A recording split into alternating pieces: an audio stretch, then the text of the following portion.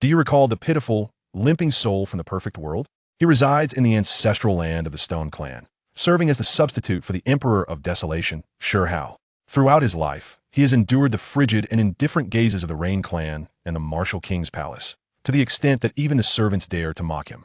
As the elderly guardians of the Stone Clan, who once cared for him, pass away one by one, this nameless, perpetually hungry and inadequately clothed wretch, who is oblivious to the ways of cultivation and inherently frail, is left to ponder his fate. Ding! Congratulations to the host for sacrificing 10 years of life, thus earning a single opportunity for sign-in. Ding! Congratulations to the host for acquiring a dual martial soul, the divine enlightened sacred ape and the mysterious shadow. Ding! Sign-in successful. Congratulations to the host for obtaining a bloodline, the primordial sacred body, the blood of the ancients. This is a tale of a barbarian, one who charges forth recklessly. My body cannot be buried by heaven or earth. I shall remain undying and unextinguished. Chapter 247. Do you covet my body? As Shi Zhongyu and Shi Hao departed from the martial king's palace, they felt a multitude of eyes upon them.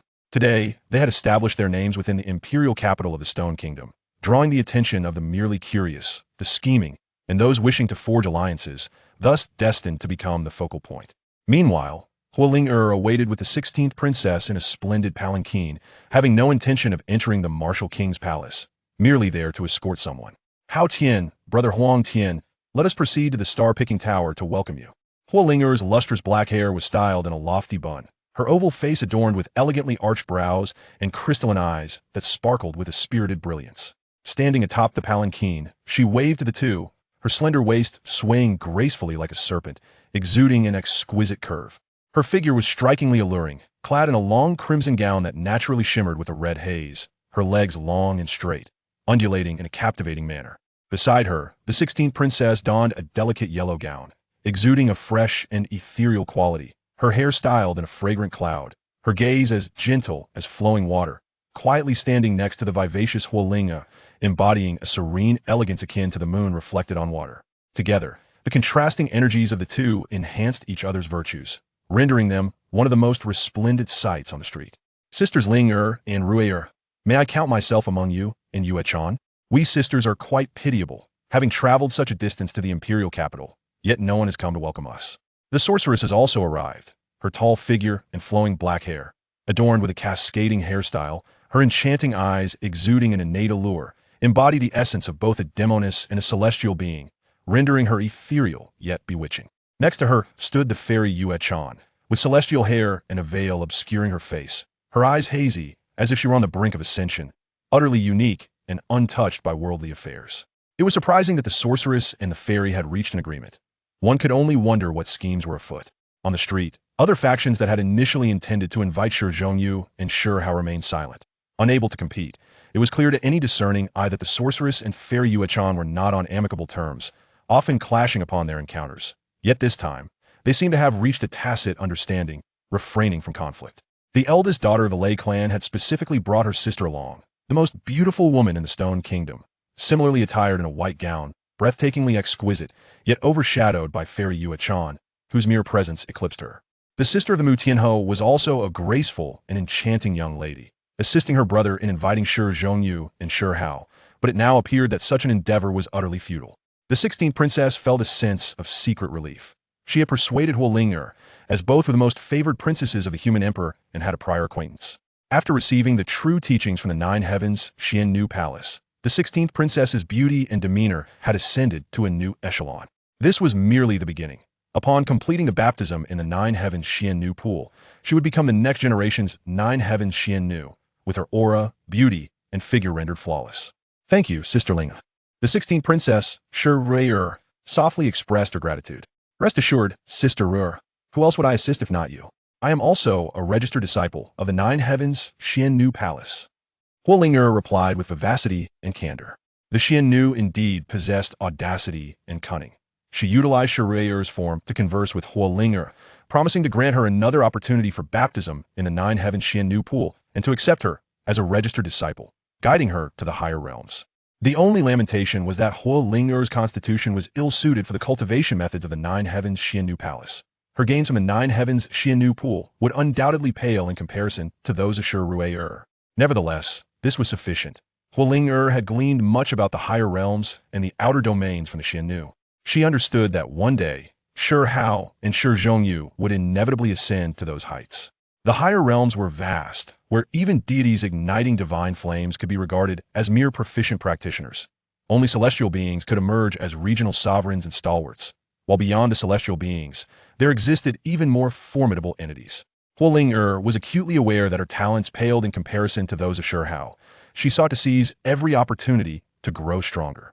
The sorceress and fairy Yuechan were both paragons of excellence from the 10 celestial domains, and while Hualing was also considered one, her pivotal transformation was achieved with the aid of Shi Zhongyu, Shi Hao, and the Lu God.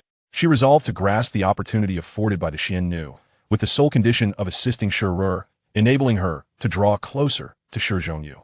The Xiannu had recognized Shi Zhongyu's exceptional talents, and Shi Ru, too, had perceived them. She bore no resistance, for her nature was gentle and serene. She held her master's arrangements and admonitions close to her heart, believing that through perseverance, she would surely capture Shi Zhongyu's attention and affection. Shi Ru was already aware that her father harbored intentions of departing the lower realms, yet he remained reluctant to abandon the Stone Kingdom, concerned for the survival of his descendants in his absence. All of this necessitated the selection of a new human emperor for the Stone Kingdom, and her father had placed great emphasis on Shi Hao and Shi Zhongyu, believing that these two youths possessed extraordinary potential. With their presence, the legacy of the Stone Kingdom would be preserved, for both youths were anything but ordinary, their methods inscrutable, leaving even the esteemed human emperor somewhat confounded. Regardless of the circumstances, Hualing and Shi Ru have now forged a profound sisterly bond, united by a clear aspiration. They refuse to remain ensnared within the desolate realm and yearn to behold the splendor of the higher realms. However, the path to ascend to the upper world is fraught with difficulty, as the Xiannu has informed them that the passages leading to the upper realm are sealed by formidable powers, rendering their journey nearly impossible. They have never doubted whether Shi Zhongyu and Xiao Budian could enter the upper realms. Both possess extraordinary fortunes, and the notion of achieving the 12 caves of heaven is beyond Hualing's wildest imagination, simply unfathomable. Were it not for her relationship with Shi Hao, Liuxian would have contemplated sealing her memories. Shi Zhongyu and Xiao Budian embody the essence of the true hound and the true dragon.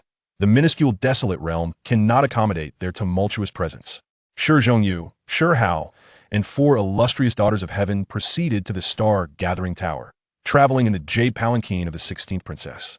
The palanquin, infused with spatial runes, is extraordinarily spacious, measuring over 300 square meters, already stocked with spiritual fruits and rare dried delicacies.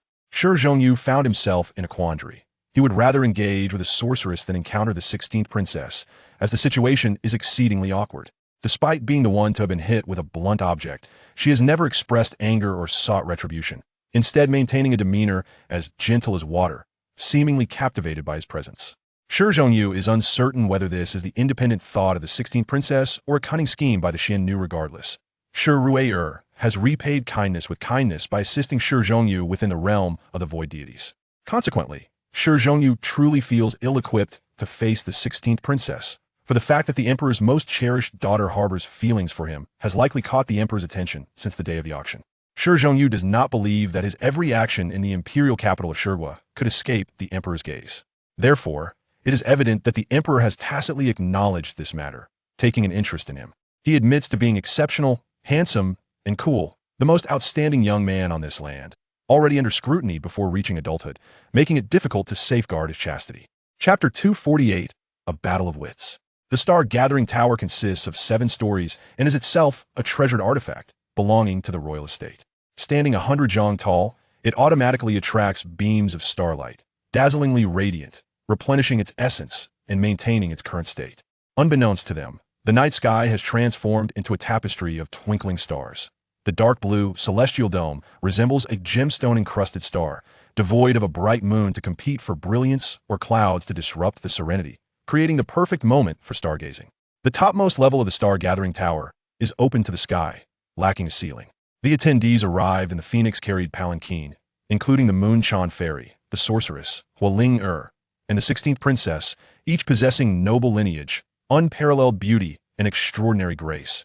It would not be an exaggeration to declare them the 4 most enchanting women in the entire desolate realm. The 16th princess is merely slightly lesser in comparison, Even though she has cultivated the supreme arcane arts of the nine heavens mystic maiden palace, she cannot swiftly catch up to the other women. Heaven above, vast sky, I raise a toast to you. Here, I have something to reveal. We are, in essence, of the same lineage, so do not be swayed by rumors that might sow discord among us. The Moonshine Fairy's ethereal beauty revealed no flaws, as she had unknowingly unveiled her veil at some point. Her hair was as dark as night, and her bright eyes sparkled with intelligence. With a gentle wave of her hand, 3 cups of wine floated gracefully toward the 3 individuals. Shi Zhongyu even caught a whiff of a unique fragrance that only a young woman could possess, reminiscent of orchids and musk. Having cultivated the celestial dog technique, he could perceive the aura surrounding each individual. No, could it be that this aloof beauty was attempting to entice the steadfast and honorable Shi Zhongyu? Shi Hao, however, paid little mind to the unfolding events. Although he too practiced the celestial dog technique, he remained oblivious to any flirtation, entirely unaware of such matters. Moonshine, you sly temptress, presenting yourself as a paragon of purity before outsiders, yet harboring a heart more cunning than anyone. Everyone knows that your celestial repair sect resorts to unscrupulous means to achieve its goals. Once, a saintess of your sect served a demon, altering the course of history. I must admit, it is quite impressive. The sorceress did not perceive Shi Zhongyu's subtle allure. She simply felt that Moonchan's appetite was insatiable, attempting to draw Shi Zhongyu, Shi Hao, and Huoling into the celestial repair sect's fold all at once.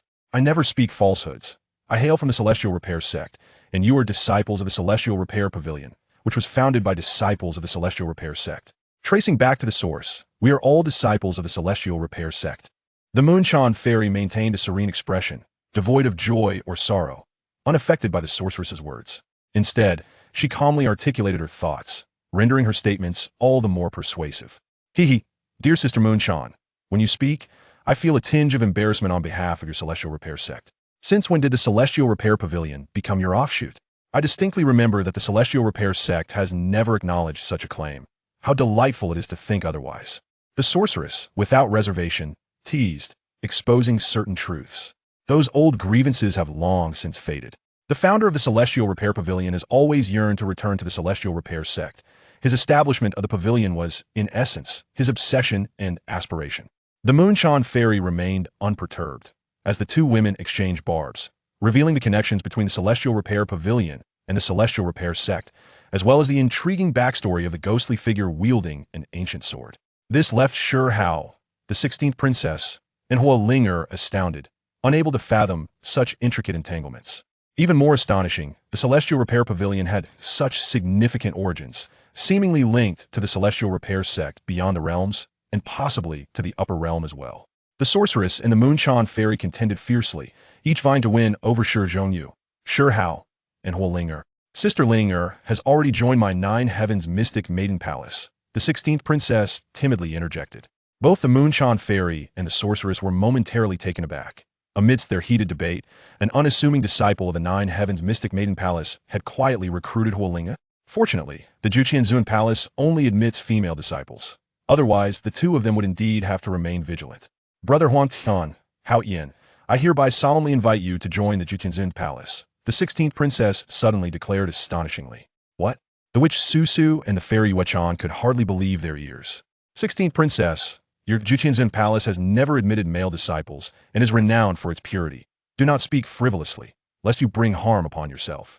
Fairy Yuechan's tone was calm, yet her authority was palpable. The 16th princess was far too weak to be a rival, so she would not hold back in her remarks. The witch, however, seemed to ponder deeply, sensing that trouble was brewing. Fairy Yuechan, you may not know this, but it is my master's instruction, Zunv, and not mere fanciful words of mine. The 16th princess, gentle and serene, spoke softly.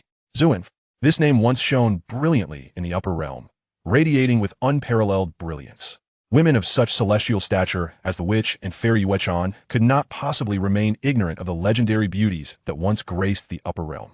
Women are far more complex creatures than men. They not only compete in strength but also in beauty and grace. For men, strength is the fundamental measure of all. While it would be foolish to compare who is more handsome. Zunv, which Zunv do you speak of? The last Zunv perished 1,500 years ago, and since then, the Juqianzun Palace has remained secluded. Fairy Yuechan could scarcely conceal her astonishment and exclaimed excitedly. The witch Susu also stared intently at the 16th princess, equally surprised by her words. My master is not dead. She merely encountered a mishap during her cultivation and has entered a state of slumber. Now, she is well and will soon awaken as a divine sovereign, ascending to godhood.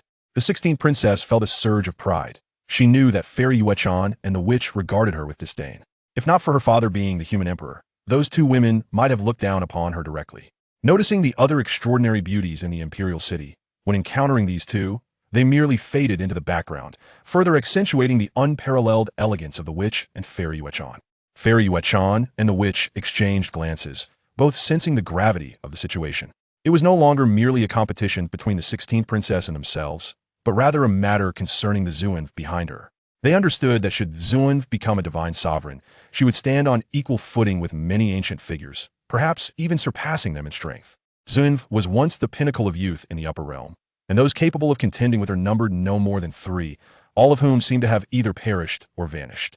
It was no wonder the Jiutian Zhuanf palace had suddenly appeared, even taking in a true disciple from the lower realm.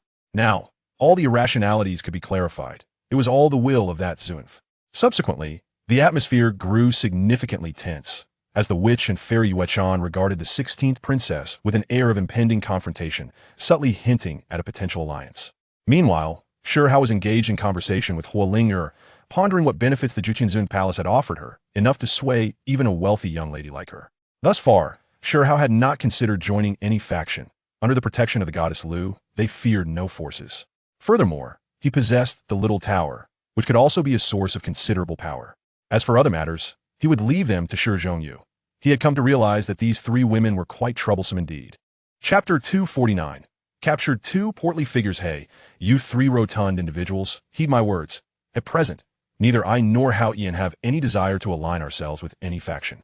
We either indulge in wine and meat, or take our leave. Do not provoke us, otherwise I shall render you all unconscious and carry you back to the village. Shi Zhongyu sat there, voraciously consuming meat and drinking copiously. In a matter of moments, he had devoured an entire bowl and downed 3 jars of exquisite wine. The dishes here were extraordinary, imbued with the essence of the universe, specifically designed to hold grand feasts, a considerable luxury. Most notably, the beverages were unique.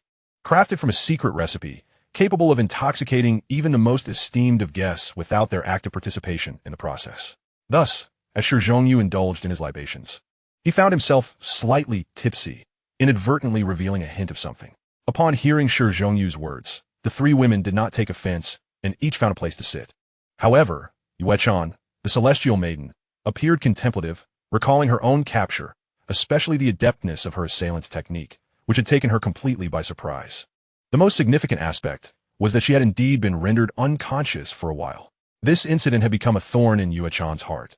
The speaker's words were unintentional, while the listener was keenly aware. Yuechan's gaze fixated on Shi Zhongyu, her mind beginning to ponder whether this fellow could be connected to her predicament. What could Shi Zhongyu's motive be for knocking her out? Did he find her, Yuechan, utterly devoid of allure, merely to pilfer a bee-skin storage pouch from her, and then discard her? Even with her calm demeanor, Yuechan's heart was stirred, her tranquility disrupted. Come, Sister Yuechan, let's share a drink. The vixen, Su, was perceptive, her eyes sparkling as she scrutinized Shi Zhongyu, then turned to Yuechan, raising her cup in invitation. Yuechan remained silent, instinctively lifting her cup and downing its contents, quickly flushing with a rosy hue. It was only then that she realized her error. She was accustomed to tea in place of wine and rarely indulged in alcohol. Today, however, lost in her thoughts, she had consumed it directly. The enchantress remained silent. It seemed to surmise something, feigning nonchalance while inviting others to drink.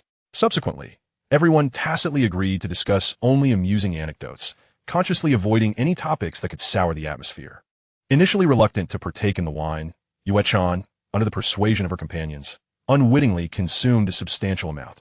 Shi Zhongyu, intent on relaxing, refrained from refining the wine as potency, allowing the effects to take hold, for with his 8 kidneys, intoxication was a mere impossibility.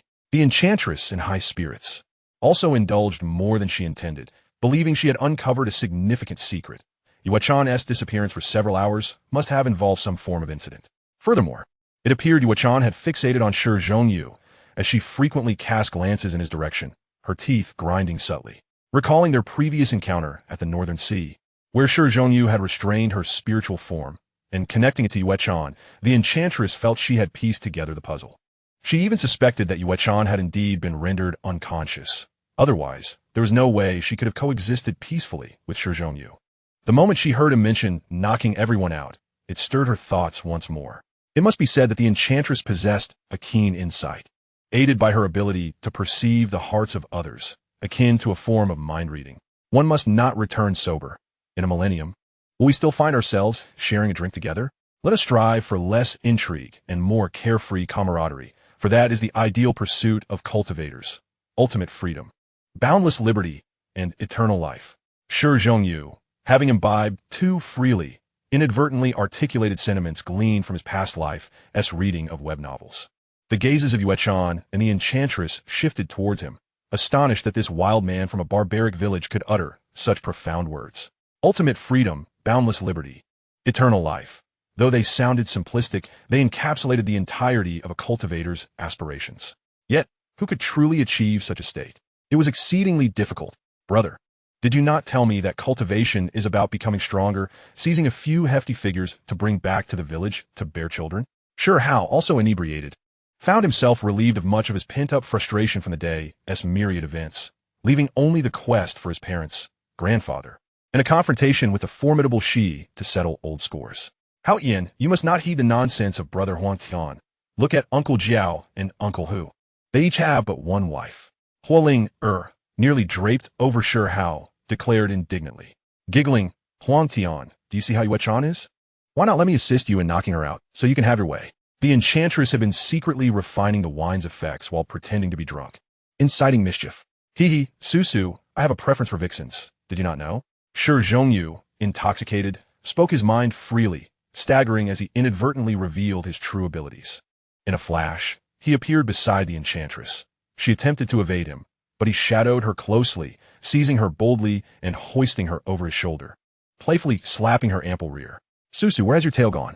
Shi Hao, in his drunken stupor, recalled that the enchantress had once sported 9 tails, resplendent and white as moonlight, yet now they were nowhere in sight. Ah, you rascal, put me down this instant. The enchantress, taken aback, was astonished by Shi Hao's astonishing speed, which seemed beyond that of a mere spirit realm cultivator. Little did she know that with Shi Hao's innate ability to open 13 celestial realms, a mere rune realm practitioner like herself was no match for him.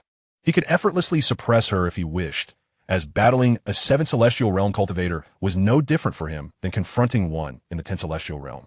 Had it not been for the fact that in the celestial realm his spirit was drawn into a dark prison, she would have been none the wiser. The enchantress, typically guarded in her interactions, was particularly vulnerable today. In a bid to demonstrate good faith, she had revealed her true form. Of course, this also stemmed from her desire to outshine Yue-chan. Now, however, she found herself ensnared, her self-assured prowess rendered inconsequential in the face of Shi Hao, who easily captured her.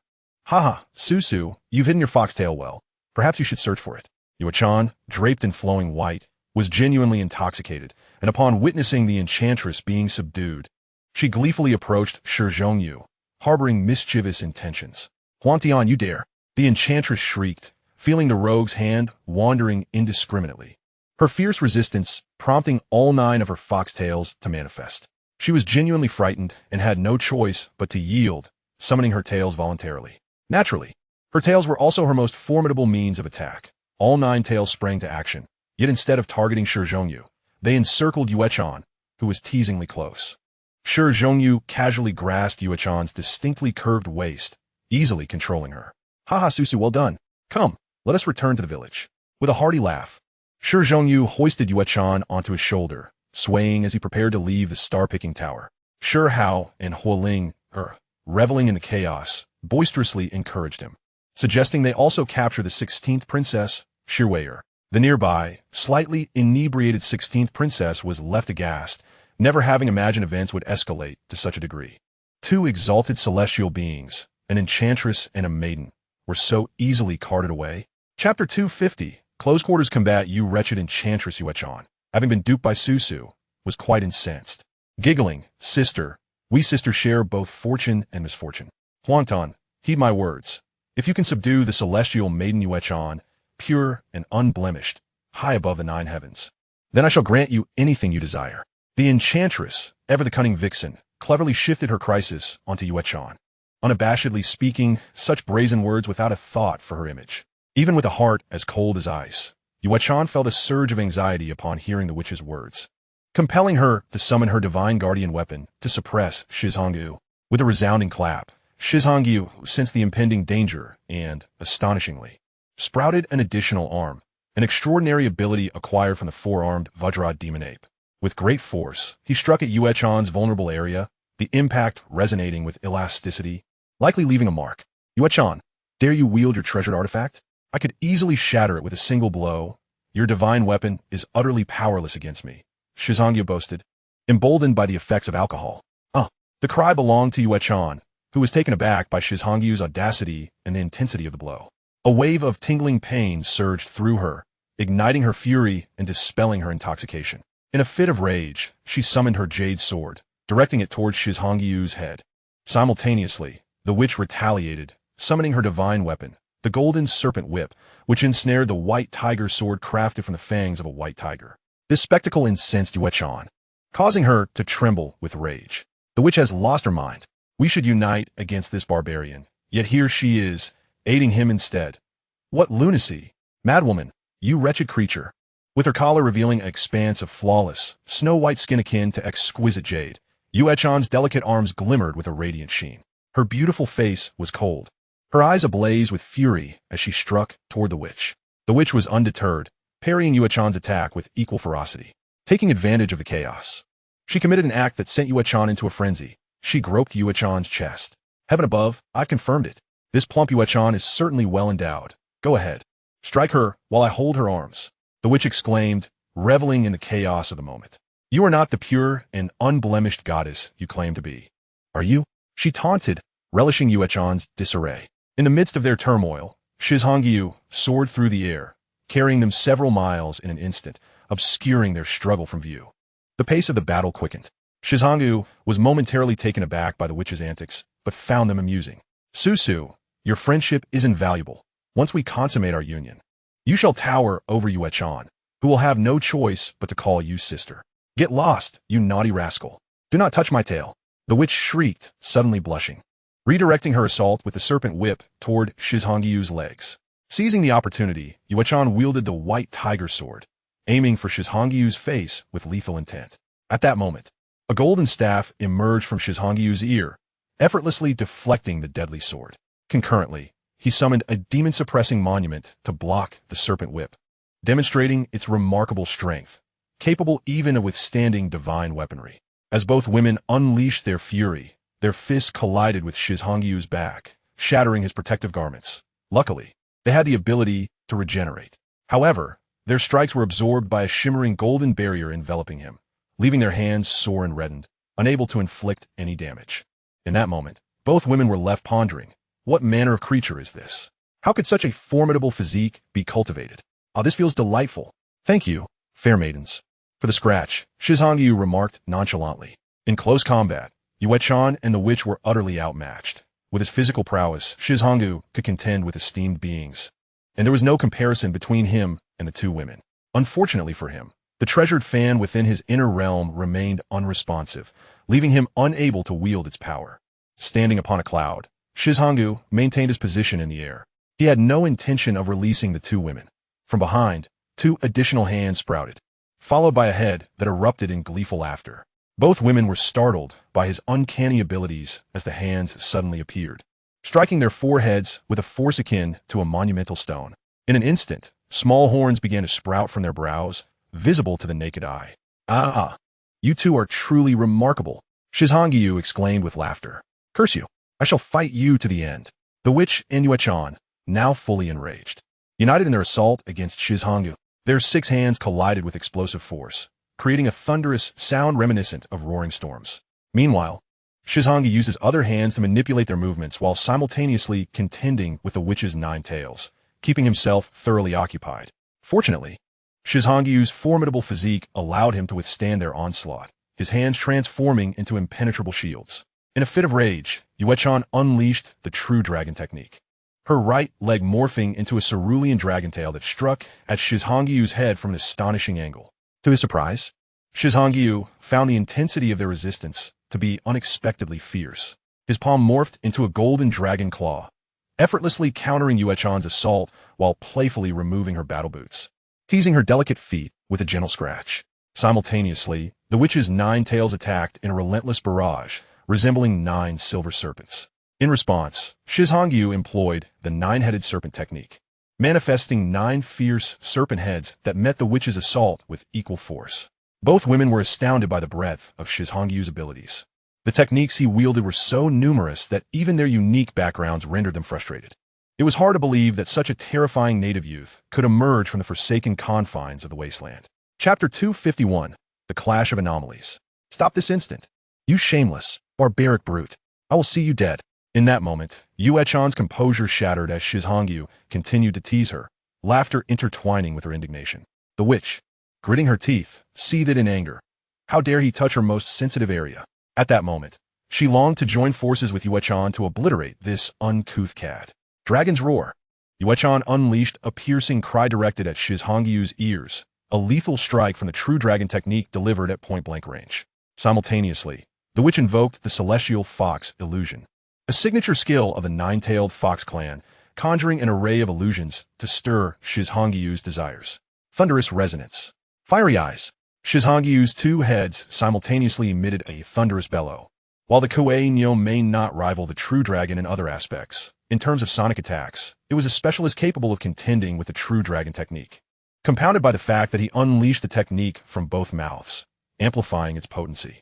The resounding echoes of dragon roars intertwined with a mournful lowing of cattle, a veritable counteraction by poison against poison. The sorceress, drawing near, found herself at the forefront of this tumultuous clash. Yet, this woman was no mere flickering flame. She emitted a sound reminiscent of an infant's wail, exerting every ounce of her strength to secure her survival. Above her, a grotesque creature loomed, boasting 4 heads, 3 sculpted visages, and 1 feline visage, its body resembling that of a leopard, with 3 legs ending in talons of an eagle, while 1 leg bore the fierce claw of a leopard. This fearsome beast was known as the Gujiao. Shi Hao was aware of this creature's reputation. Ranked among the top 40 of the heavenly beasts, he had yet to encounter it in the desolate realms. Legend had it that should one of its eagle heads consume the others, including the leopard head, it would fully transform into the Gujiao, gaining the prowess of an eagle's talons and a leopard's form, its combat capabilities far exceeding its rank. It was not surprising that the sorceress had acquired the Gujiao's arcane arts. Her ability to contend with Yuechan without faltering suggested she had formidable trump cards up her sleeve. Shi Hao even suspected that the sorceress must possess a fragmented version of the 10 Fiends' arcane arts. Otherwise, how could she rival Yuechan's dragon arts? At that moment, Shi Hao activated his fiery golden eyes, penetrating through all illusions and dispelling the sorceress's forest of phantoms. What met his gaze were 2 exquisite figures, seemingly carved from white jade. In that instant, Shi Hao found himself admiring their beauty as one would a work of art, albeit with the intention of self-preservation, wasn't it? After all, a means to guard against illusions? Naturally, not everyone would share this perspective. The piercing screams of the 2 women ascended to the heavens, shattering clouds within a 10-mile radius. Regardless of the outcome of that day's battle, Shi Hao had succeeded in provoking such a primal reaction from these unparalleled beauties. A feat worthy of pride. The battle escalated. Evanescence restauration technique. The furious cry of the celestial maiden Yuechan rang out, her clear eyes deepening in intensity. A magnificent image of a divine being restoring the heavens materialized, a sight so grand and awe-inspiring that it invoked reverence and exclamations from all beings across the realms. Such an extraordinary phenomenon would resonate through the ages. Its might was beyond question. Meanwhile, sky-severing technique. The sorceress Su's eyes blazed with fervor as she unleashed her own incantation, an image of the 8 trigrams appearing, a defiance against the heavens themselves. The ancestors of humanity had engaged in a struggle for survival, a process of opposing the forces of nature, which could also be viewed as seizing a sliver of the great Tao. A powerful adept observed the clouds and weather, the winds and mists, and the movements of birds and beasts, and through the principles of yin and yang, he created the 8 trigrams, encapsulating the myriad phenomena of the universe with 8 simple yet profound symbols. This was the doctrine of the sky-severing sect, to seize the vitality of the great Tao and act against the heavens. the image of endless ancestors, cutting through thorns and brambles to confront the natural order, unfolded vividly. Shi Hao was utterly astounded. How could the Sky Restoration sect have any connection, however tenuous, to the myth of Nuwa mending the heavens? And that sky-severing phenomenon, it echoed the scenes from the 8 trigrams established by the great deity Fuxi, did it not? Boom! The two phenomena clashed, finally provoking the celestial manifestation within Shi Hao. A sea of purple gold emerged, boundless and infinite, as dark cages floated upon this ocean. Alongside an ancient bronze temple shrouded in the purple gold mist, a faint shadow flickered. It was so elusive that without the presence of Shi Hao's own phenomenon, it would be nearly impossible to discern. Shi Hao paid little heed to that shadow. It was too faint to concern him. Instead, he found himself aghast at the dark cages hovering above the purple gold ocean and the ancient bronze temple within the mist, nearly causing his heart to cease its beating. What was this? This was an anomaly he had cultivated himself, yet it appeared to be a curse. He wished to cast it away. His expression darkened as he realized that this manifestation, upon its emergence, had rendered him powerless. He needed to conceal it well. In his current state of weakness, such a phenomenon could invite unimaginable calamities. Boom! The 3 phenomena clashed in opposition. The manifestations of Yuchan and Su Su had always been adversarial, but this was the first time they joined forces against a common enemy. To their astonishment, they discovered that the 2 phenomena harmonized remarkably, amplifying their power by a full 70%. The chants of ancestral prayers, intermingled with the resonant tones of their incantations, surged forth, imbued with an overwhelming force directed at Shi Hao. Yet, in the next moment, they were met by a vast purple gold ocean that repelled their onslaught. However, it soon appeared that the women's phenomena were stimulated, their might augmented as the ancestral prayers and grand recitations crescendoed. Even the divine images of the celestial maiden restoring the heavens and the 8 trigrams, which had previously remained dormant due to their incomplete mastery, surged towards Shi Hao in a wave of oppression. Boom! The celestial manifestation of Shi Hao activated its defensive capabilities, summoning the Chaos Seed, the Azure Lotus, the Yin-Yang Life and Death Diagram, and the splendid mountains and rivers, the 4 exceptional manifestations that truly define the sacred body. Shi Hao felt a surge of joy at the awakening of such formidable phenomena, as they were the very essences wielded by the protagonists of the world. In that moment, beyond the peculiar manifestation he had unwittingly cultivated, these 4 powerful phenomena were also activated. As the manifestations collided, their might rivaled that of formidable beings in perfect formation, even brushing against the threshold of the revered realm, tearing the void and distorting it as if it were mere cloth. The celestial maiden Yuchan and the sorceress Su Su, their hair flowing wildly, found their garments of moon-white and black fabric tattered, exposing their radiant alabaster skin.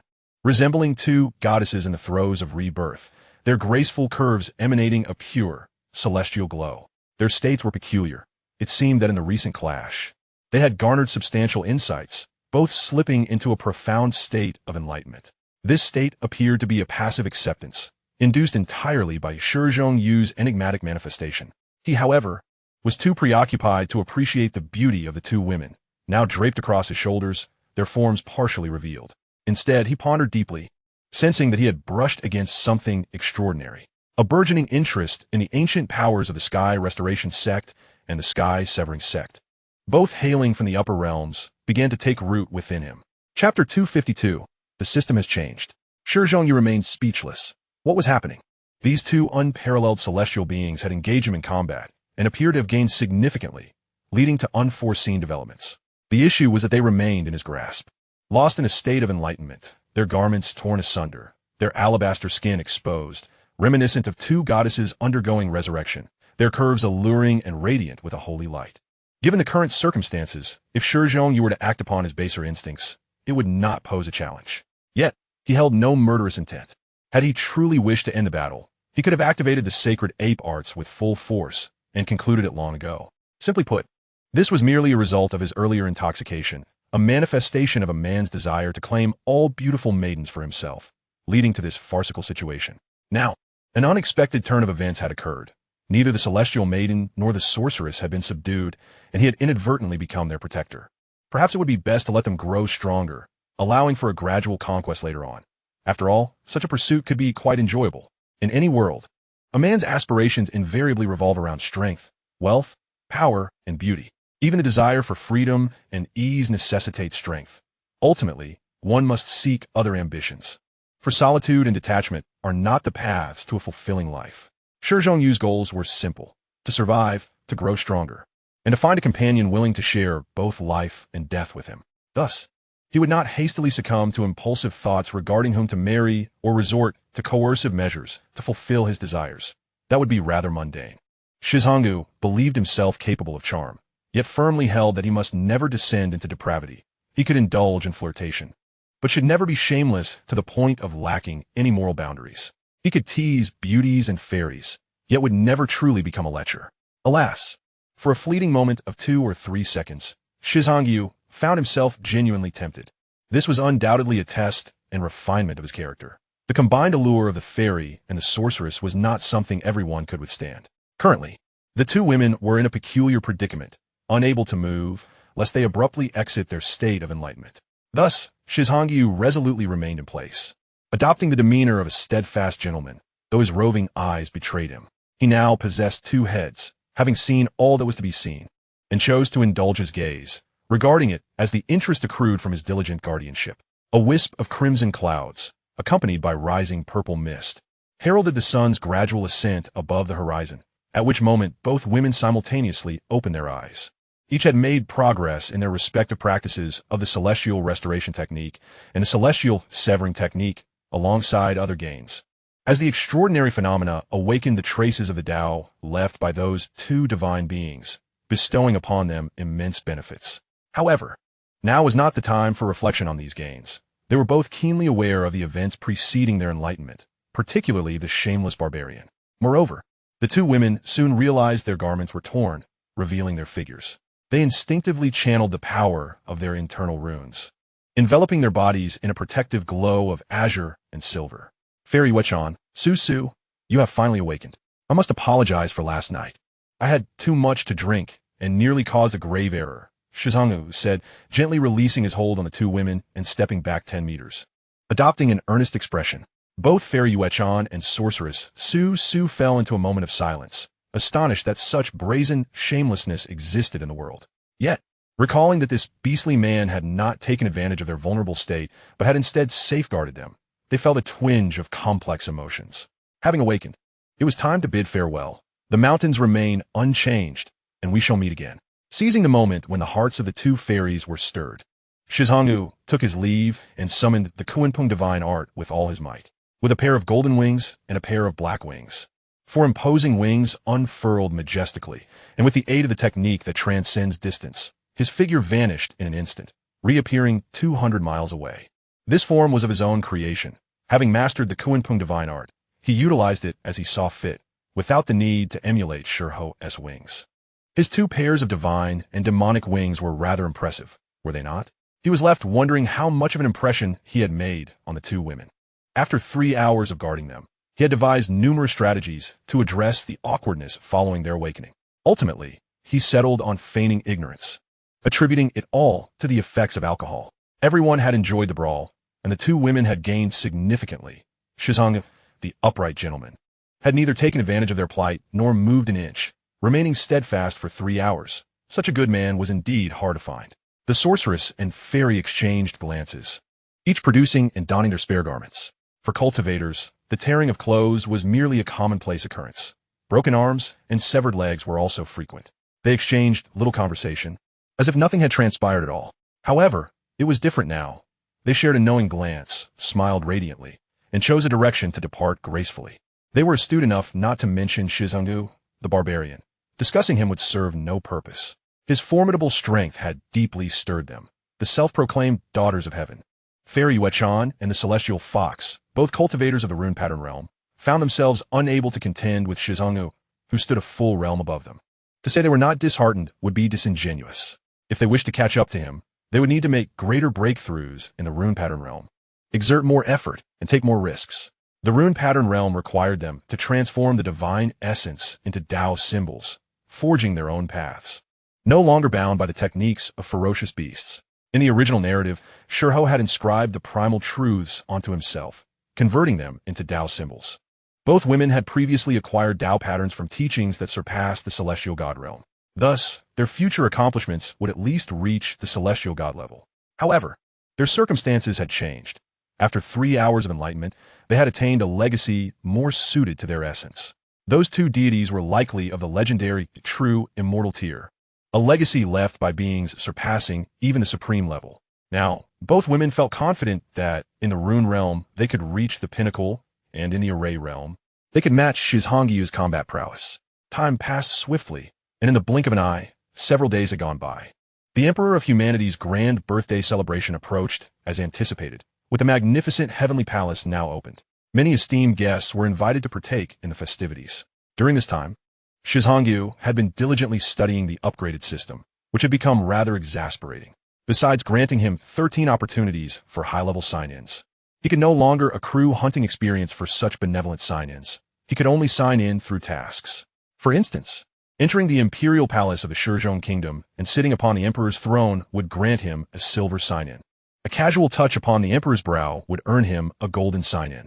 Additionally, during the emperor's birthday, defeating or slaying 5 pure-blood ferocious beasts would yield a black iron sign-in. In summary, the sign-in levels were categorized into black iron, bronze, silver, gold, gemstone, purple diamond, and dreamlike. Shi Hao surmised that undertaking a golden level task would be tantamount to courting disaster, while the gemstone level would undoubtedly provoke the divine fire realm.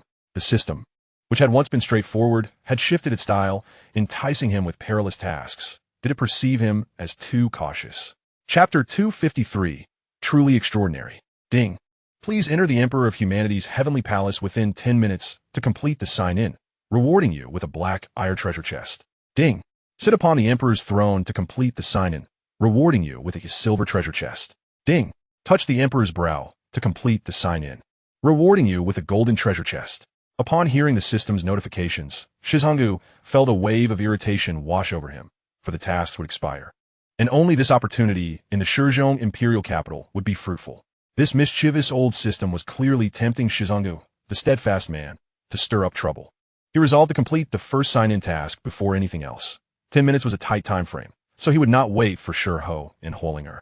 Shi Hao summoned his nimbus cloud, performing dozens of somersaults before entering the palace grounds. However, the sign-in task required him to reach the heavenly palace, the ultimate venue for the banquet, where everyone would gather to celebrate the Emperor of Humanity's birthday. No one knew exactly how long the Emperor of Humanity had reigned. He had always been diligent, safeguarding the human realm and protecting countless billions. This was the Emperor's first grand birthday celebration, and the number of attendees was overwhelming. Ancient divine mountains, beings from beyond the realm, other emperors and lords from various regions had all received invitations and made their way to the central heavenly palace. As Shi Hao approached, he noticed many beings had already arrived before him, walking upon the white jade pathway, which reached knee height, shrouded in mist. Shi Hao inwardly scoffed at the extravagance. Along the way, he beheld multicolored divine deer, white turtles, colorful phoenixes, and auspicious dragons, as well as semi-holy medicinal grade, red lotuses, and thousands of ancient trees. These venerable trees were likely not inferior to semi-holy medicines. Their branches were lush and verdant, their trunks sturdy and gnarled like dragon tendrils, all stretching towards the heavens, having achieved sentience. With only a minute remaining, Shi Hao executed a somersault, entering the heavenly palace.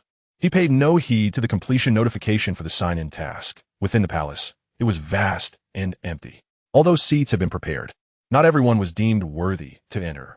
Clearly, the Emperor had yet to arrive. Shi Hao felt a surge of joy.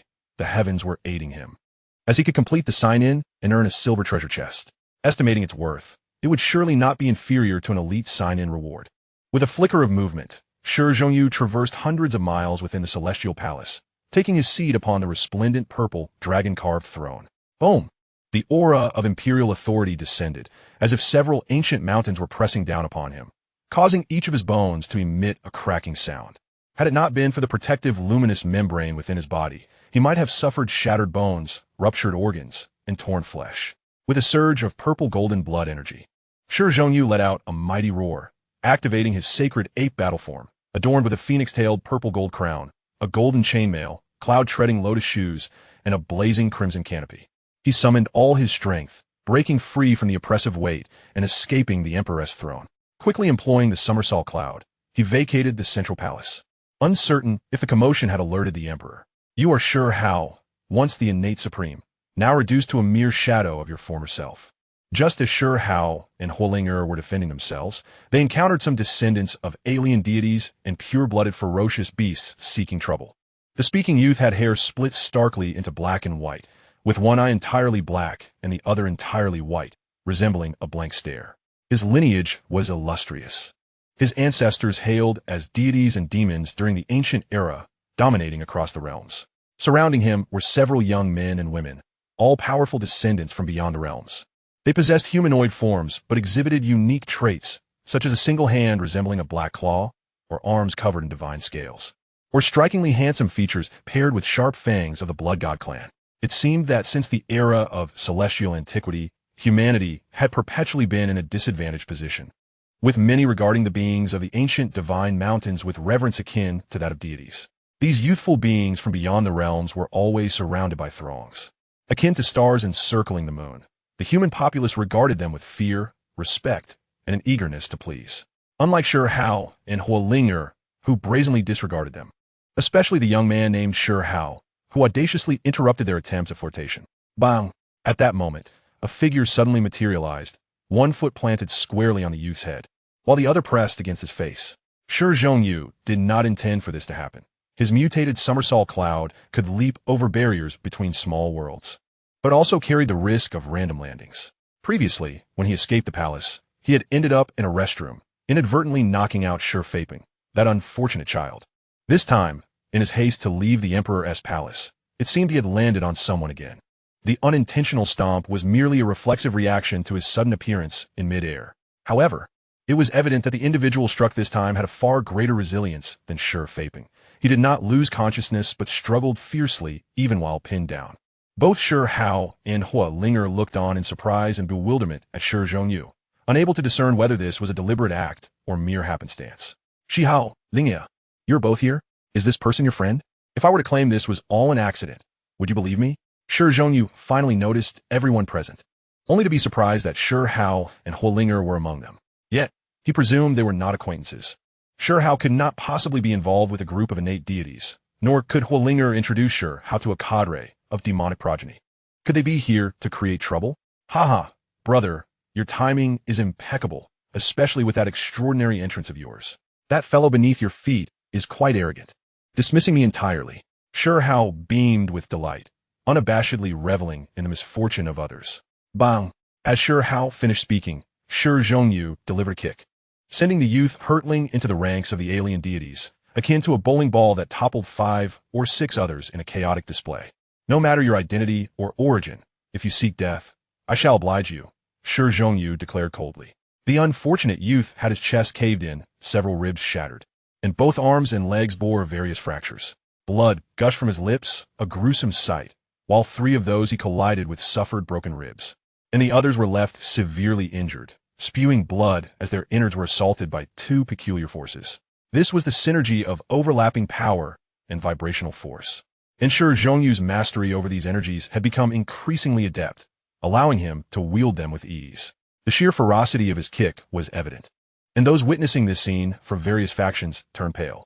Among them, the group from the Divine Mountain, centered around the violet-clad maiden Yunshi, included familiar and unfamiliar faces, some astonished, others seemingly anticipating such an outcome, while some mourned for the alien faction, wide-eyed in anticipation of further spectacle. Chapter 254, The Might of the Brick. What are you staring at? There's a martial arena nearby. Anyone who dares to challenge can step up.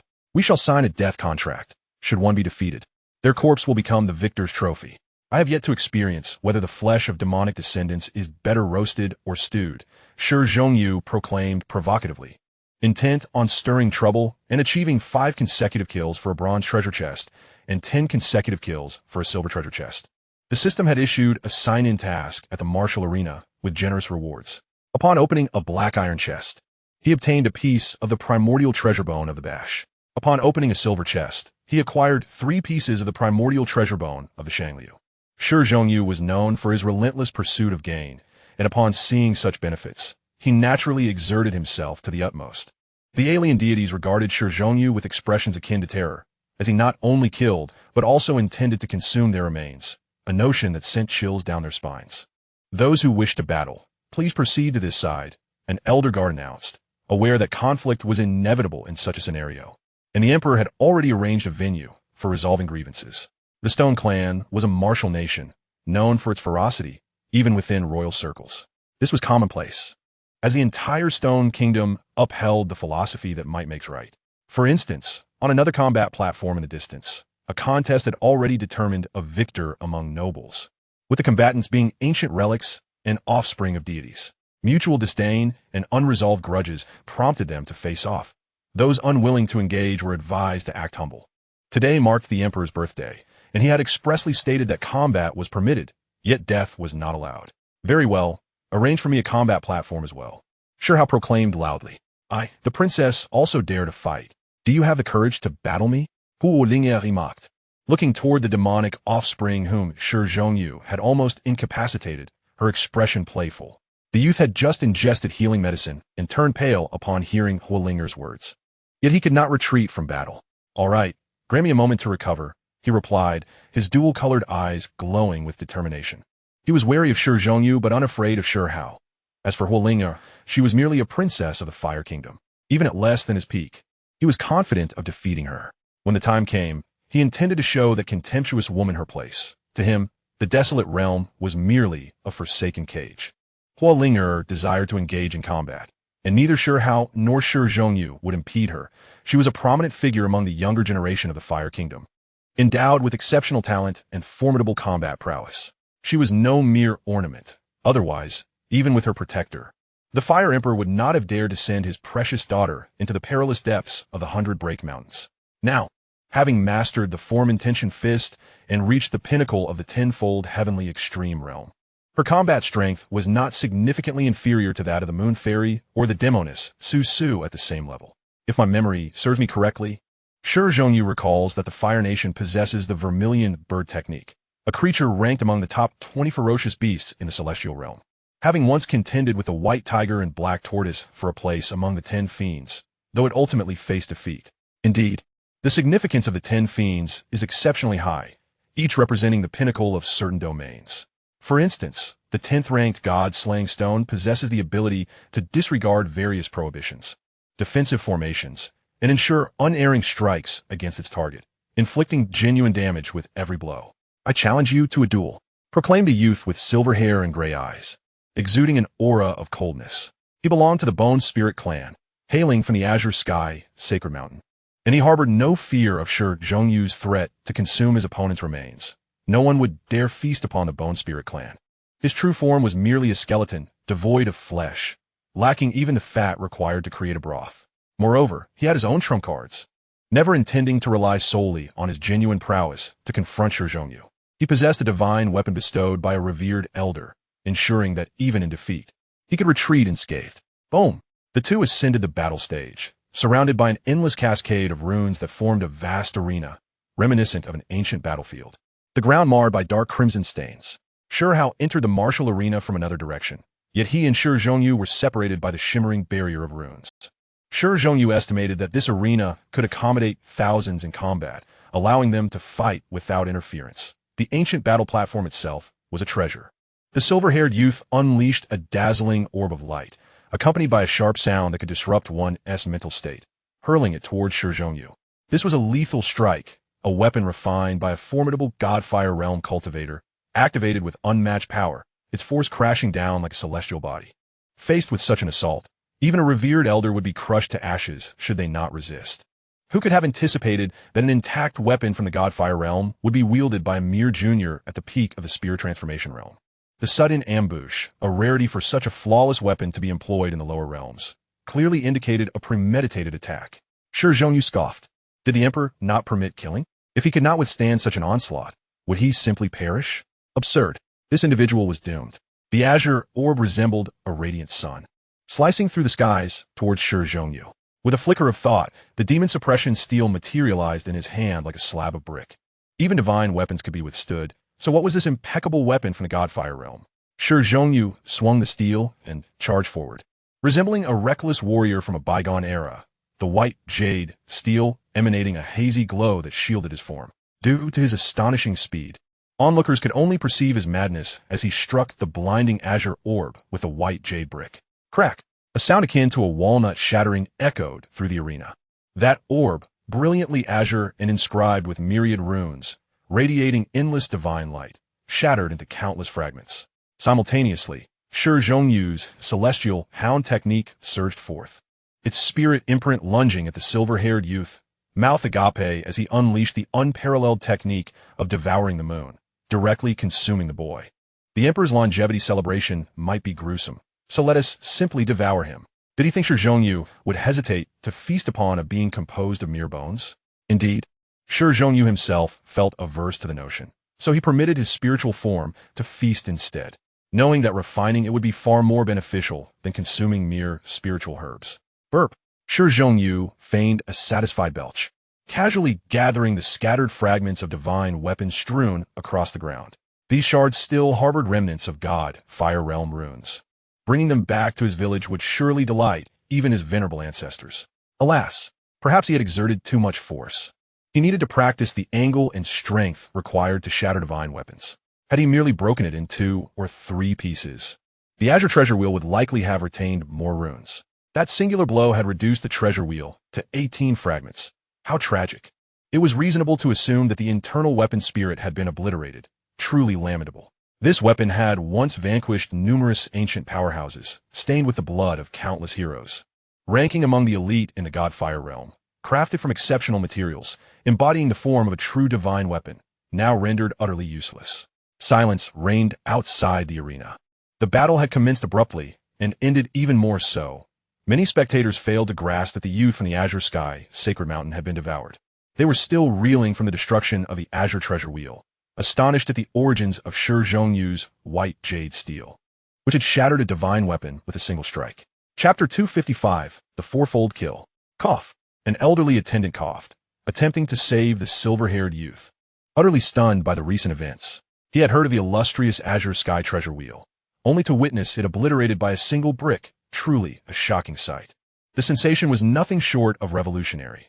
This was a divine weapon, referred to as a sacred artifact in the lower realms. It had been smashed to pieces as if it were mere clay. In the moment of the attendant's distraction, the silver-haired youth was instantaneously eliminated, unable to withstand Shi Zhongyu's spiritual form. The Emperor has decreed that duels are permissible, but death should be avoided, the old attendant remarked. I've already digested it.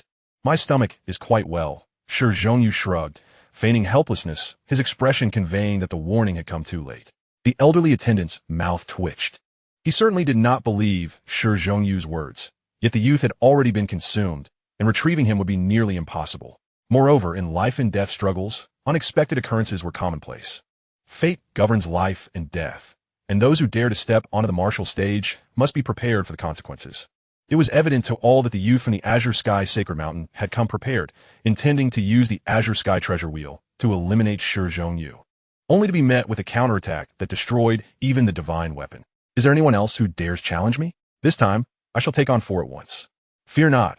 I assure you that unless you resort to despicable cheating or the use of divine treasures, I shall not employ my brick, Shi Zhongyu declared, inviting challengers, aware that his recent display of ferocity would likely deter most from engaging him in a one-on-one battle.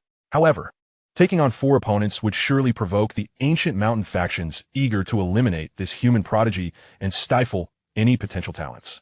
To secure an additional treasure from his sign-in, Shi Zhongyu was determined to engage in a battle of wits and strength. Kill him. A voice, cold to the core, reverberated through the air, as if it could freeze the souls of those who heard it, leaving the spectators reeling, their heads spinning, many nearly collapsing. The Azure Sky Sovereign had spoken. He preferred to remain hidden, likely fearing certain elements. For instance, the ominous demise of the giant spider at the demonic spirit lake had left even the Sovereign pondering its mysteries, and it would be foolish to risk their lives in a futile test. Shi Zhongyu's arrogance had inadvertently provided the Azure Sky Sovereign with a golden opportunity to eliminate him.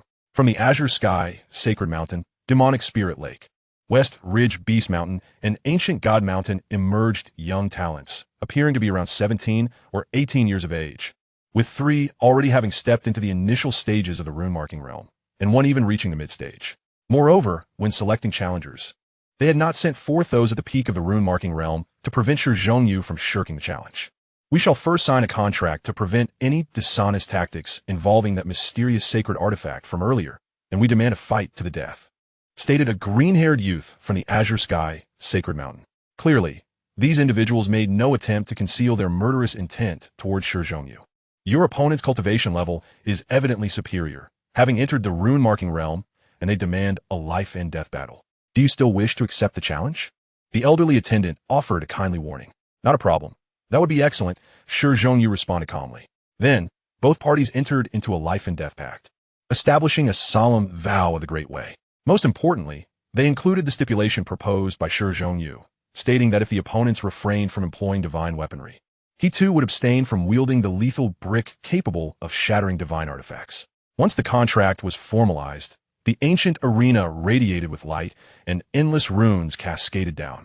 Following this, any party that violated the agreement would be immediately separated from the battle, ensuring that no unforeseen incidents would occur. The battle commenced. Boom! Boom! Boom! Boom!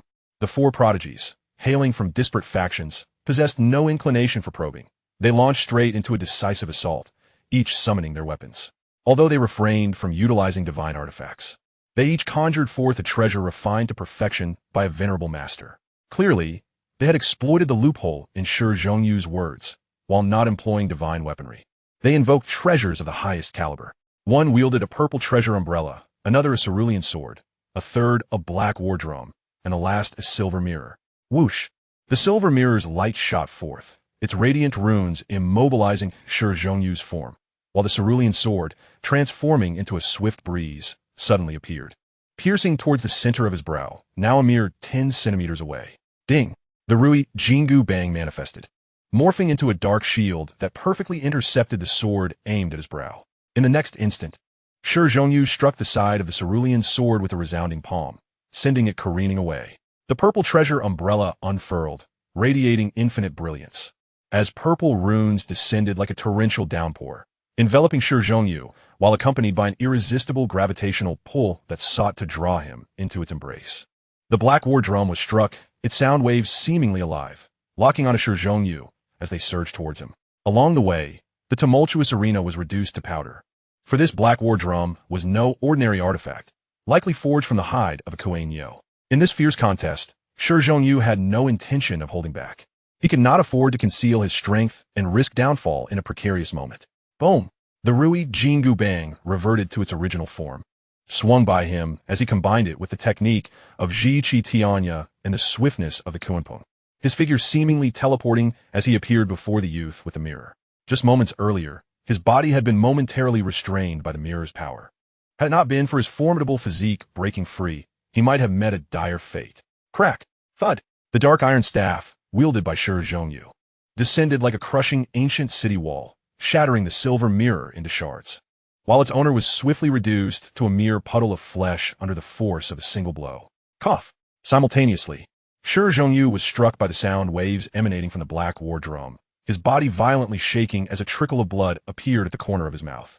Had it not been for his robust constitution, he would have suffered grievous harm from that assault. With the winds swirling violently, Shi Hao swung the Rui Jingu Bang, transforming into a swirling vortex that spanned over 10 miles, rapidly charging towards the youth with the drum, enhanced by Zhi Qi Tianya. Roar! The youth sensed impending danger and revealed his true form, possessing 8 arms and towering at 3 meters. His silver hair billowing as he struck the drum with his multiple arms, unleashing terrifying sound waves that surged in all directions. However, the endless waves collided against the black whirlwind, only to be shattered by the Rui Jingu Bang. Boom! The dark iron staff swept through, breaking the war drum apart, and the youth's half-body vanished, leaving only 2 legs flailing amidst the chaos, ultimately reduced to a mist of blood. In a span of mere moments, 2 prodigies, protected by treasured artifacts, fell victim to Shi Hao's overwhelming might. The remaining 2, their faces pale with shock, were about to concede. Yet, Shi Hao's speed was unparalleled. The black whirlwind swept past, leaving behind 2 more clouds of blood mist, accompanied by the wreckage of the shattered treasures. Successful in his endeavor, Shi Hao acquired the bronze treasure chest. After this upgrade, the system finally ceased delaying the rewards for his check-ins and became remarkably proactive. Exhausted from the endeavor, He felt his body and mind weary, on the verge of dozing off. Chapter 256, The Crushing Dominance. Cough. Shi Hao lightly coughed, a fresh trickle of crimson blood escaping his lips. Old ghost. Next, I shall take on 10. Do you dare to send more to their demise? His body swayed slightly, as if struggling to maintain balance. He planted the iron staff firmly into the ground, causing the entire arena to tremble. He gazed towards the heavens, coldly declaring, showing no trepidation towards the ancient elder, his tone laced with provocation. You seek death, I shall grant it. This time, you shall not employ your iron staff. Do you dare to agree? The frigid voice resonated like thunder, causing many to cough up blood, collateral damage from the fierce energy. However, as the voice echoed above the arena, it was met with the brilliance of the arena, where runes shimmered like stars, resplendent and immense, reminiscent of celestial bodies in motion, rumbling as they shielded against the sound waves. Clearly, that cold-hearted celestial venerable intended to use sound to severely injure Shi Hao, even to kill him. Yet, the arena thwarted his sinister design, preventing his success. What do you fear, you old trickster? Shi Hao scoffed, his voice ringing out. Very well. The tone held no semblance of concealment regarding the murderous intent. Just as his words fell, 10 young prodigies ascended the arena. Among them, 6 hailed from external factions, including 2 late-stage inscription realm elites. It was evident that while Shi Hao exchanged barbs with the celestial venerable, there were hidden forces at play, conspiring with external powers to arrange for these combatants. Moreover, they had stooped to the level of including late-stage inscription realm warriors in their assault. One such young elite, likely possessing the strength of a noble, was clearly in his late 20s. The old chief steward, unable to bear witness any longer, spoke up again. Shameless. Shi Hao roared, blood once again trickling from his mouth. He hastily retrieved a common healing pill, swallowing it swiftly as if it were a miraculous elixir.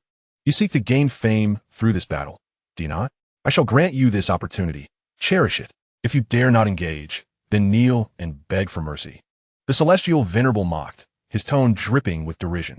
Even the lowly tactic of goading was employed, now that we have signed a contract. You are forbidden from utilizing that jade brick treasure or your iron staff. We too will refrain from employing artifacts beyond the divine spectrum, spoke the late-stage inscription realm youth, identified by the old steward. Shi Hao hesitated for a long while, seemingly lacking confidence. If you are afraid, kneel and beg. Sister can take you as her servant. A bewitching woman from the external factions licked her crimson lips, addressing him in a lofty tone. She was a prodigy of the Succubus clan, a descendant of ancient demonic heritage, clad in revealing purple silk that, while not exposing critical areas, hinted at greater allure. This clan excelled in dual cultivation and possessed strange abilities that could ensnare the unwary. Her prowess lay in speed and the manipulation of the mind, particularly adept at constraining Shi Hao's velocity. Little brother, it would be wise to concede. I have taken a liking to you. You may become my follower, and I shall grant you whatever you desire. A woman in a white gown cast a flirtatious glance at Shi Hao. She was a descendant of the Blood God clan, dispatched due to their own remarkable speed and enigmatic techniques. Shi Hao refrained from engaging in idle chatter with these individuals. He directly entered into a pact with them, each swearing their vows. On the arena, the 10 prodigies included descendants of divine beings and ferocious beasts, yet none were pure-blooded ferocious beasts. In the heart of Shi Hao, a profound sense of distaste brewed. Perhaps, upon their entrance, some exalted being had already calculated the likelihood of their demise. The successful slaying of Shi Hao would undoubtedly yield great rewards upon his return. Even failure would not be deemed a significant loss. Thus, conflict and deceit permeated every corner of existence. While he sought the task's bounty, these individuals aimed to extinguish his life in pursuit of greater recognition. Boom! The battle commenced, with each of the celestial prodigies shielded by peerless treasures of the revered class. However, not every combatant possessed a complete revered artifact. Instead, these treasures were the personal favorites of each prodigy, serving as their respective trump cards. The first to strike was a youthful noble, wielding a blood-red spear. With a thunderous shout, he lunged at Shi Hao. The other 9 swiftly joined in, employing their signature techniques, inundating Shi Hao with an overwhelming barrage of artifacts and runes. Indestructible, golden body, Shi Hao smirked, fully aware that even the most astute among them could not fathom the ancient artifact he possessed. This relic, when presented at auction, had gone unrecognized even by numerous nobles and descendants of pure-blooded beasts from the ancient God Mountain. Only the likes of Bone Tower, ancient beings of great wisdom, could discern the significance of the indestructible golden body. It was a treasure of unparalleled might, long thought lost to time. Thus, when Shi Hao and the diminutive companion wielded this ancient power against the Rain clan, none comprehended its essence. Had they understood, even the revered would have sought to seize it, unwilling to relinquish such a miraculous artifact.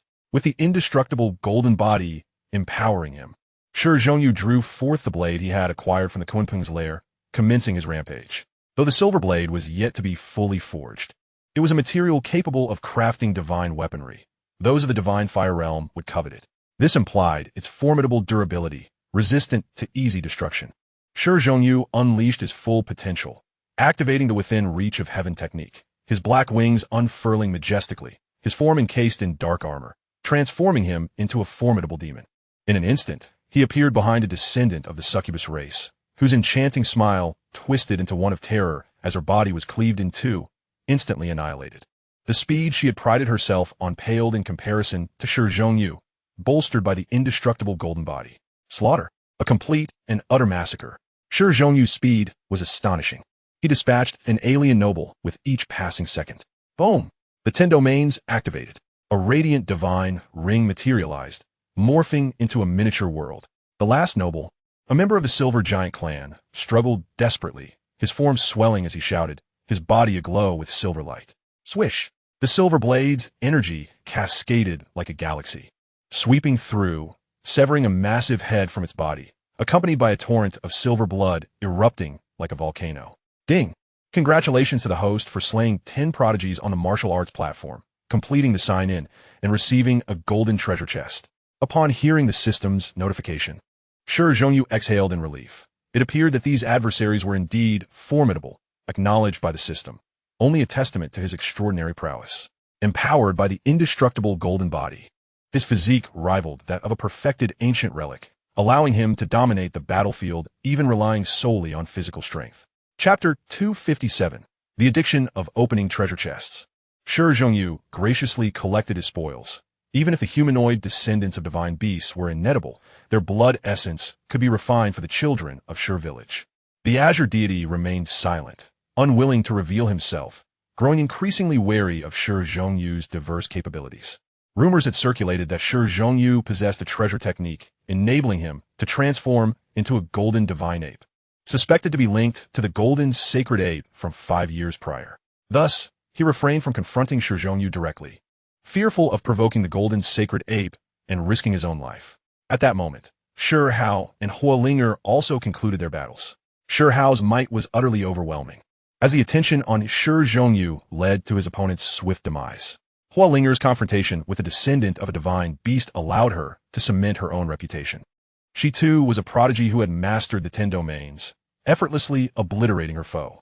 Although Huolinger had gained some recognition in the Northern Sea, she had been overshadowed by Shi Hao. In this instant, before the younger generation and elder figures of the outer domain and the entire wild domain, many realized how severely they had underestimated the favored princess of the human emperor. She was undeniably a monstrous talent, capable of standing alongside the likes of Shi Moon-chan, the celestial fox princess, the demon boy, and the young supreme. Clad in her fiery red attire that accentuated her alluring figure with a flawless countenance, a swan-like neck, a delicate waist, and long, graceful legs, her vibrant and vivacious energy rendered her breathtakingly beautiful. After today, Huolinger was likely to be crowned the most beautiful woman in the wild domain. Princess Shi observed the scene, her beautiful eyes reflecting a hint of melancholy. As another favored daughter of the human emperor, she found herself unable to compare with Huolinger. Her greatest desire now was to hasten her journey to the upper realms, to undergo the baptism in the 9 heavens Xiannu pool. Her master had promised that her physique resonated with the Xiannu classic, and the benefits she would gain from the baptism would exceed her imagination, akin to a carp leaping over the dragon gate, perhaps even surpassing such an effect. With the sign-in rewards on the martial arts platform concluded, only the task of touching the Stone Emperor's forehead remained, a task he found daunting. Shi Hao surmised that the Stone Emperor wielded immense power, particularly within the palace, where he could likely contend with beings of the divine fire realm. It was best to forego this task. One should not be too greedy, for wisdom lies in knowing when to take and when to forego. Having made a significant mark today, his reputation could potentially eclipse that of every youth in the wild domain. Moreover, He had brazenly offended numerous powers like the ancient God Mountain. It was likely that many exalted ones would seek to eliminate him. This was in stark contrast to Shi Zhongyu's usual penchant for outwitting others under a guise. Sighing, he decided to open a treasure chest to alleviate his anxiety. Ding! Opening the silver treasure chest, he obtained 3 primal bones of the formidable Beast Kuei Nyo of the celestial tier. Upon hearing the system's notification, Shi Zhongyu felt invigorated. He already possessed fragments of the Kuei Nyo technique, and with these 3 bones, he might complete the technique. Why did he feel that opening treasure chests was more exhilarating than merely signing in? With a golden treasure chest still remaining, should he tempt fate? Ding! Opening the golden treasure chest, he acquired a primal bone of the celestial realms Ligon. Shi Zhongyu had previously obtained a piece left by a revered being, which he had refined into a treasure seal, nurturing it within the realms. Now, possessing a primal bone from the celestial realms Ligon, the two could be fused seamlessly. This was remarkably fortuitous. Due to their shared origin, it would require minimal effort to cultivate. Initially, Shi Zhongyu had no intention of crafting any artifacts. He had not even prepared the soul treasure required for the covering the heavens technique. His plan was to utilize his own body as the singular weapon. Whether as the instrument for the covering the heavens or as a perfect treasure, he aimed to follow the path of achieving sanctity through his corporeal form, relying solely on brute strength to break through myriad laws. He had adhered to this philosophy, particularly after uniting the 8 kidneys, the heart's internal realms, the Dantian's bitter sea, and the 13th domain into one. Shi Zhongyu's vision had become increasingly distinct. He had embarked on a path unlike any other. His body was the most formidable artifact, each punch, palm strike, step, and finger thrust serving as the sharpest offense, embodying the direct and unrefined path of a brawler. However, acquiring the precious bones of the Bayan now, alongside a ritual of refinement, would not prove detrimental. This lottery draw effectively granted him a divine weapon, further enhancing the potency of his Bayan treasure technique.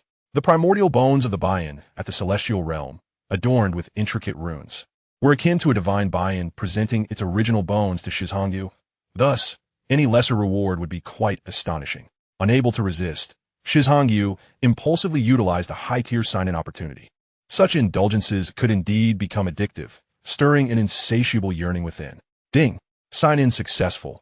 Obtained 32 drops of the essence of the esteemed one's divine nature. Upon hearing the system's notification, Shi Zhongyu fell into silent contemplation. The rewards did not align with his expectations. Should he attempt once more, just one final time? Sign-in successful. Acquired 25 drops of the essence of the esteemed one's divine nature. A frown creased Shi Zhongyu's brow as he sensed a gradual decline in his fortune. The high-tier sign-in had not unfolded as anticipated. He recalled when he was at the Dantian realm, securing a vial of the supreme celestial ant's blood essence, which contained 30 drops, and now, reduced to the essence of an esteemed one, as if that could suffice. To outsiders, Shi Zhongyu appeared as though he had not satiated his thirst for slaughter. Everyone witnessed him collecting the remains, sparing not even the pulverized remnants. Many beings vividly imagined Shi Zhongyu devouring the flesh and blood, solidifying his moniker as the demon human youth.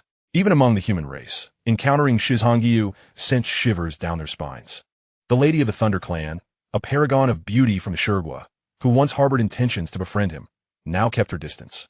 The sorceress and the Moonshine fairy arrived in synchrony, having received word of the earlier events. The title of demon human youth now belonged to Shi Zhongyu, a designation echoed not just by the ancient divine mountains and extraterritorial powers, but also within the circles of human prodigies. Conversely, Shi Hao was dubbed the Young Supreme, for he was a born sovereign. Even after having his precious bones extracted, he retained formidable combat prowess worthy of such a title. Huling acquired the moniker of Qixia Fairy. The 3 youthful luminaries were honored with a toast by the Emperor of Humanity.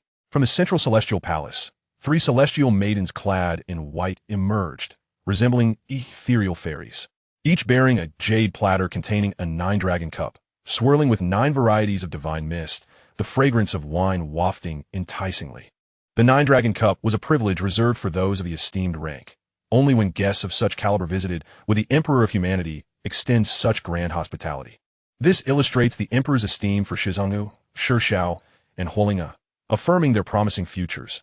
As long as they did not falter, they would undoubtedly reach the pinnacle of the esteemed rank. Furthermore, Shi Hao and Shi Zhongyu, being of the Shizu, might very well become the Emperor's heirs. Chapter 258, The Demon-Human Sovereign.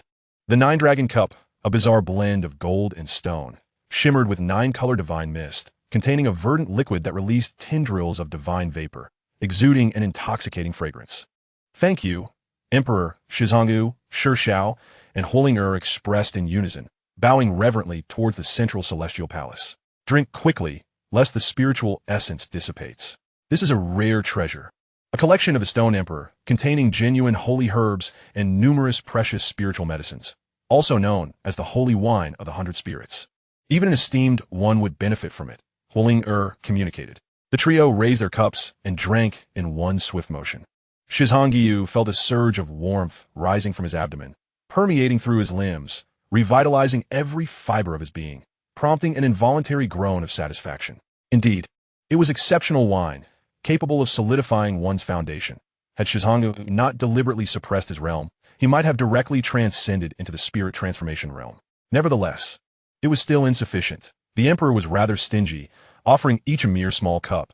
3 to 5 pounds would have been far more gratifying. Unconsciously, Shi Hao recalled the meticulously brewed holy wine of 10,000 beasts, noting that the green gourd had been glowing increasingly, indicating that the brewing process was nearing completion. When it was ready, its value would far surpass that of the divine wine he had just consumed. The Emperor's beverage, by name, was primarily brewed from spiritual herbs, supplemented with other materials. In contrast, his own concoction was created from the essence of ferocious beast blood, complemented with rare spiritual herbs and treasures. Shi Hao and Huling resonated with thunderous sounds within, enveloped by a radiant green mist, their vitality flourishing, clearly reaping benefits from the wine. Onlookers gazed enviously at the trio. Although they hailed from distinguished backgrounds, it was challenging for them to enjoy such valuable materials. A bit scant, Shi Hao smacked his lips, murmuring his dissatisfaction. His craving for wine had resurfaced, and, unbeknownst to him, he had become a minor connoisseur. The assembled cultivators, all of considerable prowess, exchanged glances of incredulity. Did he think this was merely broth? The Tianhu fairy's enchanting gaze sparkled with allure as she smiled gracefully, exuding an irresistible charm. The Moonshine fairy, pure as jade, resembled a celestial being from the lunar palace, exuding an otherworldly elegance. The 16th princess, gentle and serene, smiled like a blooming flower, understanding that this would transpire, as she increasingly grasped Shi Hao's temperament. However, recalling how Shi Hao often displayed awkwardness in her presence, a glimmer of rare mischief flickered in her eyes. Umph, you made me look foolish, and I shall continue to treat you with utmost kindness, repaying malice with virtue, and see how you squirm, Shi thought indignantly. Though she was approachable, gracious, and demure, she still possessed a youthful playfulness. Within the central celestial palace, the Emperor of Humanity was enveloped in golden divine light, rendering his expression obscured. He appeared to witness Shi Hao's slothful and shameless side, causing a barely perceptible shudder. Thank you, Emperor. Once Shi Hao and Huling finished refining the wine, the three expressed their gratitude once more. I bestow upon Shi Hao the title of Demon-Human Sovereign. I bestow upon Shi Hao the title of Wild Sovereign. Suddenly, the central celestial palace was engulfed in golden flames, distorting the very fabric of space, akin to divine fire igniting, compelling all to kneel in reverence. Boom! A wave of astonishment rippled through the crowd. 2 13-year-old youths had been granted titles. However, upon reflection, it was understandable, given their combat prowess, abilities, and talents. They were more than deserving of such honors, with the title of king being merely a step away. Lingya, would you like to join my Shirgua and be named the Blazing Sovereign? The Emperor's tone shifted playfully. It was evident that the Emperor was in high spirits today, regardless. Shi Hao and Shi Hao were both scions of the Shizu, alleviating any concerns about the future of Shirgua. Upon hearing the Emperor's words, the crowd fell into silence. This was a blatant attempt to recruit. What would the Fire Emperor think upon hearing this? Thank you, Emperor. May you endure eternally, forever flourishing, and live as long as the heavens, Huling readily accepted. Her eccentric and untamed nature made her a free spirit, and she felt envy upon witnessing Shi Hao and Shi Hao being bestowed titles. Now was the Emperor's turn to be speechless. His casual jest had unexpectedly resulted in Huling acceptance. Would the Fire Emperor come to confront him later? The bestowal of the title of Demon-Human Sovereign to Shi Hao stemmed from the Emperor's understanding of him as a truly uncontrollable individual, ill-suited to be an emperor. The title of Wild Sovereign for Shi Hao was meant to thrust him into the limelight, subjecting him to trials and tribulations. As for Huolinger, there was no need to elaborate. He could see that she harbored feelings for Shi Hao, and the two were almost inseparable. This young girl would inevitably marry into a Shirgua. That Fire Emperor, who loved to act youthful, was merely raising a daughter for the Shizu. Thus, the Emperor's spirit soared. The banquet of longevity concluded. The Emperor of Humanity of Shirgua conferred titles upon 3 sovereigns: the Demon-Human Sovereign, the Wild Sovereign, and the Blazing Sovereign. Particularly, the Blazing Sovereign, Huolinger, garnered the most attention. As the Fire Emperor's most cherished daughter, her unique status drew many eager spectators. Indeed, as the sun dipped below the horizon, a figure shrouded in crimson mist appeared. When the Fire Empress received the news, she was consumed by fury. How had her daughter become affiliated with the Stone Kingdom? Huanadian, you have gone too far. How dare you invoke my name? If you have the audacity, come forth and battle me in the celestial realm. A resplendent golden sun rose from the Stone Kingdom, confronting the fiery red sun in the sky. Ha! Stone Jiren, I am indeed curious to witness how much you have grown. The figure of the Fire Empress, enveloped in the crimson sun, ascended into the heavens, followed closely by the golden sun transformed from the Fire Emperor. Shi Zhongyu was left speechless. It was impossible for the two to engage in a true confrontation, as they were merely ethereal manifestations. However, even so, it was a clash of spiritual entities above the peak of the Venerable, and he surmised that a genuine battle was unlikely to ensue, at most. It would be a mere test of strength. The several emperors of the human race shared an amicable relationship, making it improbable for a deadly conflict to arise. Some speculated that the Fire Emperor had summoned numerous venerables, potentially seeking assistance for suppression. No one knew how the two emperors clashed, but the spectacle was indeed awe-inspiring.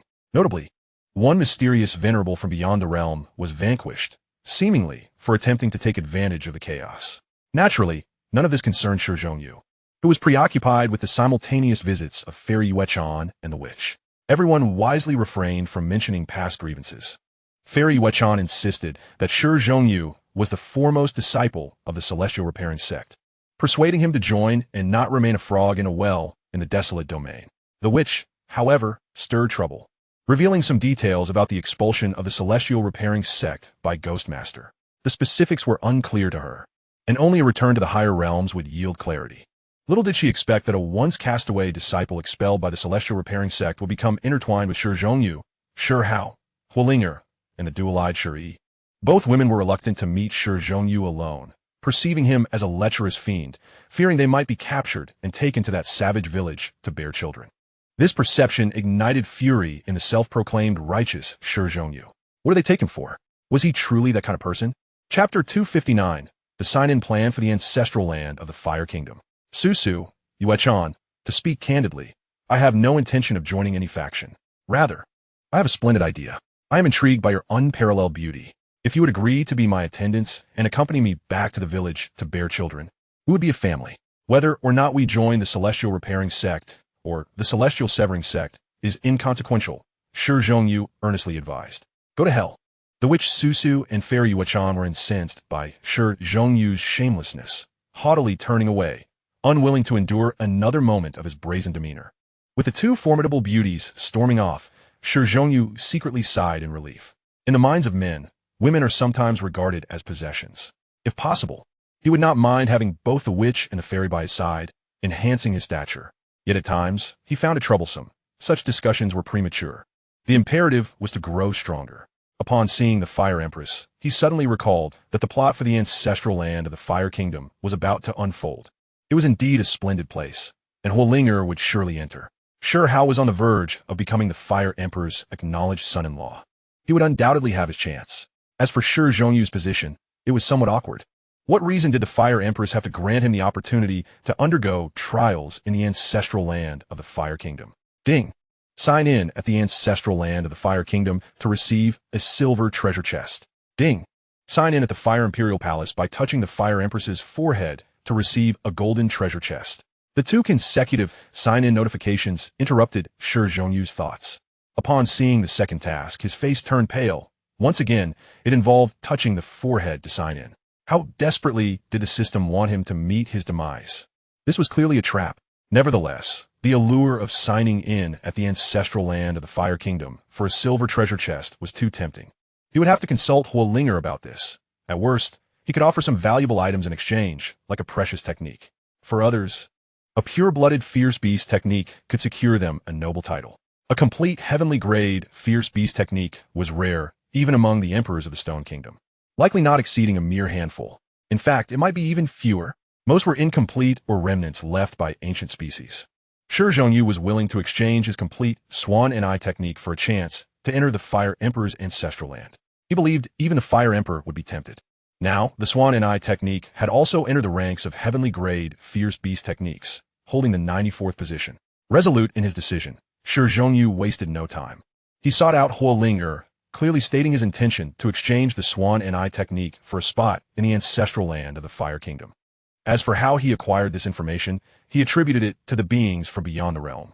He distinctly remembered that the original plot indicated that entry to the ancestral land of the Fire Kingdom was not exclusive to the Fire Clan. Individuals from other factions and beyond had also gained access. Brother Huang Tian, assist me in achieving the 10 celestial heavens and impart to me the form intent fist seal. And I will certainly help you plead with my father for a spot. Huolinger responded immediately upon hearing Shi Hao's request. Having cultivated the 10 celestial heavens, her status had undoubtedly risen. Among the younger generation of the Fire Kingdom, who could rival her? Moreover, she was the hot-blooded prince of the Stone Kingdom. Even if she left the Fire Kingdom, she would still be a noble of the Stone Kingdom, her status esteemed. She had already resolved to request 2 spots from her father, one for Shi Hao and the other for Shi Hao. She was well aware that prodigies like Shi Hao and Shi Hao lacked only time for cultivation. And the ancestral land of the Fire Kingdom was precisely the place that could save them half a year or a year of arduous training. For extraordinary talents, that could equate to 2 or 3 years of cultivation time. She had entered once at the age of 12, where the divine essence within allowed 1 day's cultivation to be equivalent to 3 or 5 days outside, especially for those practicing the fire path. A day inside could equal 10 days outside. This was why the Fire Kingdom, including the Fire Emperor, possessed the most formidable fire path techniques. Most critically, the Fire Kingdom had a fragmented vermilion bird technique. After all, the vermilion bird had once contended among the 10 fiends. And while its techniques might not surpass the 10 fiend techniques, they were still top-tier techniques, absolutely comparable to the secret methods of true immortals. Thus, even a fractured vermilion bird technique held significant value in the vast world, akin to the imperial scriptures. The technique Huolinger practiced was derived from a divine being of the Fire Kingdom's insights into the incomplete vermilion bird technique, evolved into the most suitable path and method for human cultivation. Shi Hao recalled that the ancestral land of the Fire Kingdom seemed to offer a chance to obtain the complete vermilion bird technique, known as the vermilion bird's 10 strikes. In the original plot, Shi Hao had only acquired 4 strikes. He estimated that the current little one, upon re-entering that place, should be able to obtain the complete vermilion bird technique. Take it. It's merely the Swan and Eye technique. You can cultivate the Thunder Path, combining it with your Fire Path cultivation, and your strength could double, Shi Hao stated earnestly. With that, he resolutely passed on the original treasure talisman he had condensed from his understanding of the Swan and Eye technique to Huolinger. After all, it was the ancestral land of the Fire Kingdom, and he believed that beings from beyond had undoubtedly paid a hefty price to gain entry. His previous assistance to Huolinger stemmed from Shi Hao and his own fondness for a character in the narrative, feeling that the original plot was overly tragic. So he lent a helping hand. However, matters were distinct now. He desired entry into the ancestral land of the Fire Kingdom, unwilling to owe any favors. After all, in the future, should Huolinger and Shi Hao come together, Shi Hao would undoubtedly impart better techniques to her than the Swan and Eye technique. It was merely a matter of convenience.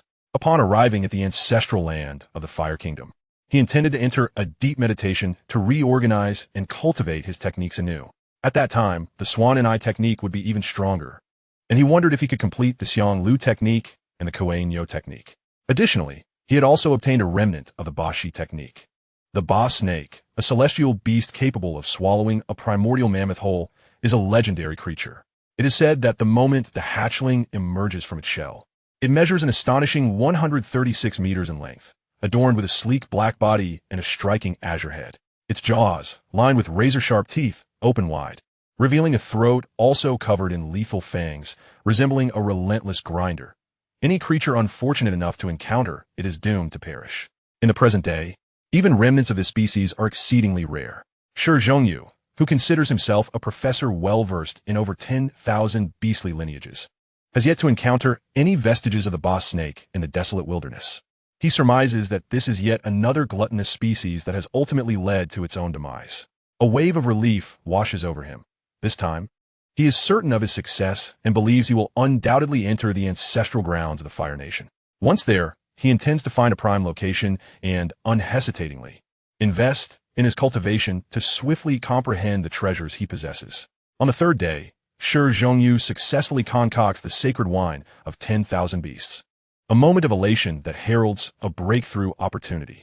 Entering the ancestral grounds of the Fire Nation will be his chance to reach the pinnacle of the spirit transformation realm and transition into the inscription realm.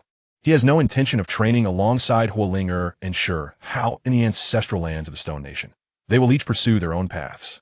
The extent of his fortune will depend solely on his own capabilities. With an abundance of techniques at his disposal, he feels no regret even if he does not acquire the vermilion bird technique. Moreover, he is confident that, given the bond he shares with Shi Hao, should Shi Hao obtain the vermilion bird technique, he will willingly impart to him. Chapter 260, The Chains of Divine Dawn. The ancestral grounds of the Fire Nation. Just as Shi Hao had anticipated, he was willing to exchange the technique of the Swan and Eye for an entry permit to the ancestral grounds of the Fire Nation. And the Fire Emperor readily acquiesced. In truth, even if Shi Hao had remained idle, the Fire Emperor had already intended to grant him a permit due to his innate potential and his connections with Huoling and Shi Hao. Furthermore, there lingered an ominous presence behind Shi Hao, that golden sacred ape which the Fire Emperor, merely glancing at, sensed as a formidable threat, one that could lead to his own downfall. This revelation left the Fire Emperor feeling bittersweet, reluctant to accept it yet compelled to acknowledge the truth. Ultimately, it was the human emperor who directly requested a permit for Shi Hao. Upon receiving this news, the Fire Emperor chuckled in disbelief, marveling at how increasingly enigmatic the young man had become, leading to the permit being effectively awarded to the 16th princess, Shi Hao. Naturally, Shi Hao was delighted, as she required time to cultivate the Xiannu scripture, a unique method of training from the Nine Heavens Xiannu Palace, which is not part of the Divine Path system, but instead focuses directly on the Sea of Consciousness, known as the Purple Mansion Sea of Consciousness. The stringent requirements for this cultivation method stem from the necessity of having an inherently powerful Sea of Consciousness. Otherwise, one cannot withstand the backlash of the technique. This is also the reason why the 16th princess can endure a fragment of the Xiannu's divine consciousness. With her naturally strong soul, had she been placed in the world of devouring stars, she would be a born mentalist. In the primordial chaos, she would possess exceptional spiritual roots and intelligence. A promising talent. Shi Hao has already spent 2 days in the ancestral grounds of the Fire Nation, showing no inclination to engage in conflict with anyone. Instead, he sends his shadow martial spirit to hunt the indigenous savage beasts, subsequently casting them into his inner realm to be refined into divine essence by the spirit-enlightened sacred ape martial spirit. In the ancestral grounds of the Fire Nation, even an ordinary wild rabbit can attain sentience and evolve into a formidable fire-based savage beast. Shi Hao, meanwhile, has chosen a secluded spot to enter a meditative state, utilizing the divine essence of the revered beings to cultivate the techniques he has obtained from treasure chests. Within just 30 minutes, he has comprehended the Xiang Lu technique anew. Alas, he has yet to fully grasp this divine ability. Subsequently, he dedicates another 20 minutes to studying the Kuei Nyo technique, only to find himself in the same predicament. As for the boss snake's precious bones, he has chosen not to study them, leaving them in his system's space, confident they will not escape. His array of techniques is ample.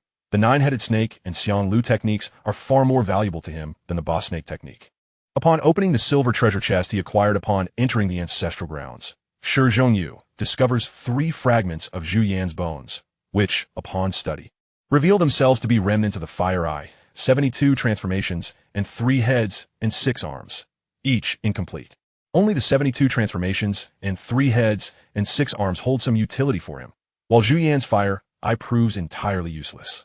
After learning from these remnants, Shi Hao promptly offers the 3 fragmented bones to the diligent Zhu Yan, who is laboring within his inner realm, allowing it to refine the divine materials extracted from the local beings. Shi Hao's cultivation progresses at an astonishing pace. He feels that 1 day of practice here equates to half a month outside. However, he harbors a slight concern that his excessive hunting might attract the Fire Emperor's attention, resulting in his expulsion. Yet, he reassures himself that the Fire Emperor does not seem like a petty individual. 20 days later, Shi Hao successfully completes the breakthrough of the covering heaven technique, achieving a perfected state within the Tao Palace secret realm. Instead of nurturing divine beings within his lungs, liver, and spleen, he has directly reinforced himself, enhancing his own power. As for his kidneys and heart, where the divine abode and cave realm converge, one has evolved into a precious bone, while the other has transformed into a microcosm of the human body, undoubtedly increasing his strength. With the covering heaven technique reaching its perfected state, the 5 elements converge harmoniously, and Shi Hao's physical form becomes considerably more formidable, comparable to the perfected state of an ancient beast. The covering heaven technique, after all, is a transcendent pathway conceived by the Emperor of the Wild Heavens, focusing on the human body and unlocking its potential.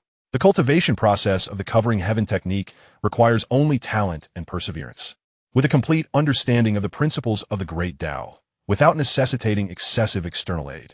Unlike the perfect technique, which demands rigorous physical refinement from a young age, relying on savage beasts and herbal remedies, one can assert that the divine path established by the ancient Lucian, known as the perfect technique, is still heavily reliant on external assistance. In contrast, the covering heaven technique places greater emphasis on self-reliance. A comparison of the same cultivation resources clearly illustrates this difference. This may elucidate why the perfect technique saw little practice during the covering heaven era, not merely due to the severance of its lineage, but also because it was unsuitable and excessively taxing. Different eras inevitably witness the emergence of prodigious talents who establish distinct paths. The Emperor of the Wild Heavens and the Lucian are certainly not the final examples.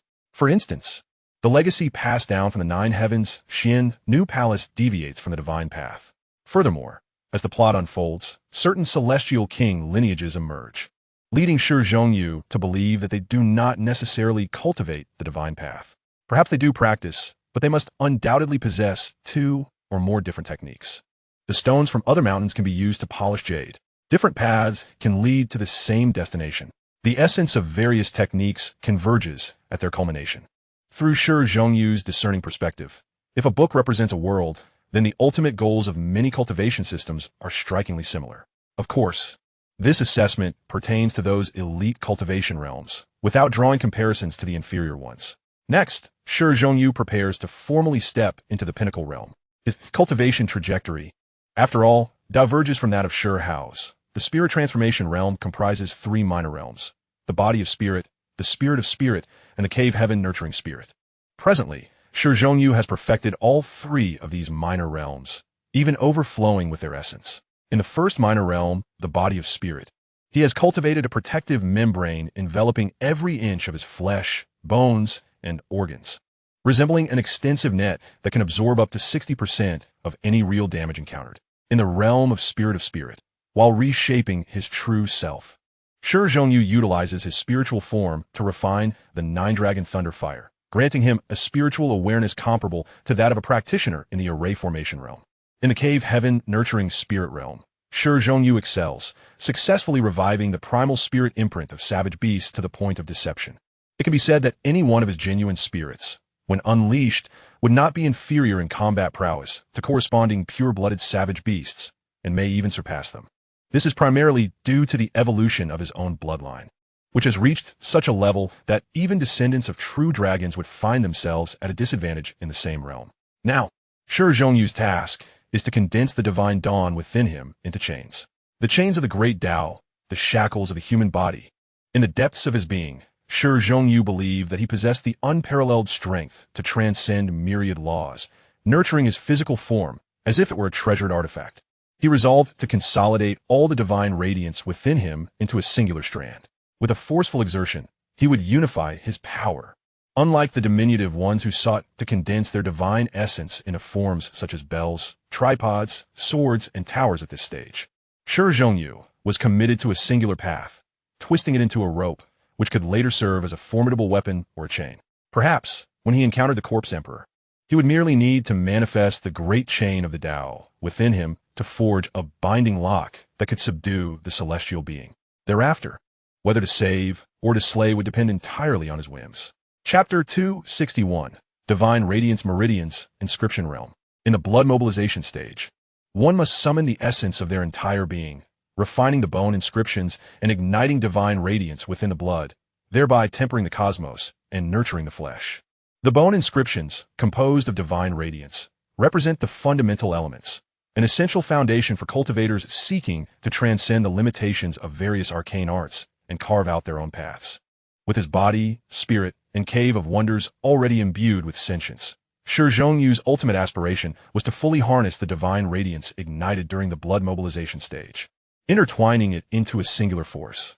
Naturally, this process required the reconstruction of the bone inscriptions, arranging the radiant glimmers, a process of evolution and combination for the inscriptions. While it appeared deceptively simple, its execution proved to be immensely challenging. Due to Shi Hao's robust physique and solid foundation, having cultivated countless strands of divine radiance, the attempt to intertwine them into a single rope inevitably resulted in backlash. After 4 days, during which Shi Hao endured multiple instances of bodily fissures, he had only achieved a mere 1 to 2% of the leap into the extreme realm. On this day, the shadow of his martial soul, transformed into the guise of the demonic offspring from beyond, discovered some randomly appearing divine temples. These temples were remnants of the ancestors of the Fire Nation, housing divine blood and divine substances. Those with the fortune and means could enter and, in a single day, gain the equivalent of a month or even a month and a half of cultivation. Without hesitation, Shi Hao rushed to these temples. This breakthrough was of utmost importance, and he had come to realize that the Zhuke treasure art was intrinsically linked to the fundamental legacy of the Fire Nation. Given his ample repertoire of treasure arts, there was no need to make things difficult for Holinger and Shi Hao. His Xianglu treasure art was nearing completion, and he estimated that he had already mastered around 80 to 90% of it. There was no need to covet the Zhuke treasure art. Moreover, the Kuei Nyo treasure art was also formidable, and he anticipated that acquiring 3 ancient remnants would suffice for its completion. Shi Hao even contemplated visiting the Fire Emperor's palace to touch the forehead of the human emperor. Might that not complete a treasure art? The temptation was great, but alas, his strength was insufficient. No, wait. A sudden spark illuminated Shi Hao's mind. How could he have forgotten the recently acquired fragment of the 72 transformations? This matter warranted careful planning. It was indeed a viable possibility. In the Fire Emperor's palace, observing the training conditions of his daughter and Shi Hao, the Fire Emperor furrowed his brow, a shiver coursing through him. In these turbulent times, who was plotting against him? It seemed urgent to entrust Linger to that young man. At the level of the Fire Emperor, who stood at the threshold of the divine fire realm, the only thing lacking was the ignition of the divine flame. He was naturally attuned to the spiritual and luminous aspects of his surroundings, possessing a foreboding intuition regarding unfavorable circumstances. The Fire Emperor held great esteem for Shi Hao, recognizing his loyalty, potential, and good fortune, qualities befitting a son-in-law. Since meeting Shi Hao, Holinger had cultivated to the 10 caverns, a monumental opportunity that even the Fire Emperor could not dismiss. Such beings as he could discern the essence of a dragon from that of a mere insect with a single glance. He perceived Shi Hao as a latent dragon, destined to soar to great heights. In truth, Shi Hao was also a commendable choice. The Fire Emperor harbored intentions of uniting the 16th princess with that young man. However, he remained skeptical, believing that while Shi Hao was exceptional, she paled in comparison to the 2 extraordinary girls from beyond. I shall discover who dares to scheme against me, and I will not rest until I crush them. The Fire Emperor, with his strikingly youthful visage, appeared no older than 15 or 16. Hence it was no wonder Shi Hao would mock him for trying to appear younger. Unbeknownst to Shi Hao, he remained in the midst of transformation. He could feel that as he refined his divine radiance, his physical constitution gradually improved. His endeavor to consolidate the divine radiance into a singular strand was not arbitrary. Rather, it was akin to reconstructing a set of divine meridians within his body, enveloping every part of his being. The human meridians were profoundly enigmatic, intimately connected to the Tao, which is why many extraordinary beings, upon reaching a certain level of cultivation, would opt to transform into human form. 10 days later, as Shi Hao emerged from the collapsed palace of cultivation, he had effectively practiced for 10 months within the span of 10 days, as 1 day of his training equated to a month outside. Particularly, After he began consuming the holy wine of 10,000 beasts to replenish his vitality and aid in the refinement of the divine radiant shackles, the breakthrough process became significantly smoother. Upon the opening of the holy wine, a wisp of intoxicating aroma transformed into a pure-blood ferocious beast of the inscription realm. However, with a swift motion, Shi Zhongyu clapped his hand, sending it back into the gourd. The divine brew, as rich as blood and radiant as dawn, imbued Shi Zhongyu with an intoxicating illusion, as though the wine alone could enchant without the presence of beauty. The potency of the brew was overwhelming. From the blood essence of thousands of ferocious beasts and various rare herbs, only 49 pounds of the elixir had been successfully refined. Indeed, concentrated essence. He recalled that when he first drank it, he filled half a cup for himself, genuinely concerned about the possibility of intoxication leading to dire consequences. A small sip ignited sensations akin to raging flames, then chilling ice, followed by the might of thunder, and finally the gentle caress of spring rain. Fortunately, Shi Zhongyu possessed the ability to multitask. What began as dual focus evolved into trifocus after his breakthrough into the spirit transformation realm, naturally enabling him to juggle multiple tasks. He succeeded in breaking through to the pinnacle of spirit transformation, undergoing a metamorphosis that transcended his flesh, spirit, and the laws of the universe. A veritable rebirth. Now, within Shi Zhongyu, the divine radiance meridians resembled chains of the Tao. He estimated that his physical form now rivaled that of a pure-blood heavenly beast, ranked among the top 90 in the esteemed realm. Crack! It was as if some shackles, barriers of the Tao, had been shattered. The aura surrounding Shi Zhongyu shifted, and he effortlessly stepped into the inscription realm. This signified that at this very moment, he possessed the power to contend with nobles, no longer reliant on an indestructible golden body. The temples were indeed treasures. Shi Zhongyu's mind instinctively commanded his shadow martial soul to seek out the whereabouts of the divine temples, while he himself roamed freely, searching for spiritual herbs and ferocious beasts, all the while reflecting on the changes within him. In the inscription realm, cultivators ceased to rely solely on the symbols of ferocious beasts and fierce birds. They began to inscribe their own unique symbols within. This meant that personal insight and the teachings of ancestral sages were paramount in this realm. It was a stage filled with uncertainties. Disciples from ancient legacies, even if their foundations in blood mobilization, cavern, and spirit transformation realms were not solid, could still achieve overwhelming breakthroughs with the guidance of ancestral scripts, divine beings, or even those beyond the divine realm. Shi Zhongyu, however, pondered the divine forms and Daoic imprints inherent in his own sacred body. The Tao Bell, Kunpeng form, true dragon embodiment, phoenix feathers, heavenly drum warriors, Tao Tai forms, Qilin horns, and hound claws. All these divine shapes were poised for inscription. The inscription realm was the most time-consuming, even with the gifts from ancestors. One would still need to invest time inscribing their own Tao patterns. Perhaps, in this realm, he could manifest the might of his innate divine forms ahead of time. He had meticulously studied his 9 divine forms repeatedly, recognizing their immense potential as they were imprinted within his own bloodline. Cultivating in the inscription realm would allow him to inscribe each of the 9 divine forms anew. Perhaps with the complete fusion of the celestial emperor's blood and the primordial sacred body, he might reap even more benefits. However, what he has achieved thus far is already ample.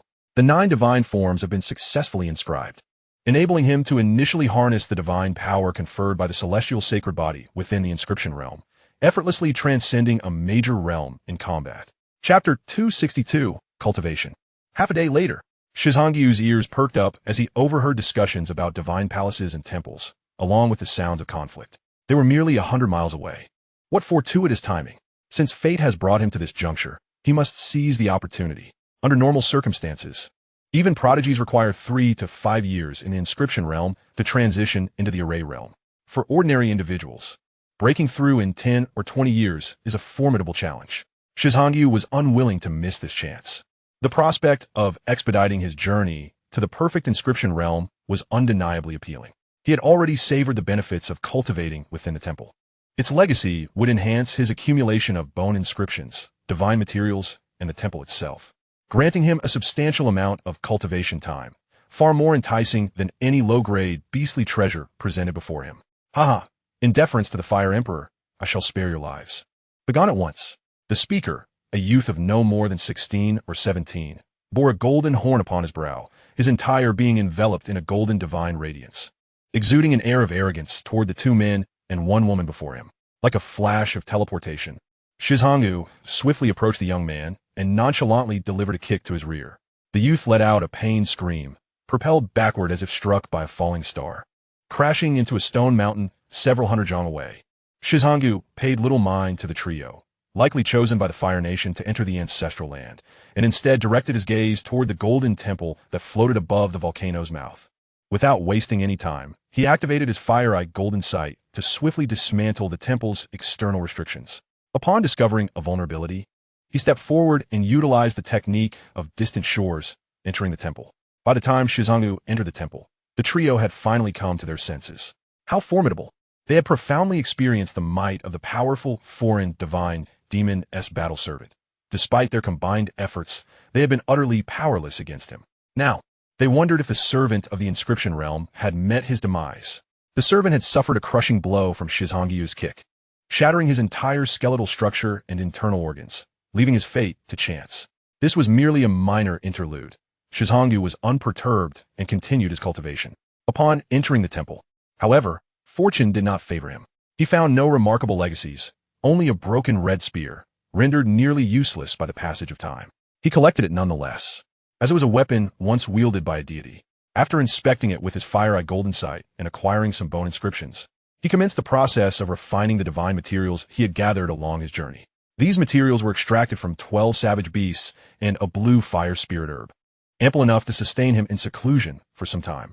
The guardian of the fire spirit herb was a celestial fire bull in the initial stage of the array realm, which Shi Hao dispatched with a single punch to its skull. Armed with divine materials, Shi Hao threw himself into rigorous cultivation, beginning with inscribing the divine bell form, a manifestation of the bloodline's path markings imprinted within his celestial sacred blood. As he comprehended the inscriptions, merging them into divine patterns inscribed within his bloodline, he effectively subdued the divine forms within him. His body glimmered with various symbols, reminiscent of stars, radiating a purple-gold hue. Shi Hao aimed to inscribe the 9 divine path markings throughout his skin, flesh, organs, and bones, unleashing powerful auras that surged forth from him in waves. Half a month later, Shi Hao was expelled from the temple by an overwhelming force, as the divine palace he had been cultivating within rapidly collapsed. Such was the nature of the divine palace, permitting only one individual at a time. Once the divine power was depleted, it would automatically disintegrate. For Shi Hao, this experience equated to a year and a half of cultivation, yielding monumental gains. Even the purple-gold symbols began to manifest within his eyes, symbolizing his understanding of the fire-eye golden sight technique and the enhancement of his vision, as if he were consolidating the primordial rules and order of the universe. One day, when Shi Hao could see through all without employing the fire-eye golden sight, achieving the same potency, only then would he truly have transformed this technique into an intrinsic part of himself.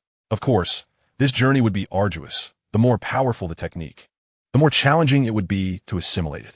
Consider the 10 fiend techniques, which, even when wielded by an immortal king, still retain their allure. The rewards were substantial. Shi Hao had successfully ascended to the mid-level of the inscription realm. Countless symbols transformed into the divine bell, true dragon body, immortal phoenix feathers, heavenly drum soldiers, hound claws, warhammer soldiers, and various other inscriptions adorned his exterior like a tapestry of tattoos. Moreover, the same inscriptions resided within him, permeating his flesh, organs, bones, and even his marrow. Previously, the shadow martial soul had gathered spiritual herbs and the corpses of savage beasts, placing them within his inner sanctum. Due to the limited time the shadow martial soul could remain outside, merely an hour, it had collected 5 savage beast corpses and seized a ground-fired ginseng from the foreign group. Such efficiency was facilitated by the shadow martial soul's transformation into a youth with crimson hair and eyes, endowed with a pair of red demonic wings, utilizing his disguise to wreak havoc. Continuing his search for divine palaces, however, fortune seemed to have abandoned Shi Hao. After 2 days of traversing toward the heart of the fire domain, he had yet to encounter a single divine palace. Divine palaces were exceedingly rare. Acquiring one was already a great opportunity. Shi Hao had monopolized 2, saving himself 2 years of cultivation time. After all, this was not the first time the ancestral land of the Fire Nation had opened. Those divine palaces were continuously discovered, with each one taken diminishing the total. Suddenly, a colossal serpent, capable of coiling around a small mountain, surged forward, emitting a sound akin to a dragon's roar, stirring the earth and stones with its overwhelming presence. The closer one approached the ancestral land of the Fire Nation, the more perilous it became. This was a warning Firelinger had imparted to Shizhongyu. Faced with the serpent's formidable aura, Shizhongyu exhibited no trepidation. Rather, he was invigorated, eager for a fierce battle. Having just entered the inscription realm, he had yet to engage in a proper fight. Boom! Shizhongyu's foot struck the ground, causing the earth to shatter explosively. Fissures a foot wide radiated outward from his position. In an instant, his figure soared skyward, propelled by his physical prowess, leaping hundreds of meters towards the serpent, delivering a powerful kick to its massive body. Bang! The serpent was sent flying, resembling a twisted river, crashing into the ground 5 miles away, shaking the very earth, scattering rocks, and kicking up clouds of dust. This was merely Shizhongyu's kick at 70% of his strength, yet the impact was remarkable. Stunned and disoriented, the colossal serpent, had it not spent millennia absorbing divine materials in this ancestral land, comparable to a mid-tier beast of reverence, would have perished. As a variant of the diamond serpent, it was now a dual-element beast of fire and gold, reigning supreme in the Fire Nation's ancestral land. Unfortunately for it, while hunting, it encountered the anomaly that was Shizhongyu, a mere human youth who had sent it flying 5 miles with a single kick. Flee! Dazed and confused, the serpent burrowed into the earth, seeking refuge. Chapter 263, Confronting the Human Emperor. With golden wings of the Tianpeng unfurled behind him, Shizhongyu activated the technique of distant shores, seemingly teleporting to the serpent's front. Growing in size, he utilized the might of heaven and earth to seize its serpentine tail. Ha! Shizhongyu bellowed, forcibly yanking the serpent from the ground. Boom! Boom! Boom! He swung the serpent around, striking it against the surrounding crimson earth repeatedly. Given the unique nature of the terrain, had it been ordinary ground, it would have long since transformed into deep chasms. Even so, chaos reigned, with stones flying and ravines undulating, clouds of dust billowing skyward. The enormous serpent had long been disoriented by the prowess of Shizhongyu, its existential doubts rendering its emotions beyond description. However, Shizhongyu was disinclined to squander any more time. The serpent's initial attempt to employ its arcane techniques had elicited some caution, but once it was within striking distance, the outcome was inevitable. With a fierce strike, he slammed the serpent back to the earth, leaping onto its colossal head. With a resounding crack, the serpent's head, as large as a small dwelling, shattered, and its struggles gradually subsided into silence. Shizhongyu casually stored the serpent's carcass into his inner realm, and the hunt continued. For the next fortnight, Shizhongyu found no trace of the divine temple, yet he managed to hunt down hundreds of formidable beasts of royal caliber. One day, after successfully capturing a golden beast resembling a massive pig, its body akin to a mountain, a sudden wave of formidable repulsion emanated from the ancestral land of the Fire Nation, attempting to expel him. Shizhongyu, unwilling to relinquish his spoils, activated his cloud technique to swiftly evade the area, and indeed, the repulsive force dissipated. He surmised that the Fire Emperor possessed the means to manipulate the ancestral land, seeking to remove him. Yet, he was reluctant to depart from such a bountiful place, rich in divine substances within the spiritual herbs and beast bodies, which could save him countless hours of cultivation. The saintly wine of beasts proved unexpectedly potent, especially for those of the patterned realm, as it contained a plethora of fierce beast runes, perfectly aiding his rapid advancement to the pinnacle of the realm. Of course, rapid was relative. His daily progress equated to what others might achieve in 10 days or even half a month. Thus, even without entering the divine temple, he was loath to leave. Meanwhile, outside, the human sovereign opened his eyes in mild perplexity. Where had that rascal gone? Each time the ancestral land of the Fire Nation opened, it required a decade of recuperation, and the disciples permitted entry were expected to be below the array realm. Yet, within a mere fortnight, Shizhongyu, this calamity, had already hunted down over 800 beasts above the array realm. Such a commotion could hardly escape the notice of the human sovereign, prompting attempts to expel Shizhongyu. However, something seemed amiss. Soon, dark lines appeared on the Fire Emperor's forehead, his countenance clouded with ire. After several failed attempts to banish Shizhongyu, he realized that the lad was intent on lingering in their ancestral land. If he continued to wreak havoc, the ancestral land might not recover for a century. After slaying a crimson ferocious tiger, Shizhongyu was confronted by a young man with a dark expression, surrounded by a halo of red mist that caused the very heavens to tremble in submission.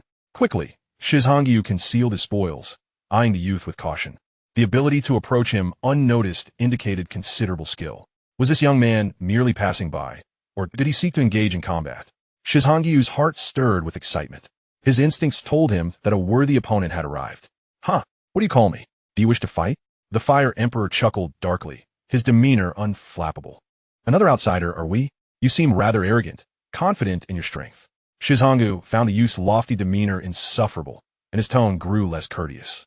Throughout these past days, he had dealt with numerous outsiders, dispatching those who dared to provoke him.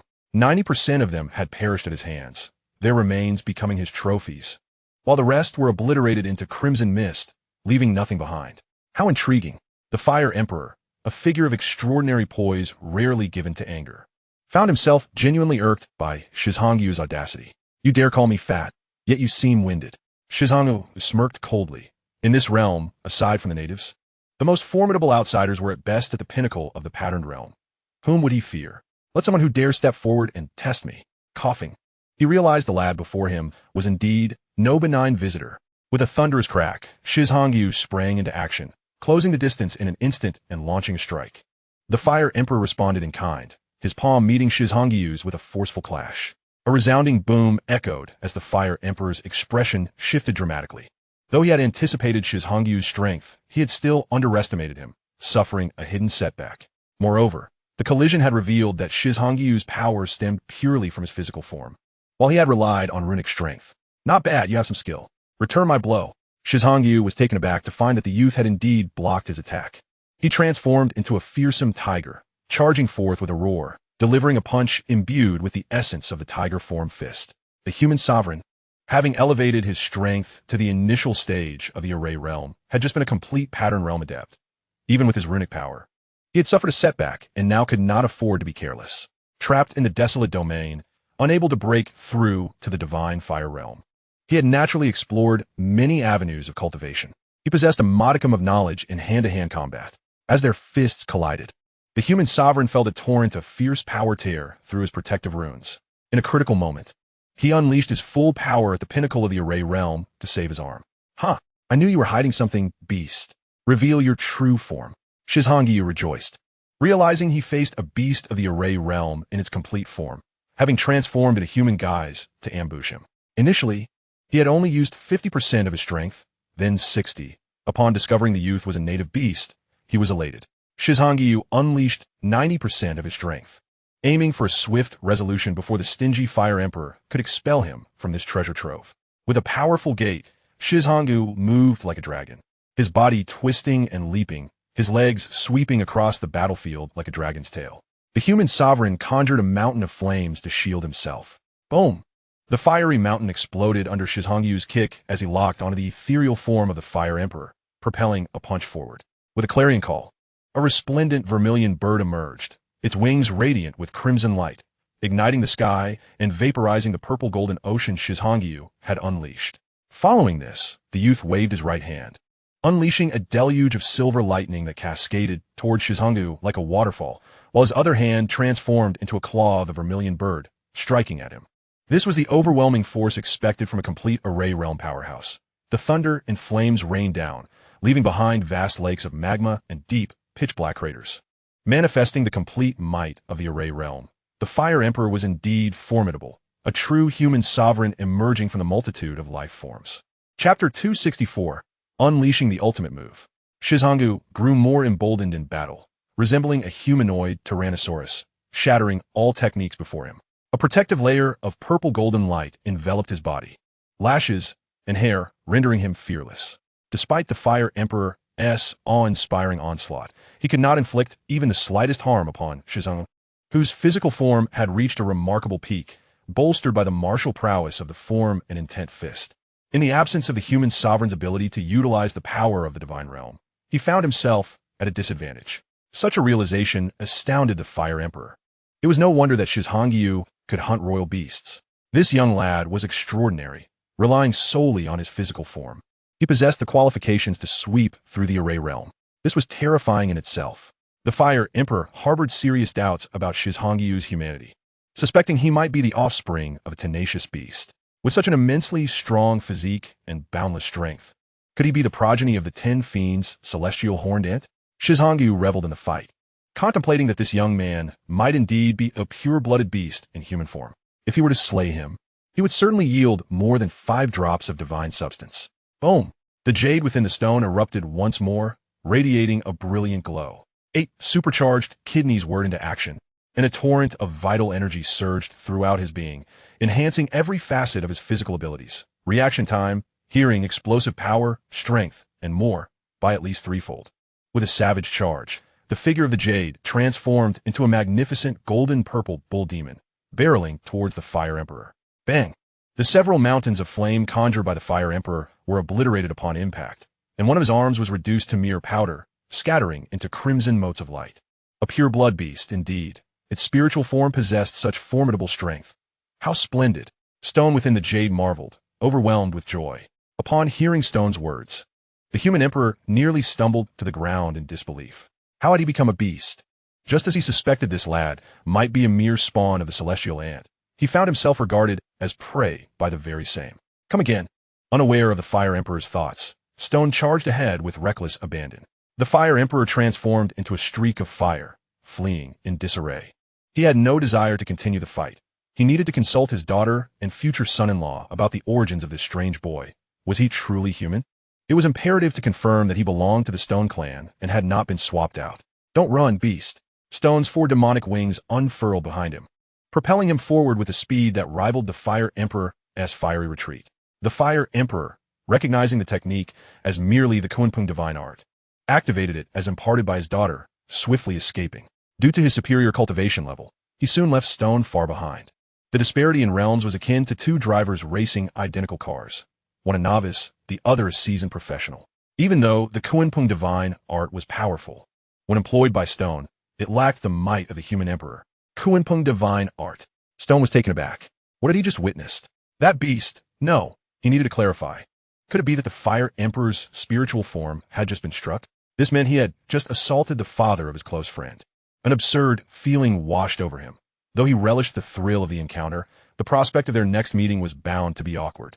In the next moment, the force of repulsion returned, and the distracted Stone found himself enveloped by a spatial power, vanishing from his original location. He had been expelled, undoubtedly the work of the Fire Emperor. Little friend, let us gather at the royal palace. A somewhat familiar voice echoed in his ears.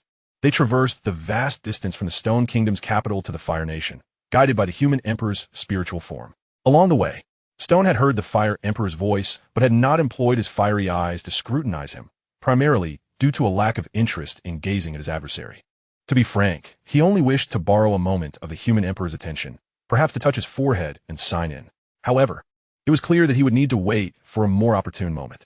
This matter could only be approached covertly. A direct approach was not feasible. Upon hearing the human emperor's words, Stone remained nonchalant as he proceeded towards the Stone Kingdom's palace. The journey was smooth and unobstructed, with a guard already waiting at the entrance to escort him to the central heavenly palace. What he witnessed resembled the opulence of the Stone Kingdom's palace, prompting Stone to internally scoff as he traveled. Were it not for the familiarity of the surroundings, he might have been tempted to infiltrate and execute a grand heist. Within the Fire Nation's heavenly palace, the Fire Emperor sat upon his dragon throne, observing the serious-faced Stone with a bemused expression, eager to witness his reaction upon seeing him. You. Stone strode into the heavenly palace, his mouth agape as he stared at the Fire Emperor, murmuring in disbelief.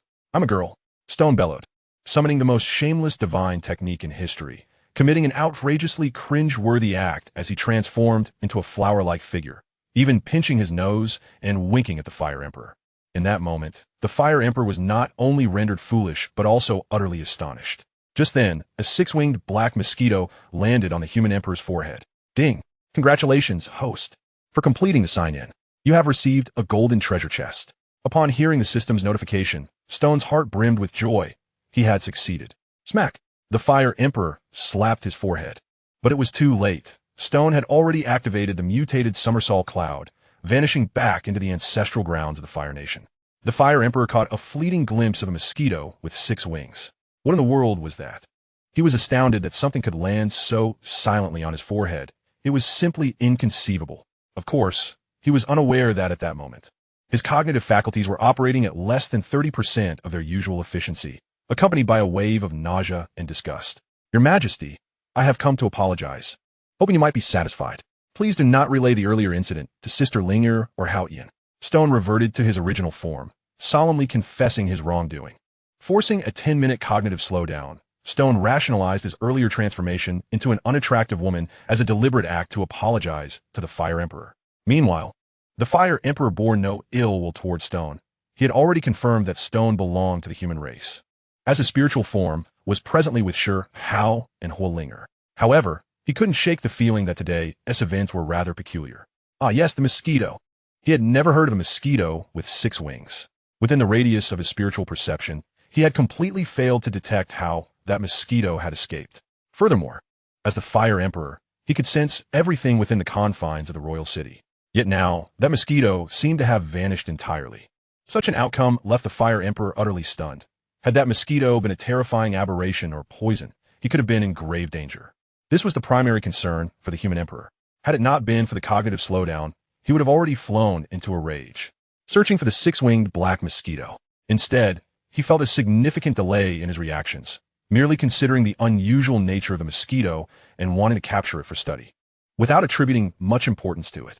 However, the earlier incident of Stone shouting, "I am a girl," and transforming into an unattractive woman had truly disgusted him. He was now convinced that Stone was indeed human. While beast-kind was often rebellious, ferocious, or arrogant, they certainly did not possess such brazen audacity. Chapter 265, The Return of the Dual Eyes. Meanwhile, within the Sacred Emperor's palace, at the center of the Fire Nation's ancestral grounds, the place of the Fire Clan's legacy, Huolinger was reaping immense benefits. She was undergoing a baptism, her forehead glowing with brilliance as a small vermilion birthmark flickered. If one did not look closely, it resembled a lotus flower, dripping with a vibrant crimson hue, radiating divine light as if it were celestial imprint. Huolinger's long, jet black hair cascaded down to her waist like a waterfall, dancing in the flames, while her alabaster body gleamed with a crystalline luster, captivating all who beheld her. In that moment, she was truly mesmerizing, her elongated form enveloped in the divine fire of the vermilion bird, swirling gracefully like an ethereal spirit. With her eyes closed, she had reached a critical juncture in her transformation, utterly unaware as her fiery red garments were reduced to ash, revealing her flawless, jade-like body in its entirety. Here, Huolinger and Shi Hao stood together. True to the original narrative, Shi Hao was benefiting immensely, witnessing Huolinger at her most exquisite. As Huoling opened her eyes, she found Shi Hao staring at her with wide eyes, nearly popping out of their sockets. Though they would eventually develop feelings for one another, they were still quite young, their emotions more nebulous than anything else. However, the sight of Huolinger in her current state stirred something primal within Shi Hao, awakening a desire to claim her as his own. Huolinger awakened the blood of the vermilion bird within her lineage, her ancestor being the celestial king. The most formidable divine art she possessed was the vermilion bird technique, a forceful imprint of her bloodline, allowing respected figures to pass this heritage onto their descendants. Moreover, as descendants of the revered, they were bound to awaken the bloodline imprint's legacy, even after the passage of millions of years. Huolinger was diligently cultivating in the 10 heavenly realms, mastering the form and intent fist seal, which awakened the latent potential within her bloodline. In that moment, the benefits she reaped far surpassed those in the original narrative, exceeding them by an immeasurable magnitude. In truth, the bloodline she awakened was not technically that of the vermilion bird, but rather that of her illustrious ancestor. However, due to the backwardness of the wilderness domain, humanity was only aware of ferocious beasts, believing that only the descendants of divine beings could leave behind bloodline imprints for inheritance, while humans were deemed incapable. Little did they know that humanity was indeed capable of achieving supremacy, and their bloodlines had already undergone a metamorphosis, allowing future generations to inherit this legacy. "Haha, I have succeeded," she exclaimed, reveling in the awakening of her inner vermilion bird bloodline. "Hao Tian, are you not captivated by this princess's unparalleled grace? Look at that foolish expression on your face." Huolinger was indeed breathtakingly beautiful. After her transformation, she was threefold more enchanting than before, with large, sparkling eyes, a delicate, upturned nose, pearly white teeth, and alluring red lips. Everything about her was exquisitely flawless. Gulp. Shi Hao, parched and tongue-tied, swallowed hard. He had grown, his eyes blazing with intensity, gazing downward at the swan-like alabaster neck, the fullness and curves contrasting sharply with her exaggeratedly slender waist, igniting a primal urge within him as his gaze descended further, revealing an irresistible allure. Shi Hao's nose bled. He had been led astray by Shi Zhongyu. To enlighten Shi Hao and ensure he would not let Huolinger down, Shi Zhongyu had once secretly administered a special divine talisman, Spring Dream without trace, from the system to him. The lad had spent an entire night in a spring dream. Surely, he must have gained some insight. Huolinger, noticing the fire in Shi Hao's eyes, initially remained unaware that her garments had been incinerated. She was still immersed in the joy of her bloodline awakening and the significant increase in her power. She had become stronger, no longer a mere vase as her elder brother, Huang Tian, had described. Shi Zhongyu had previously advised Huolinger that since she had requested to form an intent fist seal, she should continue to study it diligently. For the physical body was of utmost importance. He had also recounted a modified version of the tale of the ruthless emperor, hoping she would grow stronger and always be able to see Shi Hao's silhouette without being left too far behind. Huolinger held deep respect for Shi Zhongyu. He exuded a demeanor that was cold on the outside, yet warm within. Though he appeared aloof, he genuinely cared for Shi Hao and treated her well. She also knew that Shi Zhongyu was actually half a year younger than Shi Hao, having playfully deceived her into calling him big brother in their childhood. Despite the age discrepancy, Shi Hao affectionately referred to Shi Zhongyu as little brother, a title that reflected his heartfelt acknowledgement of Shi Zhongyu's capabilities. Shi Hao had another brother, the double-pupiled Shi Yi, his cousin, who was quite ruthless in his actions. Now, Huolinger finally sensed that something was amiss. Looking down at herself, she let out a scream that pierced the heavens. "Ah, Hao Tian, you little rascal. Don't look. Close your eyes and turn around," still in a state of body refinement. Huolinger was not yet ready to leave the sacred inheritance gate. "Linger, I saw nothing," Shi Hao lied, keeping his eyes open. "Ah, you infuriate me. You're bleeding from your nose and still claim you saw nothing." Huolinger was mortified, her heart racing as she floated amidst the flames, her arms outstretched. Her beautiful eyes widened, feeling a flush spread across her previously snow-white skin, now tinged with a delicate pink hue that glistened like dew. "Cough, cough. All right, I'll turn around." Shi Hao wiped his nosebleed and quickly turned his back. Just as Huolinger exhaled a sigh of relief, he turned back, staring intently at her. "Ah, you infuriate me. No peeking. Close your eyes and do not look back." Huolinger's cheeks burned with embarrassment, her chest heaving with rapid breaths, nearly fainting from the shame.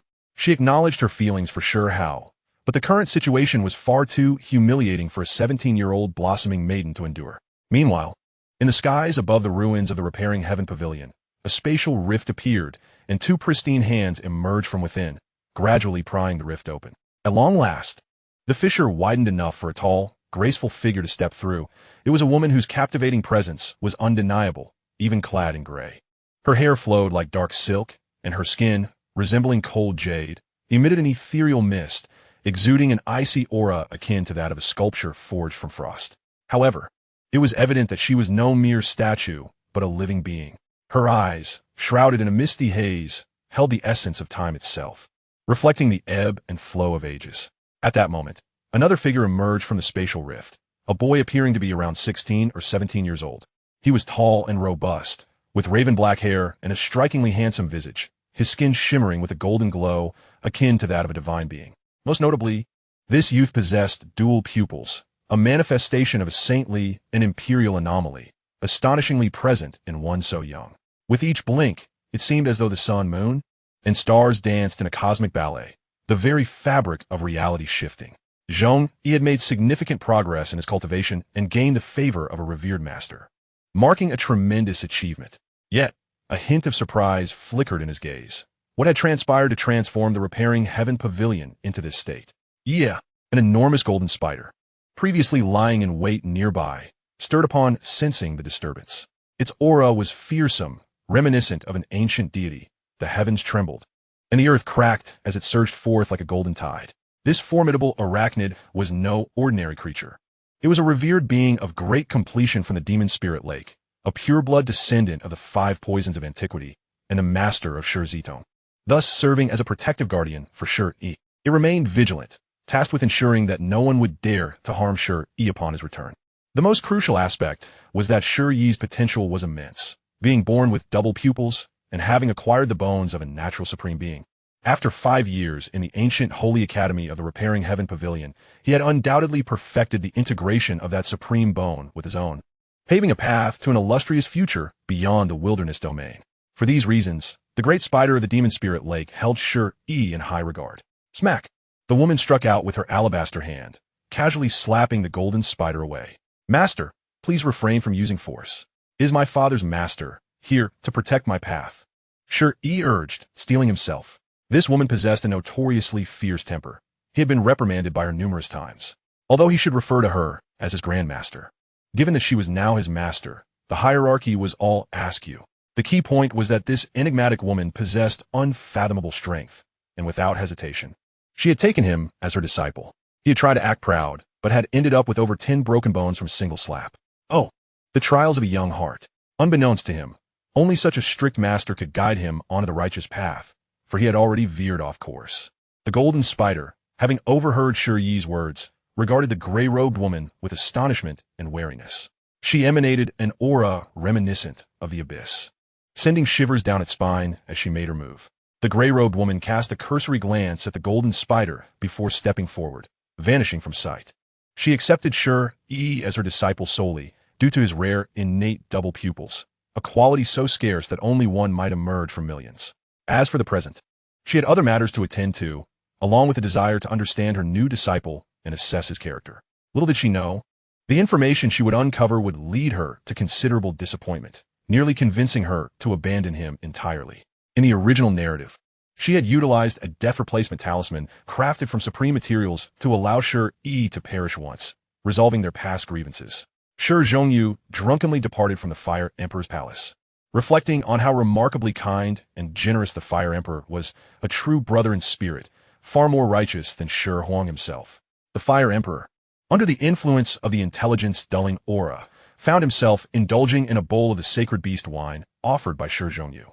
He then produced his treasured fire god brew, which surpassed the exquisite wines bestowed by the Stone Emperor within the Nine-Dragon Cup. Subsequently, the two engaged in jovial conversation within the Celestial Palace, drinking to the point of inebriation.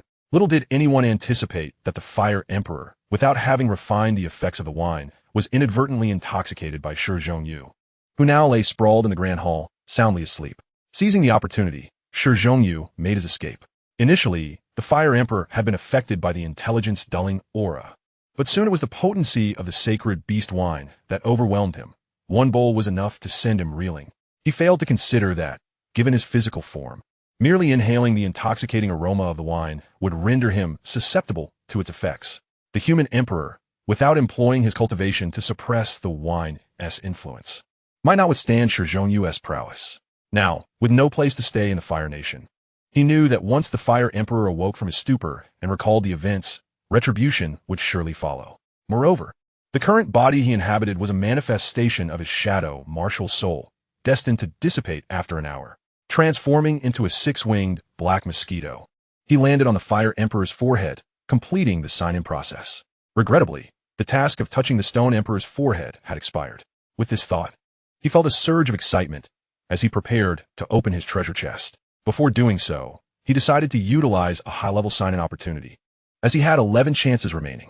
Ding! Sign-in successful. You have received 10 drops of Vajra liquid.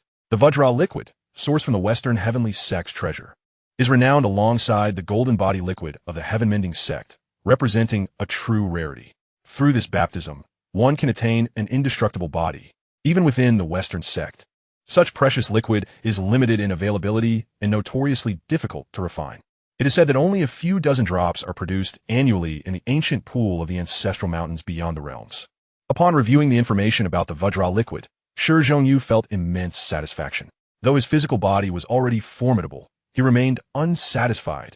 His constitution was self-cultivated, lacking any assistance from rare materials, and perhaps this liquid could indeed have a significant effect. With sufficient quantities, even ordinary cultivators could achieve an indestructible body without side effects. The golden body liquid and Vajra liquid have long been revered treasures for cultivating disciples in both the Heaven-Mending Sect and the Western Sect, with only a select few disciples able to undergo such a baptism in each generation, and their value rivaling that of a revered artifact. Once more, ding!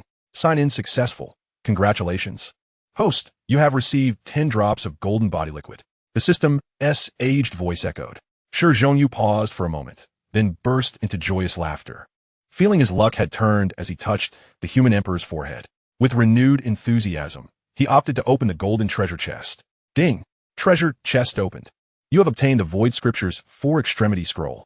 Upon hearing the system's prompt, Shi Hao joyfully performed several somersaults, exuberantly urging his cloud of transformation onward, emitting a cacophony of howls and cries. The most elusive reward had materialized, the method of the heaven-covering technique, a notion he had scarcely entertained. The outcome was unexpectedly perfect, alleviating the heavy weight upon his heart. Theoretically, the four-extremity scroll of the heaven-covering technique would enable him to wield the phenomena of the sea of suffering and the divine form of the celestial blood. This would greatly aid his cultivation in the Mark realm. Currently, his primary focus was on the perfect law, as the cultivation methods of the heaven-covering technique required acquisition through the system, a gamble fraught with risk.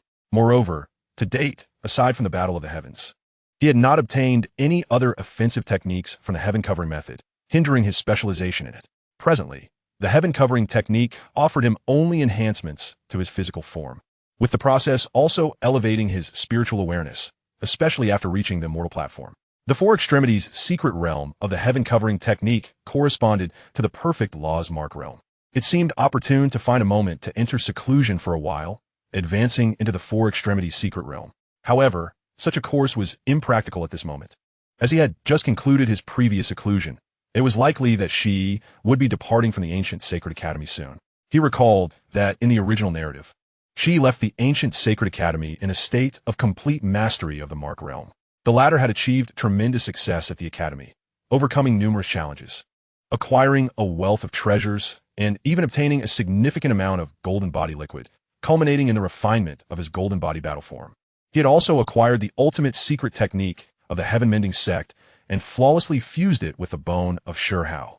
Furthermore, he encountered the ancient female with dual pupils, who provided him with invaluable guidance, enabling him to unleash the formidable power of his dual pupils. Once activated, the dual pupils could allow him to battle at an entirely different level. Shi Hao felt eager, intending to seek out Shi for a spar. Combat was indeed the finest means of solidifying one's realm. Currently, he was at the mid-level of the Mark realm, just 2 minor levels shy of the dual pupils. But he was not merely a target for bullying. He chuckled, pondering whether he was being somewhat arrogant. Impossible. He, Shi Hao, was a person of utmost humility. Chapter 267. The Challenge. In Zhuke City, a grand city within the Fire Nation's domain, Shi Hao sat atop a pavilion, savoring the signature ethereal jade liquor. He had brought forth the meat of the earth fire two-headed serpent, expertly roasted by Spirit Ming Sacred Ape martial soul within his inner realm, indulging in hearty bites of meat and generous sips of wine, thoroughly relishing the moment. Have you heard? Shi with the dual pupils made a resounding declaration in the initial realm of the Void Divine, shattering a record as he has accepted a challenge from the wild talent Shi Hao. The return of the dual-pupiled Shi is quite formidable. However, I personally believe his character is questionable. Everyone is now aware of the misdeeds he committed in his youth, yet he shows no remorse. Instead, he flaunts himself with such arrogance. It is quite disgraceful. Hush, Brother Zhang. You've had too much to drink. Such words are reckless. What is there to fear? This is my Fire Nation, 1,000,000 miles away from the Stone Nation. How could Shi silence the multitude? Indeed, Shi has boldly claimed he wishes to duel with the demon heavenly talent Shi Hao. Do you think the demon heavenly talent will accept the challenge? The demon heavenly talent. That little rascal in the Void Divine is remarkably low-key. Were it not for the human emperor bestowing upon him the title of demon heavenly talent, one might hardly have heard of him. True, had it not been for his entanglement with Shi Hao and the Rain clan, many would have forgotten him entirely. It is said that the demon heavenly talent is referred to as a demon among mortals by those from the outer realms, leaving the younger generation pale with fear.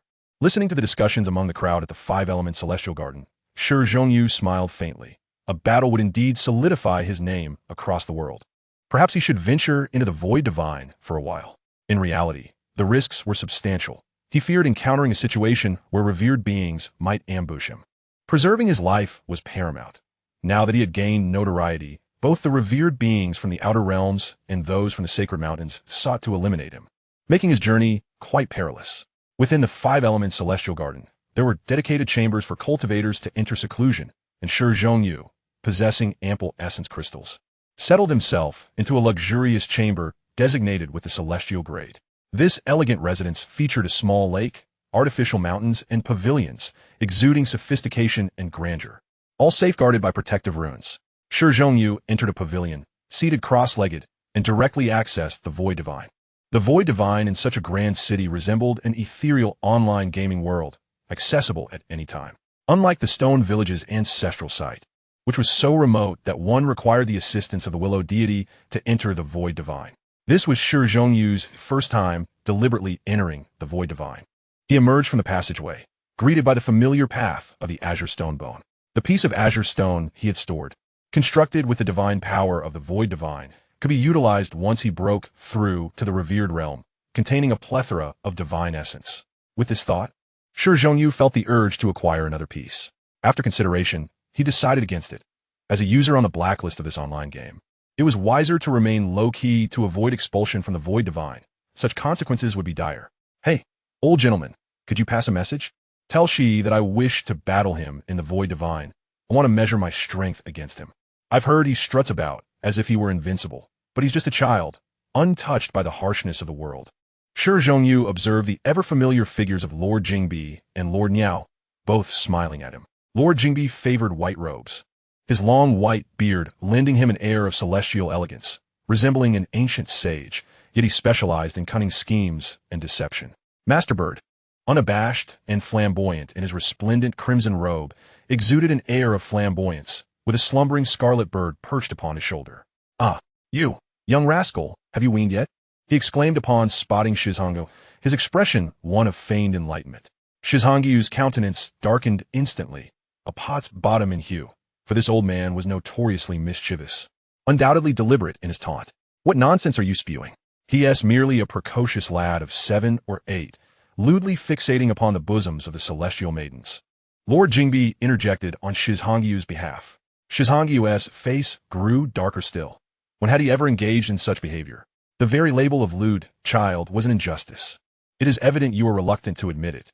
Go inquire for yourself, and see if I speak the truth," Lord Jingbi declared with righteous indignation. "Whoever the scoundrel is that spreads such rumors and tarnishes my reputation shall meet a swift end at my hands," Shi Hao muttered through gritted teeth, sensing the gravity of the gossip as truth. Meanwhile, Lord Jingbi's expression fluctuated through shades of green, black, and red, akin to a jester's mask. "Ah, dear Lord Jingbi, are you suffering from constipation?" Shi Hao inquired with feigned concern. "Huh, young lad, I find you quite agreeable. Let us deliberate on how to leverage this information for profit, and pay no heed to that constipated old fool." Master Bird chuckled, reveling in the misfortune of Lord Jingbi, who had encroached upon his business. "You old curmudgeon, I only fancy beautiful maidens. Keep your distance, at least 30 miles away," Shi Hao remarked disdainfully, distancing himself from Master Bird's presence. The jovial expression that had adorned Master Bird's face promptly soured. "Ha ha ha," Lord Jingbi laughed heartily. After their verbal sparring, "Very well, you may attend to your affairs. We are the professionals here, and with our expertise, we shall surely fetch a handsome price." Splitting the proceeds 3 ways, Lord Jingbi began to usher Shi Hao away, finding the youth intolerable, more bothersome than a crying infant. Shi Hao, unfazed, turned on his heel and departed without hesitation, for he had caught a whiff of the witch's essence. It is said that the Tengu is the nemesis of the 9-tailed fox, and when the enchanting fox Susu encountered Shi Hao, she was thoroughly subdued. He trusted in the prowess of both Master Bird and Lord Jingbi. Their combination of expert and professor was formidable, and he wondered how many would willingly walk into their snare. In a brief span, news of Shi Hao's arrival in the realm of the gods spread like wildfire. Upon finding the witch, she was perusing ancient artifacts at a stall, inspecting a large stone. However, it was evident that she had transformed her appearance, resembling a beautiful fairy clad in white, modest yet striking, scoring an impressive 85. Shi Hao's eyes ignited with 2 clusters of golden flames, piercing through the stone to reveal a foxtail, palm-sized, sealed within a vessel of ink crystal divine iron. The stone's ancient material, adorned with runes, suggested it had been excavated from some ancient site. 30,000 Jingbi, this great stone is mine, Shi Hao declared, tossing a storage pouch toward the fox spirit while she was still considering her options. He had numerous such pouches, acquired from the otherworldly beings in the ancestral land of the Fire Nation. He too had altered his appearance, now a strikingly handsome, stoic youth of 16 or 17, and his encounter with the 9-tailed fox by Qian brought him joy. Reflecting on Shi Hao's endeavors in the ancestral land of the Fire Nation with the Fire Spirit by his side, Shi Hao felt a pang of solitude, lamenting his single status. Despite his striking looks and commendable attributes, he found himself alone. He seemed to forget that not long ago, he had regarded such matters as troublesome, prioritizing his cultivation. Furthermore, the 10th princess had entered the ancestral land of the Fire Nation only to be cast aside by him. What right did he have to complain of being a cad? With a swift exchange of money for goods, Shi Hao secured the massive stone with an air of generosity, effortlessly purchasing 2 additional stones from the same stall. It appeared that extraordinary stones existed even in the perfect world, though they lacked the popularity of the vast world above. As the abundance of treasures during this era was overwhelming, rarity begets value, after all. Chapter 268. The Arrival of the Dual Pupils. After acquiring the stones of his interest, Shi Hao did not spare a glance at the transformed figure of the witch, instead striding forward with a casual demeanor, as if merely passing through. Susu, sensing her opportunity had arrived, approached the stall only to feel the connection wane amidst the hundreds of peculiar stones procured from ancient ruins. Yet, her instincts were formidable. She had already locked on several significant stones, only to have them snatched away by the unexpected emergence of Shi Hao. How infuriating! Seeing Shi Hao turn to leave, the witch hurried after him, contemplating how to reclaim what she desired. Fairy, I am aware of my own excellence. You have been following me for some time. What is it you seek? Shi Hao mused inwardly, maintaining a facade of nonchalance while regarding the witch's enchanting guise. Upon hearing his words, the witch narrowed her eyes slightly, recognizing a familiar arrogance. She recalled the whispers of the arrival of the shaman in the realm of the gods and pondered deeply. Shi Hao, meanwhile, turned to depart, realizing that what had begun as an intriguing encounter was becoming increasingly complex. Engaging with a clever woman proved daunting, for even the simplest utterance elicited a peculiar gaze from her. Hey, you little rascal, halt. Do you dare to shout, the lewd child is here? The witch's irate voice echoed in his ears, to which Shi Hao feigned indifference, suspecting a ruse. What nonsense! He muttered under his breath, vexed. Oomph! The witch, with her sharp wit, would never be outdone. Regardless of whether she had misidentified him, she was determined to reclaim her fortunes. She dispelled her illusion, revealing a gown of black that accentuated her exquisite form, akin to a pristine snow lotus. Her beauty was flawless, reminiscent of an ethereal fairy untouched by mortal affairs. Yet her every movement radiated allure, steeped in the temptations of earthly desires, truly a fusion of celestial grace and demonic charm. Such an aura defied description. Without any illusions or seductions, her natural smile was as pure and vibrant as an angel, yet her graceful strides evoked profound desire. Young master, please pause. The witch's delicate feet, akin to white jade, lightly touched the ground, unblemished as she stepped forward, her voice cool and melodious, reminiscent of a clear spring in an ancient well, soothing yet deeply passionate, akin to a devoted wife yearning for her husband's return. Shi Hao felt his heart flutter at the sound of her voice. She was indeed a captivating enchantress. He recognized that, regardless of his intentions, he could not toy with this witch, for his true identity was bound to be revealed. No one could resist the allure of the nine-tailed fox by Qian. Otherwise, she would not share a name with the Moonshine Fairy, their rivalry equally matched. In the outer realms, she was revered as the celestial fox fairy, while the term witch was primarily employed by the Moonshine Fairy. Susu, are you attempting to seduce me? Shi Hao transmitted back. I knew it was you rogue. The witch gritted her teeth upon hearing his words, realizing the scoundrel had disrupted her plans. A headache ensued. The precious item she sought had been seized by this lecherous boy. Was she truly to resort to seduction? The crux of the matter was that this shameless fellow possessed a discerning eye, completely immune to her charms and illusions, rendering her efforts futile. How utterly exasperating. The witch Susu considers herself exceptionally wise, possessing superior skills compared to her peers. Having now reached the pinnacle of the inscription realm, and is in pursuit of the ultimate path, the one with the dual pupils, Shi, has returned from the ancient sacred institute, while the little vixen, Yue-chan, is currently in seclusion. Once she emerges, she will undoubtedly seek out Shi. Susu must now enlist a prodigy to counter Shi. However, both the chaotic Tianhao Shi Hao and the fiery Tianhao Huling are closely associated with this insufferable brat. Moreover, Huling has been invited by Princess 16 to join the Nine Heavens Xiannu Palace. It has become clear to her that persuading Shi Hao to join the Jitian sect is now her only option. Of course, Shi and the chaotic Tianhao share a deep-seated enmity. Should they engage in battle, it is likely one of them may perish. Susu, you seem rather displeased to see me, Shizhongyu remarked, observing the witch frozen in place, secretly amused by her predicament. Witnessing the fairy's discomfort was quite gratifying. Here, he presented her with 3 remarkable stones, 2 large and 1 small, estimating that these relics likely originated from a powerful 9-tailed celestial fox that had fallen in an ancient ruin. Each stone bore the essence of a fox's tail, suggesting the presence of a sacred 9-tailed fox that had inadvertently met its demise at the hands of an enemy. As for the specific circumstances, he could only speculate that the unfortunate adversary had acquired the 3 tails, only to be eliminated during their own ventures, leading to the collapse of their lair, which was subsequently buried. It wasn't until treasure hunters who specialize in exploring ancient ruins unearthed these 3 stones. The witch was taken aback by Shizhongyu's straightforwardness in handing her the stones, leaving her with an almost surreal sensation. What? Have you forgotten our first meeting when I gifted you a moonheart herb? Shizhongyu smiled as he noticed many curious gazes directed at them. Susu shot him a playful glare, retrieving the 3 peculiar stones with a wave of her hand. Susu, perhaps you should revert to that white dress you wore earlier, Shizhongyu suggested telepathically. No. Am I not beautiful as I am? Don't you like it? The witch's voice was sweet and melodious, akin to the sound of silver bells, captivating yet tinged with a hint of innocence, evoking sympathy.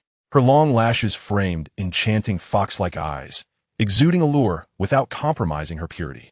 As she laughed lightly, her curvaceous form seemed to shimmer with a mesmerizing glow beneath the ethereal moonlight, embodying both sanctity and seduction. Vixen, if you dare to tempt me again, believe me, I shall knock you unconscious and carry you back to the village for immediate discipline, Shizhongyu threatened, his tone fierce. Dear brother Huang Tian, do not be so fierce. I acknowledge my fault, the witch giggled, her pearly teeth glistening, a blend of shyness and playfulness in her demeanor. Shizhongyu thought to himself, this woman is the type who, if left unattended for 3 days, would begin to stir trouble. Just as he prepared to rein her in, a loud call echoed through the air. My dear brother, Shizhongyu, where are you? She had arrived, hastily bringing tidings, likely from the martial king's estate. However, Shi's address irked him, despite being his cousin in name. He had no right to refer to him as a brother. Chapter 269, Dare to Battle? She has come. As his words fell, the entire initial domain of the Void God seemed to erupt like boiling water, filled with murmurs and discussions. One could anticipate that a battle among the youthful supremes was about to commence, unexpectedly, while Shi and the chaotic Tianhao had yet to confront each other. The demonic Tianhao was set to clash with Shi. Many still remembered Shizhongyu as the child who had once made a spectacle upon entering the initial domain, such as the incident where he whimsically named the vast bluestone surface with a grandiose 3,000-character title, or the unfounded rumor of him peering into a fairy's private matters at the tender age of 8, which he vehemently denied. There was also the last incident that led to Shizhongyu being placed on the black list of the Void God realm, having carried away the record steel of the realm. After that incident, the mischievous child seemed to vanish, rumored to have joined the Butian Pavilion, unlike the troublesome brat who caused havoc there. Whispers suggested he had ventured to the Baiduan mountain range, while the troublemaker wreaked havoc, and Shizhongyu appeared absent. Had it not been for their joint effort in defeating Shi, leaving him with dark circles and a bloody nose, many would have doubted Shizhongyu's presence in the mountains. Additionally, during the assault on the Butian Pavilion by certain forces from the ancient Divine Mountain, Shizhongyu seemed to have disappeared entirely. Those who had encountered him were no more, having met their fate. Furthermore, he had adopted a disguise, making him even more inconspicuous. Only those from the Divine Mountain who were watching discovered his possession of the technique to transform into a golden divine ape, and suspected a connection to the golden sacred ape that had slaughtered 6 supreme beings. Later, during the expedition to the Northern Sea, the duo of the troublemaker and Huolinger made a name for themselves in the waters. Yet, Shizhongyu seemed to have remained absent, as if he had never ventured forth. Just like those from the ancient Divine Mountain who sought to deny him recognition, hoping to sow discord over the quota between him and the troublemaker. Such schemes, though petty, proved effective, for in the world of cultivators, conflicts over treasures and techniques often led to familial feuds and broken romances. Had it not been for the Emperor's birthday, drawing both the troublemaker and Shizhongyu to the imperial capital, the world might have forgotten him. Ultimately, Shizhongyu and Shi Hao joined forces in the capital, decimating the Yu clan and revealing his true identity, earning acclaim throughout the realm. Soon after, within the imperial palace, Shizhongyu showcased his prowess on the battle stage. daring the ancient divine beings and earning the title of the demon Heavenly Prince from the Stone Emperor. Lord Bird and Lord Jingbi laughed heartily, reveling in their gains. For many disciples of the divine mountain and beings from beyond had come forth, eager to challenge them. They even contemplated opening a betting pool on the outcome of the battle between Shizhongyu and Shi. Shizhongyu had long declared his intention to commence their competition from the initial domain, extending it all the way to the corresponding realms of the inscription realm. He aimed to thoroughly crush Shi, allowing him to experience the harsh realities of life. As for Shi's potential refusal to engage, Shizhongyu, being a man of integrity and honor, was confident he could devise a means to compel him to battle. Your clan is truly favored by the heavens. Shi's talents are beyond question, yet his combat prowess remains uncertain. The witch Susu remarked with gravity.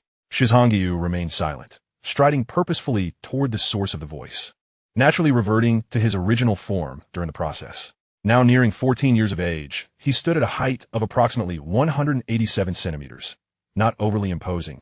Yet each muscle was finely defined, embodying the perfect state for exertion.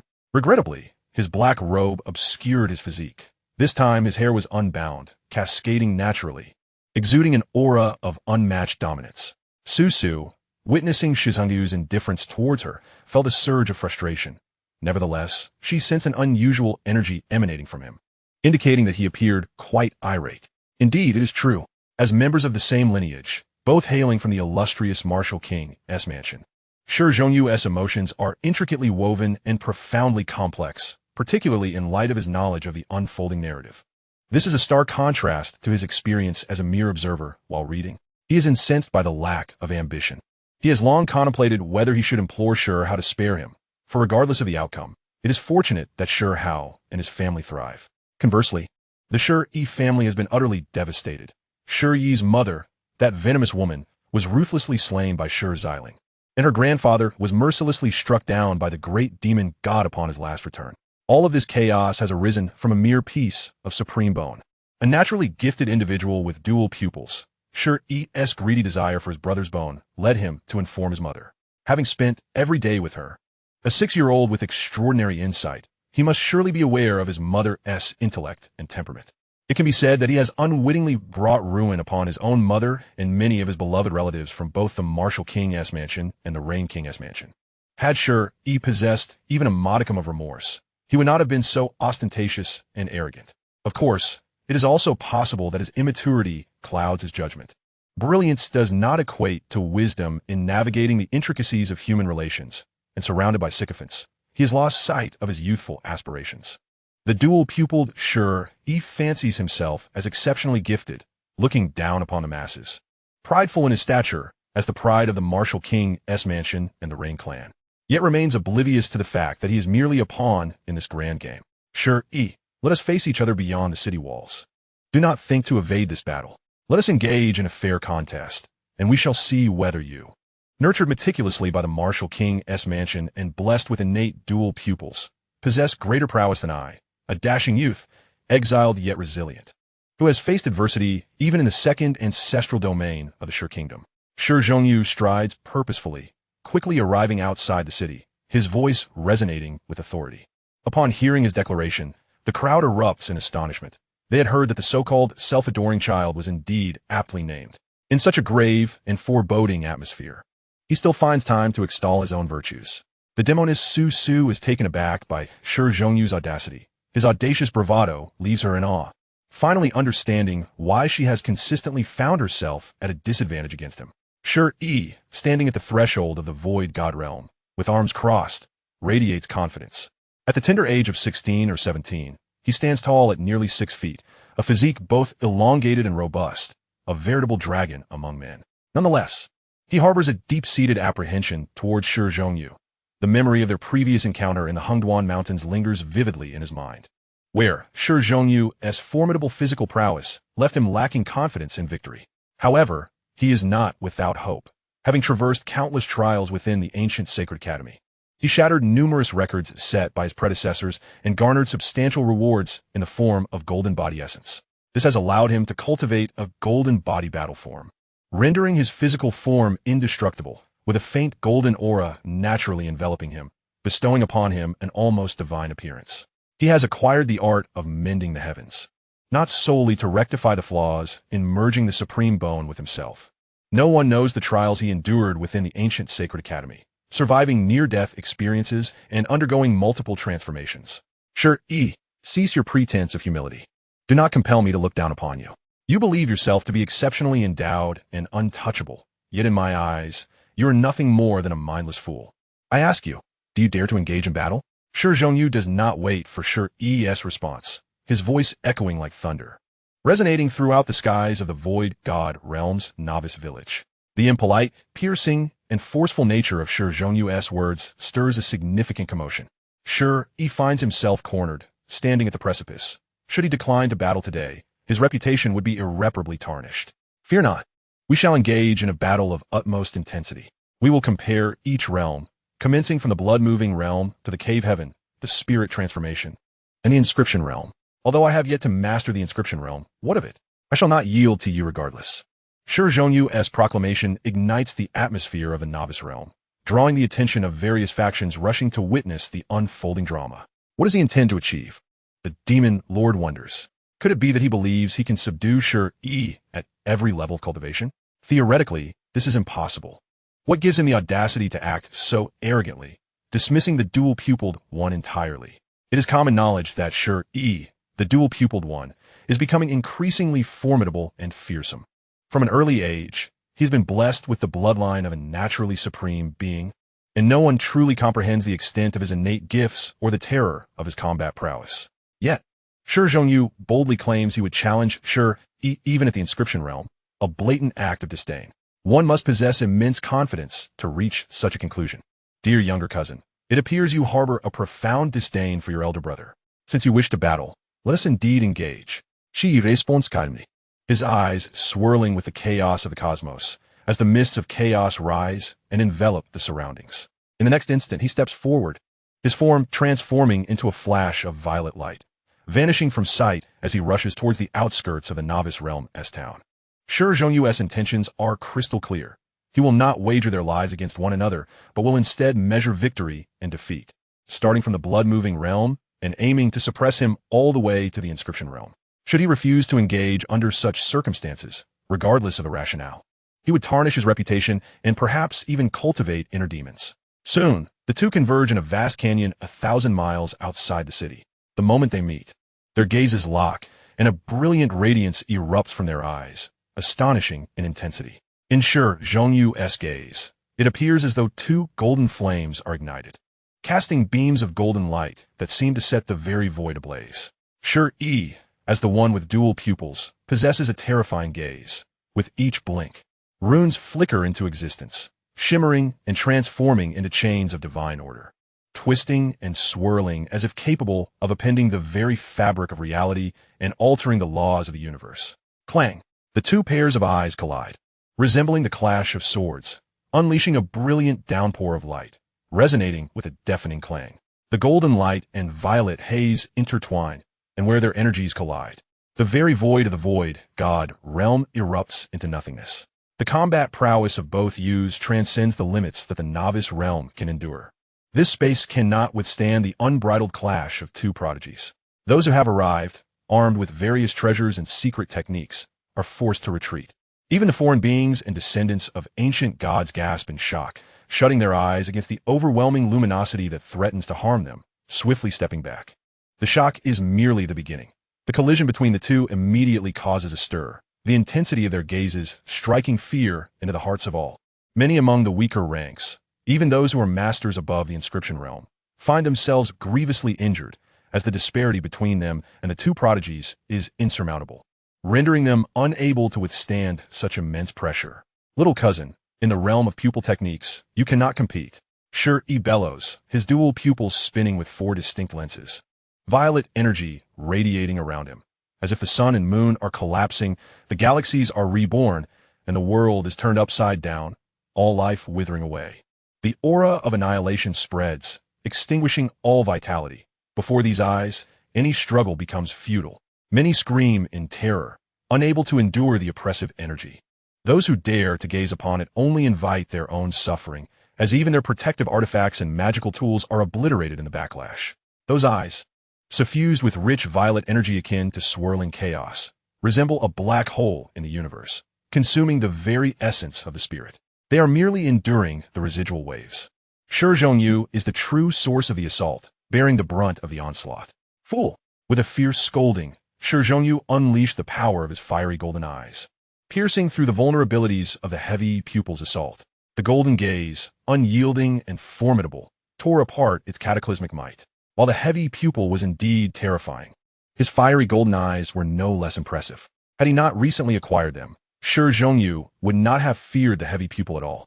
The fiery golden eyes could perceive the essence of things and gaze directly into their origins, their brilliance akin to a laser cannon, searing hot and imbued with an indomitable force of gold. Cousin, you are inadequate. I have merely unleashed 50% of the heavy pupil's might. After all, you are the sole descendant, and I must exercise restraint to avoid endangering your life. Shi Hao revealed a faint smile, feeling relaxed as the mysterious Master-S guidance had elevated his heavy pupil-S power by 70 to 80% compared to before. Hiss! As Shi Hao's words fell, a chorus of gasps echoed, the sheer terror of it all overwhelming. How could this be?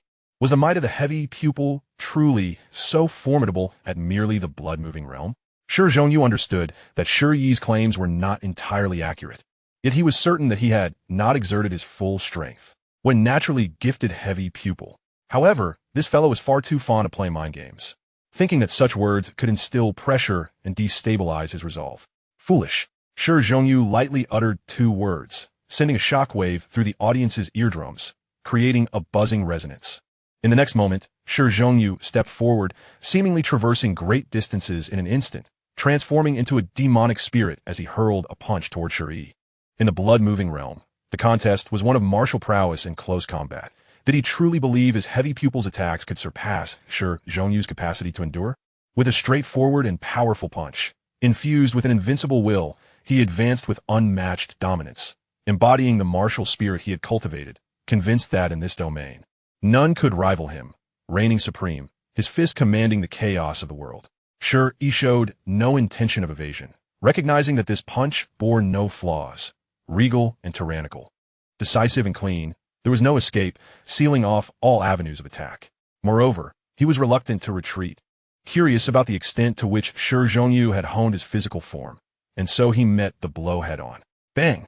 The collision was genuine, devoid of any embellishment or deception, their fists clashing like meteors colliding with the earth, reverberating through the heavens, resplendent and explosive, akin to a sun erupting. The force surged like blades, slicing through all directions, shaking the very ground beneath them, fissures rapidly spreading, the great chasm groaning ominously, as if a gaping maw was widening. Now over 60% larger than before. Chapter 271. The Battle of Poisonous Strikes in progress. Retreat. The onlookers, initially believing they were at a safe distance, were taken aback by the sudden collision, which surpassed the earlier clash in ferocity, their hearts gripped by terror. The confrontation in the blood-moving realm was already capable of slaying those in the cave heaven realm. Who could withstand such might? It was truly beyond comprehension. The force generated from the previous clash was sufficient to annihilate any observer, leaving their souls trembling in fear. The dazzling light recklessly surged in all directions as Shi Hao remained unfazed, while Shi Hao emitted a muffled groan, his body hurtling backward like a cannonball, crashing to the ground and carving 2 trenches with his legs. His fists trembled slightly, droplets of blood falling to the earth, rendering it inconceivable how Shi Hao had achieved such a formidable physical form. Fight! Shi Hao shouted in rage, leaping into the air, transforming into a primordial beast of legend as he lunged at Shi Hao. The Qilin treading the skies technique, a martial skill of the legendary Qilin, saw his legs alternate rapidly as he stomped toward Shi Hao, each strike capable of shattering the void. Shi Hao was unperturbed. He recalled from the original narrative that the heavy pupil had gained part of the Qilin's legacy. The formidable physique of the 10 fiends necessitated the creation of a close combat technique to exploit this advantage. Faced with Shi Yi's ferocious onslaught, Shi Hao remained calm, executing the snake form fist corresponding to the 9-headed serpent of Xianglu. In an instant, Shi Hao transformed into an 8-armed Azura, while Shi Yi, leaping skyward, resembled a true Qilin cub attacking Shi Hao, preparing to unleash a torrent of 4 consecutive punches. Even though Shi Yi leveraging the power of his legs, aimed to crush Shi Zhongyu from above. Shi Zhongyu unyieldingly showcased his absolute strength, capable of withstanding all assaults. Boom! Boom! Boom! As Shi Zhongyu and Shi rapidly exchanged blows, each collision echoed like the collapse of the heavens and the earth, leaving behind numerous afterimages. Each time Shi was sent soaring by Shi Zhongyu's strikes, he harnessed the force of his descent to launch an even fiercer counterattack, demonstrating the immense effort he had invested in mastering the Qilin step, which had distinct nuances.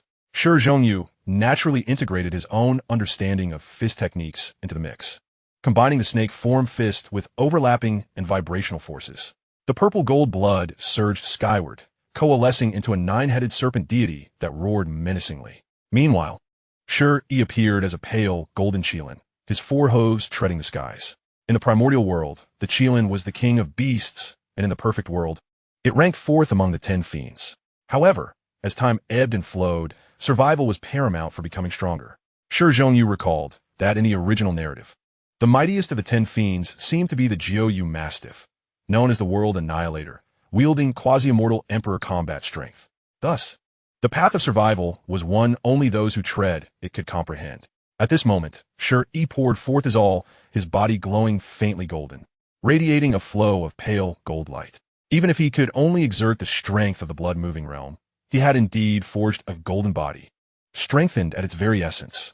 His physique emanated a terrifying aura, enveloping him in an air of power and astonishment. Moreover, he possessed Shi Hao's supreme bone, which theoretically would continuously refine his flesh, fortifying his body. For the supreme bone to be activated, a robust physical form was necessary. Otherwise, the backlash would be too intense, leading to self-destruction without harming the enemy, which would be quite the folly. Furthermore, the supreme bone was considered a primordial constitution, the origin of the overwhelming body of the heavens, referred to as the first generation in the upper realms. Shi Zhongyu was fair. He had not unleashed his full potential, nor did he intend to employ the sacred ape's divine techniques. He was confident that the power he had revealed thus far was sufficient. While Shi had cultivated the golden body using the golden body fluid, Shi Zhongyu's celestial sacred body was inherently a physique of tremendous might. At this moment, the blood within Shi Zhongyu boiled, the purple-gold hue intensifying, surging forth and draping him in a regal golden aura. The two engaged in rapid combat, their forms barely visible, leaving a multitude of afterimages in their wake, as the earth shattered and the void ruptured, creating vast elliptical craters. The enchantress, slightly astonished by Shi's fortuity and the renown of the golden body fluid from the Heavenly Restoration sect, was aware that her own sect of the sky also possessed jade bone fluid capable of forging the body. She needed just 10 more drops to accumulate enough for her transformation into the ice jade bone body. The enchantress gazed at Shi Zhongyu with astonishment. What kind of physique was this? It bore resemblance to the dominance of the golden body, yet also echoed the unyielding resilience of the indestructible body. Was it self-cultivated? It didn't seem so. Shi Zhongyu undoubtedly harbored secrets. Could he also be a natural supreme being, with the supreme bone linked to his bloodline or heart? The little vixen, Yu Chan, was in seclusion, oblivious to the spectacle unfolding. If she were to know in the next moment, the enchantress's expression darkened as Yu Chan, the celestial maiden, gracefully arrived, standing not far from her, revealing a smile of unparalleled beauty, seemingly aware of the enchantress's thoughts and deliberately provoking her. One must admit, the enchantress had her own ambitions, yet she remained unaware that Shi Zhongyu possessed a physique that rivaled the primordial, particularly formidable in terms of physical prowess. Numerous beings from beyond the domain, descendants of gods and demons, and fierce beasts from the ancient divine mountains had also gathered, witnessing the clash between Shi Zhongyu and Shi, their hearts racing with trepidation. The scene unfolds as if it were a fierce battle between ancient beasts, steeped in the memories of a primordial era. It is truly terrifying. These two young warriors of the human race could easily rank among the top 50 ancient ferocious beasts. Meanwhile, the descendants of deities and demons perceive them as if they were innate gods positioned within the upper echelons of the divine hierarchy. Regardless of the awe and shock expressed by onlookers, the fight rages on unabated. Boom! Another thunderous clash resonates, as the violet gold divine light collides with the pale golden radiance, reminiscent of a blazing sun erupting in a dazzling display. The point of impact transforms the void into swirling black vortices, as if the very fabric of the celestial realm has been breached, revealing awe-inspiring phantoms of deities and demons. In the next moment, a pale golden figure is sent flying, crashing down onto the ground, causing the earth to shatter as if a celestial stone from beyond the heavens has plummeted. A colossal mountain, struck by the impact, crumbles into oblivion, leaving behind a bottomless chasm. Zhong Yu has triumphed. A gasp of astonishment escapes the crowd. Yet, Shi Hao has no intention of pursuing his advantage. This battle is a lesson for Chongtong. Until he subdues the anger festering within him, he cannot quell his wrath. Born with dual pupils, he had the audacity to claim his cousin's supreme bone without a hint of guilt, flourishing in his success for far too long, oblivious to the reality that there exist greater powers beyond his comprehension.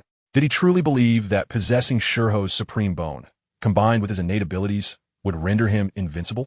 Today, Shi Hao aims to shatter the illusion of invincibility that has enshrouded Chongtong, to awaken him from this delusion that is merely a fantasy held by the short-sighted denizens of the Martial King's mansion and the Rain clan.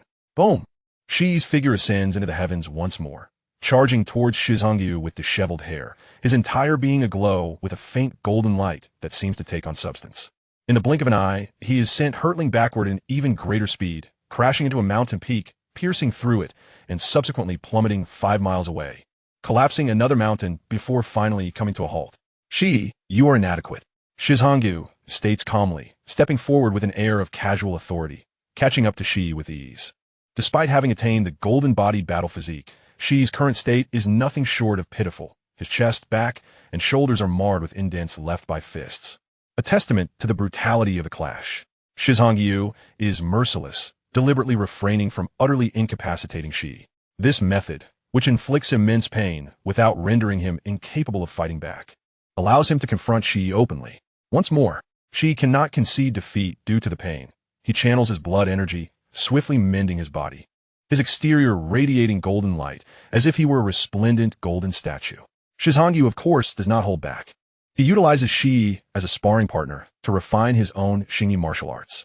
Naturally, the techniques from Infinite Sutra are interwoven into his strikes, each encounter leaving Shi in excruciating discomfort, the sound of cracking bones echoing as the cumulative force and tremors directly harm his internal organs.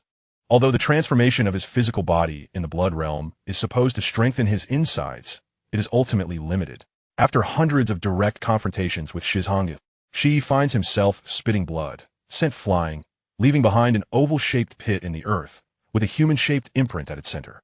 How about it? Do you yield? Shi Hao taunts Shi, gradually undermining his pride. Damn it! Shi bellows, launching himself forward, only to be hindered by his internal injuries, stumbling and coughing up blood once more. How about this? Since you are unwilling to concede, I shall give you a moment to rest and heal before we continue. What do you think? Shi Hao says with a grin. Unbeknownst to him, his smile appears to Shi as the grin of a devil. He is unable to move. His body is riddled with cracks like shattered porcelain, his organs, bones, and flesh all suffering from grievous wounds. Shi Hao's punch is formidable, compounded by two strange forces. Each collision exacerbates Shi's injuries. Cough, cough. I concede that I am inferior to you in the blood realm, but so what? Historically, those born with dual pupils tend to have slightly weaker physiques. In truth, my physicality has always been my Achilles heel. Being defeated by you in my weakest aspect is hardly noteworthy. You celebrate too early. Shi retorts coldly. He has concocted a compelling rationale for himself. Other beings with dual pupils indeed possess formidable intellects, showcasing remarkable comprehension in their cultivation of treasures and techniques, while their physical strength is often lacking. However, he is not like them. Having acquired Shi Hao's supreme bone, he has effectively compensated for the weaknesses typically associated with his heritage. This serves as the foundation of Shi's pride and arrogance. Until today, he genuinely believed he had no vulnerabilities.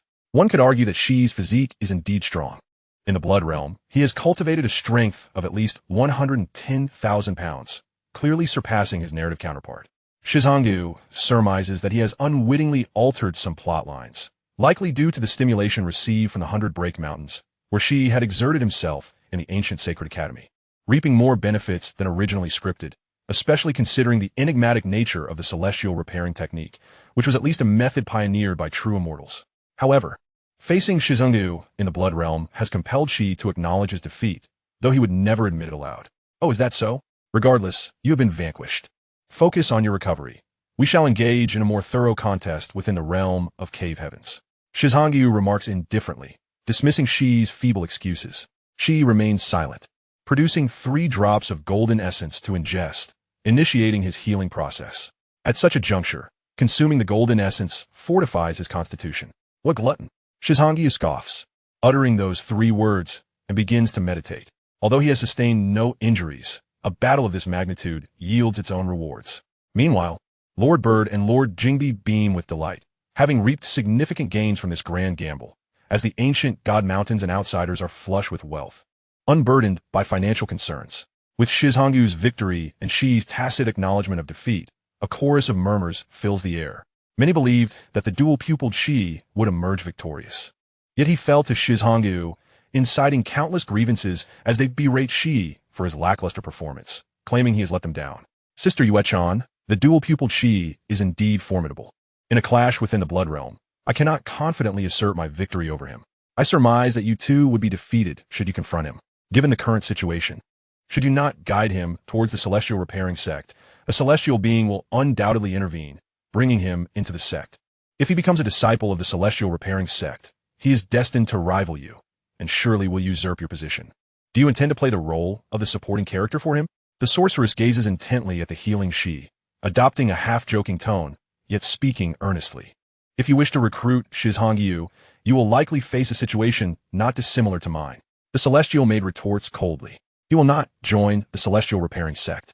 The sorceress looks towards Shi Hao, her eyes shimmering with interest, and muses. Interacting with Shi Hao, engaging in verbal sparring and intellectual duels, is far more fulfilling than merely sitting down for a serious discussion. However, she has always found herself at a disadvantage, as Shi Hao has repeatedly declined her invitations. And she understands what that signifies. Sister, I have suddenly conceived an excellent idea. You could marry that demon. He would become your husband. And even if she joins the celestial repairing sect, he would not pose a significant threat. The sorceress proposes with a mischievous smile. Sorceress, I suspect it is you. The vixen, who has become infatuated. Could it be that you have taken a liking to that wild youth? Yuechan retorts with rare annoyance at the sorceress's teasing. She recalls the events from a while back when Shi Hao had whisked her away, and even a celestial being cannot remain entirely unperturbed. Rest assured, sister. Should I decide to wed him, I will certainly involve you in the arrangements. The sorceress, with her enchanting fox-like eyes, casts a sidelong glance at the celestial maid, her laughter echoing with delight. At this moment, a multitude of onlookers were fixated on Shi Hao, marveling at his formidable prowess. This individual might very well be the unchallenged monarch of the blood-shifting realm, unmatched by any adversary. The crowd showed no inclination to disperse. Rather, more and more gathered, eagerly anticipating the ensuing conflict. Shi Hao had arranged to battle Shi in the realm of the cave heavens, and all were filled with excitement for this encounter. After the passage of 2 incense sticks worth of time, Shi emerged, radiating a brilliant golden aura. Not only had he completely restored his strength, but his golden body had also significantly intensified. He yearned to once again seek Shi Hao's guidance. However, Shi refrained from openly challenging him, fully aware that Shi Hao would undoubtedly accept the invitation. The problem lay in the fact that Shi, with his dual pupils, had been thoroughly bested by Shi Hao in their previous encounter, leaving him with lingering shadows of dread. He was reluctant to voluntarily offer himself up for another beating. Everything hinged on the cave heavens. He sought to reclaim his losses with interest, though none could fathom the formidable path he had traversed within that domain. Chapter 273. Who Slays Whom? In the region corresponding to the cave heavens within the void god realm, everything mirrored the real world. Great rivers, lakes, divine mountains, and imperial capitals, all present in abundance. As Shi Hao prepared to confront Shi in the realm of the cave heavens, the atmosphere trembled with anticipation, and the crowd's breaths quickened. If the battle in the blood-shifting realm was merely an appetizer, the clash in the cave heavens promised to reveal true prowess. After all, the initial territory corresponding to the blood-shifting realm was akin to a novice village, rife with restrictions. Conversely, the area of the cave heavens was far more vast and magnificent, teeming with numerous factions maintaining a significant presence.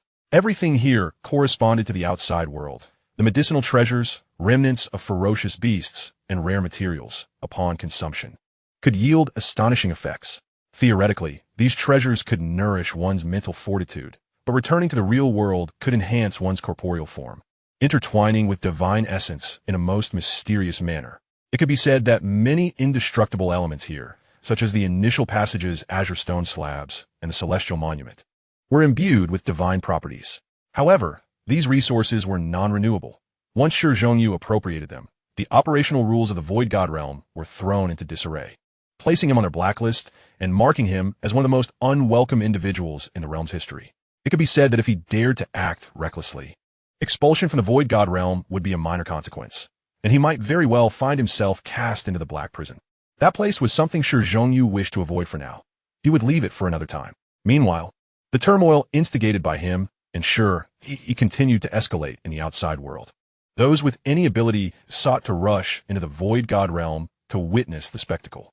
"Let us go see the battle between Huang Tian and Chong Tong in the cave heavens," spoke the old ritual spirit, the Gorvine.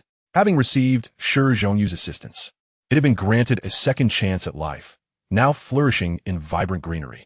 If only it weren't for the occasional black spots on some of its leaves. All would be perfect. These spots were remnants of its fall from the divine fire realm during the ancient wars, a curse it could not rid itself of, relying only on its life force to suppress them. Nevertheless, all was well. It could still protect the pavilion of heaven's restoration for another century or two. Moreover, its former master, in a state of confusion, had recently acted to aid the pavilion during a moment of peril, leading to a brief clarity in their conversation. The pavilion had produced many outstanding talents, yet true prodigies were rare. This generation had birthed 3. As for Chong Tong, Shi, being cold and unfeeling, was not favored by them. However, as long as the 2 children, Huang Tian and Hao Tian, grew up, the pavilion would undoubtedly benefit from their brilliance. Since retreating into seclusion, the disciples of the pavilion rarely ventured into the outside world, focusing primarily on arduous cultivation. Even when they did go out, it was under the guise of low-profile training, changing their appearances. Given this, everyone decided to observe the unfolding events. The pavilion's master received word and immediately spoke up. Instantly, the pavilion erupted in excitement. The reputation of Brother Huang Tian was well known, and Sister Xiaoyu had spent years in hard training and seclusion, striving to catch up to his pace. Everyone was aware of these circumstances, yet felt powerless due to the vast differences in talent, knowing they would ultimately fall behind. In a mere 3 years, Brother Huang Tian had surged from the cave heavens to the inscription realm, which was truly astonishing. Sister Xiaoyu, originally the pavilion's top disciple, had exceptional talent and achieved the pinnacle of the inscription realm at the age of 21, yet she now found herself overtaken, certainly feeling disheartened. Today, the Void God realm was particularly lively, a rare spectacle in millennia, with an overwhelming number of people present, resembling a bustling market, teeming with figures. After all, in the lower realms, young supremes appeared only once in a millennium, and now, 2 young supremes were clashing, drawing the attention of countless cultivators, ensuring that the Void God realm would be brimming with activity. Boom! As Shi Hao arrived in the region corresponding to the cave heavens, he was suddenly ambushed.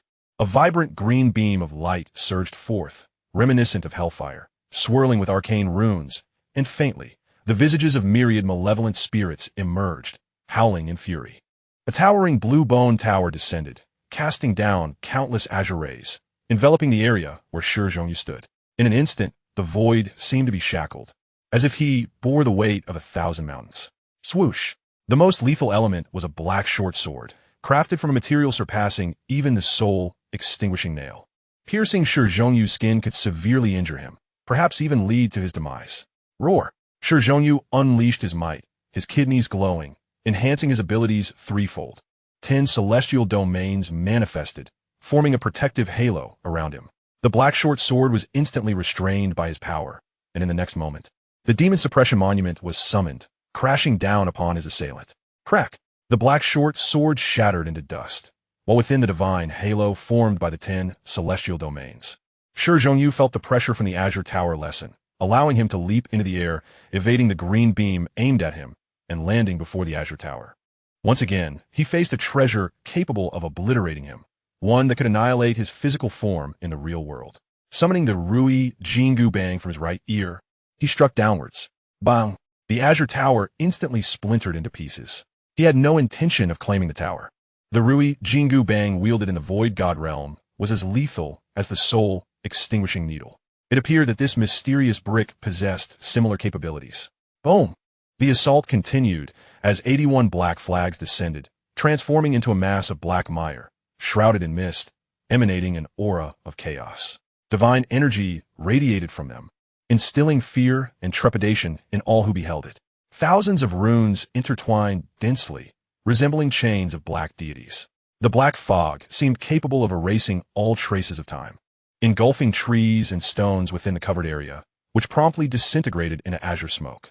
Bathed within the divine halo, Shi Hao remained impervious to all attacks, his kidneys glowing.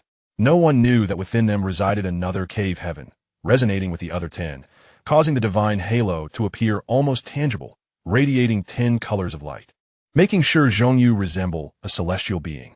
Huzzah! He bellowed, thunder reverberating as the void collapsed, his hair swirling wildly. With a Rui Jingu bang in hand, he swept through the heavens and the earth, shattering any grand formations in his path, obliterating everything into nothingness. Wherever the Rui Jingu bang passed, the void fractured, reducing everything within miles to ash. Shi Hao ascended, his fiery golden eyes scanning for usable information. In the next moment, he vanished, reappearing beside a green-haired elder, striking down with a single blow before the man could even utter a cry, instantly turning him into a puddle of flesh. Simultaneously, in the real world, the magic spirit lake shimmered with azure waves, spiritual energy swirling and radiance flickering. At the lake's edge stood an ancient edifice, reminiscent of an ancient temple, grand and solemn, within which lay a massive green spider, exuding an overwhelming presence, a being at the pinnacle of the formation realm. Suddenly, it emitted a shriek, its essence vanishing in an instant, leaving behind only a lifeless corpse. Chapter 274, Inflicting Mutual Harm. With remarkable swiftness, Shi Hao unleashed his wrath, reducing those he had targeted to mere pulp with a single strike, their souls extinguished in the realm of reality, meeting a tragic demise on the spot. He harbored no reservations, uttered not a word. His sole intent was to kill, moving with an unparalleled speed, dispatching even those from the ancient divine mountains and beings for beyond. Those who sought to ambush him could attempt it, but should he remain unscathed, the assailants would pay the price of their actions. The first to fall beneath his blade were several individuals who had directly activated forbidden artifacts, leaving behind a deadly formation to assault him. In the process, he also eliminated more than 10 individuals who harbored malicious intent, their words dripping with the desire to see him dead. Shilling Beast Mountain. Here, ancient trees towered for centuries, gnarled vines entwining the grand peaks like coiling dragons, the mountains rising majestically, and the thousand-jong waterfall cascading down like a galaxy spilling from the heavens, thundering as it crashed, and sending sparkling droplets into the air. The forest was shrouded in mist, radiant with hues of dawn, resembling a sanctified realm of immortals, evoking a yearning to embark on a pilgrimage. Boom! A colossal celestial monument descended as though an expanse of land were crashing down, instantly unleashing a riot of colorful runes that soared toward the heavens, intricate patterns interweaving to resist the monumental stone. Subdue! Shi Hao bellowed, as the white jade ancient steel erupted with immeasurable divine light, seemingly animated by deities reciting ancient scriptures, the character for subdue appearing alive, bearing down with crushing force. The great formation was pierced like a balloon, unable to withstand the overwhelming weight of the white jade celestial steel. This was Shilling Beast Mountain. Who dared to run amok here? A golden divine tiger charged forth, roaring fiercely as it summoned a battle blade to cleave at the white jade steel, exclaiming in rage. In response, Shi Hao delivered a dominative kick, instantly shattering the blade forged from his very teeth. The force of his leg swept through the air like a crescent moon, reducing the golden tiger to mere fragments. This creature was a remnant of the white tiger lineage, a being of the realm of formations, yet against Shi Hao, it was dispatched in an instant. Without a moment's hesitation, Shi Hao's leg remained straight as a steel whip, akin to a battle blade, adorned with runes, radiating with brilliant light as it swept across a mountain. Boom! The towering mountain situated at the entrance of Shilling Beast Mountain was obliterated. He had come to take lives, not to be a guest. He refrained from utilizing the Rui golden cudgel and the steel to smash directly. Adhering to his customary style, he preferred not to engage in reckless slaughter. His path was one of righteousness and grandeur. Indeed, this was also the reason he regarded Shilling Beast Mountain with disdain, viewing it as a mere wild animal park. Once his cultivation reached sufficient heights, he planned to relocate it all into his inner world, along with Stone Village, transforming it into a ready-made training ground. In truth, Shi Zhongyu's ambitions extended beyond Shilling Beast Mountain. He envisioned all those ancient divine mountains as future forging grounds for the inhabitants of Stone Village. However, he recognized that he was not yet capable of such feats. At the very least, he needed to reach the pinnacle of the formation realm, or even the early stages of the venerable realm, to act without trepidation. Lest he falter unexpectedly, Shilling Beast Mountain remained eerily silent, even those of the venerable realm hesitating to reveal themselves. It was a fruitless endeavor. They could not best him and would only suffer embarrassment. Within the same realm of cave heavens, even the venerables lacked the confidence to suppress Shi Zhongyu. This outcome had already spread during the incident at the Kunpeng's lair, where Shi Hao and Huolinger had bested a venerable. Unable to prevail, they could not prevail. Shi Zhongyu, enough. Are you attempting to instigate a conflict between the martial king's estate and Shilling Beast Mountain? To unravel the peace between the Stone Nation and the Divine Mountains? At that moment, Shi appeared, extending a gesture of goodwill towards Shilling Beast Mountain, resolutely attempting to halt Shi Zhongyu. Haha, splendid timing. I was waiting for you. Shi Zhongyu was not angered by Shi Yi's shamelessness. At present, Shi Yi was burdened with excessive thoughts, his vision too narrow, and his temperament utterly chaotic. Simply put, he was asking for a beating. Did you think you could stand against Shi Zhongyu, aspiring to be the Good Samaritan? Ha! Boom! Shi Zhongyu moved, unfurling his golden Tengu wings. And, combined with the technique of a step distance, he surged toward Shi, striking with legs that slithered like serpents toward him. Understanding Shi Zhongyu's prowess, Shi Yi was unwilling to confront him head-on. He opened his heavy pupils, seeking to discern the opportune moment to secure an invulnerable position. Simultaneously, as his heavy pupils opened and closed, his eyes shone brilliantly, for pupils transforming into four massive cauldrons, floating and sinking, the aura of the great Tao enveloping him. Amplifying his divine body, he too unleashed a ferocious kick to counter Shi Zhongyu's assault. Boom! Their legs collided, resembling two dazzling meteors crashing together, a spectacle of brilliance. In the next moment, Shi Yi emitted a muffled groan, his body spinning as he was sent flying hundreds of zhong, crashing into a peak of Shilling Beast Mountain, which crumbled upon impact, sending dust and chaos swirling, the waterfall ceasing its flow. You are inadequate, Shi Zhongyu coldly retorted, offering 3 succinct words to the heavy-pupiled Shi Yi. Shi Yi fell silent, his expression darkening, his eyes glowing as he activated a certain forbidden power from his heavy pupils. A terrifying divine force flowed from his eye sockets, manifesting as a dense array of runes that ultimately coalesced into a suit of violet runic armor. Such an enhancement was made possible by Shi Zhongyu's use of the Sacred Ape's divine technique, which inspired Shi Yi to develop his own unique approach to attack. Though he could not utilize the blood-moving realm, he could in the cave heaven realm. At that moment, his combat prowess surged by more than 5-fold. Once more, Shi Yi bellowed, invoking the Qilin step, his entire being radiating with brilliance, an astonishing sight, carrying an awe-inspiring momentum, the heavens trembling, the earth fracturing, the void shattering. A howling sound echoing that astonished the cosmos. At this moment, in the realm corresponding to the cave heaven, the world became chaotic, rules manifesting, the chains of order appearing, one after another, densely populating the void. Starting from the cave heaven realm, the rules of the void divine realm became increasingly refined. Naturally, the emergence of formidable individuals would evoke extraordinary phenomena. Shi Zhongyu furrowed his brow slightly. Not bad, for his sake. Shi Yi had received a significant stimulus in the 100 Breaks mountain range, spurring him to rise to the occasion and indeed become stronger. However, it was merely that. His waist glowed as he charged forth recklessly. Come, let's inflict mutual harm. Boom! Shi emitted a muffled grunt. Blood trickling from his mouth and nose as he was flung hundreds of zhong away. Shaking his head, feeling somewhat dizzy, he had never encountered such a shameless fighting style. Again, Shi Zhongyu, however, was unwilling to let him off the hook, crashing into him once more. Boom! Shi Yi let out a pained howl as he was sent flying again, crashing through 2 peaks of Shilling Beast Mountain before finally coming to a stop. Shi Yi shattered the stones, bursting forth with an unwilling roar, his self-created attack. Even praised by that violent, nameless master, was commended as impressive. But why? Why was it that, with the quintuple power bestowed by the heavy pupils, he was so ruthlessly crushed by Shi Zhongyu's shameless tactics? Little did he know that in the cave heaven realm, he held no advantage whatsoever. Shi Hao was a being who had achieved 13 cave heavens in history, emerging alive from the dark prison. Boom! Shi Gulojit Radianthi. Not only had he cultivated 10 cave heavens, but he had also attained the human cave heaven, a revelation sparked when he utilized the sky repairing technique, perfectly merging with that bone. He had gained an opportunity to utilize the sky repairing technique to rectify a deficiency in his cultivation, subsequently choosing to open the human cave heaven, centering it around that bone.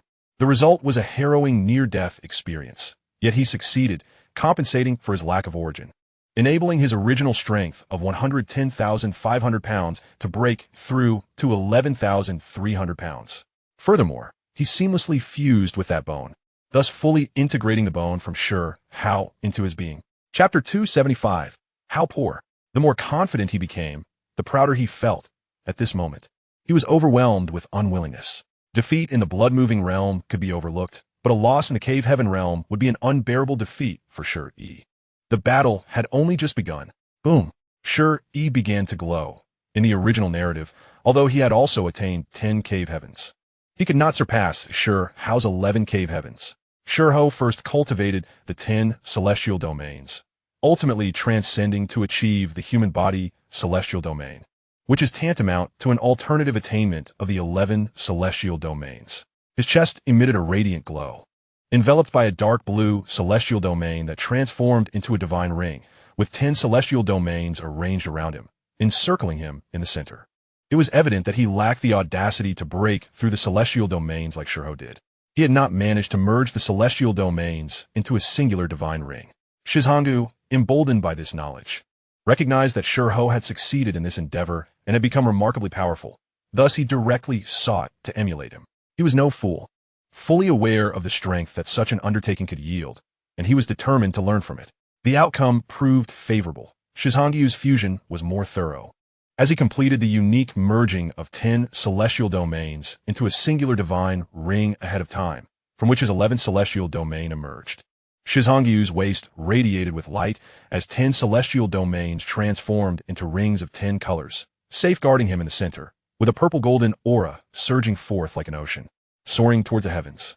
At that moment, auspicious colors descended from the sky, golden lotuses sprang forth from the earth, and a spiritual spring appeared in the void, with violet mist cascading down, enveloped in sacred light and an enchanting fragrance that wafted through the air.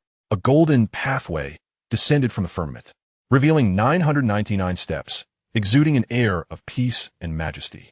A towering and divine figure stood at the pinnacle of the steps, surveying the myriad of beings below. Have you two rascals had your fill of fighting? From the very beginning until now, you have disrupted the order and disturbed the balance of the void divine realm. You shall now be expelled from it, the voice intoned coldly, resonating with the might of a mountain, its grandeur overwhelming as the voice thundered, leaving those who heard it dazed. Suddenly, Shi Hao recalled something: the sky battlefield, where in the original tale, Shi and Shi Hao first clashed in the realm of spirit transformation, provoking the manifestation of the realm's overseer, who represented its will, granting them access to the sky battlefield. The void divine realm, as legend has it, was revered by the ancient ancestors, constructed of spiritual energy. Some even claimed it to be the supreme domain of an existing entity. The sky battlefield, we must go there, Shi Hao thought as he gazed at the figure before him, recalling numerous plot lines. The sky battlefield had once been a battleground for the sacred and the mighty, and it was also open for beings transcending the extreme realms to duel. However, we still have to wait for half a month, the imposing figure stated coldly. Very well, grant me half a cup of tea's time. I shall bring this fellow down, Shi Hao declared defiantly, raising his fist and charging toward Shi. Yet before he could act, he felt a sharp pain in his rear as he was unceremoniously kicked out of the void divine realm. Shi, with his heavy pupils, met a similar fate, being expelled as well. It was clear that this manifestation of the will of the void divine realm held no favor for either Shi Hao or Shi. In reality, within a pavilion in the five elements abode of Zhuke City, Shi Hao opened his eyes, two clusters of golden flames igniting, piercing through the void divine realm. You dare to provoke me? Do you believe I will once again list you as the most unwelcome individual in the void divine realm, barred from entry for 10 years? The moment Shi Hao cast his gaze upon the golden figure, the figure's lips moved, and he understood, promptly closing his eyes. You are truly ruthless, he thought. This is akin to an unexpected encounter with a formidable foe, I have been expelled from the void divine realm for the second time. A sigh of frustration escaped Shi Hao's lips. Perhaps I should retreat and strive to break through the four extremities secret realm. However, this is not a suitable place for seclusion. To breach the four extremities secret realm, he required not only abundant cultivation resources, but also the possibility of facing heavenly tribulations. Instead of exhausting resources, he opted for a trifecta of draws. Upon examining the system, Shi Hao quickly discovered updates. Check in at the Sky Battlefield for a reward of 1 bronze treasure chest. Check in at the Sky Battlefield with Shi for a reward of 1 silver treasure chest. Kick the Void Divine Realm's will and complete the check-in for a reward of 1 ruby-level treasure chest. Upon reading this, Shi Hao felt a stirring in his heart. A ruby-level treasure chest. After contemplating for 3 seconds, he decisively conceded. I cannot achieve this. I shall settle for the check-in. Ding. Check-in complete. Awarded 30 drops of Divine Essence. Ding. Check-in complete. Awarded 28 drops of Divine Essence. Ding.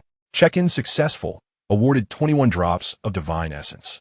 3 consecutive high-level check-ins left Shi Hao with only 6 remaining chances. The results of this check-in, while not exceptional for higher-tier rewards, were still satisfactory. It was evident that the outcomes were diminishing, and he dared not squander further opportunities. Leaving the 5 Elements abode, Shi Hao visited the auction house, exchanging some rare materials for 80 million essence coins. Those materials had originally been procured from the mermaid princess of the northern sea. The merfolk did not lack such resources. Yet on land, they became exceptionally precious. With 80 million essence coins and a collection of spiritual herbs, alongside the divine essence, he should be able to achieve a breakthrough. After all, the heavenly covering law was well suited to this realm's cultivation environment, and he scarcely felt any bottleneck. Departing Zhuke City, he handled a few nefarious individuals who had been secretly following him, contributing to the peace of Zhuke City. Upon arriving in the wilderness, Shi Hao's first task was to hunt ferocious beasts. With his current strength, as long as he avoided forbidden zones and ancient divine mountains, he faced little danger. Thus, he effortlessly hunted several ferocious beast corpses for later use, claiming the territory of a mid-stage beast king, and commenced his cultivation. Shi Hao piled up 30 to 30 million essence coins into a small mountain, sitting atop it. Essence coins served as the source of the heavenly covering great world, akin to spiritual stones in the primal chaos world, containing vast amounts of spiritual energy, facilitating his cultivation. Normally, he would not require such reliance on essence coins. But today was different. The four extremities secret realm was exceptionally unique.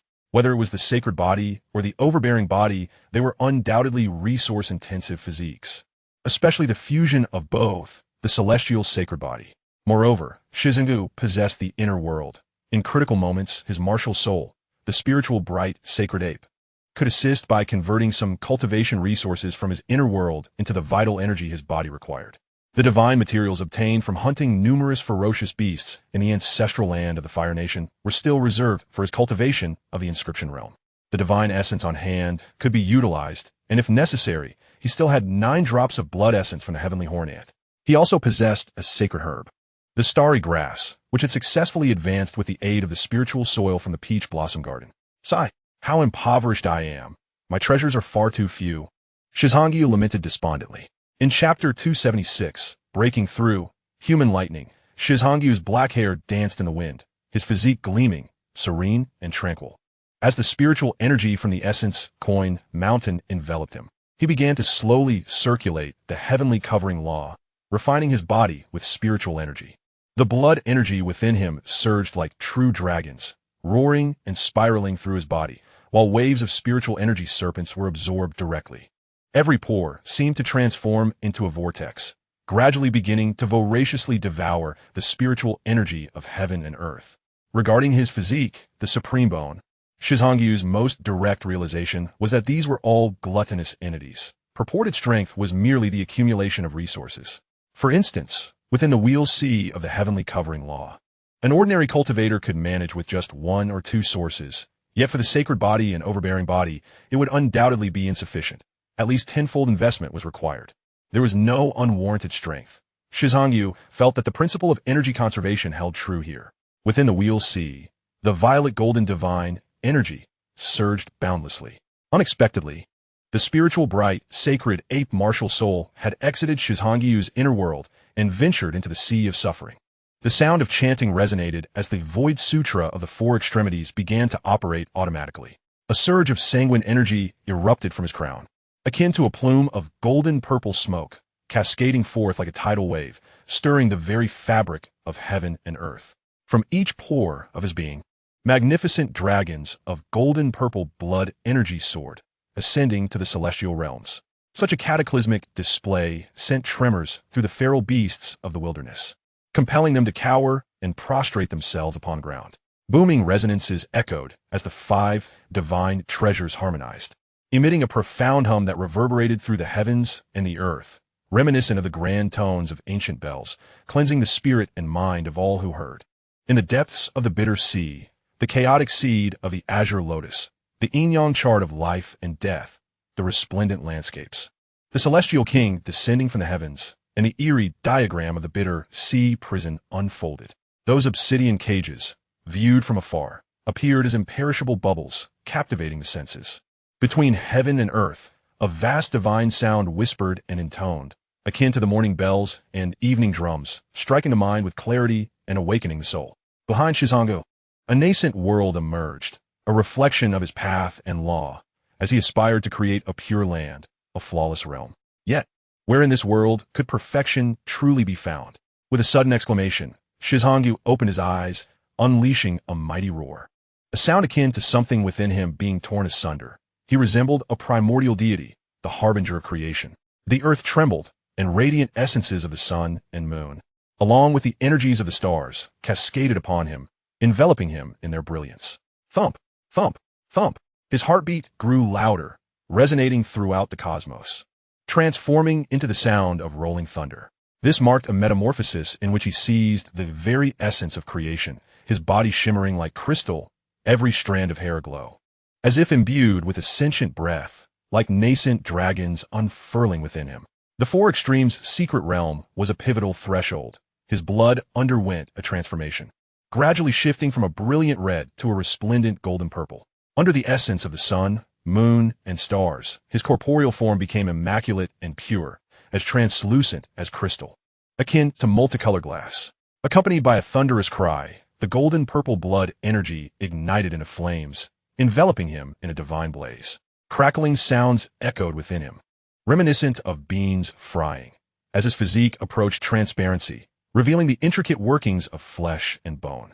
Bathed in the golden purple flames, remnants of transformation were forged from his being, a fiery crucible for rebirth. After an hour, Shizangu sprang to his feet with a resounding shout, his hair wild and unkempt.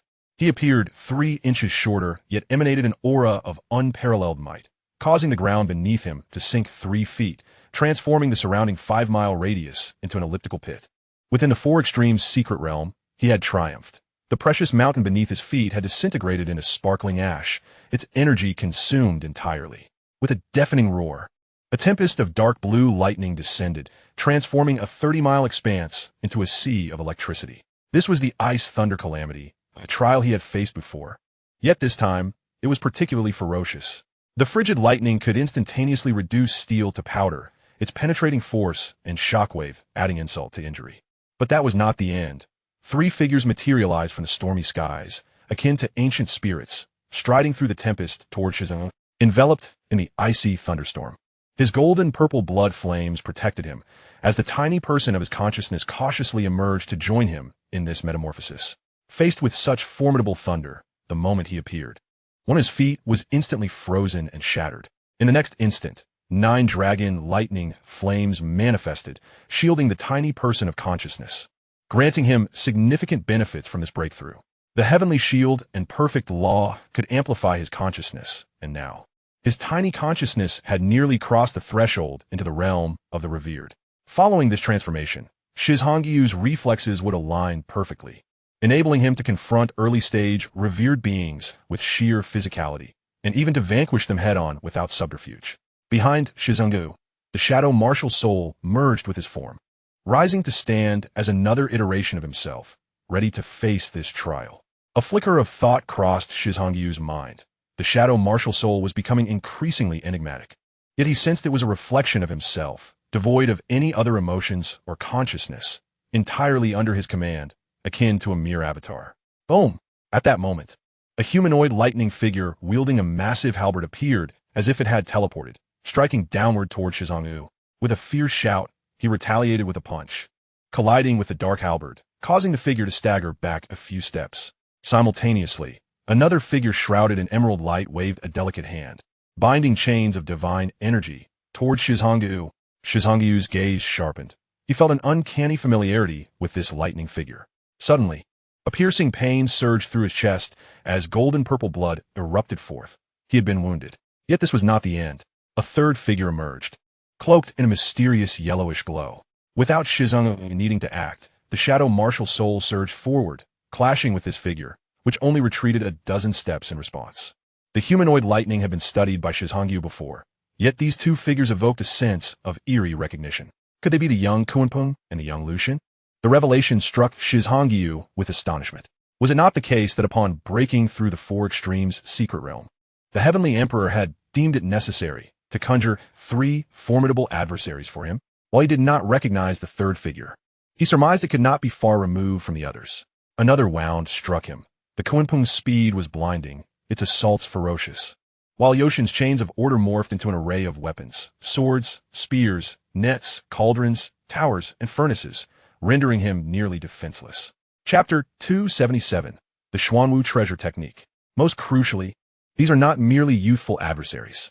Rather, they were embodiments of the young Kunpeng and the young Lucian, each wielding their own celestial king's treasure techniques.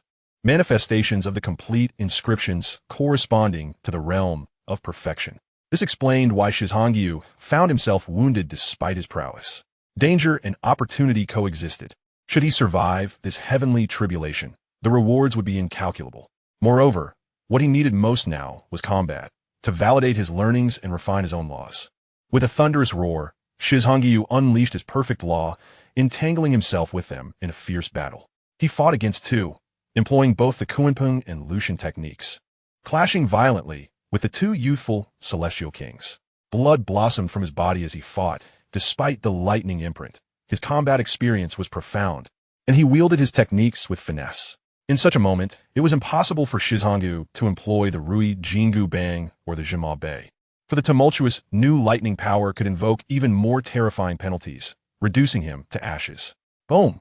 Shi Hao's eyes gleamed with determination. He felt no fear, his fighting spirit ablaze, the brilliance within his pupils intensifying as his fiery gaze reached its zenith.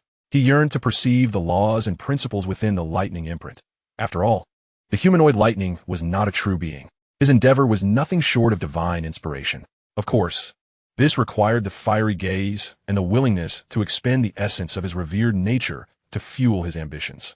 The Kunpeng and Lucian unleashed their formidable techniques, tearing apart the fabric of existence, even as they transformed into lightning.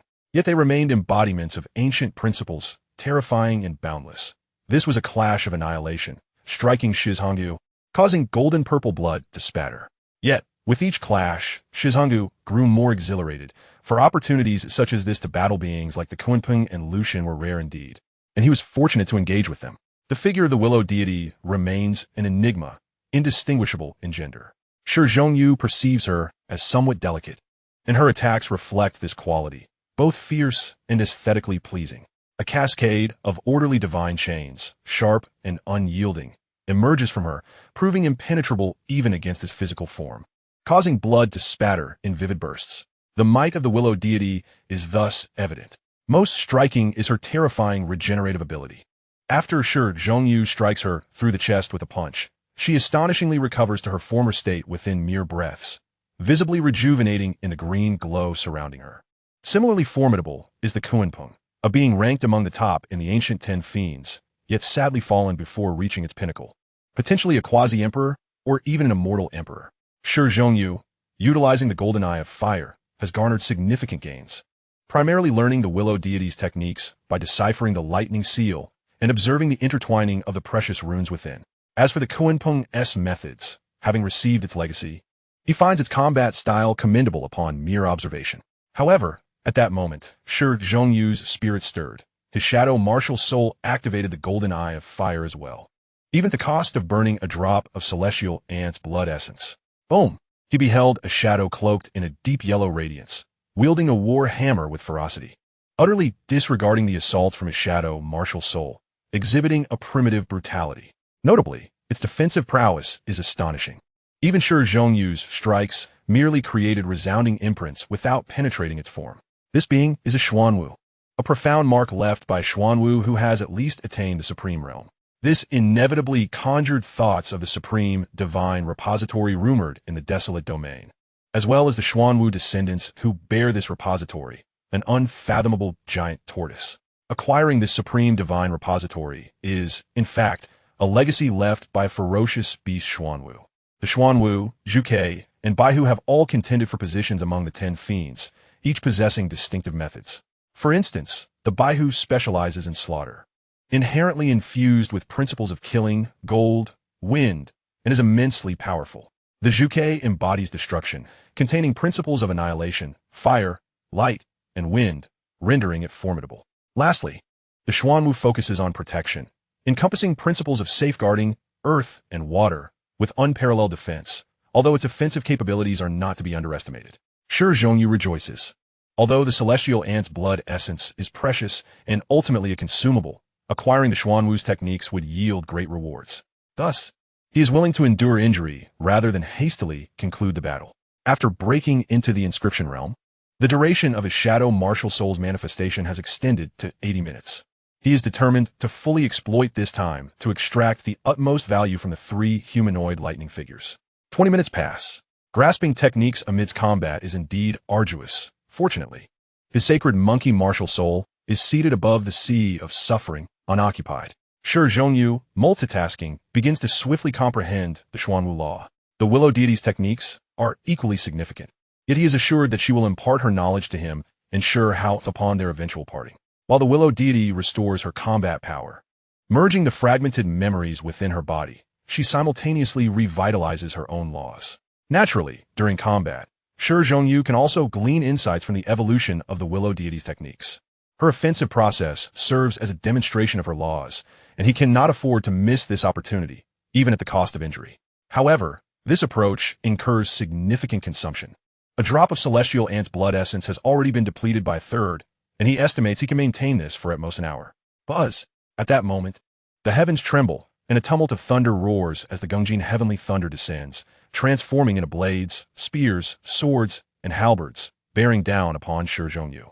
As they strike him, a cacophony of clanging resonates, showcasing the strength of his physical form. Yet, this is not the crux of the matter.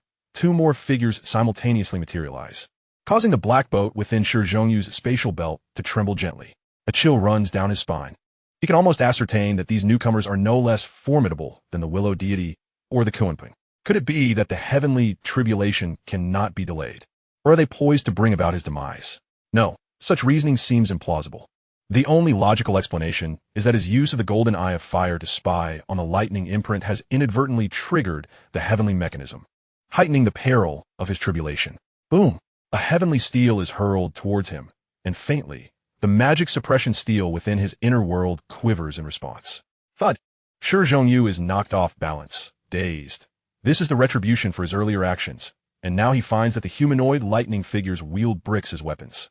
Boom!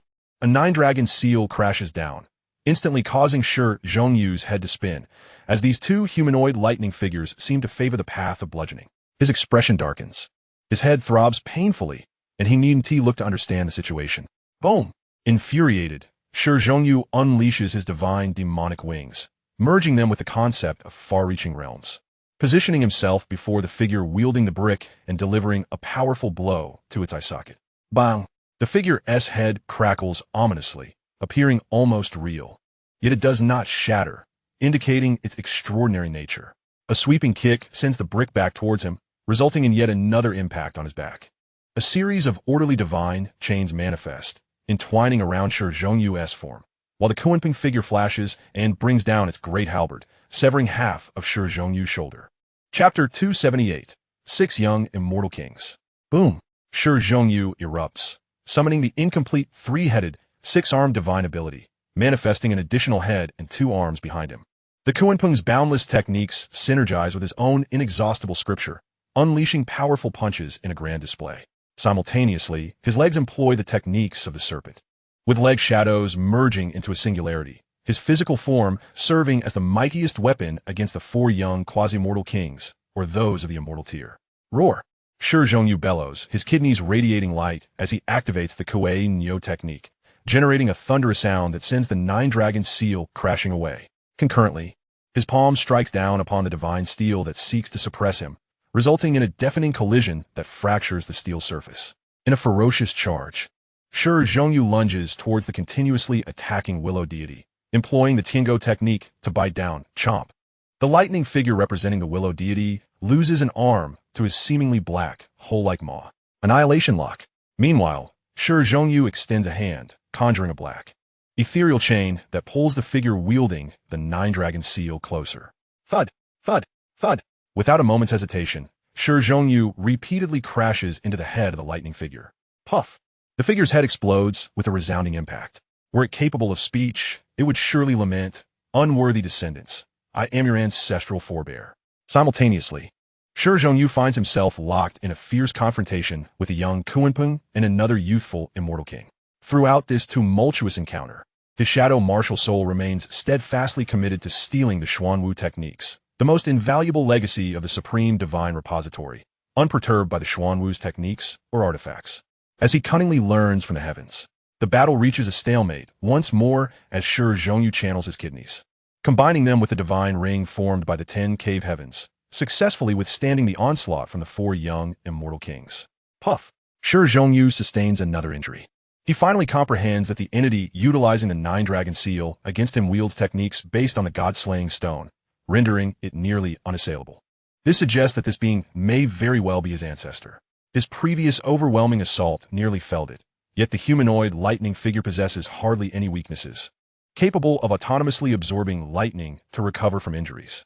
Furthermore, the entity wielding the heavenly steel against him employs Xuanwu techniques, seemingly connected to the divine steel, showcasing astonishing sealing power. It is indeed he who each time he strikes with fervor feels a stagnation of blood and a sluggish flow of runes, truly embodying the principles of a celestial king.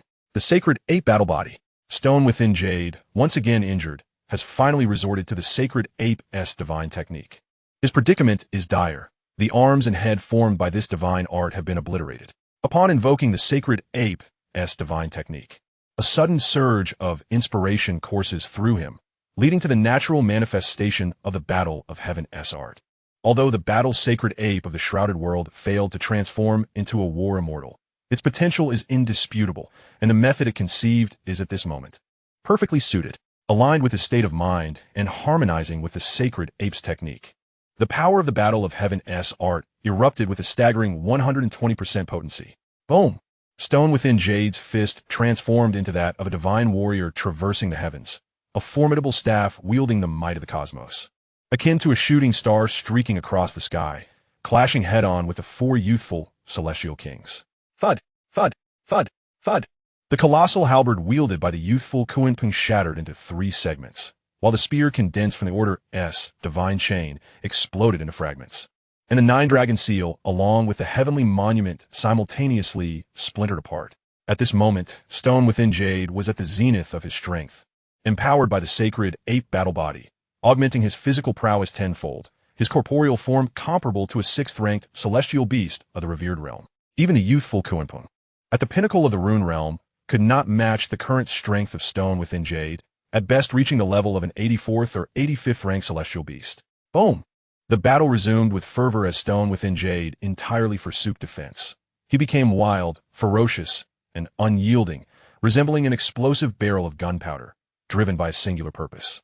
His purple-golden blood surged like a mighty river. His martial spirit seemed to materialize, and his battle intent roared forth as a golden monkey phantom of war emerged behind him. He dared to defy fate and transform into a war immortal, preferring to stand and perish rather than live in disgrace, struggling against the heavens and earth. Known as the Battle Sacred Emperor. At that moment, the heavens rumbled, and the power of the great Tao surged, manifesting heavenly fire tribulations, azure with thunder tribulations, and earth burial lightning tribulations, as 2 phantoms materialized. One figure radiated a crimson glow, while the other was shrouded in a black halo. Stone within Jade sensed that his comprehension of the Xuanwu divine technique would reach fruition within 10 minutes. With this in mind, let the battle commence. He no longer had time to pilfer other divine techniques, for the laws of the great Tao did not permit it. If this continued, he might summon the 7 kings of the wasteland, and then he would face the onslaught of 9 celestial kings. Moreover, he felt an ominous intuition that the laws of the great Tao might conjure unforeseen complications. He needed to expedite his progress. His greatest concern was the dark prison, which could incite unpredictable turmoil once more. Boom! From unity springs duality. From duality springs trinity. From trinity springs all things. A blue lotus emerged beside Stone within Jade. As the chaotic manifestation of the chaotic seed appeared, its chaotic aura still in a nascent state. Simultaneously, the yin-yang life and death diagram spun above his head, while exquisite rivers and mountains unfolded beneath his feet. A phantom of a celestial king emerged, descending from the heavens with a might that rivaled that of these youthful sovereigns. His visage obscured, rendering it impossible to discern his features. At last, thunderous roars erupted as a vast azure-golden ocean manifested, prompting Stone within Jade to swiftly conceal this anomaly. He had not forgotten that the last time this phenomenon appeared, it provoked a tumultuous reaction from the Demonis and Yuchan. These celestial king imprints were deeply mysterious. Should they resonate with the dark prison, their power could potentially amplify, sealing his fate. Yet, the transformations were not yet concluded, as 9 divine forms emerged, grandly encircling him. The Tao Bell, the true dragon-s bodily form, the phoenix-s feathers, the heavenly drum warriors, the hound-s claws, the hammer warriors, the cauldron, and other divine entities surged forth, wreaking havoc in all directions. The 6 youthful celestial kings simultaneously launched their own signature divine techniques in response. The 2 figures that followed possessed mastery over comprehensive integration, transcending limits to evolve their own Tao into the Vermilion Bird's 10 strikes. The black figure wielded the ferocious Tuo Wu divine technique, exuding unparalleled ferocity, with the head of a tiger and the body of an ox. The Tuo Wu was a combat maniac among fierce beasts, relentlessly seeking battle. Its ferocity ensured that it would not cease until every last drop of blood was shed. This relentless nature likely accounted for the rarity of such beasts, ranking within the top 30 among celestial beasts, with only remnants of its bloodline remaining in the wastelands. Faced with Stone within Jade's onslaught, the 6 youthful celestial kings were simultaneously blasted away, their forms becoming increasingly ethereal. Chapter 279, The Greatest Laughingstock in History. The 4 grand anomalies and 9 divine forms, though constrained by Stone within Jade's strength and not yet fully manifested, remained overwhelmingly dominant. With a resounding cry, Stone within Jade resembled a youthful quasi-immortal emperor, every hair on his body radiating light, encircled by 10 divine rings that shielded him. His kidneys glimmered brilliantly, pulsating with energy that continuously invigorated his corporeal form. His speed was unparalleled. Amidst the 9 youthful celestial kings, his initial target was the lightning imprint of the Millennium Kunping. Boom! His heart thundered, resonating with his kidneys and the 10 heavenly rings, as if a genuine miniature world had emerged, instantly freezing all around him. The boundless sea of the great battle of heaven, with the unyielding ferocity of the battle of heaven's art, an indomitable battle intent surged forth, amalgamating with the forces of accumulation, vibration, and the overwhelming might of the Kunping's divine art. Bang! The manifestation of the youthful Kunping disintegrated instantly, transforming into shards of black and gold lightning. Each strike from the Kunping was straightforward and direct, merging its essence into a singular halberd. Forcing Stone within Jade to confront it head-on, nearly cleaved in half multiple times, presenting him with substantial challenges. Meanwhile, Stone within Jade sensed that the shadow martial soul had successfully pilfered the Xuanwu divine technique, obtaining an incomplete original rune imprint of the technique. Incomplete. This indicated that the imprint of the lightning of the great Tao was not a complete replication of the path left by the Xuanwu Supreme. In truth, Stone within Jade had long speculated that, given his current realm of strength, the human-shaped lightning he encountered could not be entirely perfect. However, he remained unperturbed. Within the dragon transformation secret realm, he would undoubtedly encounter human-shaped lightning again, allowing him to gradually fill the gaps in his divine art. Having acquired the fragmented Xuanwu divine technique, he felt no sense of regret, but rather immense joy. The shadow martial soul unleashed its full power, activating the sacred ape battle body, confining and obliterating the youthful Xuanwu. Following this, Stone within Jade and the Shadow Martial Soul joined forces, sweeping through with tremendous might. The Shadow Martial Soul even activated the Divine Art Skin Ensemble. They dismantled all remaining human-shaped lightning, leaving only the human-shaped lightning of the Willow deity. The two combined their efforts to activate the Eye of Fire and Gold, spending 5 minutes to once again obtain a fragmentary original Divine Art Rune imprint. Then, they shattered the human-shaped lightning of the Willow deity, solidifying his realm amidst the vast sea of thunder, completing the breakthrough of the Four Extremes secret realm of the Shrouded Law. In truth, this breakthrough in the Shrouded Law was achieved through the aid of lightning power, reinforcing his perfected technique. Even in the realm of runes, the tempering through the lightning and human-shaped lightning saved him 2 months of arduous cultivation. Though the human-shaped lightning had drawn upon the imprint of a former powerhouse, it was still lightning, and upon striking Stone within Jade, it inevitably left behind a lightning imprint, providing significant benefits to his progress in the realm of runes. Of course, this cultivation method was perilous. A single misstep could result in fragmentation and untimely demise. During this tribulation, Stone within Jade's spiritual entity successfully completed its transformation, breaking into the revered realm, particularly due to the Nine-Dragon Thunderfire, which could devour lightning power to evolve, yielding abundant benefits before once again succumbing to slumber. The tribulation has concluded, and Shi Hao, disregarding his injuries, swiftly summoned the cloud of transformation to flee the scene, aware that the commotion would undoubtedly attract onlookers. Moments ago, these observers were likely deterred by the formidable power of the heavenly tribulation, fearing for their own safety. With the retreat of the tribulation lightning, he found himself in peril. Indeed, after Shi Hao's departure, dozens of figures began to arrive, their presence exuding considerable authority, suggesting the existence of a revered being among them. Particularly notable was a pair of green, piercing eyes that scanned the area from a distance. Upon finding nothing amiss, they departed. Meanwhile, those arrayed masters who had witnessed Shi Hao's tribulation were rendered utterly petrified, prostrating themselves on the ground in terror. Even one of the esteemed beings among them was drenched in sweat. A false deity, he uttered in a hushed tone as he departed. Now, with Shi Hao's substantial advancement in cultivation, his cloud of transformation could cover an astonishing distance of 880 miles in a single somersault. He found great satisfaction in his newfound abilities, capable of attaining such an ethereal means of escape. He could even awaken from slumber with a smile. This retreat lasted merely 5 days, and he had endured the lightning for less than 2 hours. Shi Hao chose a secluded location to slay its original inhabitant, a fierce beast of the inscription realm, a magnificent bird, and commenced his seclusion within its lair to recuperate. He consumed the sacred wine of 10,000 beasts, indulging in a couple of hearty gulps before entering a meditative state. Outside, a fervor had already erupted. On this very day, Shi Hao made a sudden appearance at the origin land, challenging the revered Shi. Shi did not shy away from battle, having previously suffered at Shi Hao's hands.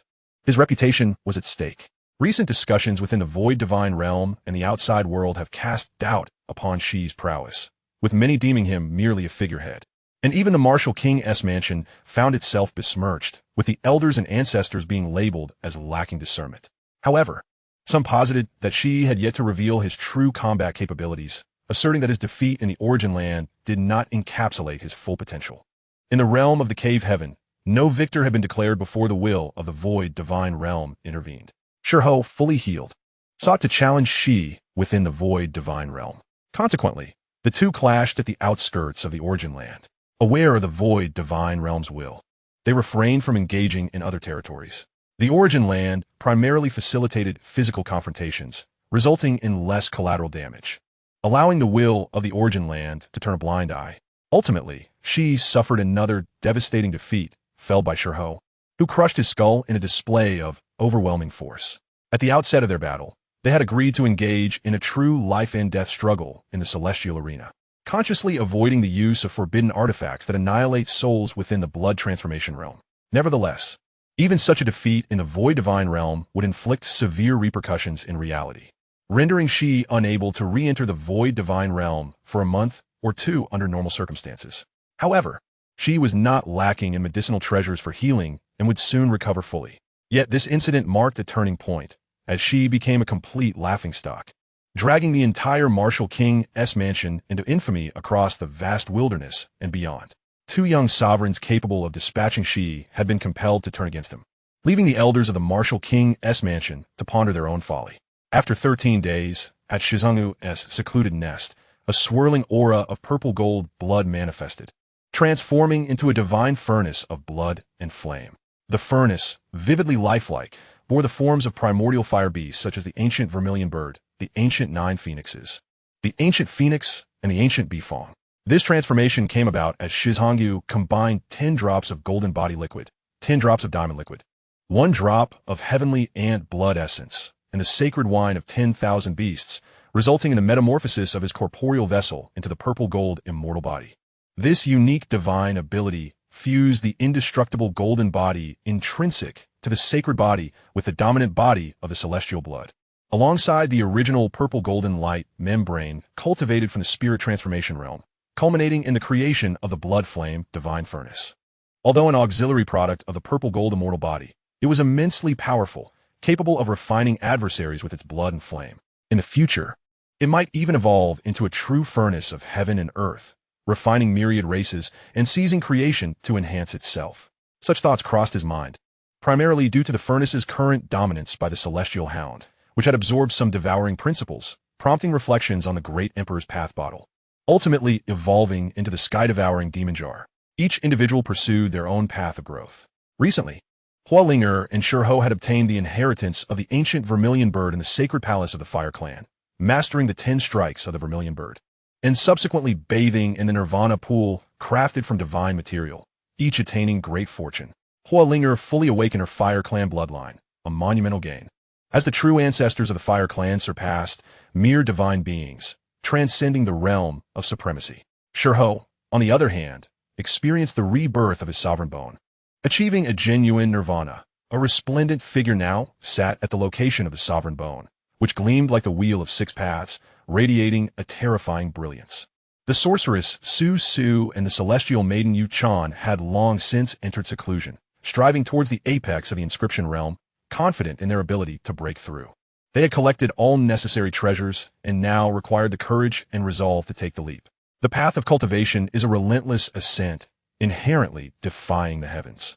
Even with extraordinary talent, one must possess the mental fortitude to bear such gifts, lest they falter.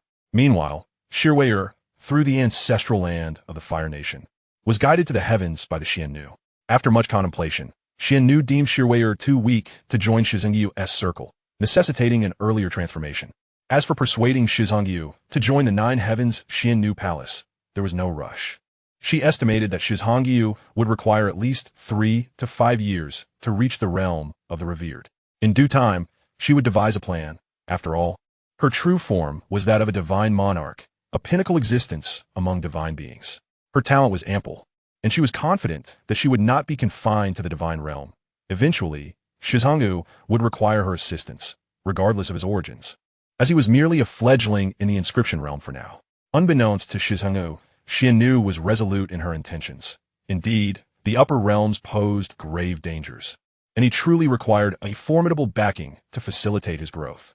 During this period of seclusion, taking advantage of his corporeal transformation, Shizhangu ascended to the late stage of the inscription realm.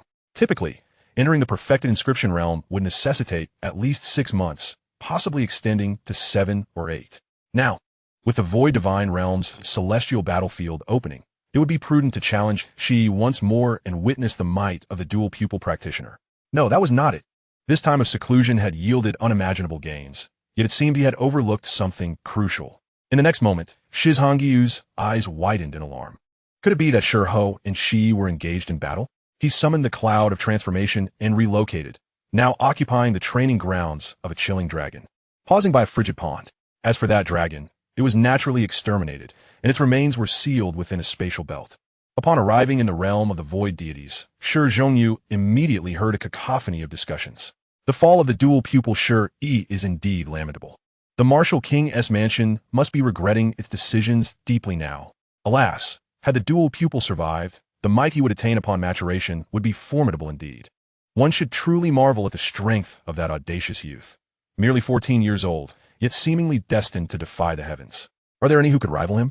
Certainly, there are many, including the likes of the Moon Chan Fairy, the celestial fox fairy, and a recent otherworldly being entangled with the Moonshine fairy, rumored to possess terrifying strength. By the way, the demon sky monarch has yet to make an appearance. Perhaps he is in seclusion. What a pity, for he had arranged a duel with the dual pupil, and now that the latter has perished, one wonders if he feels remorse. Success and failure both stem from the supreme bone. Had Shi chosen to confront Shi Hao with the dual pupil, the outcome might have been uncertain. Regrettably, he resorted to using the supreme bone in an attempt to slay Shi Hao. Indeed, the supreme bone shares its origin with Shi Hao. Who could have anticipated this? With the demise of the dual pupil, Shi Zhongyu listened to the myriad of conversations around him, feeling a chill in his heart, having missed the most riveting battle. Shi Hao, that impatient lad, could he not have waited for him to emerge from seclusion? Shi Hao himself had suffered grievous injuries. The dual pupil was indeed powerful, capable of opening the heavens. Yet, in a moment of recklessness, he employed the supreme bone and was ultimately vanquished. It is said that the young, otherworldly expert, bathed in divine flames, seeks to slay Shi Hao. Alas, we lack the qualification to enter the celestial battlefield. Upon hearing this, Shi Zhongyu's eyes narrowed slightly, employing his mutated somersault cloud to perform 3 consecutive flips, finally breaking into the area of the celestial battlefield. Shi Hao sat cross-legged at the center of the ancient war platform in the sky. Due to his severe injuries, his flesh and bones were fractured, now barely held together. He had sensed danger moments ago and did not dare to act recklessly, fearing to be taken advantage of. Only now did he begin to feel somewhat better. It was evident that with Shi Zhongyu's assistance, Shi Hao had grown stronger, while Shi, under pressure, had also gathered significant strength, far surpassing his original narrative. Otherwise, he would not have been able to injure Shi Hao. Ha ha, you are quite impressive. Follow me, become one of my warriors. The wild domain is too small. You should witness a grander world. Just then, a figure strode forward, effortlessly passing the trials of the war platform, standing proudly amidst the 3-colored divine flames. His eyes resembling 2 flickering red clouds, fixated on Shi Hao as he spoke aloud. Outside, several pure-blood beings gazed at his silhouette, all revealing expressions of reverence. He was the unparalleled prodigy they followed, destined to rule the lower realms. Even the likes of the Moonshine fairy and celestial fox fairy, celestial beauties in their own right, regarded their sovereign with trepidation. This individual was thought to be a great figure reborn, possessing innate wisdom, demonstrating overwhelming strength from a young age, treading the path of kings, and delighting in gathering beautiful maidens and powerful treasures. He had previously abducted a prominent saintess from an otherworldly sect, turning her into one of his attendants. And none of the great figures who intervened had been able to retain him. Rising from humble beginnings, he had gradually ascended to prominence, flourishing amidst blood and fire. Traversing the world with ease, his origins shrouded in mystery, with the most common speculation being that he was a reincarnation of a celestial deity. Chapter 281, Evil Begets Evil. Boom! The man enveloped in divine flames stomped the ground, causing the martial platform to shatter. Huh, this is the divine level platform. It is hardly impressive. He casually surveyed the divine platform, his body moving closer to Shi Hao. Clad in snow-white robes, the Moonshine fairy's ethereal form descended, concealed in the shadows. Observing the battle, frowning slightly, she noted that this man intended to seize the opportunity to assassinate Shi Hao, aiming to claim the rewards for defeating the dual pupil and Shi, namely, the coveted bronze tome. Once assembled, 10 pages could yield a powerful treasure technique. It was clear that Shi Hao had already gathered 9 pages of the bronze divine tome, 6 of which he had obtained himself, while the dual pupil Shi had collected 3. Alas, with the latter's demise, this now benefited Shi Hao. Who could have anticipated that the dual pupil possessed the ancient laws bequeathed by the pure-blood primordial Qilin, potentially in their entirety, unleashing earth-shattering power and gaining the acknowledgement of the void deities? Not only was the man enveloped in 3-colored divine flames stirred, but the observing sages around him were also preparing to take action. Unfortunately, Shi Hao was currently situated within the martial platform of the celestial battlefield, rendering them unable to enter. For reasons unknown, Shi Zhongyu's playful grin flashed through his mind. The Moonshine fairy was prepared to intervene and assist Shi Hao, as a means of repaying the favor for the last time he protected her. She was acutely aware of how much Shi Zhongyu valued Shi Hao. If something were to happen to Shi Hao in her presence, her hopes of recruiting Shi Zhongyu into the heaven-repairing sect would be utterly dashed. The Moonshine fairy, unparalleled in purity, possessed an otherworldly beauty, her figure tall and graceful, captivating to behold. Dressed in flowing white, she approached like a celestial being descending to the mortal realm. Her ethereal form lacked a celestial bond, allowing her lustrous black hair to cascade freely, her forehead gleaming like jade, illuminated by wisdom. Her elegantly arched brows framing a pair of eyes as clear as autumn waters, yet shrouded in a delicate mist that enchanted all who gazed upon her. Regrettably, she wore a veil, concealing her flawless visage. A gust of wind would reveal her exquisitely sculpted chin, reminiscent of mutton fat jade. "The Moonshine Fairy has arrived," someone exclaimed. "Moonshine, do you know that in my quest for you, I have traversed multiple great domains? How could you be so heartless? My devotion to you is unwavering." The man bathed in three-color divine flames turned toward the position of the Moonshine Fairy, his eyes ablaze with fiery light, sparks flying forth like stars. Ephemeral in their dance. Begone. In the next instant, two beams of golden light, resembling the indomitable golden principles fused with the searing flames of annihilation, surged toward the man. Realizing the imminent danger, the man shouted, his three-color divine flames roaring fiercely, his eyes emanating two beams of crimson light that pierced the heavens, clashing with the two golden rays. "Blind your eyes, wretch. She is my woman, and you dare to gaze upon her." Shi Zhongyu, filled with fury, regardless of the outcome, was greatly enamored by both the demoness Su Su and the Moonshine Fairy, wishing to have them by his side, inciting envy and resentment among others. "Your words are preposterous."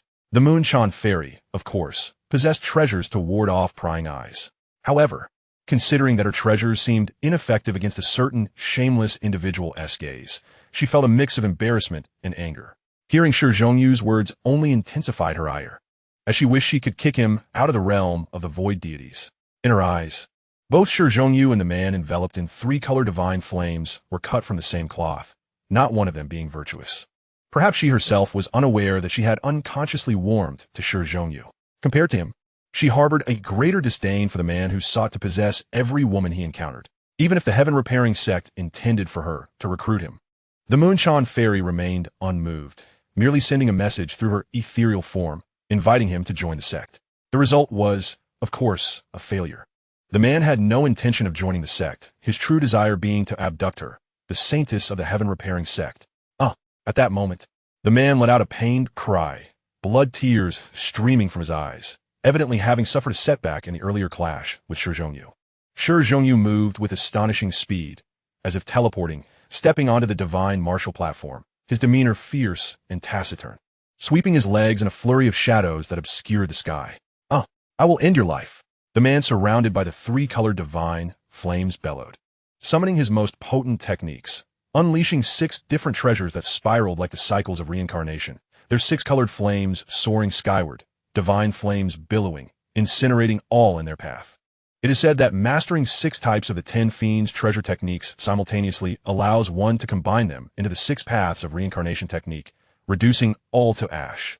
This man had forged his own path, mastering 6 types of pure-blood ferocious beast techniques, all primarily focused on the fiery principles. Thus, he has forged the 6 paths of flame reincarnation treasure technique, evolving steadily to his current prowess, sweeping away foes with ease. Not even the pure-blooded ferocious beasts of the same realm can withstand a strike. Indeed, these 6 pure-blooded ferocious beast techniques comprise those he collected in his previous life, alongside the fortuitous encounters of this existence. The least formidable among them are earth-tier techniques, while the remainder are of celestial grade, with the mightiest being the fearsome Huidou, ranked 52nd among the beasts.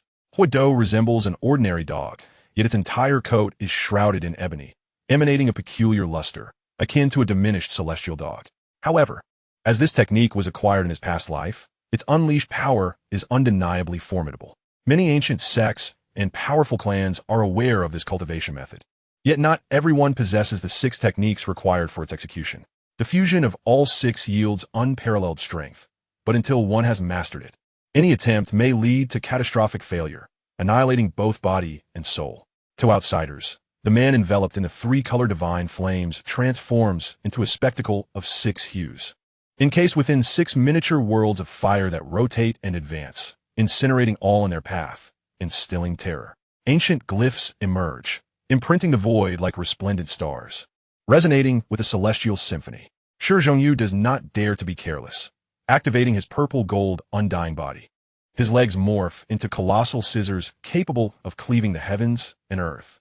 Crack! As the onlookers gaze in astonishment, those formidable 6 flaming worlds shatter instantaneously amidst the flurry of leg shadows, as if severed into fragments. Shi Zhongyu's right leg sweeps through like a true dragon's tail, the purple gold crescent moon illuminating as it strikes the fiery figure. Bang! The figure, shrouded in 6 colored flames, desperately attempts to evade, yet is unable to escape entirely. In that fleeting moment of impact, he is hurled away like a ragged sack, the sound of his bones cracking echoing, unsure of how many have shattered. Before his form even touches the ground, Shi Zhongyu charges like a tempest, colliding with him mercilessly. Thud! A horrifying scene unfolds as the man engulfed in 6 colored divine flames is torn asunder, blood splattering everywhere.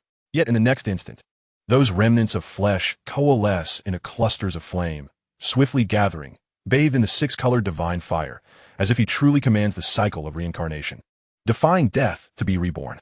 Above Shi Zhongyu's head, a purple gold blood chi fire divine furnace materializes. He intends to capture this individual for further examination. Evil begets evil. Fairy Yuelon observes the scene quietly, her heart racing with emotion. Each encounter reveals Shi Zhongyu's increasing ferocity. She is acutely aware of the man's prowess. In the face of Shi Zhongyu, he is utterly crushed. Chapter 282. What a bloody affair. Splendid fight. I have longed to deal with that rascal. Alas, it seems I have arrived too late. Little rascal, could you strike him once more for my amusement? A melodious laughter rings out, ethereal and graceful, as an exquisite silhouette emerges.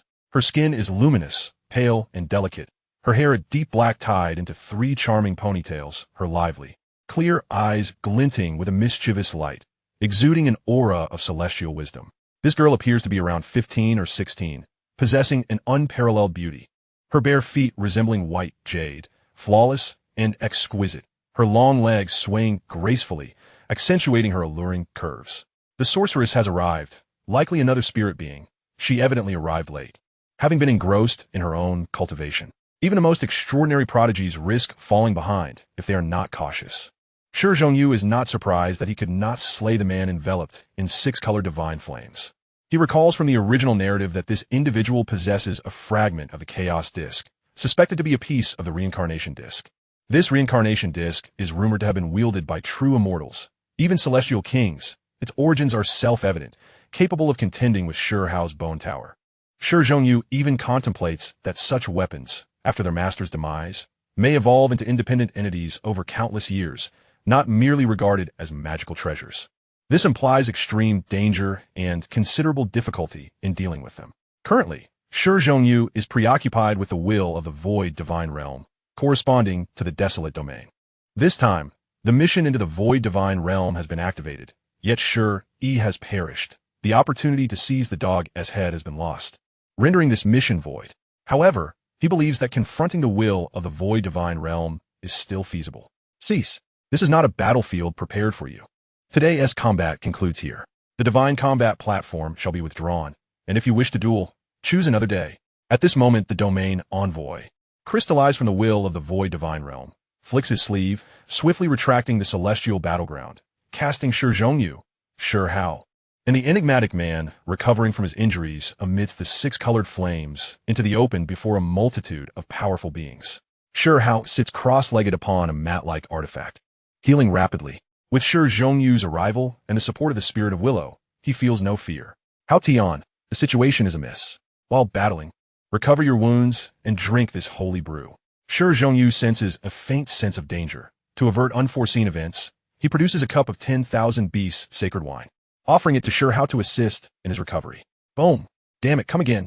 At that moment, the man enveloped in 6 colored divine flames swiftly regains his strength, revealing that he indeed possesses immense fortune and extraordinary opportunities, as the healing elixirs he possesses are akin to true sacred medicines. Reincarnation / His form is cloaked in 6 colored flames. With a mighty shout, he employs the ultimate techniques he commands, embodying his path, terrifyingly boundless. He is a reincarnated celestial deity, having long since carved his own way. At this moment, the amalgamation of several techniques transforms into a 6-colored light wheel, slicing towards Shi Zhongyu. Among these, 4 supreme laws of ancient celestial beasts are melded into one, their power exceeding imagination. creating a scene of utter horror. Purple Gold Divine Furnace. Shi Hao seizes the divine furnace forged from his purple gold undying body, wielding it with might, directly crashing it forward. Boom! The blazing divine light radiates forth, piercing through the tumultuous chaos of the heavens. Such a collision surpasses the might expected of the inscription realm. Even a perfected formation realm practitioner could easily face annihilation. The clash between Shi Hao and the mysterious man serves as a catalyst, prompting immediate attacks against Shi Hao. The first to strike is Shi's nominal master, who acts not for revenge against Shi, but to seize the techniques. In the next moment, chaos ensues. Shi Hao's earlier battle revealed his vermilion bird technique. Compounded with suspicions of his possession of the Kunpeng technique, and with merely a page away from completing the bronze treasure book, he has become a living repository of divine treasures, capable of inciting a catastrophe. Now is not the time to hesitate. The two-eyed seer has proclaimed clearly that he holds the complete Kunpeng technique. Those who attack include not only the supreme beings of the desolate domain, but also others from grand territories. For instance, the two protectors of the moon fairy of the heaven-mending sect have also been stirred. Although they can only unleash the full power of the inscription realm, they remain wary of Shi Hao's might, yet this does not prevent them from utilizing some forbidden artifacts and hidden cards. PFF. The man enveloped in six-color divine flames is sent flying once more, severely injured, his ultimate strike obliterated by Shi Hao in a ferocious manner. The purple gold divine furnace appears as if forged from divine gold, indestructible, its golden light swirling, a crack emerging yet rapidly mending at a visible pace. Simultaneously, Shi Hao, immensely powerful, directly utilizes his self-created technique to vivify the golden spider, transforming it into nourishment for the supreme bone. Suddenly, he let out a loud cry, nearly tumbling to the ground. Such is the power of the curse, most peculiar and utterly unpredictable. Shi Hao refrained from immediately striking down the mysterious man. He was biding his time. If his memory served him correctly, this man was audacious enough to act against the will of the void divine realm, intending to seize the divine creation that resided within it. After all, it was a manifestation of the void divine realm's will, imbued with profound mysteries and the essence of the Tao. Shi Hao was acutely aware that the true prize sought by the enigmatic figure was a fragment of the reincarnation disk that lingered on Shi Hao's person. He knew all too well that the small tower on Shi Hao's back relished such endeavors. In his eyes, two clusters of divine fire flickered, piercing through the illusion to gaze upon the very essence. He swiftly identified the source of the curse, invoking the Kunpeng technique. With a pair of black and white demon wings erupting from his back, soaring into the heavens. With a flash, he appeared beside an elderly woman. With a single strike, half of her head exploded, as though he were lifting a chick, and he unceremoniously stuffed her into his inner world. Ah, revered one, how fortuitous! I have recently exhausted all the essence of reverence within me. Today shall be a splendid opportunity for replenishment. With so many revered beings congregated, all their powers suppressed to the inscription realm, it was akin to a bountiful harvest of golden ginseng for him.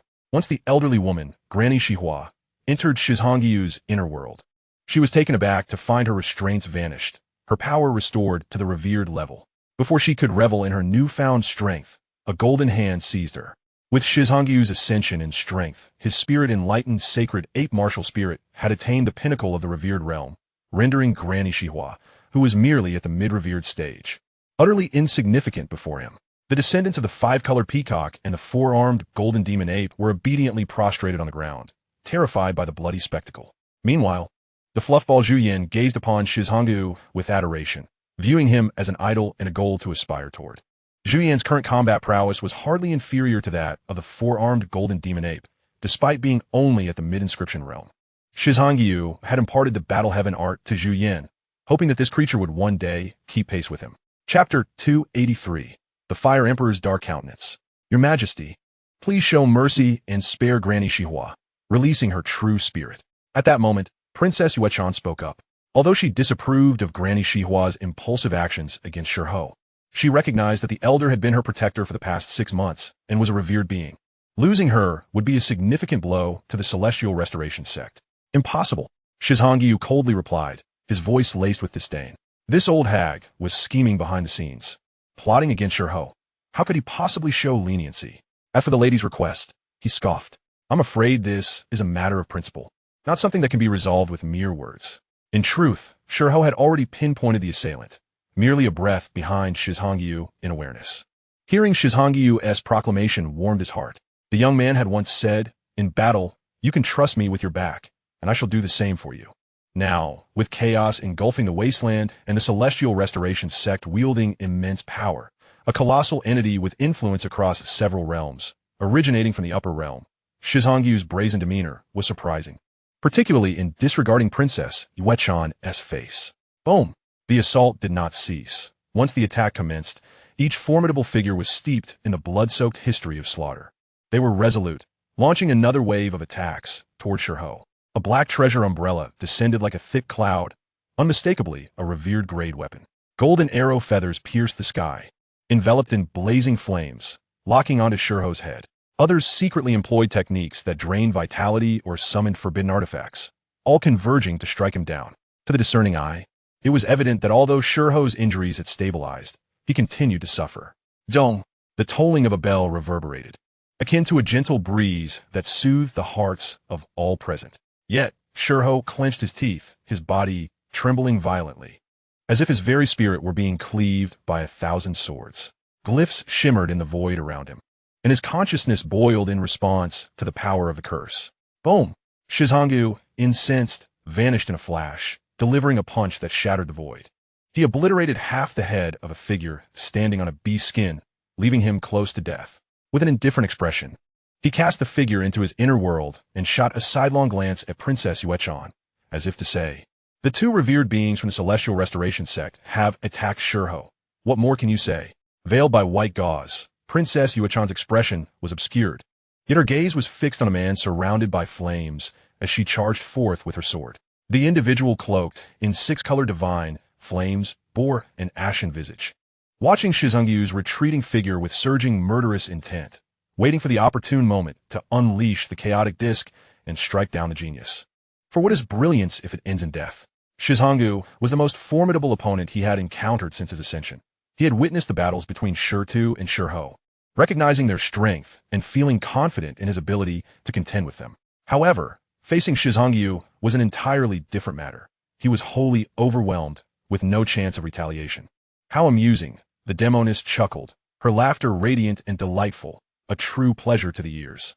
"Sister Yuechan, look at the company you've brought. Their deaths are fortuitous, sparing you from hindrance.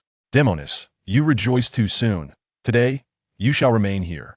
Just then, several figures clad in black robes emerged, one of whom was immensely powerful, unmistakably a revered being, reaching out a massive hand toward the demoness, as demonic clouds churned. "Fool, do you think the Celestial Restoration sect is without defenders?" A purple hand intercepted the attack, for the demoness also had protectors, rapidly engaging in battle with the assailants. Thus, the situation grew even more chaotic, with more individuals relentlessly attacking Shi Hao. Simultaneously, Shi Hao roared, his consciousness transforming into a golden divine cauldron, stabilizing his mind, while he activated the Kunping technique, evading a barrage of treasure attacks and locking onto their original bearers for close combat. He targeted the archer, colliding with him. This maneuver he had learned from Shizhongyu, resembling an enormous black Kuan fish. Bang! The man was reduced to a pulp by Shi Hao's golden form, which was a testament to his formidable physique and the power of the Kunping technique. In the subsequent moment, Shizhongyu's Kunping claw seized him, tossing him into the inner world. This was a revered being. Regardless of the circumstances, he surely had not perished completely. Within the inner world, he would await recovery, and then Shizhongyu would strike again to extract the essence of divinity. Wicked father, release me. Since you refuse to assist, I shall go myself, fighting alongside my brothers Hao Yin and Huang Tian. If you do not let me go, do not blame me for suppressing you. With her current strength, even in the same realm, the Fire Emperor might not be her match. Yet, it felt inappropriate for a daughter to strike against her father. Do not go. This is a trial for Shi Hao. If he cannot withstand such tribulations, how can he grow stronger? As for that boy Huang Tian, he does not regard these foes at all. I've heard he possesses a fearsome black iron rod, yet he has yet to reveal it. The Fire Emperor sat cross-legged on an ancient palanquin, motionless, his eyes flashing with divine light as he spoke solemnly. However, Firelinger failed to see the scowl on her father's face, who, obscured by the crimson haze, was filled with a desire to personally intervene against Shi Hao and Shizhongyu. His precious daughter had been led astray to the point of wanting to suppress him, a situation intolerable to him, especially with Shi Hao aspiring to be her husband. He must overcome this trial. Firelinger was becoming increasingly exceptional. During this journey to the ancestral ground of the Fire Nation, she had reaped immense rewards. Now, she had attained the pinnacle of the inscription realm, her bloodline having reverted to its ancestral form, achieving a flawless crystalline body, and had even taken a spirit as her master. The fiery red bird is indeed a descendant of the ancient vermilion bird, and despite its youth, it has already attained the status of a pseudo-deity, which is truly remarkable. This particular avian happens to be the small crimson bird that once shared a bond with Shi Hao, having previously contended for treasures with Zhu Yan, the devouring sparrow, and Qiongqi. Now, only remnants of Qiongqi and the devouring sparrow remain, their divine essence extracted, leaving behind flesh of moderate nutritional value, which is often transformed into jerky by Shi Zhongyu for use as a restorative elixir.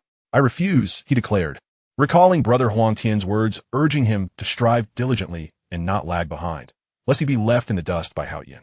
Suddenly, Huolinger unleashed the ancient vermilion bird's divine technique, transforming into a blaze of fire as she broke free from her father's constraints and charged into the battlefield. The Fire Emperor gasped, nearly toppled by his own daughter, exclaiming, "A grown woman cannot be contained." A venerable being attempting to ambush her, Hao was caught off guard by her surprise attack, and before he could react, he was ensnared by the 10 heavens and swiftly dispatched. The true spirit of that venerable one fled in terror, only to be pierced through the brow by a scarlet feathered arrow that she summoned, resulting in an instantaneous kill, the entire process executed with remarkable efficiency. In the Sacred Emperor Palace, Huolinger acquired a prized bow and a feathered arrow. It was only the arrow that could traverse the realm of the void gods, and it was indeed a divine weapon. Witnessing his daughter's prowess, the Fire Emperor's eyes widened in astonishment, a mix of emotions flooding his heart. His daughter had truly matured and grown significantly stronger over the years, effortlessly slaying a foreign venerable one, albeit in the early stages. Chapter 284. The Ruby-Level Treasure Chest.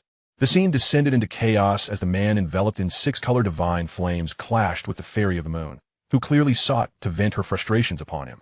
Employing her method of mending the heavens, she conjured forth the divine manifestation of the myriad beings, which proved to be no less formidable than the man's miniature six-paths world. Meanwhile, further afield, the sorceress faced an assault, despite having protectors. She was compelled to engage directly against the ambush of several enigmatic figures. Huolinger and Shi Hao, the bitter rivals, began their rapid counterattack. As venerable beings continued to fall, Shi Zhongyu, maintaining a steady demeanor, intermittently captured a foreign venerable or an ancient deity from the Mountain of Gods, delivering devastating punches that left them gravely injured before casting them into the inner realm. Of course, he occasionally emulated Shi Hao, coughing up a couple of mouthfuls of blood, feigning severe injury while remaining remarkably resilient. His primary focus remained on the fiery man, who seemed to possess a fragment of the Wheel of Reincarnation, an artifact of ancient origin, likely a shard of a celestial king's weapon. After much persuasion, Shi Zhongyu managed to appease his by Fongbone fan, which, forged from eternal blue gold, resembled a complete supreme weapon, providing him with sufficient protection in perilous moments. The Wheel of Reincarnation was indeed powerful, albeit fragmented, and it could potentially suffer further damage. Otherwise, it would not covet the scant divine laws and powers emanating from the will of the void gods. Naturally, Shi Zhongyu understood the adage that a starved camel is larger than a horse, having exerted considerable effort to placate the temperamental by Fongbone fan. Indeed, Shi Zhongyu had just discovered that after being single for so long, he found the sight of a fan morphing into a bird quite pleasing, only to realize that the original owner of this weapon was a female by Fong, and thus, the divine essence of the weapon naturally gravitated towards women. Had it not been for the favor of the Lingming's sacred ape, Shi Zhongyu would have been in dire straits, especially given his thoughtless remarks summoning the mother bird. The Baifong resembled a red-crowned crane, predominantly blue with accents of red and yellow, and a white beak subsisting on the flames of the world. The ancient Baifong ranked among the top 30 ferocious beasts of the celestial realm, renowned for its ferocity. Shi Zhongyu had once encountered that female Baifong, an encounter that brought shame upon his ancestors. He resolved to subdue her one day, confining her to the inner realm for training, or rather, instruction. It was time to conclude this. The man encased in 6-color divine flames spoke coldly, unleashing a wheel of reincarnation slash that forced the Fairy of the Moon to retreat. Above, The chaotic mist churned, revealing a blurred divine disk that obscured the heavens, absorbing the essence of all directions. Threads of chaos descended, enveloping the entire battlefield, suppressing the realm itself. Panic surged among the onlookers, a primal fear of impending doom taking hold, prompting many to flee in desperation. Alas, it was too late. Those who approached the area where the chaotic mist fell were instantly obliterated, transformed into blood mist, and absorbed into the divine disk, leaving even true spirits unable to escape. The domain lord of the wild domain, a being formed from the will of the void gods, also changed countenance, sensing an impending calamity. Although he was a manifestation of laws and principles, he possessed flesh and blood, emotions, and naturally wished to avoid death. Cease. What do you intend?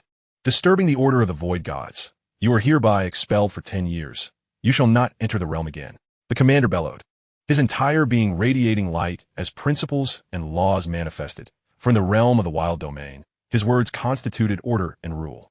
However, the domain lord's expression soon shifted dramatically as he was met with the cold laughter of the man enveloped in 6-colored divine flames. The chaotic divine disk had established dominion over this realm, turning the tables. The order and laws here were now under his suppression. Haha, Moon Fairy, did you see that? Fear not. You are the woman I have chosen, and I shall not harm you. The man shrouded in 6-colored divine flames reveled in his triumph, laughing towards the heavens.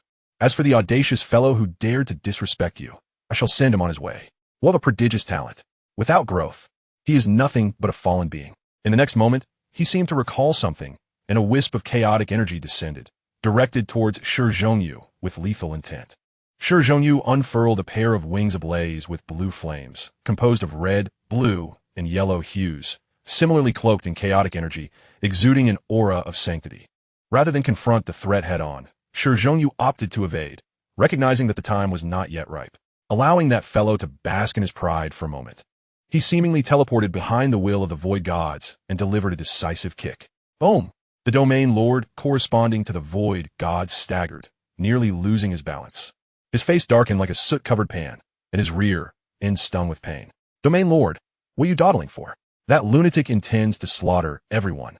Shouldn't you uphold the order of the void gods and subdue him? Shi Hao declared, his spirits lifted upon receiving confirmation of his successful entry. Young man, I had high hopes for you, yet now you have been expelled. You shall not enter the realm for 20 years. The lord of the void gods shouted at Shi Hao. With my talent, I shall take flight from the wild domain within 5 years. Make it 5. He retorted. By the way, let me kindly remind you to ensure your survival. Shi Hao grinned, offering a friendly warning. A ruby-level treasure chest. Quite easy, isn't it? Just a matter of kicking the will of the void gods. Apparently, some individuals had become arrogant. Had it not been for the assistance of the Bai Fong Bone fan, he might have struggled to approach the domain lord at all. Furthermore, the fragment of the wheel of reincarnation had suppressed this realm, rendering the domain lord unable to exert his full might. It was the distraction of the domain lord's mind that afforded him the opportunity to strike true. What? The man enveloped in 6-colored divine flames turned pale, bewildered that he had failed to eliminate Shi Hao. This individual bore a supreme weapon for protection. Dealing with him would be crucial, and once his strength was restored, it would be easier to eliminate him. At that moment, a voice echoed from within the chaotic disk, reaching the ears of the man cloaked in 6-colored divine flames. Good. The man, encased in 6-colored divine flames, was resolute, casting a lingering glance at the pleased Shi Hao. He understood that prodigious talents like Shi Hao were often favored by fate. They were not easily vanquished. The wheel of reincarnation radiated light, the chaotic energy evolving into a 6-colored divine disk, illuminating all directions as the chaotic mist descended, imprisoning the void in all directions.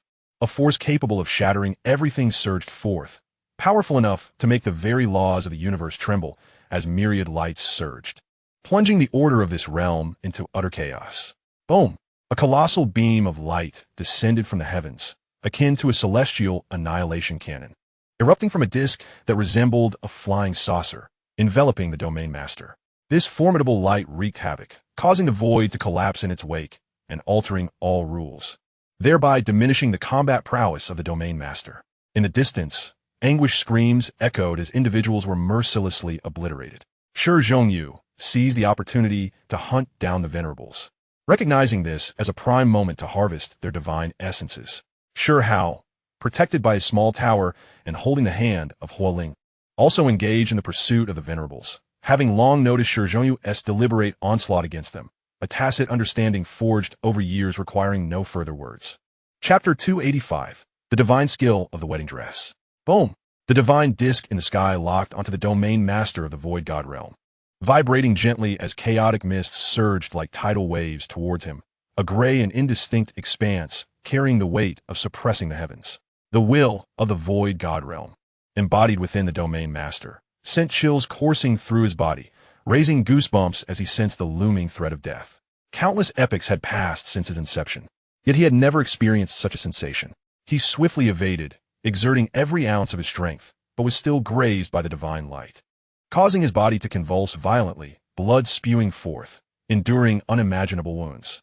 He was but a wisp of will from the Void God realm, representing a certain law.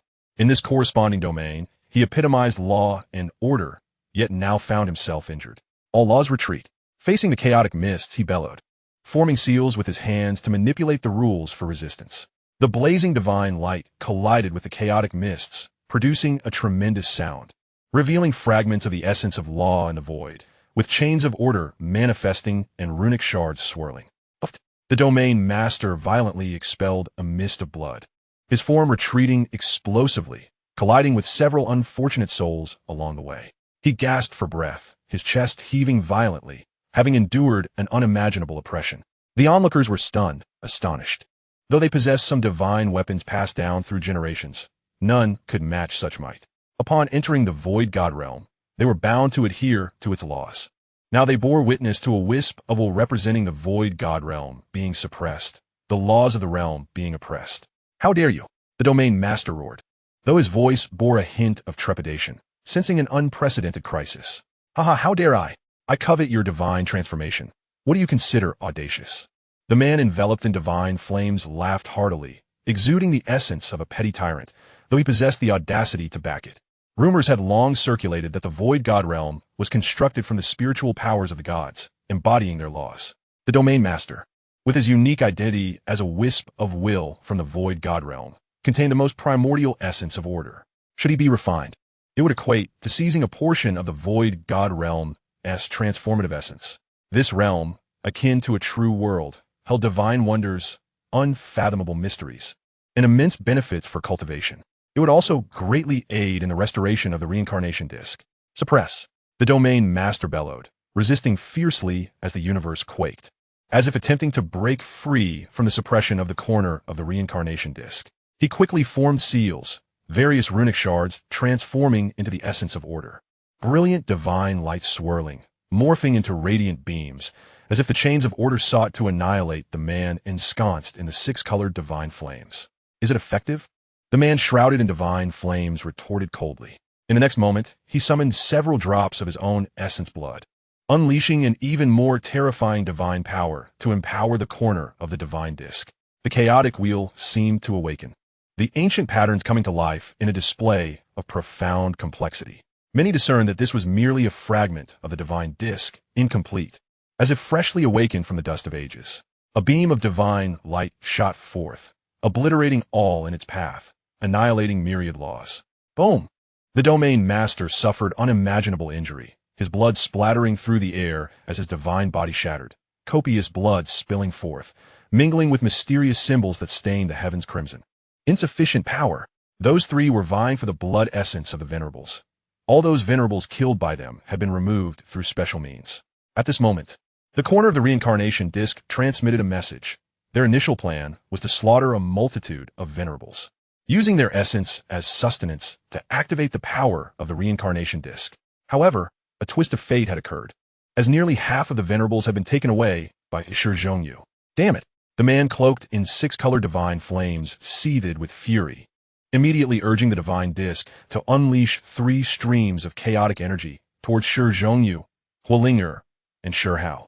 However, Shi Hao unfurled his by Fong divine wings, evading the attack effortlessly. He felt it was time. He too desired to share the spoils by eliminating the domain master, for he held a disdain for the domain master's presence. The small tower above Shi Hao quivered slightly, repelling the encroaching chaotic energies. Those two young men were not to be trifled with, each bearing treasures for their protection. The reincarnation disk transmitted another message. as if sensing the presence of an old friend. The man, engulfed in 6-color divine flames, was consumed by rage, simultaneously expending some essence blood to continue suppressing the domain master, while unleashing more chaotic energy to bombard the powerful beings entering the celestial battlefield. He could no longer afford to be selective. Indiscriminate attacks ensued. Even the disciples of the celestial teachings and the restoration teachings suffered substantial losses. Those individuals transformed into blood mists, swiftly soaring towards the celestial chaotic disk, converting into energy to counter the laws of the void god realm. Fairy Yuechan and the witch stood side by side, unusually refraining from combat, their alluring faces revealing expressions of shock and gravity. Both were seasoned individuals, yet they had never encountered such a terrifying artifact, undoubtedly a supreme treasure beyond that of the highest divine weapons. With offerings in hand, the power of the reincarnation disk intensified, transforming as if it were a complete divine disk. The 6-color divine light swirling with hues of gold, silver, azure, black, green, and crimson. The 6 paths of reincarnation. The man cloaked in 6-color divine flames bellowed, as the divine light seemed to evolve into 6 realms, with all things withering. All beings commencing reincarnation, the cosmic rivers collapsing, birthing anew and entering the 6 paths. Endless runes on the ancient divine disk flickered to life, seeking to forge heaven and earth, to manifest the 6 paths, enacting reincarnation, as chaotic mists engulfed the domain master, showering down 6 rays of light that began to spin faster, as if the very power of the world was crushing and swirling. "Ah, how dare you!" The domain master screamed in agony, ultimately transforming into blood mist absorbed by the reincarnation disk, leaving behind a dozen or so light clusters, the essence of his origin, beneficial to cultivators below the celestial tier. Thus, for Shi Hao and other engravers of the Mark realm, this was an unimaginable opportunity, potentially saving years of arduous cultivation. Recently, stillness prompts action, and upon some inspiration, one could slay a domain master and seize his essence as a reference. The mysterious man coughed blood, but did not forget to flaunt, deliberately glancing at Fairy Yuechan and the witch while folding his arms, surging forth with his chaotic artifact to commence gathering his spoils. Boom! In the next moment, Shi Hao moved, transforming into a beam of blue divine light, his ruby golden rod morphing into a fishing net, sweeping down to attempt to catch everything in one fell swoop. "Ah, you seek death." The man, enveloped in 6-color divine flames, felt his insides twist with rage, his organs aflame. He struggled desperately, coughing blood and igniting his essence blood.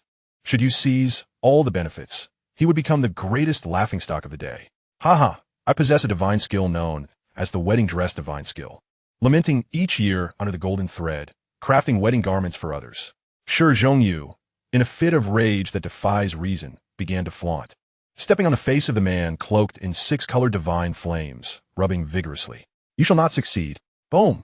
The chaotic energy surged, crashing towards Shi Hao, the chaotic divine disk vibrating ominously, as the domain sought to suppress this audacious youth. Chapter 286. The Chatterbox of the Golden Bowl. Perhaps Shi Hao himself was unaware of how unsightly his greed appeared, awakening the murderous intent of the corner of the reincarnation disk. However, what does it matter? At present, Shi Hao possesses a genuine celestial weapon for protection, the exquisite Zijin Bowl, which he obtained from a ruby-grade treasure chest. This Zijin Bowl has a grand lineage, being the treasured artifact of the enlightened lamp Taoist, who once ensnared the formidable Wen Taishu within the heavenly fire pillar during the Fengshan era. It was ultimately used by Yun Changzi to incinerate Wen Taishu, demonstrating its might as a mid-grade innate spiritual treasure. Later, during the journey to the west, the enlightened lamp Taoist, seeking to harness the power of the pilgrimage, strategically placed this treasure within the Tang dynasty's treasury, subsequently passing it into the hands of the monk Tang Sanzang through the emperor Li Shimin. This explains how the Zijin Bowl was cleverly reclaimed from the sutra repository.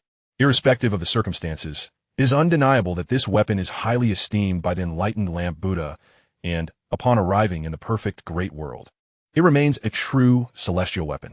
Initially, even with supreme protection, Shi Hao felt a modicum of unease, as the disparity in prestige was significant. One was a fragmentary celestial king weapon, while the other was a supreme artifact from the Kunping collection. Now, with the addition of the Zijin Bowl, a reliable tool to either bludgeon foes or serve as a vessel, he is well equipped for any encounter. Given its nature as a merit-based spiritual treasure, It ranks among the finest of true celestial weapons and boasts remarkable durability. Presently, unless the corner of the wheel of reincarnation can achieve unity, it poses no threat to him. The crux of the matter is that the treasures drawn from the system do not exhibit disobedience. Though the only vexation for Shi Hao is the somewhat loquacious nature of the spiritual artifact, which incessantly inquires about various matters, such as its presence in this realm and even the lineage of his mother. Shi Hao harbors grave suspicions that Tang Sanzang's incessant prattle is the fault of the Zijin Bowl. The only notable inconvenience is that the Zijin Bowl is reluctant to operate without compensation, adhering to the principle of equivalent exchange. In its own words, what is sown today will reap tomorrow. Thus, any unconditional demands made now would require him to pay tenfold or even 100-fold in the future. Furthermore, the laws governing this small thousand world are predicated on balance. Should it disrupt this equilibrium, it must depart immediately, lest it invoke a backlash from the laws, resulting in untold destruction and loss of life. Shi Hao, reflecting on this, recalls much from Shi Hao regarding the Bone Tower's keen emphasis on balance. Nevertheless, he remains unfazed, as he currently possesses the essence of divine beings, totaling 325 drops, with 17 divine beings having perished at the hands of himself, Shi Hao, and Huolinger.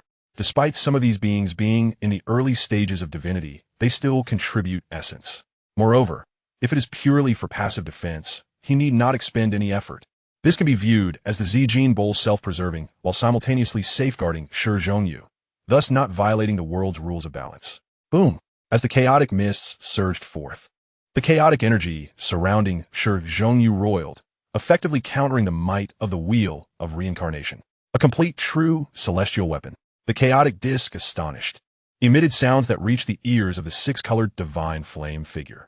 It was undeniable that the wheel of reincarnation had harbored ill will toward Shi Hao, intent on obliterating him, only to find its efforts thwarted.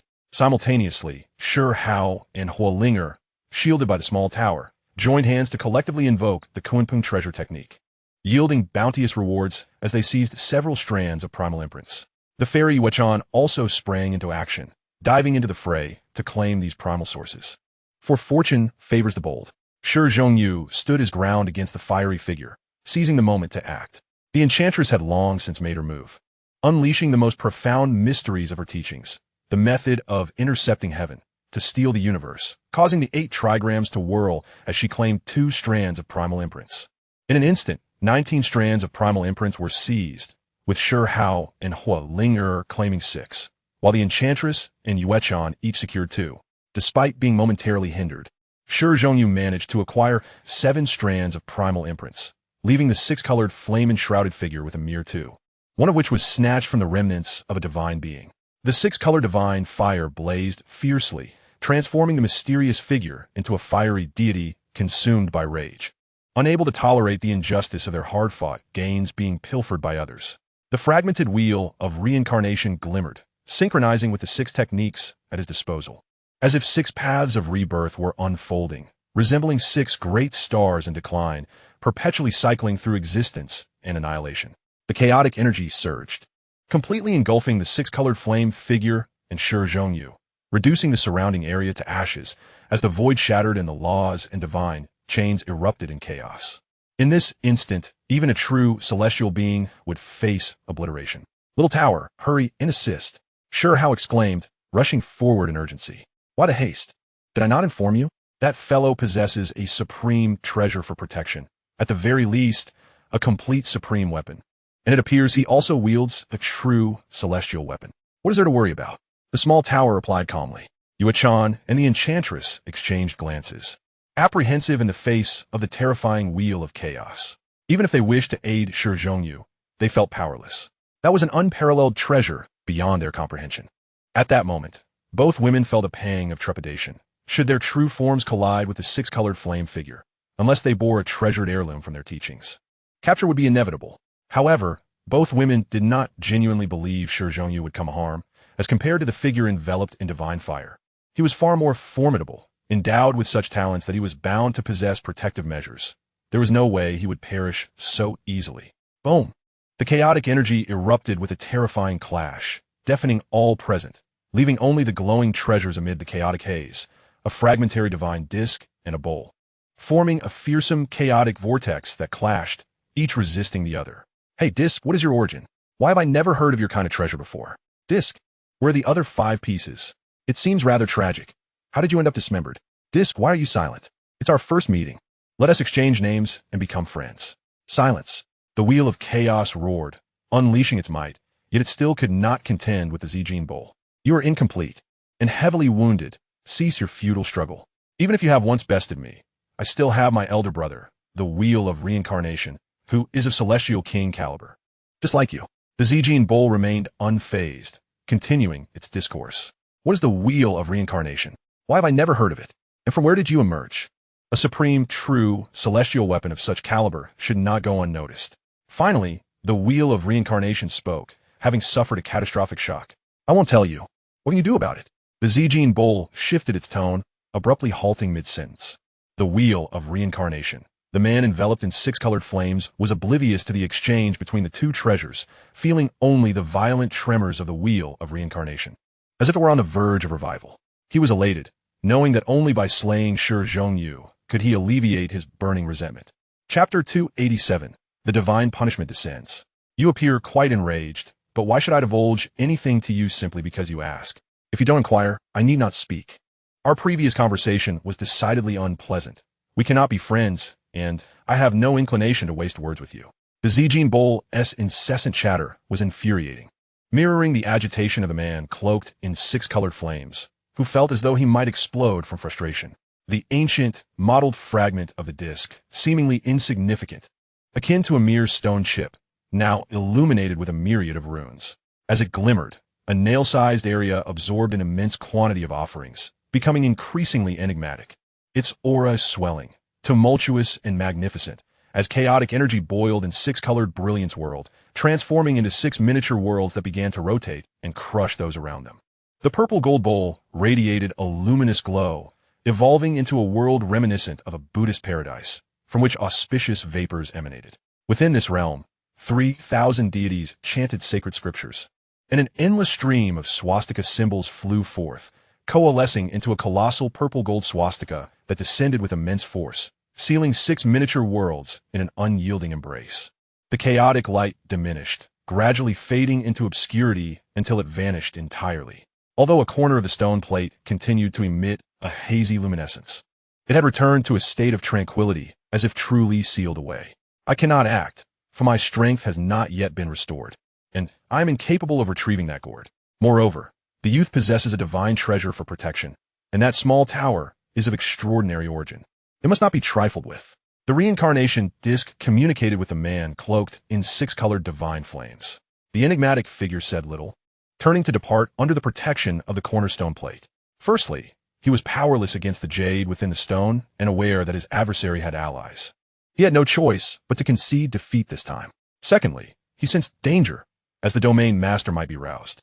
The current stone plate could not withstand the dominion of that master. Simultaneously, the sorceress and the celestial maiden, Yuchan, activated their most formidable abilities and fled hastily, unwilling to linger any longer. The remaining exalted beings also fled in a frenzy. The events of the day were too terrifying, akin to a cataclysmic apocalypse, resulting in the demise of far too many exalted ones. Stone Jinyu conveyed a message to Shi Hao and Huolinger, urging them to make their escape as well, for his gains had been substantial, and lingering would only invite trouble. Boom! In the heavens above, it felt as though a supreme existence had awakened. An oppressive aura weighed heavily upon every heart, as if the gods were descending. The realm of virtual deities was divided into numerous regions, not only differentiated by size and hierarchy, but also by strength and weakness. Above the domain emissaries resided the domain masters, the true sovereigns of the lower realm of virtual deities, governing all major domains. They typically lay dormant, but upon awakening, they were omnipotent, embodying the essence of a true deity within this realm. Crash! A 5-colored lightning bolt struck down towards the retreating mysterious figure, only to be thwarted by the corner reincarnation disc. At the same time, the heavens above darkened, as a blazing order of law cleaved through the void, radiating brilliant light that compelled all to shut their eyes in pain, as though a celestial sword was aimed at Stone Jinyu. Stone Jinyu was incensed. After all, he was not the instigator of this chaos, nor had he slain the domain emissary. Why was he being targeted? Similarly, Shi Hao felt unjustly accused as he had seized 6 strands of primordial marks, distributing 2 to Huolinger and keeping 4 for himself. It was only natural that he would be under scrutiny. Let us not forget the 40 drops of divine essence at stake. The purple gold bowl soared skyward, consuming the blazing divine punishment and burping contentedly while transmitting a message to Stone Jinyu. Stone Jinyu's face darkened like the bottom of a cauldron, his lips twitching. Was this easy for him? Meanwhile, Shi Hao was also lamenting, vehemently protesting that the small tower had exhausted its final opportunity for intervention. Should another action be required, an equivalent exchange would be necessary. Should it act freely, it would demand a gamble on the future. The mysterious figure dared to wield the reincarnation disc, undoubtedly having forged some agreement or offered equivalent treasures, perhaps even wagering his future. Just as Shi Hao was fleeing while discussing with the small tower, the heavens quaked, and 3 blinding chains descended, emitting the sound of divine gold rattling, aiming towards Stone Jinyu, the man enveloped in 6 colored flames, and Shi Hao himself. These were the chains of the divine, well known to the venerable elders of the virtual deity realm, who had perused ancient texts revealing that the virtual deity realm housed a black prison for those who disrupted the order, and these chains were employed to capture offenders. Elder, hold your ground. I wish to glimpse the mysteries of these divine chains to enhance my treasure's power, Stone Jinyu implored, igniting 10 drops of exalted divine essence to scrutinize the operational rules of the divine chains with his fiery eyes. Simultaneously, he pressed a strand of domain emissary's primordial mark into his forehead to accelerate his comprehension of the underlying principles. The order chains illuminated Stone Jinyu's inadequacies in understanding the laws of the Lu deity and the sealing principles of the bind treasure technique. The divine chains clanked, ensnaring the purple gold bowl like a zongzi. Bang! The purple gold bowl feigned a stalemate for a minute, allowing Stone Jinyu to decipher the secrets of the order chains, before erupting in divine light and shattering the chains. This time, the fee amounted to 62 drops of exalted divine essence. The purple gold bowl silently transmitted a message to Stone Jinyu. Meanwhile, a plethora of runes materialized in Stone Jinyu's eyes. Every second felt like half a minute, and in this brief span, he garnered insights equivalent to half an hour of contemplation. His gains were tremendous, yet his heart ached, as he finally comprehended the plight of Shi Hao being exploited by the small tower. Boom! A figure appeared in the heavens, evidently enraged, as thunder rumbled ominously, expelling many from the virtual deity realm. As it began to riot, 3 colossal hands descended. All right, we can leave now, the chaotic disc communicated. Swish! In the next moment, a 6-colored beam of light erupted from the chaotic disc, piercing the void and opening a passageway. The reincarnation disc whisked away the mysterious man directly into the passage, departing the virtual deity realm. Simultaneously, several translucent willow branches silently pierced through space, halting the 2 looming chaotic hands. These branches exuded a verdant divine light, resembling chains of order, binding the colossal hands with resplendent symbols that obscured the sky, transforming into a green curtain akin to a divine decree. Grant mercy! A faint golden character materialized at the center of the curtain, resembling a decree from the gods. Soon, the heavens began to clear. The green light and chaotic hands vanished as if they were mere illusions. The events of the day reverberated like a tempest, spreading in all directions. Everything was astonishing. It was not merely the death of the domain emissary that stirred the divine punishment. The fall of so many exalted beings would inevitably trigger a reshuffling among certain factions, such as the Demon Spirit Lake, which had only 3 exalted beings remaining, all of whom were now deceased. In this moment, countless formidable beings lay in wait, ready to seize the opportunity for gain. Naturally, many sought to claim the corpse of the powerful stone coveting his eyes, flesh, and the supreme bone within. Chapter 288, The Arrayed Realm of Kings and Dukes. At the entrance of the ancestral village of Stone Village, a towering green willow stood lush and vibrant, with 108 green, glistening branches cascading down like flowing hair. The entire willow tree exuded an elegant grace, enveloped in chaotic energy, appearing as if an unparalleled fairy stood in serene poise. Stone Jinyu sat beneath the tree, his aura surging dramatically, stepping into a new realm. He had broken through the arrayed realm in just a day and a half, a natural progression as it always had been. It had been over 6 months since the last events unfolded in the virtual deity realm. Much had transpired outside, all unrelated to Stone Jinyu. In alignment with the original narrative, he had been taken away by the ancient female with dual pupils, meaning he had not perished at all. As for other matters, they held no relevance to him. Stone Jinyu and Huoling. After being rescued by the Lu deity, everyone hurried back to Stone Village. Stone Jinyu needed a secure place for seclusion, and Stone Village was undoubtedly the safest haven. After all, he was keenly aware that having obtained 7 strands of the primordial marks of the virtual deity realm, with 1 used, 6 remained, affording him a year or 2 of arduous cultivation. This would aid him in successfully completing the pinnacle cultivation of the inscription realm, allowing him to inscribe all the manifestations and divine forms he possessed, transforming them into inscriptions. If the initial to perfected stages of the inscription realm involved engraving and delineating divine forms, it would enable the manifestation of the sacred body to unleash combat prowess, transcending its inherent capabilities. The realm of inscription corresponds to the extreme state of manifesting anomalies. This notion was inspired by the sorceress and the Moonchon fairy, who employed the power of runes while invoking their respective anomalies. After all, the anomalies in the perfect world are effects of cultivation, meticulously crafted through practice. In contrast, the anomalies in the vast world are innate potentials etched into one's physique, as if divine patterns have been imprinted within the cycle of reincarnation, waiting for the opportune moment to be unleashed. Indeed, Shizhangyu's audacious conjecture has proven remarkably accurate. In the inscription realm, delineating divine forms and anomalies within his body serves as a profound augmentation of his latent potential, leading to an unimaginable metamorphosis. He felt his celestial sacred body becoming even more refined, with the fusion of the primordial sacred body and the celestial overlord blood enhancing his capabilities by a significant margin, reaching an impressive 60%. Consequently, his physique has grown stronger once more. If, during his battles in the void divine realm, his physical form was comparable to a formidable beast ranked in the 70s among the celestial tiers, he has now ascended to the ranks of the 50s. He is on the verge of breaking into the top 50, a realm where no weak entities reside, each being ferociously formidable, possessing almost no vulnerabilities, excelling in every aspect: attack, defense, speed, explosive power, and endurance. This underscores the immense value of the 10 ferocious beings. At the moment Shizhangyu stepped into the array formation realm, his physical form underwent its final transformation, propelling him into the top 50.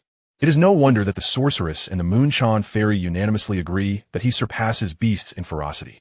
He is merely at the initial stage of the array formation realm, yet possesses such a terrifying physique that most esteemed beings would find themselves in peril should he close in on them, except for those ranked within the top 50 celestial beasts.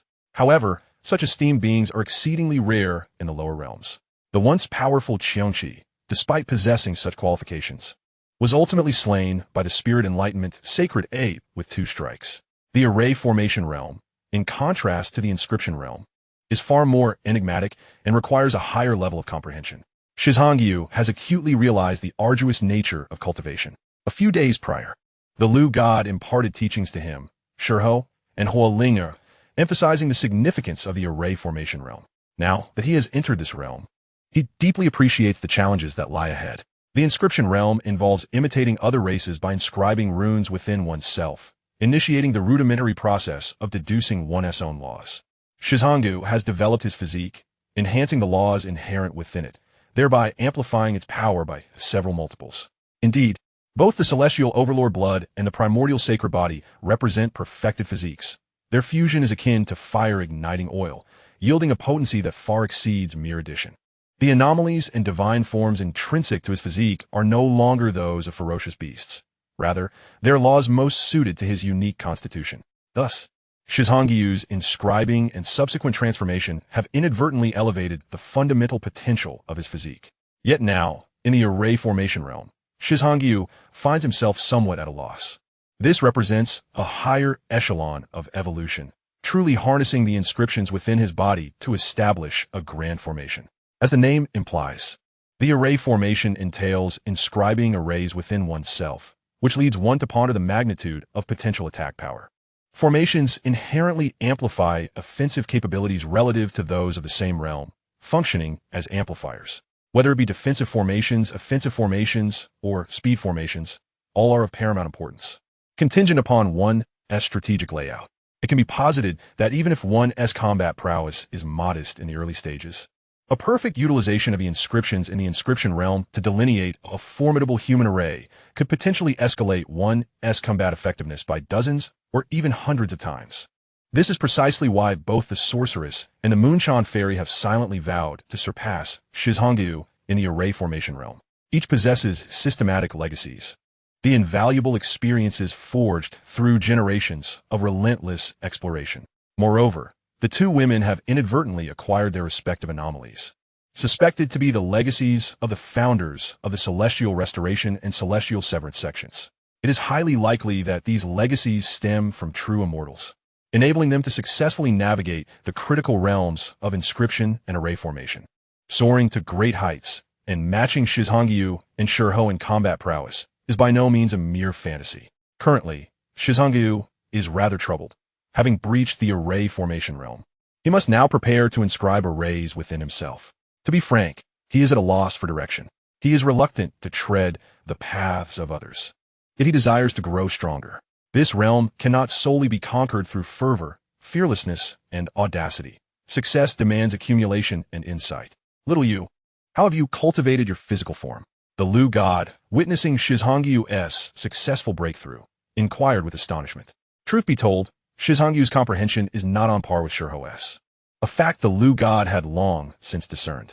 However, Shi Hao's physical form has undeniably transcended Shi Hao's by considerable margin, prompting the Lu god to feel a mix of admiration and curiosity.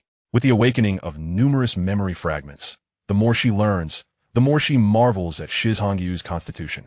Even among the 10 ferocious beings of the same realm, innate divine demons would find themselves crushed in his presence. Sister Lu god, I am actually a postnatal supreme being, with my bloodline tracing back to ancestral roots. This physical form is composed of supreme bones. Shi Hao felt a surge of joy within, finally able to hold his head high. The young man had broken through to the array formation realm 6 days earlier than him, having also reached the extreme state of inscription using the essence of the void divine realm. Yet he had merely 4 sources. Thus, Shi Hao, with his 6 sources of essence, had effectively cultivated for over 3 additional months. Yet he was still the fool who broke through to the array formation realm later, creating a stark contrast. Shi Hao had begun to question whether he was merely increasing muscle mass without enhancing his intellect. He even entertained a peculiar thought. In the future, he might not need to rely on intellect at all. He could simply act as a pure meat tank, standing resolutely at the forefront like an unyielding wall, absorbing all assaults while his companions effortlessly dealt damage from behind. Chapter 289. Innate Beings, Immortal Roots of the Lu God. The Lu God, contemplating Shi Hao's explanation, neither affirmed nor denied it, but it was the only plausible explanation. She was aware that Shi Hao had acquired a terrifying inheritance from a ferocious ape, dating back to the era of the 4 great primordial beasts, long before the age of the immortals. Her memories contain little detail about it. Nonetheless, it is certain that Shi Hao's formidable physique is linked to this inheritance. For instance, the bloodline of the pure blood Jia is renowned in physical combat, in sheer physical confrontations. It would not fall short of the 10 ferocious beings. The Jia is merely a descendant of the red-butt divine ape, due to the latter's elusive nature. The Jia has almost formed its own distinct lineage. Such scenarios are not uncommon. For instance, among the descendants of true dragons, there are formidable beasts like Qinyo, Yaji, Chaofeng, Suani, and Bayan, each of which could individually constitute a race. While they possess dragon blood, their inherent racial traits are quite evident. The dragon blood inheritance may have triggered their original innate potential, resulting in the emergence of entirely new races. Every prodigious talent possesses unique opportunities. The Lu god chose not to pry further. She had aided Shi Hao considerably, and he, in turn, had been instrumental in her recovery. Her current level of cultivation is largely attributable to his efforts. As her strength has been restored, the Lu god has naturally become aware of her own condition, which is quite unique, akin to rebirth or nirvana. Perhaps she has truly died once, only to be reborn. The memories she possesses are not derived from her original true spirit. Rather, the imprint of her primordial essence stems from her past self, who is exceedingly powerful. Every inch of her body retains memory functions, recording numerous events. In retrospect, had it not been for those memories, her existence since awakening has spanned merely a few decades. The past is but a wisp of smoke. Her memories are numerous yet fragmented, retaining only pivotal moments. For instance, she is a remnant of the immortal roots from the age of the immortals. Having cultivated to the pinnacle of immortal kings, known as the ancestral sacrificial spirit, establishing the laws of the divine path, which we now refer to as the perfect law. Her combat prowess is unparalleled, having once single-handedly penetrated to the other side of the world, entering and exiting 9 times, instilling terror in the demonic deities of foreign realms. For example, there exists a significant imbalance in the comparison of the number of immortal kings across the 9 heavens and 10 earths versus those in foreign realms. In the pivotal battle, the eternal immortal king met his demise, while the reincarnation immortal king was relentlessly worn down by foreign entities, leaving no successor behind, resulting in the fall of the 9 heavens and 10 earths. Her former self rose from the depths of despair, waging a fierce battle against the otherworldly foes in a world where all were adversaries. After a dazzling display of brilliance, she succumbed to eternal darkness, her tragic end instilling fear in the hearts of the foreign beings even to this day. That battle was devastating. She faced numerous adversaries alone and nearly perished. After vanquishing the foreign realm, she was gravely wounded and, while preparing for her rebirth, was besieged by the immortal kings of the celestial domain, such as Ao Chong, leading to the destruction of her true form. She was forced to transform into a seed, falling to the lower realm to replace the spirit of the stone village, taking root in the form of a willow tree. However, during this process, the willow goddess unearthed profound secrets and resolutely severed ties with her past. She ventured out of her spiritual body to seek the origins of the foreign realm and explore the source of great terror. Perhaps one day, she would trace back to her origins and fully recollect the ancient tales of the immortal age. Yet for now, all the willow goddess could do was to restore her cultivation and follow the fragments of her memory, yearning to discover her true identity and lineage. Among her recollections, Shi Zhongyu and Shi Hao stood out as the 2 most talented individuals, having surpassed the 10 fiends, and many young innate deities have been entrusted to her hopes. Notably, Shi Zhongyu had astonishingly cultivated 13 realms of the cave heavens, a feat so profound that even she struggled to comprehend it. The intricacies of the cave at the position of the Wheel Sea inspired the willow goddess with numerous thoughts and ideas, leading her to contemplate transformation, especially as she heard Shi Zhongyu and Shi Hao refer to her as sister, the willow goddess, who had previously been indifferent to gender, found herself inexplicably stirred by the notion of yin and yang. After breaking through to the supreme level, she could completely reshape her body and spiritual essence. Perhaps she could attempt to take human form, without necessarily adhering strictly to the path laid out by her memories. Sister Willow Goddess, I have broken through to the Array realm. I will soon catch up to you. Shi Zhongyu exclaimed suddenly, his words leaving the Willow Goddess amused. She understood that the feelings Shi Hao and Shi Zhongyu held for her were entirely different. Shi Hao regarded her more as a mentor and sister, having expressed similar sentiments in the past. The notion from Shi Zhongyu, however, left her both entertained and exasperated, recalling how, at the tender age of 8, he had dreamt of marrying her, which she had dismissed as mere childhood musings. After all, for an innate being yet to discern the duality of gender, such matters seemed exceedingly abstract. Little you, I heard you've taken a liking to 2 lovely, plump girls from outside and brought them back to the stone village. Have you seen how devoted that little girl, Huolinger, is to Hao Tian? The willow goddess teased, her spirits lifted. Shi Zhongyu was taken aback by how she knew of this affair. It was implausible that Shi Hao or Huolinger had revealed anything. How could she possibly know? He pondered, but he dismissed the thought. After all, given the inscrutable nature of the willow goddess, her awareness of such matters was hardly surprising. Sister Willow Goddess, I have recently acquired a new technique, the ancient black tortoise art. Although it is incomplete, the defensive aspect is intact. I can assure you it will serve as a reliable means of protection, Shi Zhongyu declared, having summoned forth a technique on par with the 10 fiends' arts. Especially in terms of defense, I dare say it may surpass that of the 10 fiends. Oh, do enlighten me. The willow goddess recognized his attempt to change the subject but did not dwell on it, encouraging him to proceed. Indeed, defensive techniques were not her forte at present, and the art she recalled could not compare to the ancient black tortoise-esque prowess. Shi Zhongyu sighed in relief. The inquiry posed by the willow goddess felt akin to a death sentence for someone like him, harboring feelings for her. Yet, unbeknownst to him, she remained indifferent to the distinctions of gender, being an innate being born from the immortal era, wholly unconcerned with such classifications. Next, Shi Zhongyu patiently elucidated his understanding of the black tortoise art to the willow goddess, who in turn extended a willow branch, sharing with him hundreds of techniques related to the Array realm, including her own methods and one practiced by an immortal king. Shi Hao felt a surge of excitement. The rapid advancement of the willow goddess's cultivation and her recovering memories had endowed him with invaluable knowledge. Now go play. How Tian has been busy with the village children, collecting bird nests and capturing ancient beasts. He has become quite the little rascal. You two need to relax. A balance of work and rest is beneficial for cultivation.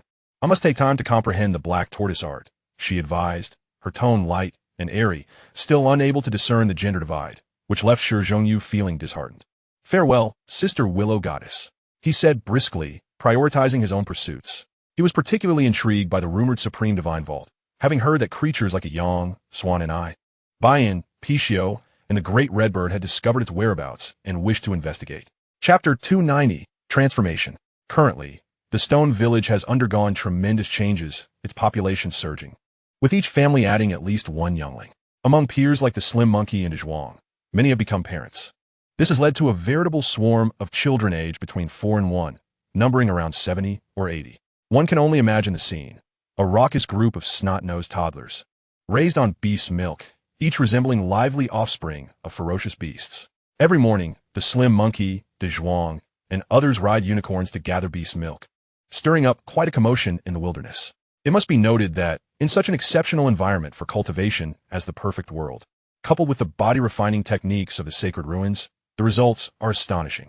Particularly when combined with the perfect law, their progress is akin to leaps and bounds. Within the village, the first generation of cultivators who have achieved a weight of 100,000 pounds has impressively reached 11 individuals. Regardless of how far they may progress in the cave heaven realm, their solid foundation and physical prowess foster the nurturing of divine radiance within. The initial batch of prodigies, including the slim monkey and little grass, have all reached the 5 cave heaven realm, albeit at a slower pace compared to Shi Hao and Shi Hao.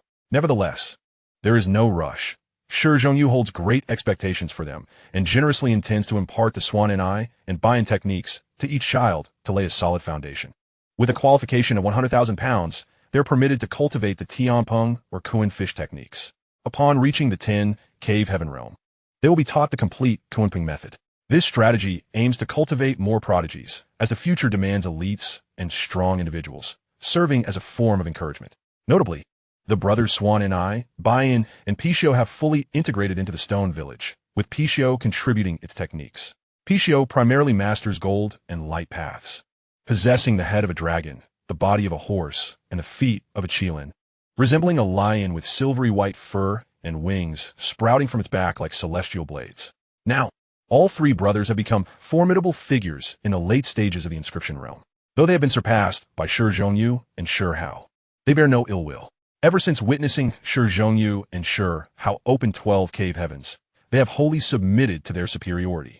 The willow goddess occasionally imparts wisdom to them and even lectures the stone village, providing immense benefits. Whenever the willow goddess speaks, it feels as though they stand before a true deity, with scenes of celestial phenomena, flowing spiritual springs, and the revival of all things evoking a sense of awe.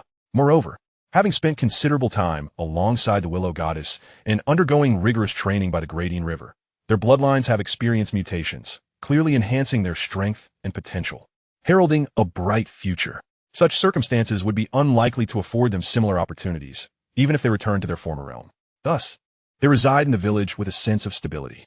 Currently, the most formidable beast of the same realm within Stone Village is a yang, the one who aspired to transform into a baize, but ultimately became a pure-blood ferocious beast, a yang, as its head continued to grow multiple times. In the ancient era, amongst the ferocious beasts of the celestial tier, there existed one ranked 85th. This creature possessed 9 heads, each adorned with a singular horn, its entire body cloaked in glistening silver scales. Its hooves resembled those of a tiger, and from its back sprouted a pair of wings. With a visage reminiscent of a ram, yet armed with fearsome fangs, it exuded an aura of terrifying ferocity. Having undergone a complete ancestral regression, it awakened its bloodline memories, cultivating its powers at an astonishing pace, prompting even the esteemed Lu Shun to commend its forebears, who were likely of supreme caliber.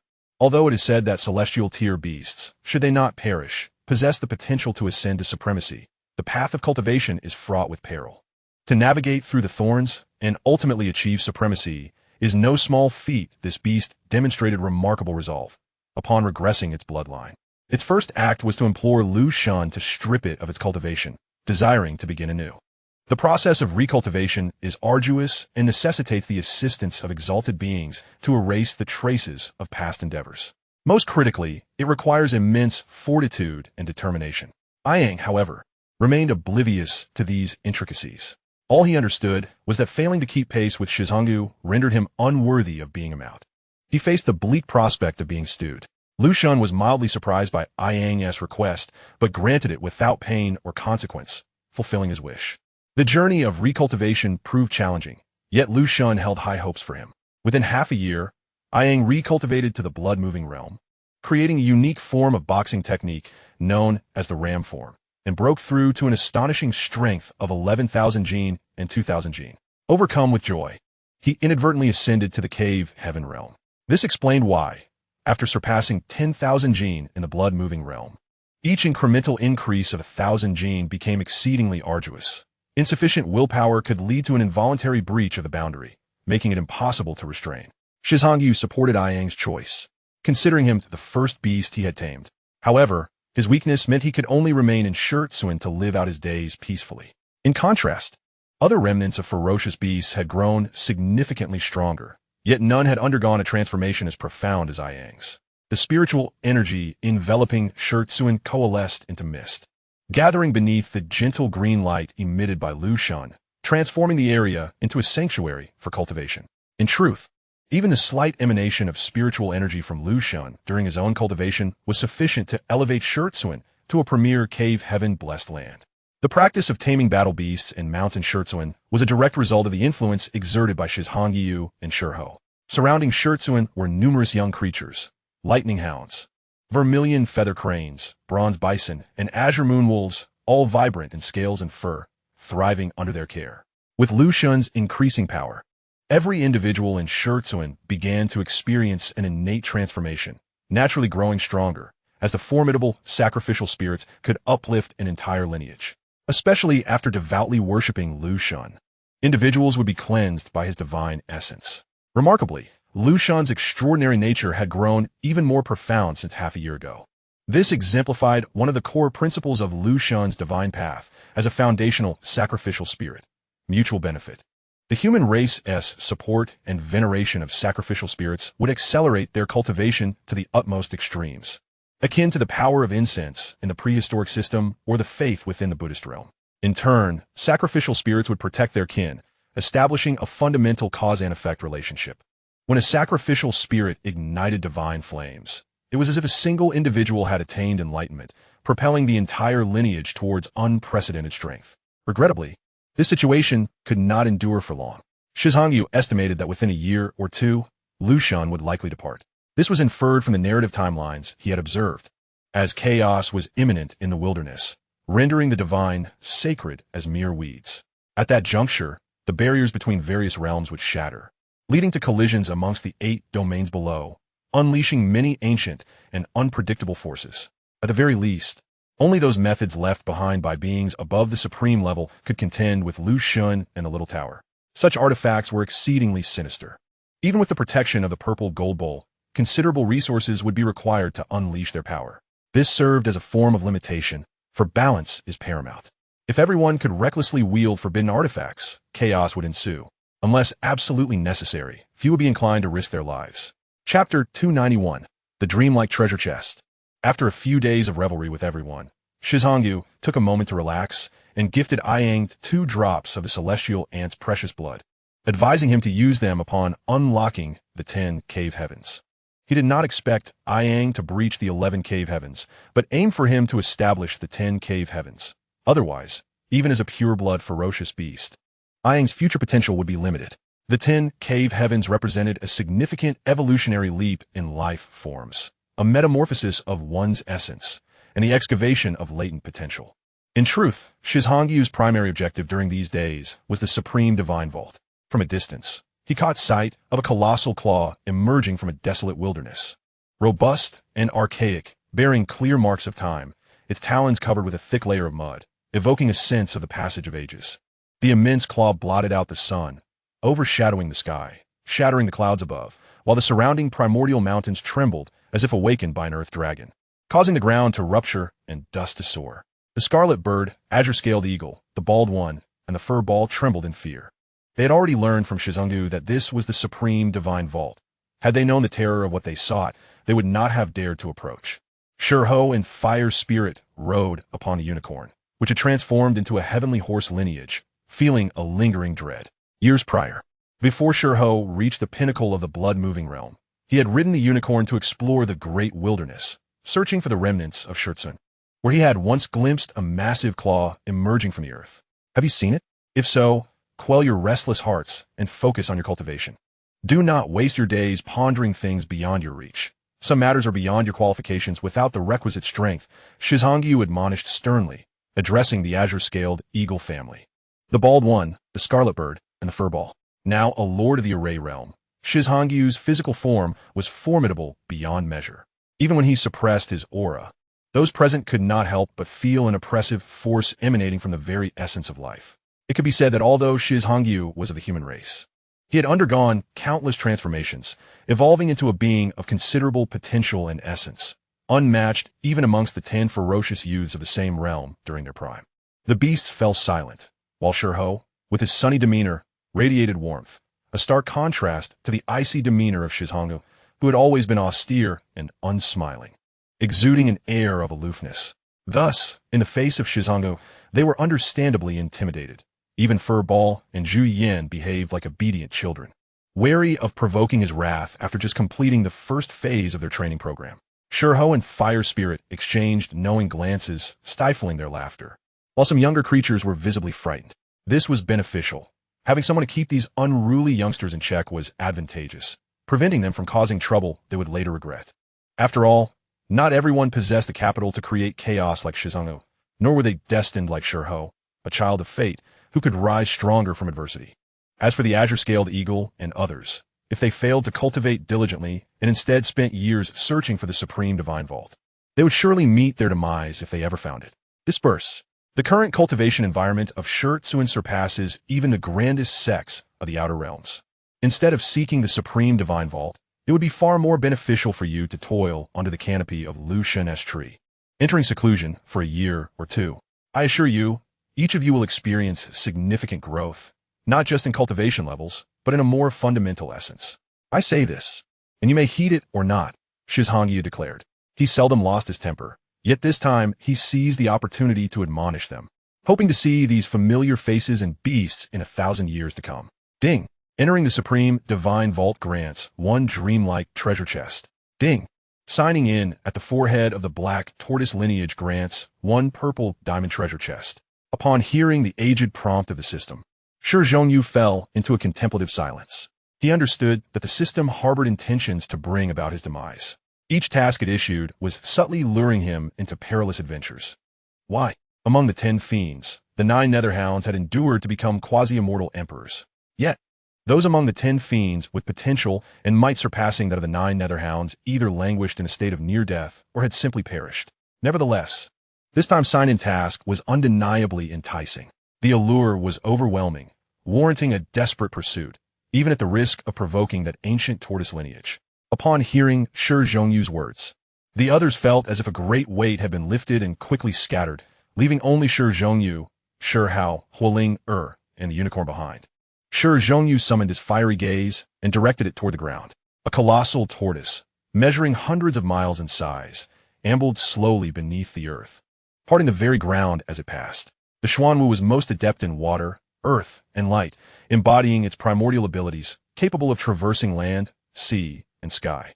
Upon its back, a dazzling orb of light hovered, shifting and intertwining in a mesmerizing display. The willow deity had warned that this supreme divine repository could very well be a trap, devised to ensnare the titans of the upper realm. After pondering for a considerable time, Shi Zhongyu resolved to utilize the essence of the venerable deity to pierce through the illusion, yet was gripped by an unsettling chill. Even his martial spirit, the enlightened sacred ape, along with its shadow, issued a simultaneous warning. Shi Zhongyu inhaled sharply, instinctively retreating several steps, while Shi Hao, who had been peering with his heavenly eye, along with Hualing, and the unicorn, also felt a wave of trepidation. The danger was palpable. Merely gazing upon it could summon unforeseen peril. Thus, Entering that supreme divine repository was, in his current state, akin to stepping into a pitfall. The second task might still be worth attempting, but the first was utterly fraught with danger. In life, one must often weigh choices. Some things can be attained through effort and struggle, while others are best left untouched.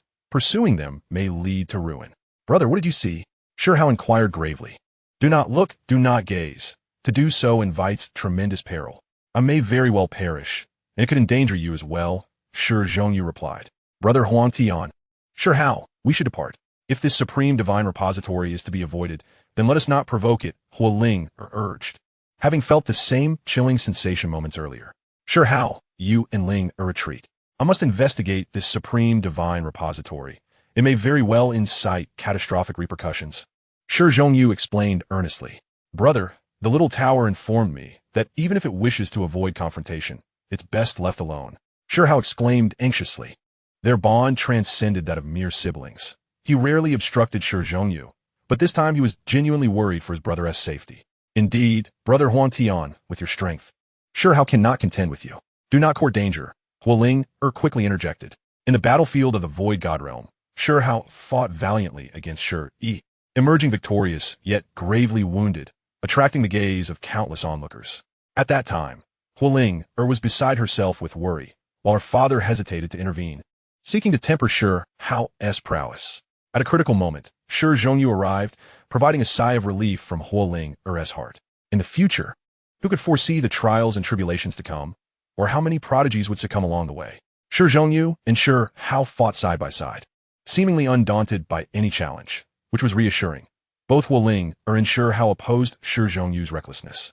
Fear not, I possess some confidence. This is merely a test, and I do not anticipate any mortal danger, Shi Zhongyu reassured, warmth blooming within him as he looked toward Shi Hao and Huo Ling, speaking earnestly.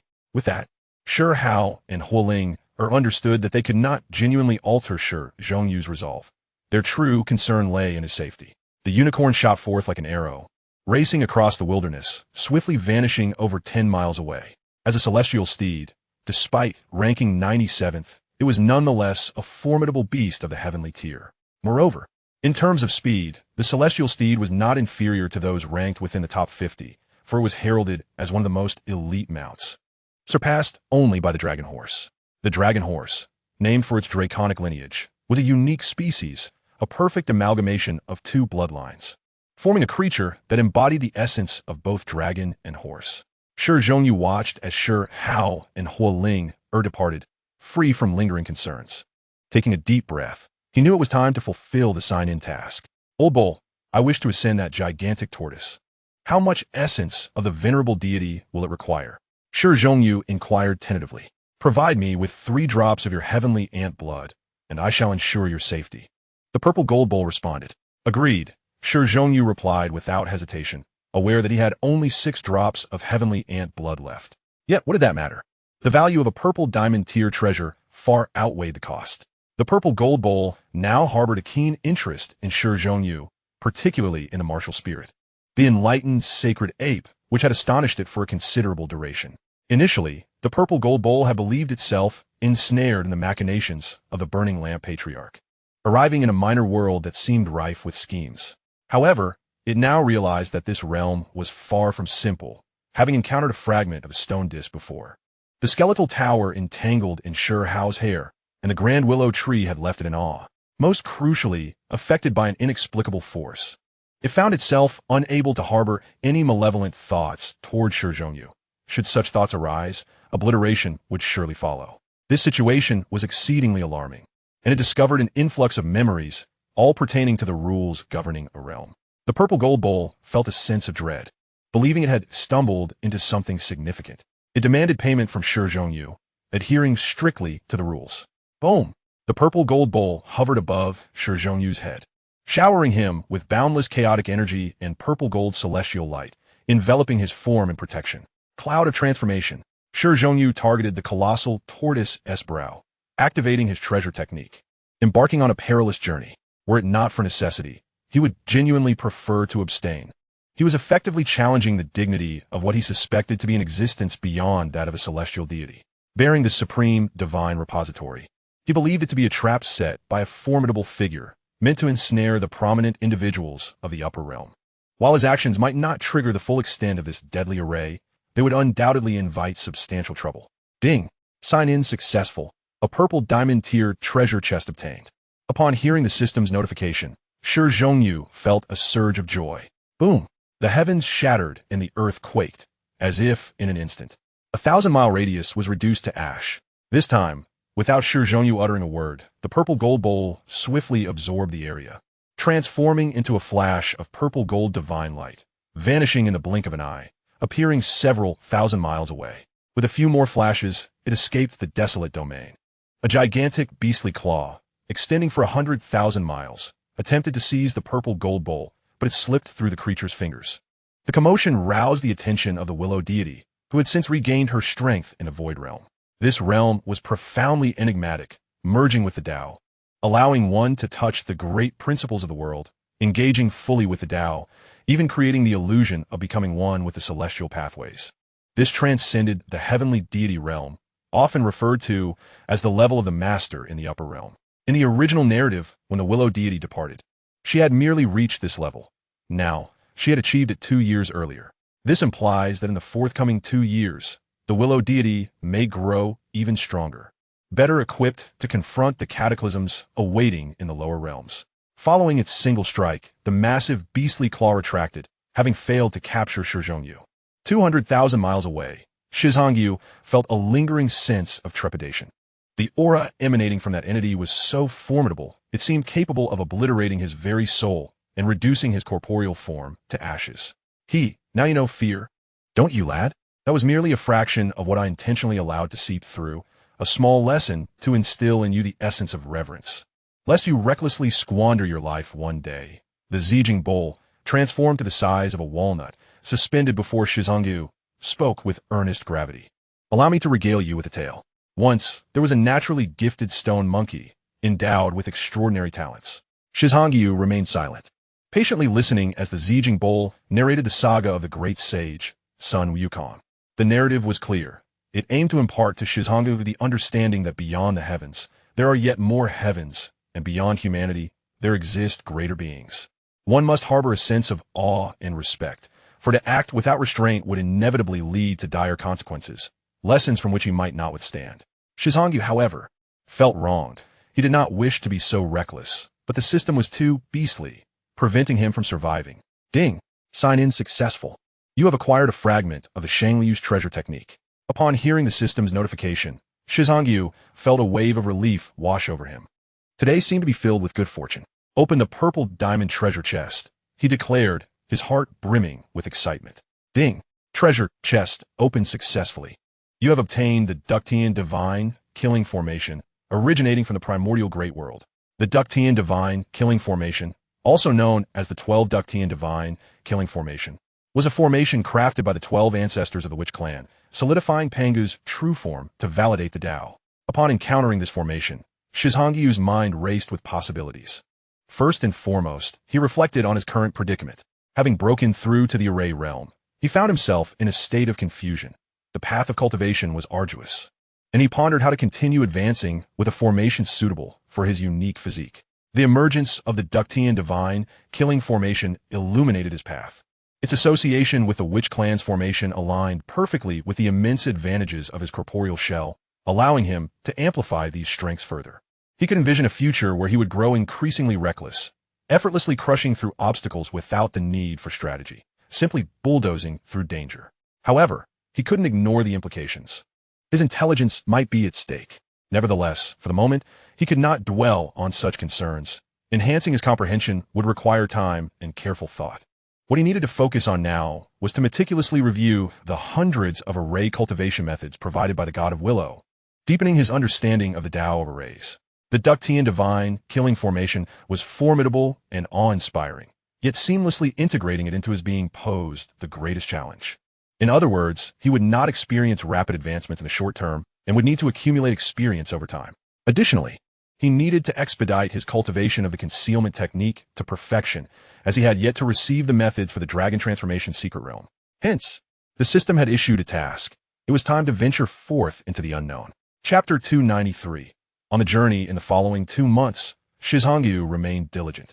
Encircled by Shi Hao and Huolinger as they closed in on the canopy of the God of Willow for seclusion, Shizhongyu divided his focus among cultivating the Shangliu treasure technique, comprehending the Tao of arrays, and laying the groundwork for his advancement in the array realm. His true self was engrossed in the Shangliu treasure technique, while his shadow martial soul and the sacred ape martial soul were exploring the various methods provided by the God of Willow. Meanwhile, Shi Hao was engaged in the cultivation of a mysterious bee skin that bore a sword imprint, a grass that could slice through the stars. Initially, he regarded it with indifference, but as he progressed, he recognized its profound depth. The sword intent was particularly potent. Judging by his own discerning eye, a mere imprint of sword intent was comparable to a powerful treasure technique from a heavenly tier beast, meriting his contemplation. Most notably, the God of Willow had praised its merit. Regrettably, it could not be classified as a treasure technique, merely a sword intent imprint. However, he was not yet at the requisite level, and the bee skin contained further mysteries, chronicling a method pertaining to a grass that formed a self-contained microcosm, its origins astonishing. This was Shi Hao's fortuitous chance. The God of Willow could not divulge more, only advising him to safeguard it well and not to misplace it. Shi Hao's extraordinary comprehension allowed him to extract valuable insights from it, yielding significant rewards and triggering a mechanism that secured the bee skin's acknowledgement, willing to impart the subsequent legacy to him. Particularly, the concept of the grass that could slice through stars was immensely powerful, and gradually, he discovered that the ancient bee skin harbored a set of sword-killing formations. Unexpectedly, an unintentional act of slaying an outsider in the Void God realm had led to such a legacy. Huolinger was diligently cultivating a method of array realm training imparted by the God of Willow, which was surely fitting, as, in the words of the God of Willow, only that which aligned with her constitution could be deemed the best. Ding. Proceed to sign in at the outer realms of the Fire Kingdom. Reward: 1 black iron treasure chest. Ding. Slap in the face sign in. Slap 20 outsiders. Reward: 1 black iron treasure chest. 100 consecutive draws. Reward: 1 bronze treasure chest. Shizhongyu was jolted awake by the system's sudden task notification. Listen, this system seems intent on stirring up chaos. He was clearly in the ancestral land of Stone Village. Yet he had been assigned a task to sign in at the royal capital of the Fire Kingdom, millions of miles away. Something must have transpired there, and the system was evidently urging him to incite trouble. The dilemma was that both black iron and bronze treasure chests were in short supply for him, unless he was willing to forfeit them. Xiaoyu, you should also venture out to experience the world. Balance your cultivation with leisure. Xiao Daodu and Linger have already gone to the Fire Kingdom, where the atmosphere is quite lively, with many outsiders flocking there. The God of Willow communicated to Shizhongyu. At that moment, Shizhongyu realized that both Huolinger and Shi Hao were absent. Given the circumstances, he too had to embark on the journey to fulfill the sign-in task. A long trek to flaunt his prowess and deliver slaps to faces. It was the system's wicked sense of humor, and he had no choice but to comply. Before departing, Shizhongyu checked on his grandfather, Shirlin phone, only to find him still in seclusion. It was worth mentioning that Stone Village was now bustling with a thriving cultivation atmosphere. Aside from hunting and feasting, everyone was engaged in their own cultivation. Occasionally, the God of Willow would organize those who had reached a weight of 100,000 pounds to venture into the Void God realm for training. In truth, everything had taken on a structured form. This time, he could not bring a yawn along. Its current focus was on recovering its strength to achieve the 10 heavens. Before leaving, Shizhongyu, feeling uneasy, gifted it half a pound of the Saint Beast wine. Shi Hao and Huolinger departed on the Great Redbird, which was heading to the ancestral land of the Stone Kingdom to cultivate and seek out Shi Hao's mentor, the little red creature, now the spirit of the Fire Kingdom. Meanwhile, Shizhongyu summoned the unicorn, Xiaobai. Each time Shizhongyu and Shi Hao returned, they would bestow valuable items upon Xiaobai to assist in its bloodline evolution. Moreover, Xiaobai had also cultivated the celestial horse's intent fist, receiving the true teachings from Shizhongyu. It is noteworthy that Shizhongyu had previously obtained a 3-day opportunity to comprehend the celestial horse's divine form from the system. Now, Xiaobai appeared remarkably majestic, its entire body gleaming snow-white. Even the purple horn atop its head had transformed into a silvery hue.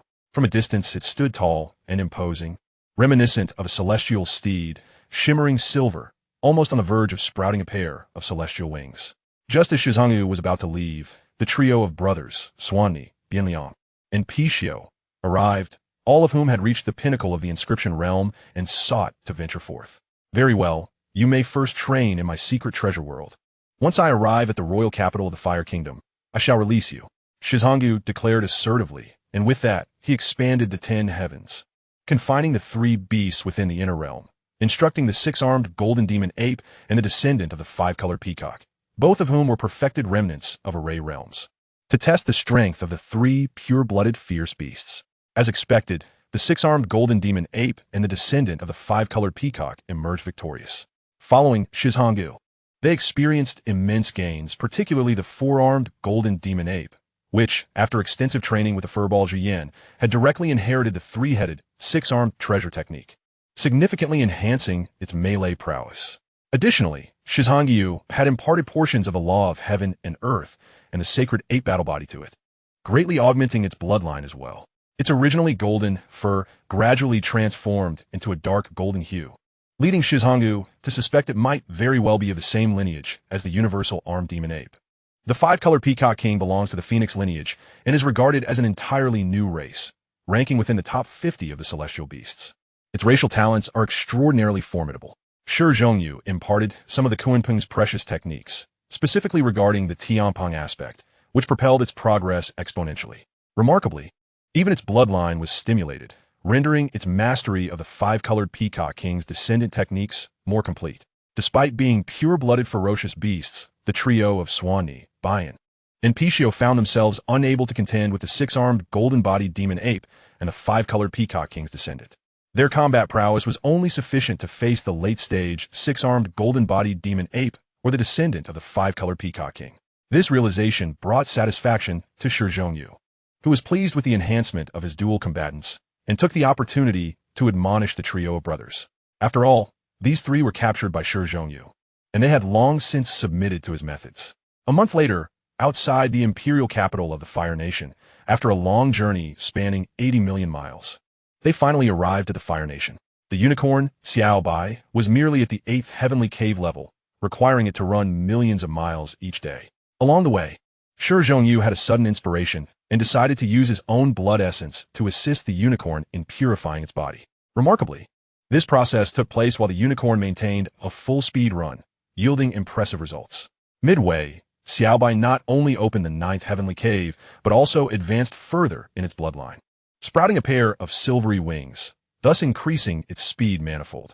From this moment forth, it could be referred to as the Celestial Horse, having undergone a significant breakthrough in its bloodline evolution, with purity estimated to have surpassed 70%. Subsequently, Shi Hao casually fed Xiaobai some precious blood from Swanee, Bayan, and Pitiful. Due to the trio's arduous training journey, they would inevitably endure a beating every 3 days, leading Shi Hao to collect some precious blood from them. For a mere celestial horse at the heavenly cave level, this was akin to a tremendous boon, enabling it to open the 10th heavenly cave, contingent upon its own fortuitous circumstances. Stone Village had begun to take on the semblance of a divine village, with all beings secretly aiming for the formidable goal of achieving 100,000 Jin in the 10th heavenly cave. This served as the understated source of the trio's low profile, as they were all at the 10,000 Jin mark but had barely managed to break through to the 9th heavenly cave. Chapter 294, Celestial Palace's Heavenly Sound. Outside the imperial capital of the Fire Nation, Shi Hao released the trio of Pitiful, Bayan, and Swanee, and after a moment's contemplation, he also released the 6-armed golden-bodied demon ape and the descendant of the 5-colored peacock king. At Shi Hao's behest, they all transformed into human forms. Pitiful appeared as a handsome youth with golden hair, seemingly around 17 or 18 years of age, having fused his own light and gold paths, thus possessing immense combat strength. Swanee, with his lustrous black hair, exuded an alluring charm and, under Shi Hao's guidance, had comprehended the destruction tribulation thunder, significantly enhancing his combat capabilities. Bayan, resembling moonlight with his silvery hair, had finally made progress in the sealing arts under Shi Hao's tutelage. This was also the reason why Pitiful willingly contributed his own precious techniques, yearning for guidance himself. Originally the eldest brother, he now found himself relegated to the position of the 3rd brother. The descendant of the 5-colored peacock king transformed into a noble and captivating woman adorned in colorful garments. The 6-armed golden-bodied demon ape retained her silver armor, embodying a wild beauty with towering peaks. At Huagua Mountain, Shi Hao utilized the 72 transformations to alter his appearance. His current visage perfectly represented the youthful form he had adopted in the Qinglin Garden of the Stone Nation, exuding a commanding and serene aura akin to his original demeanor, making it easier to play his role. With 5 chances left for high-level sign-in opportunities, he felt a whimsical urge to use one more. In a stroke of inspiration, Shi Zhongyu believed that at this moment, he was destined to draw something remarkable. Upon successful sign-in, he obtained the Celestial Palace's Heavenly Sound, a gift from the cinematic world of Journey to the West, which had been enhanced. The Celestial Palace's Heavenly Sound, a manifestation of pretentious divine resonance, possessed the power to shock the heart and captivate the eye, accompanied by phenomena such as cloud seas and celestial descents. Shi Zhongyu halted his steps, pondering whether this was what one might call a whimsical impulse. Nevertheless, it seemed promising. He was here to stir up trouble, and being low-key was no longer an option. Thus, he decided to enter the city, fully aware that he would undoubtedly become the focal point of the Fire Nation's imperial capital that day. Ding! Face-slapping sign-in. Some individuals revel in flaunting their seniority. Without hesitation, Shi Zhongyu delivered a resounding slap to the face of a certain elder, earning himself a black iron treasure chest. 3 face slaps yielded a bronze treasure chest, 5 earned a silver treasure chest, and 10 granted a golden treasure chest. Upon hearing the system's aged prompt, Shi Zhongyu felt inclined to utter a phrase of exasperation. He estimated that the number of elders present would not be excessive, as they were categorized into early, middle, late, and perfected stages. To gather 10 would likely provoke a perfected elder, making the notion of being low-key seem impossible. Why must everything resort to violence and conflict? As the group entered the city, they naturally attracted some attention, but onlookers merely cast a few glances in their direction. Over the past month, the Fire Nation's imperial capital had seen an influx of outsiders, with handsome men and beautiful women, as well as peculiar figures, becoming quite commonplace. The bustling atmosphere enveloped them, with shops lining the streets and a constant flow of traffic. Aside from Shi Zhongyu, it was the first visit to the Fire Nation's imperial capital for the other 5 beasts. This city was one of the largest in the wasteland, and with the gathering of beings from the outer realms, it was undeniably vibrant. Among the crowd, there was a girl adorned with a divine halo and pristine white wings. A member of the Holy Light clan, naturally adept in the path of light, a descendant of deities. Another stood with an impressive beard, his height merely 2/3 that of an average person, his skin bearing the bronze hue of the Forging clan. There was also a beguiling enchantress with 7 black cattails swaying behind her and a towering bull-headed man with 2 horns. Witnessing this spectacle, Shi Zhongyu felt as though he had traversed into a Western fantasy world, his heart filled with an extraordinary sense of strangeness. Yet, he understood that this was the perfect world, where all beings were potent, capable of stirring the winds and clouds in any other realm. Before long, Shi Zhongyu wore a peculiar expression as he overheard a multitude of rumors. It turned out that the gathering of beings from the outer realms in the Fire Nation's imperial capital was due to Shi Hao. The dual-eyed prodigy had shaken the ancient world. The outer beings were far more powerful than those in the wasteland. They possessed ancient factions and connections to the upper realms, holding greater knowledge of the dual-eyed phenomenon. Each emergence of such a being promised to be invincible, and yet, in this era, he had faced downfall, stirring chaos in the outer realms. The news of that battle reached countless ears, though many could not witness it firsthand, leading to widespread discontent. Aware of Shi Hao's close ties with Huolinger, they had come to confront the Fire Nation, causing a tremendous uproar. Huolinger received messages relayed through the virtual divine realm from her father, compelling her to return and address the situation, prompting Shi Hao to accompany her. As for Shi Zhongyu, his reputation was entirely overshadowed by Shi Hao. Although he had performed remarkably on the sky battlefield, most of the involved parties had perished, leaving the surviving elders embarrassed and reluctant to speak of him. The mysterious figure enveloped in 6-colored flames had suffered greatly, ensuring he would not extol Shi Zhongyu's virtues. This circumstance led to Shi Zhongyu's current status being eclipsed by Shi Hao's luminescence. Furthermore, Shi Hao's display of supreme rebirth on the sky battlefield had spread widely, earning him the moniker of the Nirvana Sovereign, captivating the attention of numerous top talents from the other 7 domains eager to witness the prowess of this reborn youth sovereign. Suddenly, Shi Zhongyu burst into laughter, an inexplicable joy resembling that of a simpleton, drawing numerous bewildered glances. The system seemed intent on causing him trouble. Yet his good brother Shi Hao's overwhelming presence kept him in a semi-transparent state. Additionally, even if he were to draw attention today, it would be under the guise of Huagua Mountain, wholly unrelated to the identity of the Demon King, Shi Zhongyu. Soon, Shi Hao gathered intelligence, indicating that the younger generation from the outer realms had converged upon the eastern city, where a divine tree known as the fire god tree stood.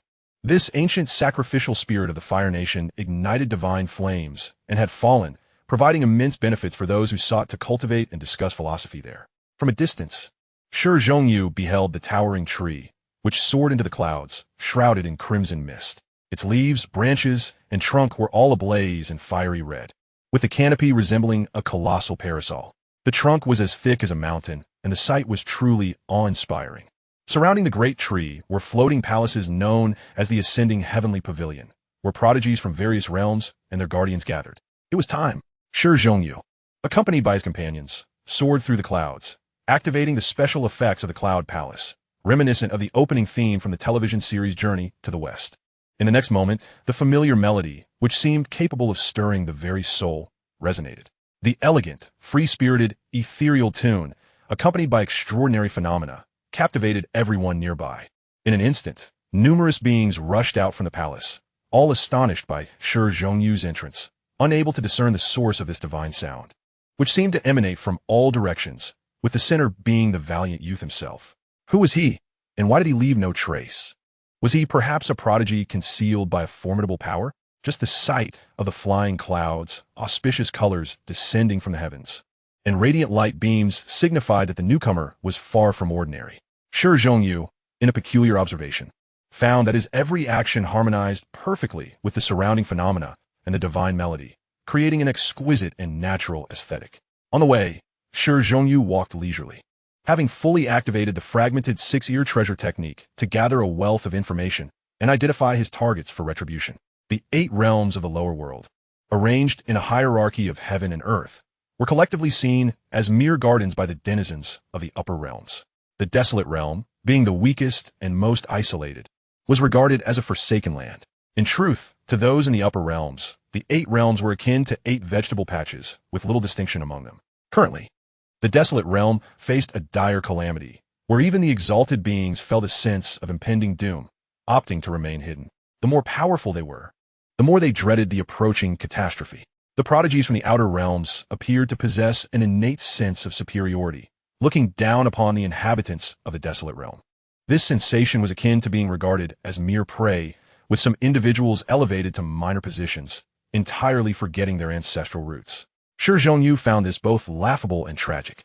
Such individuals were deserving of a thorough reckoning, and he pondered how long their inflated sense of superiority could endure. He understood that, in the eyes of the upper realms titans, the inhabitants of the 8 realms, regardless of their race, were merely livestock to be fattened for slaughter. Whether as blood and flesh treasures, pets, or slaves, were simply eliminated if deemed unsatisfactory. Today, the desolate realm was unfortunate to be chosen as the target. But what of tomorrow or the day after? Princess Qianqian, one of the top 10 beauties of the Xian realm, though not of the human race, bore a striking resemblance to them. Tall and graceful, she possessed a diamond mark on her pristine forehead and a pair of jade-like horns resembling dragon horns. These short horns shimmered beautifully among her flowing hair, adding an unusual allure. Her large eyes sparkled with curiosity as she gazed at Shi Hao, her keen senses detecting a lethal threat emanating from him. Not only was she one of the top beauties, but her combat prowess was also formidable, with her race possessing significant innate talents. At that moment, Princess Qianqian felt a fleeting blur before her eyes. Even with her strength, she could not capture Shi Hao's figure. Suddenly, a resounding slap echoed, sending a figure flying across the space and crashing into the ground, embedding him into the stone slab. Had it not been for the protective array inscribed on the streets, that impact would have likely devastated a significant portion of the area. As the crowd finally recognized the figure, they collectively gasped in shock. With 6 pairs of pristine white wings enveloped in sacred light, he was a prodigious member of the feathered royal clan, hailing from the cosmic domain, and likely to become the next generation's feathered monarch. Yet, now half of his face was swollen and bruised, presenting a rather pitiful sight. Before the onlookers could fully process their astonishment, the sound of slaps continued, as if dumplings were falling from the sky, with soon 100 of the realm's top prodigies, resembling dead fish, landing in the open space beside the fire god tree. After the altercation concluded, hearing the system notification, Shi Hao's mood began to brighten. Wasn't this merely a task of retribution? The first face-slapping mission had been accomplished. yielding 2 black iron chests and 1 bronze chest. As for the system's task of confronting the exalted beings, he had already discerned that the exalted were hiding, fearful of the impending calamity and its repercussions. In such circumstances, unless he ventured to the outer realms for confrontation, or if these prodigies had exalted guardians accompanying them, he recognized that few could rival the likes of Yuet-chan and the Demoness, who currently traveled with their own protectors. Princess Qianqian, unbeknownst to her, had instinctively covered her flawless face with her hands, her body trembling slightly as her cherry lips parted, releasing a gasp of disbelief. Where am I? Am I dreaming? Is any of this real? She was engulfed in deep skepticism. The prodigies flung aside by Shi Hao included many whom she believed she could contend with. She felt that victory would require at least 100 rounds of combat to determine the outcome. Yet what had transpired? The young prodigy of the Black Cloud clan from the flooded domain, born at the heart of the Black Cloud demon soil, was renowned for his exceptional potential, hailed as a once-in-a-millennium talent. Now, however, he lay embedded in the stone ground, unable to rise, likely with shattered bones. He had previously boasted loudly in the pavilion, dismissing the inhabitants of the desolate realm, claiming they were nothing but timid turtles relying on treasures to bolster their facade. Shi Hao had no obligation to pay him any special attention. Without question, his entire skeletal structure, internal organs, meridians, and orifices had been shattered. His breathing was shallow, barely clinging to life. Just moments ago, beings from the outer realms had claimed that the waters of the ancient divine mountain ran deep, and in the face of calamity, it would likely seal its gates, unwilling to show off, while the human race was truly weak, with none worthy of their effort. Shi Hao and Fire Spirit had arrived, concerned for the Fire Monarch, who had not emerged from the palace for 2 days. They had taken the Red Bull, Purple Sheep, and Blue Dragon as their evening meal. Just then, Shi Hao's calm words sent shivers down the spines of those present. Ah, that lightning hound has a very pure bloodline. Take it as well, he declared, striding toward the upper level of the ascending heavenly pavilion with an unperturbed tone. The 3 brothers of the Swanee and the 6-armed golden ape moved swiftly, as if capturing chicks. The descendants of the heavenly Fire Bull clan from the Yellow Domain and the purple Snow-Cold Sheep clan, once bitter rivals, now found themselves simultaneously reduced to mere ingredients. Though they attempted to resist, facing the pure-blooded ferocious beasts, even having attained a realm of formation, they were still overwhelmingly suppressed. To preserve the quality of the meat and maintain their bodily integrity, they struck with precision. In this one, execute him directly, Shi Hao commanded once more. All eyes turned to the figure on the ground, a young man with flowing purple hair and eyes that sparkled like cold lightning, who was recovering from his injuries after consuming a treasure. Princess Qianqian was left in a daze. She recognized this youth from the Eternal Mountain, rumored to be a descendant of a significant figure, known for his domineering ways as he traversed the realms, prompting many young disciples of major sects to retreat and avoid provoking him. Not Old Mountain, a formidable power that stands shoulder to shoulder with the Celestial Severance sect. The Celestial Restoration sect and the Western Heavens sect hold an exalted position and is an exceedingly terrifying lineage of Taoism. This individual has been relentlessly harassing her these past few days. She vividly recalls their first encounter when he exuded an aura of grandeur, his physique robust, divine radiance coursing through him, hinting at an explosive strength and wildness. Now, however, half of his head has been obliterated, blood spilling profusely, a sight most tragic. Yet, he has ingested a precious elixir and is swiftly recuperating. Show some mercy. Do you not know his identity? Several young cultivators, each remarkable in their own right, dare to speak despite their fear of Shi Hao's ferocity. Shi Hao cast a fleeting glance at the youths, his menacing aura momentarily dissipating. Yet they all spewed blood and were sent flying to the ground, feeling as though they faced an unparalleled supreme being rather than a mere youth of the human race. Chapter 296, Fearless. I am of the human race from the wilderness. Who among you dares to challenge me? Shi Hao declared, hands clasped behind his back, casting a disdainful glance at the assembled prodigies, his voice cold. The very air around them seemed to grow heavy, suffocating many, while others stood petrified. Where did such a formidable individual emerge from? Just moments ago, they were discussing the absence of notable figures from the wilderness, some even dismissing the likes of the dual-eyed Shi and the Nirvana sovereign Shi Hao as mere names inflated by reputation. Now, they were left astounded. Merely through his imposing presence, several talented individuals were struck hard, the sound of cracking bones echoing through the air as they were metaphorically crushed beneath a titanic weight. Princess Qianqian was utterly astonished. Such power could not possibly be matched even by her prodigious cousin, a paragon of the Western sect. It is known that her cousin has attained an indestructible body and follows the path of corporeal sanctification, dominating adversaries in the profound domain. Yet, she sensed that the man before her was even more perilous. This feeling was enigmatic, difficult to articulate, yet often remarkably accurate, having saved her life on multiple occasions. Ah! The youths cried out in agony, unsure how many bones had been shattered within them, utterly dazed, their very souls trembling before Shi Hao. Presently, Shi Hao's corporeal vessel could withstand the divine weapons of those in the divine fire realm, comparable to the top 50 among esteemed beasts. Such celestial beasts possessed the capability to contend with divine beings. Not Old Mountain. This name rang a bell. In the original narrative, Shi Hao's family was linked to this force. Perhaps handing this individual over to Shi Hao could yield insights regarding his parents. Kai-E, do not kill him yet. Just subdue him, Shi Hao transmitted. The cold beauty, transformed from the descendant of the five-colored peacock, immediately adjusted her stance, converting her lethal attack into a suppression maneuver. A sweep of five-color divine light caused the youth from Not Old Mountain to vanish without a trace. The arena fell into a profound silence.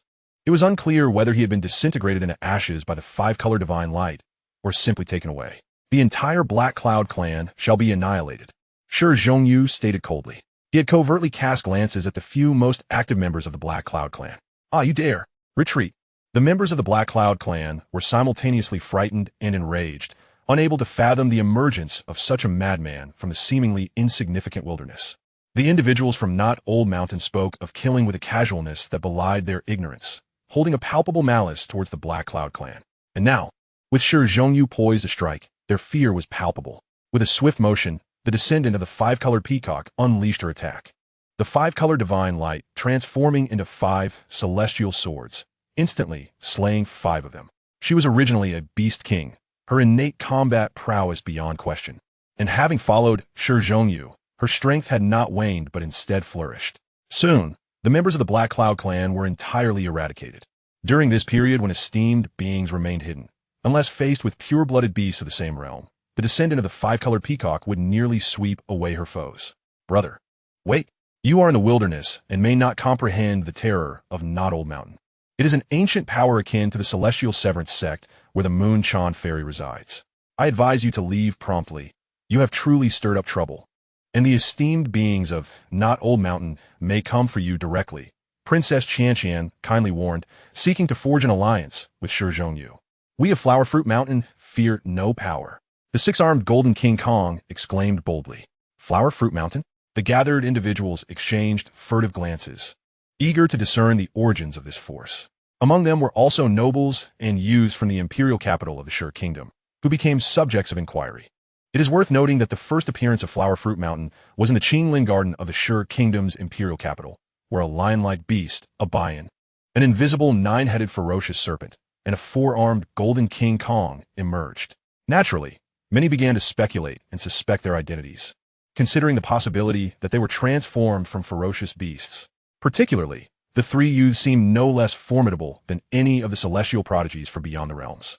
To attain transformation prior to the emergence of esteemed beings, 2 conditions must be met. One must be a pure-blooded ferocious beast, and the other must possess mastery over transformation techniques or artifacts. Shi Hao chose silence, directly ascending to the highest level of the celestial tower, seemingly, truly unafraid. Observing the young elites slowly recovering from their injuries, embedded into the ground, the crowd fell into a contemplative silence. These were the most elite prodigies from various domains. Proud and powerful, yet utterly defenseless, having been struck down with a single blow, unable to rise for half a day. This illustrated the terrifying prowess of Shi Hao. Regardless of the circumstances, Shi Hao's combat strength was frightening, likely comparable to that individual from the celestial domain, who had been enveloped in 6-colored flames, pursued by numerous major sects yet returned empty-handed. Meanwhile, in the Fire Emperor Palace, Shi Hao and Huolinger received word of these events. Even the Fire Emperor, despite being a pseudo-divine being, harbored trepidation regarding this calamity, candidly expressing his intent to avoid involvement, stating he would not appear unless absolutely necessary, leaving the affairs of the Fire Nation to Huolinger. Consequently, they have been occupied with state matters in the Fire Nation, with mountains of documents piling up, as the vast territory brought forth numerous issues. Soon, scouts reported on the series of events following Shi Hao's entry into the Fire Nation. Upon reading the news, Shi Hao and Huolinger exchanged silent glances. The situation was unmistakably clear. Shi Zhongyu had arrived. They had heard of Flower Fruit Mountain from Shi Zhongyu and were aware he had utilized its name while in the Shi Kingdom's imperial capital. Not Old Mountain was indeed powerful. However, it seemed that his mother, father, and grandfather were all connected to Not Old Mountain. Shi Hao had gathered considerable information, particularly that his grandfather, the great demon god, had entered Not Old Mountain, suggesting a possible link to his mother. Regardless, let's set a time for the prodigies from beyond the realms to convene. We may gather more intelligence then, Huolinger proposed. They paid little heed to the disciples of Not Old Mountain whom Shi Zhongyu had slain. Regardless of their identity, they were no match for him. That sounds delightful. I too am keen to meet those top-tier prodigies from beyond the realms. Shi Hao, inherently a warrior at heart, unabashedly revealed his fighting spirit. Aside from brother Huang Tian, I reckon there is no second contender among the 8 domains who could rival you, Huolinger remarked with amusement at Shi Hao's fierce demeanor. Having witnessed the dual-eyed cultivator fall to his hand, she believed that no prodigy in the 8 domains could match the talent of the dual-eyed being. Even that enigmatic man enveloped in 6-color divine flames. Huolinger had seen Shi Zhongyu deal with him, and she felt confident that Shi Hao could similarly best him. It was said that the man's strength stemmed from his cultivation of a fragmented celestial king-s technique. The information quickly spread. 2 days later, Princess Huolinger would host a banquet at the Falling Sunset Garden for the powerful beings from various races beyond the realms. The luminous Sunset Garden is no ordinary place. It serves as a royal estate specifically designated for the reception of esteemed dignitaries by the Fire Emperor, shielded by intricate array formations. It is an ideal arena for prodigies to engage in combat without fear of causing damage. Chapter 297, The Gathering of Prodigies. The expanse of the luminous Sunset Garden encompasses over 10 majestic mountains, 7 cascading waterfalls, and 4 expansive lakes, interspersed with charming bridges and flowing streams. All adorned with pavilions and towers, predominantly showcasing a fiery red hue. From a distance, the scene is resplendent with crimson clouds and the fiery orchid trees, resembling exquisite red crystals, translucent and brilliant. Both branches and leaves burn brighter than fire, accompanied by a refreshing fragrance that invigorates the spirit. At the entrance stands a grand bronze gate, its surface weathered by time, devoid of any guards, seemingly inviting anyone to enter. However, this gate possesses peculiarities. It is an auxiliary artifact that requires certain conditions to be met for passage. Only those of prodigious talent, at least, must possess a certain level of cultivation to gain entry. Otherwise, they cannot pass unless accompanied by an esteemed prodigy. This stipulation increases the pressure on entrance, serving as a test of qualification. It has been proven that Shi Zhongyu and his entourage successfully entered, while many haughty clans from beyond the realm also managed to gain admittance. Numerous individuals were eliminated from consideration, some feeling humiliated and leaving in disgrace, while others called upon friends in hopes of being escorted inside. These individuals were merely spectators, friends and relatives of the prodigies, and could not be categorized as prodigies from beyond the realms. It is anticipated that today, the luminous Sunset Garden will be nothing short of spectacular, with over 10 of the finest celestial maidens from various domains in attendance. A vibrant clash of top-tier prodigies that promises to be exhilarating. To miss it would indeed be a profound loss. Upon entering the garden, a refreshing aroma of medicinal herbs envelopes the senses, with an abundance of rare, ancient spiritual herbs visible everywhere. Shi Zhongyu finds himself unable to resist such temptation. He resolves to take advantage of the ensuing chaos to explore the ancient divine mountains in search of opportunities to transplant some spiritual herbs into his inner world. The arrival of Shi Zhongyu and his companions immediately attracts the attention of many, for he is notorious for his malevolence towards beings from beyond the realm, with his recent exploits having already spread like wildfire.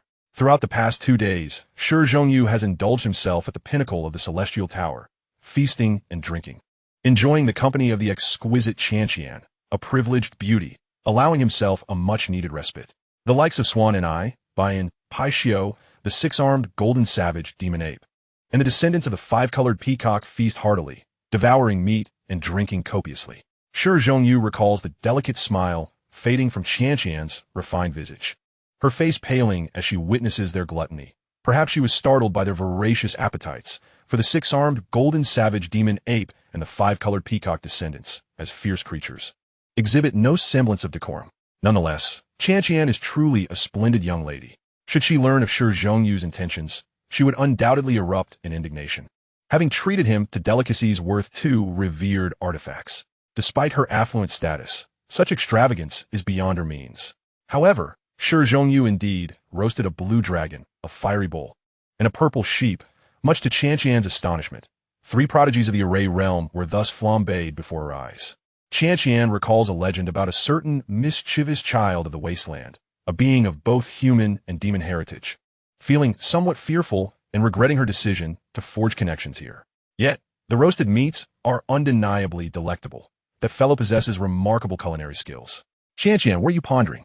You seem to be drooling, remarked a strikingly beautiful woman, rivaling Qianqian in allure, her figure voluptuous and clad in azure armor, her voice melodious and teasing.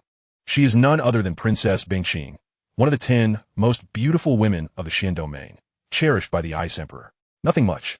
But if you wish for me to introduce you to the young master of Flower Fruit Mountain, you should refrain from asking too many questions, Qianqian replied, her shyness evident as she felt embarrassed before her close friend.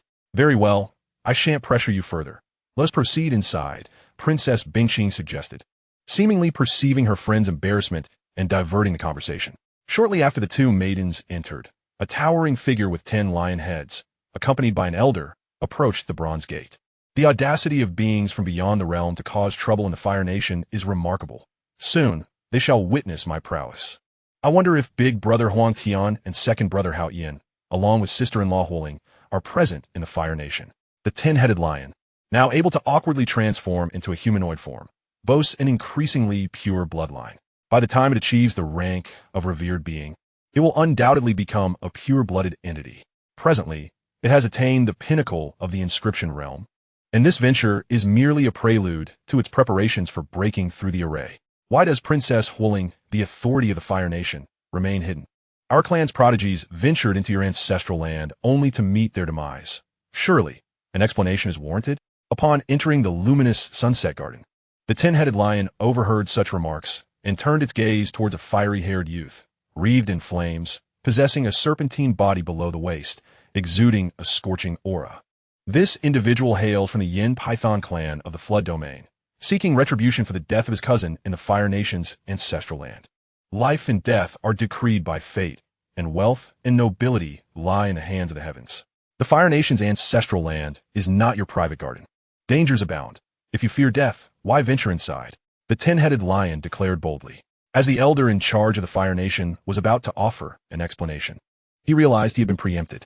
However, upon seeing the 10-headed lion, his eyes lit up. He recognized it as a friend of Shi Hao and Princess Huoling. Both Shi Hao and Huoling had already entered, albeit under altered appearances, evidently to gather intelligence about the Eternal Mountain. Yet, the Yin Python prodigy gasped in trepidation at the sight of the 10-headed lion, filled with dread. The Yin Python is merely ranked among the 300 fierce beasts of the earthly tier, even as a pureblood. Encountering a prodigy poised to transcend into a heavenly tier beast like the 10-headed lion would compel it to retreat. Legends from the lower realms have long circulated about the pureblood 10-headed lion, which once devoured an ancient god king, unrivaled in strength. The Yin Python youth opted not to engage further, turning on his heel to depart. He was no fool, and such wisdom had allowed him to survive thus far. This was but a minor episode. Currently, the gathering was far from complete, yet already hundreds of beings had congregated. Among them were scions of the Fire Nation's nobility and wandering cultivators, eager to exchange rare treasures acquired through perilous adventures for items of necessity. Following Shi Hong's entrance, his group dispersed. He harbored no fear of them fleeing, for matters had changed significantly. Moreover, equipped with the celestial dog's treasure arts, he could effortlessly retrieve any who dared to escape, rendering concern unnecessary. Allowing them some solitude would enable them to explore and forge connections, exchanging treasures for cultivation. The trio of Swan and I, Baiyan, and Paixio had made remarkable progress during their years of training in Stone Village, their potential significantly enhanced, although their reserves of treasures had dwindled considerably. Nevertheless, these 3 were quite ruthless, trading the blood of their discarded forms for precious items. What they regarded as waste blood was, for others, a potent elixir. The unicorn, Xiao Bai, laboring diligently within Shi Hong's inner realm, vowed to attain the 10 celestial heavens. Though Shi Hong remained skeptical, unless it could first complete its transformation into a pure-blooded fierce beast, the heavenly horse, such aspirations seemed distant. Chapter 298, The Battle of Swan and I. Unwilling to be a spectacle for others, Shi Hao donned a green robe, tied back his hair, and slightly rounded his face, resembling a wandering Taoist priest. As he mingled in the crowd, he heard exclamations of surprise. The celestial maiden Yunxi from Heavenly God Mountain has arrived. Yunxi donned a purple attire, ethereal and exquisite, enveloped in a haze of violet mist, appearing as if she were a celestial being. Often hailed as a goddess and the object of admiration for many pure-blooded entities, garnering immense popularity. The Golden Lotus Fairy also graced the event, one of the 7 illustrious blossoms of the Yellow Domain. Soon, gasps of astonishment echoed through the crowd. The Golden Lotus Fairy, with her enchanting beauty and radiant smile, adorned in a golden gown, moved gracefully as if stepping on lotus petals, exuding a fragrant aura that was both captivating and delightful. Surrounding her were several prodigies from the Yellow Domain, willingly acting as her guardians. From the unaging mountain, unsavory figures approached, evidently with intentions aimed at the young lord of Flower Fruit Mountain. Beside Shi Hao, a youth from beyond the realms murmured softly. Shi Hao turned to gaze at the entrance, where 2 elder figures and a middle-aged man approached with an imposing demeanor. The dignity of the unaging mountain was not to be trifled with. In ancient times, during the great contest of saints, no one dared to offend the unaging mountain. Those who could assist in locating the young man from Flower Fruit Mountain would be granted access to a scroll of divine techniques. The middle-aged man's voice was cold and authoritative, his gaze like lightning, scanning the surroundings, clearly in search of Shi Hao and his companions. The atmosphere grew tense, as many chose to withdraw, unwilling to provoke the unaging mountain and invite calamity upon themselves. The divine techniques were not something they particularly needed. Nonetheless, some were intrigued. It seemed trouble would soon befall the likes of Swanni, Bayan, Shi Hao, the 6-armed golden monkey, and the descendants of the 5-colored peacock. However, Shi Hao remained unperturbed regarding their safety. The 3 pure-blooded ferocious beasts and the 2 complete strains of ferocious beast lineage were not easily trifled with. Just then, a commotion erupted among the 10-headed lions, as it was rumored that an entity from beyond sought to claim one as a mount. After all, the 10-headed lions, alongside the heavenly horses, were renowned as one of the top 10 mounts, enticing even the gods. When Shi Hao glanced over, he saw that the would-be rider had already become a mount for the 10-headed lions, transformed into a late-stage heaven-fire divine bull of the lineage. Shi Hao could only shake his head in disbelief. The heaven-fire divine bull was known for its explosive temperament, delectable flesh, and lack of intelligence, often courting disaster. If their clan-s young lord were not berating Shi Hao, he would not have been consumed by them. Shi Hao was always known as a reasonable individual. One after another, the unaging mountain's figures were reported, with Swanni being singled out and cornered. The middle-aged man's tone echoed with confidence and fearlessness, showcasing the unaging mountain's formidable reputation, which fiercely protected its own. It was said that an immortal deity from ancient times still existed, casting a shadow over all beings. If such an entity targeted someone, even the ancient divine mountains would be disregarded. What were mere pseudo-deities in the eyes of true gods, who could extinguish them with a mere flick of their fingers? The otherworldly being beside Shi Hao shook his head and sighed. Shi Hao merely smiled. This companion of his was wasting his talents as a mere spectator. Regardless, he was determined to take a closer look. He could not allow the golden opportunity to slip away. How can my Flower Fruit Mountain fear the unaging mountain? Bring on. Let us see if I can't defeat you without damaging the flora and fauna here. Swanni, nostrils flaring, looked down upon the middle-aged man. Having mingled with the likes of the Scarlet Bird and the duo of mischief makers for many years, being a pure-blooded beast, he carried a proud demeanor, especially with the backing of Shi Hao and the Willow deity, giving him ample confidence. Suddenly, the middle-aged man, filled with wrath, showed no restraint. The Fire Nation was hardly regarded by the unaging mountain. He raised his hand, unleashing a symbol that shot forth like a silver dart, swift as lightning, aimed directly at Swanni's head. His initial move displayed overwhelming might, revealing him as a late-stage noble of the formation realm. Boom! Swanni unleashed a powerful roar. A torrent of black lightning surged forth, obliterating the symbol. A strong figure in the formation realm could inscribe numerous formations within his body. And although that dart-like symbol appeared simple, it was composed of formidable attack patterns.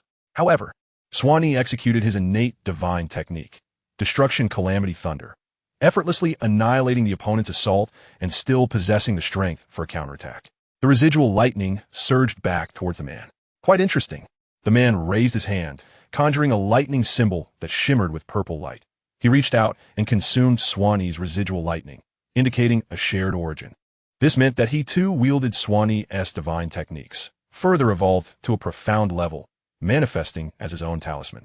A testament to the deep-rooted heritage of the unaging mountain.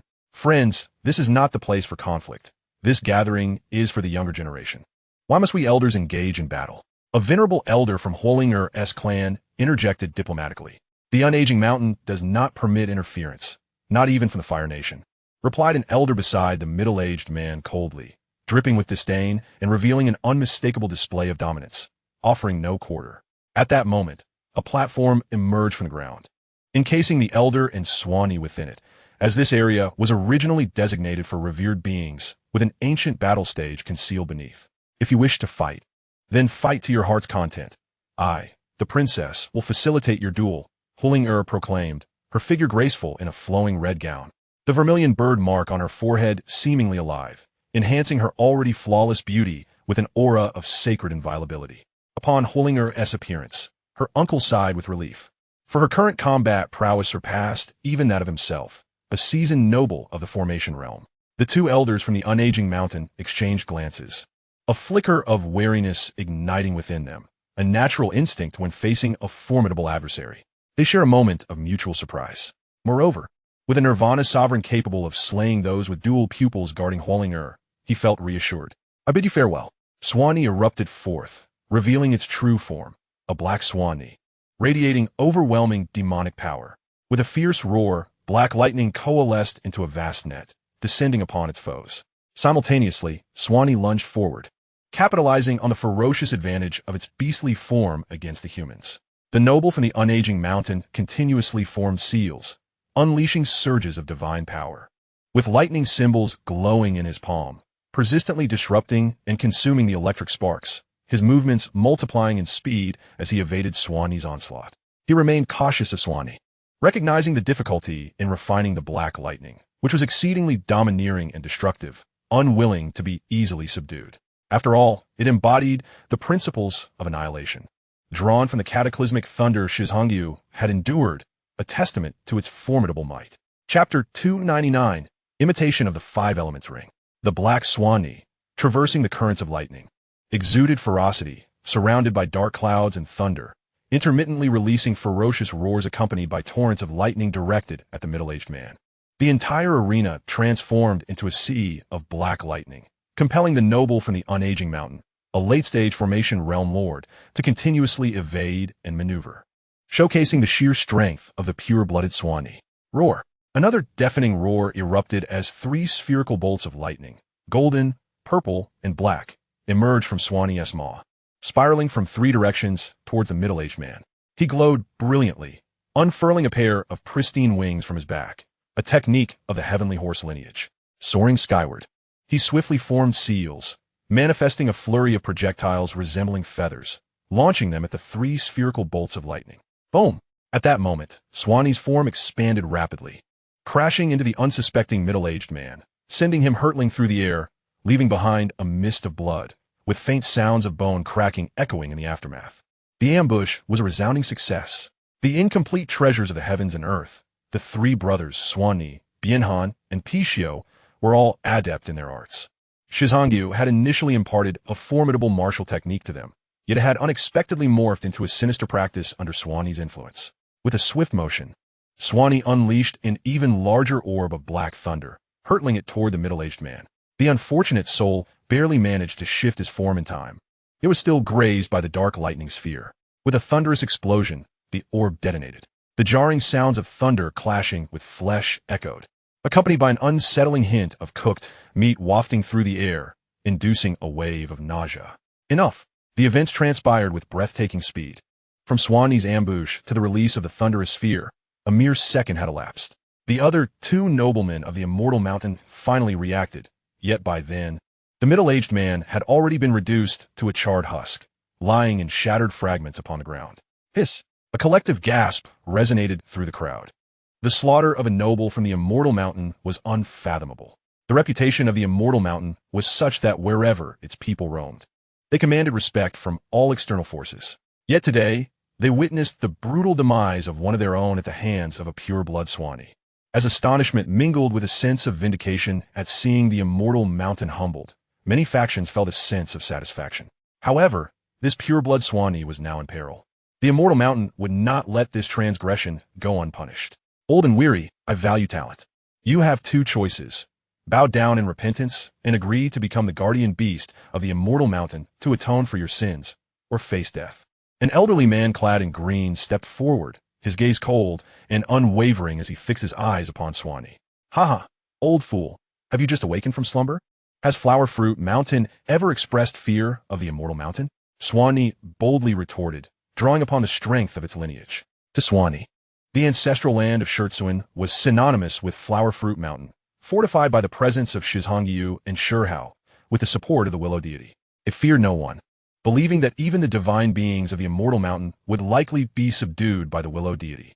As a pure-blood Swanee, having trained beneath the Willow deity's tree day and night, its bloodline had grown exceedingly potent.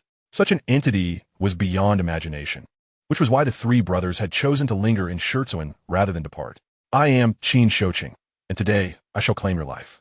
A mere pure-blood beast is not beyond my capabilities. Throughout history, every being that has dared to provoke the immortal mountain has either perished or been subdued." The elder's expression turned grim as he responded to Swanee's audacity. Upon hearing Swanee's words, the elder's countenance darkened. He opened his mouth and expelled a small orb of light, radiant with 5 colors. The orb swiftly expanded in the wind, transforming into a treasure ring as thick as a barrel, possessing an intricate aura that was neither gold, silver, nor jade. A profound wave of energy emanated, ensnaring not only the ancient battle platform, but also a radius of 100 miles, rendering all within it immobile, as if trapped in a quagmire. Shizhangyu's heart resonated with a similar mystical pulse, shielding his body and restoring his freedom in an instant. This was the first time his inner realm had actively countered the rules of spatial confinement, filling him with exhilaration. As Shizhangyu's cultivation advanced into the array realm, his inner world had solidified further. Even a pseudo-divine being from the divine fire realm would find it impossible to breach this space. What lay before him was the immortal mountain's most renowned treasure, the 5 Elements ring. Princess Qianqian had arrived. Recognizing Swanee and displaying a look of astonishment as she cautiously warned, "It cannot be the true 5 Elements ring. It is merely a counterfeit." A figure emerged, garbed in white, the ethereal fabric veiling her face, exuding an otherworldly grace akin to a celestial being. It was the Moonshine Fairy from the Celestial Repair sect, widely acknowledged as the most beautiful woman beyond the realms. Even standing beside Princess Qianqian, she naturally eclipsed her. The sword in Moon Chan's hand glimmered, countering the counterfeit 5 Elements ring's power, allowing her to move with ease. Observe, though it radiates 5 hues of light, one is notably dim, indicating a flaw.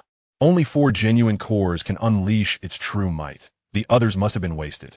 The authentic 5 Elements ring is forged from the primal bones of 5 celestial beasts adept in elemental arts, capable of evolving the principles of the 5 elements into a distinct realm. Its true horror is beyond comprehension. Moonshan's voice was cool, reminiscent of a celestial being's whisper, as if elucidating to Princess Qianqian while simultaneously addressing the surrounding crowd. Gasps of astonishment filled the air as many, having ventured too close, found themselves ensnared by the overwhelming aura of the counterfeit treasure, which had once claimed the lives of numerous illustrious figures in ancient times. "Predecessor, we dare not oppose the immortal mountain. Please, quell the power of the treasure." Many cried out in panic. "Indeed, we merely passed through. Fear not, everyone. The overwhelming power of the treasure has naturally sealed this realm. I have not activated it. I shall now escort you out," Qin Shoqing stated calmly, not even casting a glance at Swanee, for in his eyes, the pure-blood beast was already doomed. No one could defy the might of the immortal mountain. What was a mere pure-blood beast but a stepping stone to demonstrate their dominance? At present, he had merely summoned a failed imitation of the 5 Elements ring, sealing a 100-mile radius, rendering all within it, including nobles, incapable of movement.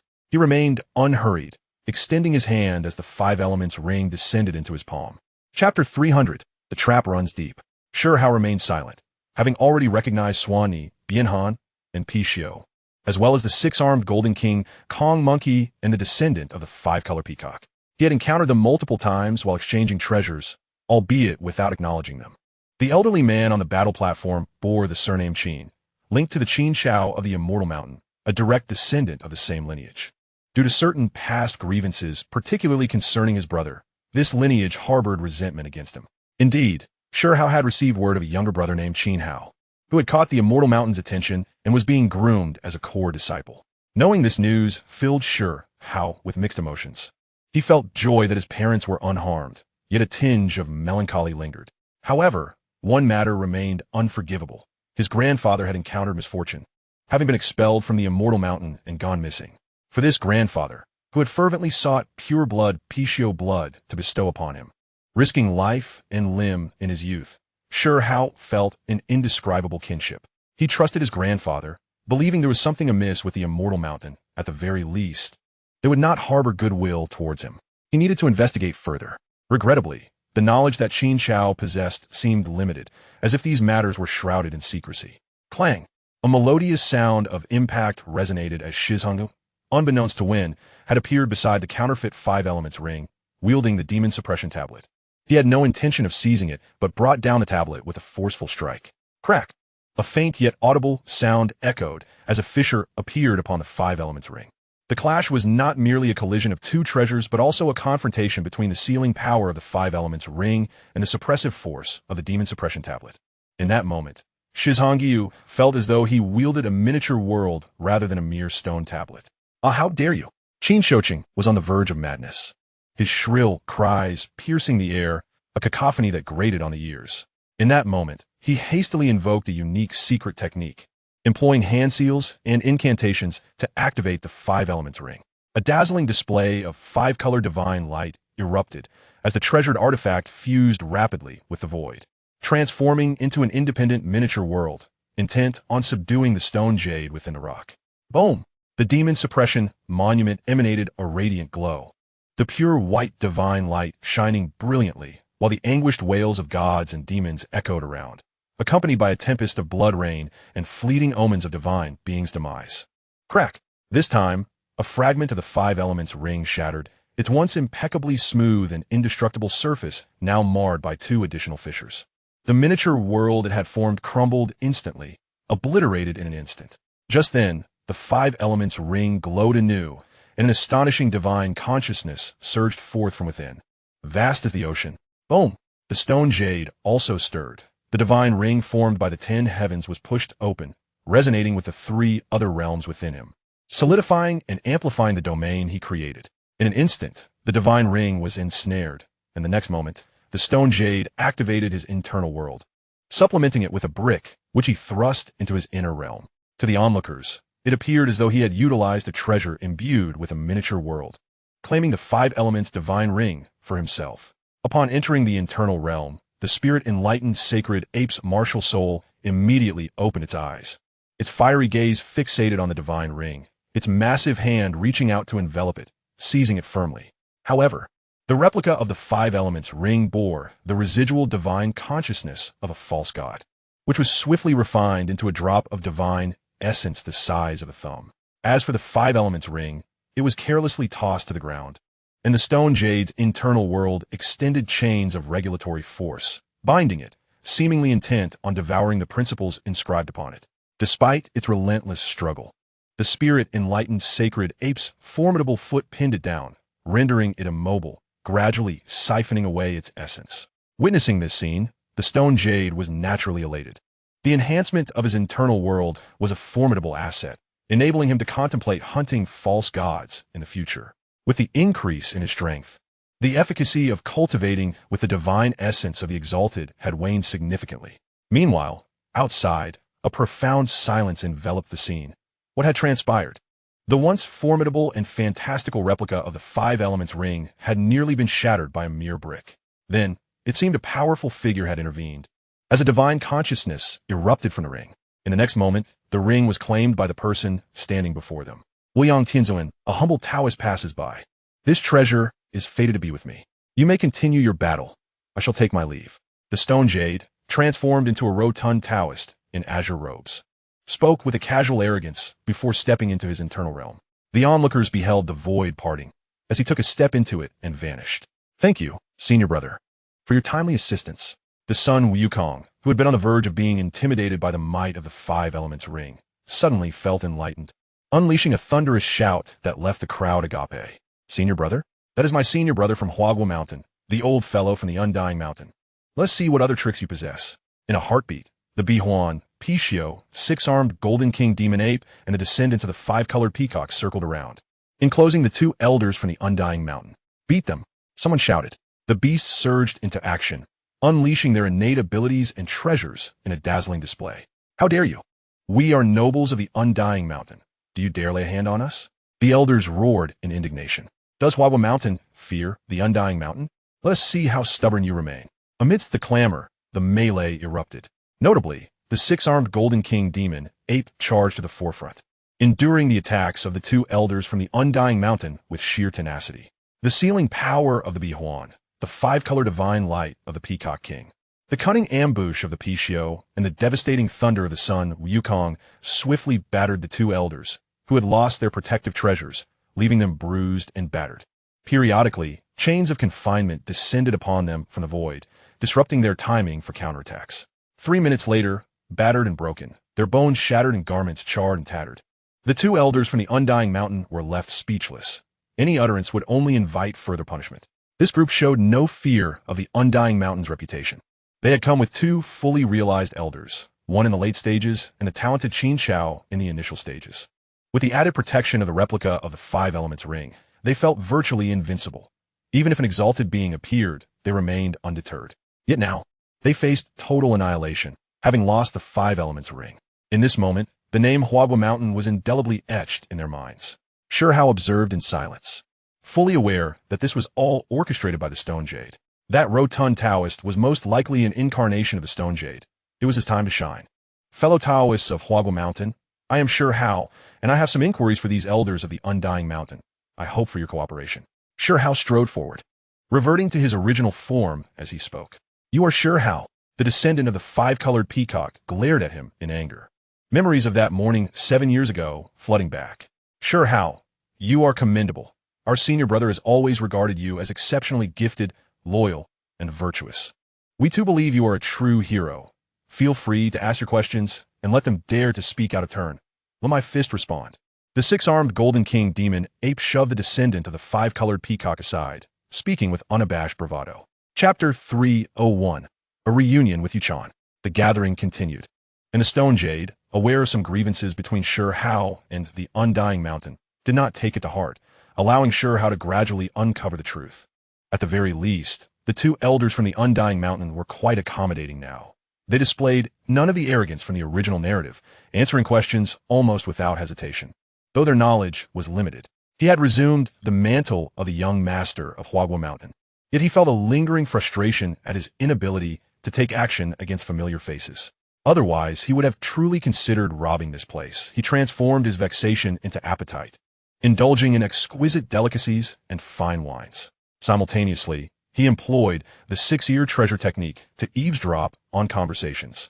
The path of cultivation is long, and each individual possesses their own opportunities and experiences, all of which are invaluable treasures.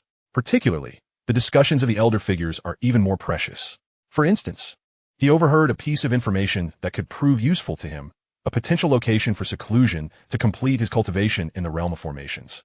This place was called the Golden Sacred Land, located in the extreme south of the wasteland. Its mountains, stones, flowers, and trees all shimmered with golden hues, containing immortal divine essence that could refine one's physique. However, this place was not truly a sanctuary for cultivation, for it was also known as the Golden Forbidden Zone. Even exalted beings entering it might be obliterated by its terrifying golden rules.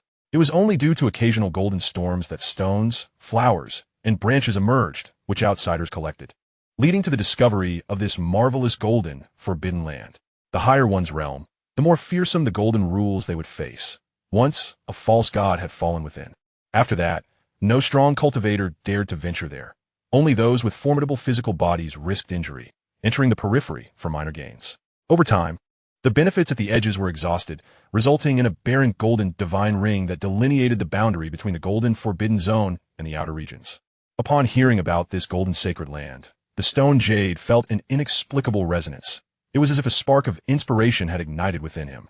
Thus, he resolved that once matters here concluded, he would venture to the golden forbidden zone without delay. Just then, Princess Qianqian, elegant and graceful, approached alongside another stunning woman clad in a golden gown, with bright eyes and a radiant smile, a fragrant aura of lotus flowers wafting towards him, refreshing and delightful. A woman appeared unexpectedly before Shi Hao, revealing herself to be the ethereal Yuechan fairy, though it was presumably her spiritual form. The enchantress Su had not arrived, likely engrossed in a crucial period of seclusion. Yuechan's hair flowed with a lustrous sheen, her face partially veiled by a delicate white gauze, a smooth forehead accentuating her crystalline skin. Her figure was both graceful and voluptuous, exuding an otherworldly charm, clad in flowing white garments that made her seem poised to ascend to the heavens at any moment. One hand cradling a wine jar, Shi Hao indulged in his drink, while 5 other hands busily fed him various delicacies. His divine ability of 3 heads and 6 arms was indeed utilized in a most singular manner. Hey, is your true form a glutton? Has anyone mentioned your remarkable appetite? I could introduce 2 extraordinary fairies to you. Could you at least try to maintain a decent image? Princess Qianqian treated Shi Hao and his companions to a lavish feast, signifying a budding familiarity. She realized that Shi Hao possessed a notably amiable temperament, being quite easy to converse with. The food here was complimentary. One ought to seize the opportunity, especially since there were no restrictions against indulging. Shi Hao showed no inclination to rise, leisurely continuing to savor the culinary delights and fine wine, seemingly oblivious to the presence of Princess Jinlian and Yuechan Fairy. Shi Hao, are you truly going to feign ignorance in the presence of an old acquaintance? Yuechan Fairy's voice was crisp and cool. Merely observing the manner in which he consumed his food conjured memories of a certain rogue who never failed to incite her ire whenever they met. Moreover, she had long suspected that the flower and fruit mountain emerging in the imperial capital of Shi country was closely tied to Shi Hao, and upon further reflection, she discerned his true identity. What is there to discuss? Joining the Celestial Restoration sect? Absolutely out of the question. Do not entertain such thoughts. Shi Hao's tone was unperturbed, while Yuechan Fairy considered herself a paragon of the upper realms, gazing down upon all mortals. Her unique aura, coupled with her beauty and elegance, crowned her as the most stunning being beyond the confines of this world. Even the enchanting 9-tailed fox enchantress Su, who was not in the least inferior in beauty, could only be relegated to second place. This was also the reason why the enchantress harbored resentment towards Yuechan Fairy. Her greatest aspiration was to pull Yuechan from her celestial pedestal and transform this pristine, exalted fairy into an earthly woman, a mother. Princess Qianqian and Princess Jinlian were left astounded, as if they had unwittingly stumbled upon a monumental secret. Although Shi Hao had momentarily been overshadowed by Shi Hao, the name of the demon heaven monarch, Little Lecher, had nonetheless spread far and wide. Instinctively, the 2 women crossed their arms protectively over their chests upon hearing of Shi Hao's reputed lecherousness. It was said that he had developed a gaze that particularly favored peering at women's bosoms. Upon sensing their reaction, Shi Hao's mouth twitched in irritation. Damn it! Who the hell is tarnishing my reputation? Despite having cultivated the fiery eyes of insight, Shi Hao had always maintained his virtue, never indulging in debauchery. If he discovered the source of these rumors, he would not hesitate to deliver a harsh reckoning. Achoo! In the Void God realm, Lord Jingbi suddenly sneezed several times. Who the hell is thinking of me again? He grumbled irritably. I suspect that brat has forgotten to share the spoils with us. Bird Lord, with an expression of knowing, remarked, You're utterly incomprehensible. Why can't you join the Celestial Restoration sect? With your talents, is the only path to transcendence. Yuechan Fairy felt a surge of indignation. She genuinely believed in Shi Hao's potential. Compared to the dual-eyed Shi, or the Nirvana, sovereign Shi Hao, she had instantly recognized Shi Hao as the more formidable contender. Her intuition convinced her that he posed a greater threat. Moreover, his experiences had proven his strength, displaying prowess, talent, and fortune in abundance. To deny him entry into the Celestial Restoration sect was indeed a lamentable oversight. Naturally, she would not admit that the primary reason lay in the fact that others, upon seeing her, would naturally treat her with grace and respect, while this rogue could hardly conceal his disdain upon encountering her. In Shi Hao's eyes, she appeared inferior to the earthly beauties like Princess Qianqian and Princess Jinlian. The Yuechan Fairy was a celestial blossom from the 9th heavens, lofty and incomparable. I am accustomed to freedom and disdain constraints. Joining your celestial restoration sect would undoubtedly invite numerous troubles. I have no desire to flatter anyone. Shi Zhongyu was slightly taken aback. It seemed Yuechan's temper had grown with time. Today, in a good mood, he indulged her with further dialogue. Naive, it is surprising that you harbor such childish thoughts. The 8 realms below are merely cages for nurturing goo. You remain oblivious to the vastness of the world beyond, a mere frog at the bottom of a well. Yuechan Fairy's lips parted slightly, opting for silent communication this time, as the subject at hand involved secrets. I am merely 14, a child raised in the mountains, rather naive. Shi Zhongyu replied languidly. Chapter 302. My dear, you have successfully captured my attention. Naive, upon hearing Shi Zhongyu describe himself as such, Yuechan Fairy remained silent while Princess Qianqian and Princess Jinlian burst into laughter. Though Shi Zhongyu had been eclipsed by Shi Hao, the deeds he had undertaken were far from innocent, having earned the title of Little Lecher upon entering the Void God realm at the tender age of 8. Shi Zhongyu's handsome visage darkened, vexed by the implications of the laughter from the two women. Yuechan Fairy remained silent, her autumn-like, crystalline eyes fixated on him, as if to say, do you truly not recognize your own nature? Lady, do you realize how bothersome you are? Would you kindly keep your distance? We are not well acquainted, and your gaze might lead others to believe I am a scoundrel. Shi Zhongyu, comprehending Yuechan Fairy's unspoken words, rose in anger and spoke coldly. Silence. As soon as his words fell, the air grew still. Yuechan Fairy, Princess Qianqian, and Princess Jinlian moved closer to Shi Zhongyu, while many celestial prodigies from beyond the realm observed with envy and resentment. The inhabitants of Flower and Fruit Mountain were far too formidable for them to confront. Nevertheless, the manner in which Shi Zhongyu addressed Yuechan Fairy left the men present astonished, finding it inconceivable and infuriating that he would speak so disrespectfully to the celestial maiden they revered. Do you think such words would anger me or drive me away? You are truly naive. Your reluctance to join the Celestial Restoration sect is not, perhaps, a desire to align with the Celestial Severing sect instead. Upon hearing Shi Zhongyu's words, Yuechan Fairy remained unmoved, her purity and grace exuding an otherworldly aura, resembling a celestial being from the moon, inspiring awe in all who beheld her. Shi Zhongyu felt the effects of the wine begin to take hold, particularly as he was incensed by Yuechan's demeanor. Despite his bluntness, her lack of reaction seemed almost otherworldly, as if she were devoid of mundane emotions. He could not recall her having practiced any form of emotion-suppressing sorcery. Su is my woman. Do I need to join the Celestial Severing sect? If you are willing to be my companion, adding warmth to my life, then I could be considered a half-hearted member of your Celestial Restoration sect. Bolstered by the wine, Shi Zhongyu's tone grew increasingly audacious. Princess Qianqian and Princess Jinlian exchanged glances, silently understanding the gravity of the situation. Shi Zhongyu's words would soon spread, drawing the attention of many who adored Yuechan Fairy and the Fox Enchantress. Having been dubbed Little Lecher in his youth, would he evolve into a true scoundrel in adulthood? Princess Qianqian felt fortunate to have met Yuechan Fairy, revealing Shi Zhongyu's true nature to her and Princess Jinlian. Now, Shi Zhongyu's danger level had escalated to that of the man shrouded in the 6-colored divine flames, who would seize beautiful fairies without a second thought. This boorish individual had once proclaimed in the Shi country auction house, "She is truly beautiful. I wish to take her home and bear children with her. Do you dare speak to me in such a manner?" The celestial maiden, Yuechan, maintained her lofty demeanor, her face veiled in white gauze, with autumnal eyes that shimmered with brilliance as she gazed at Shi Zhongyu, exclaiming, "How dare this little vixen think of him as a coward? Do you understand the essence of survival?" Shi Zhongyu, incensed, unleashed the full extent of his transformative abilities, restoring his true form. Although merely 14.5 years of age, he towered at an impressive height of 1.87 meters, his physique robust, every inch of his skin seemingly sculpted to perfection, radiating a healthy wheat complexion. His hair, dark as ebony, was elegantly tied into a high ponytail with a white jade ring, exuding a gallant and imposing aura. His chiseled features bore a cold and severe countenance, with bright eyes that occasionally gleamed with golden light, surveying all around him.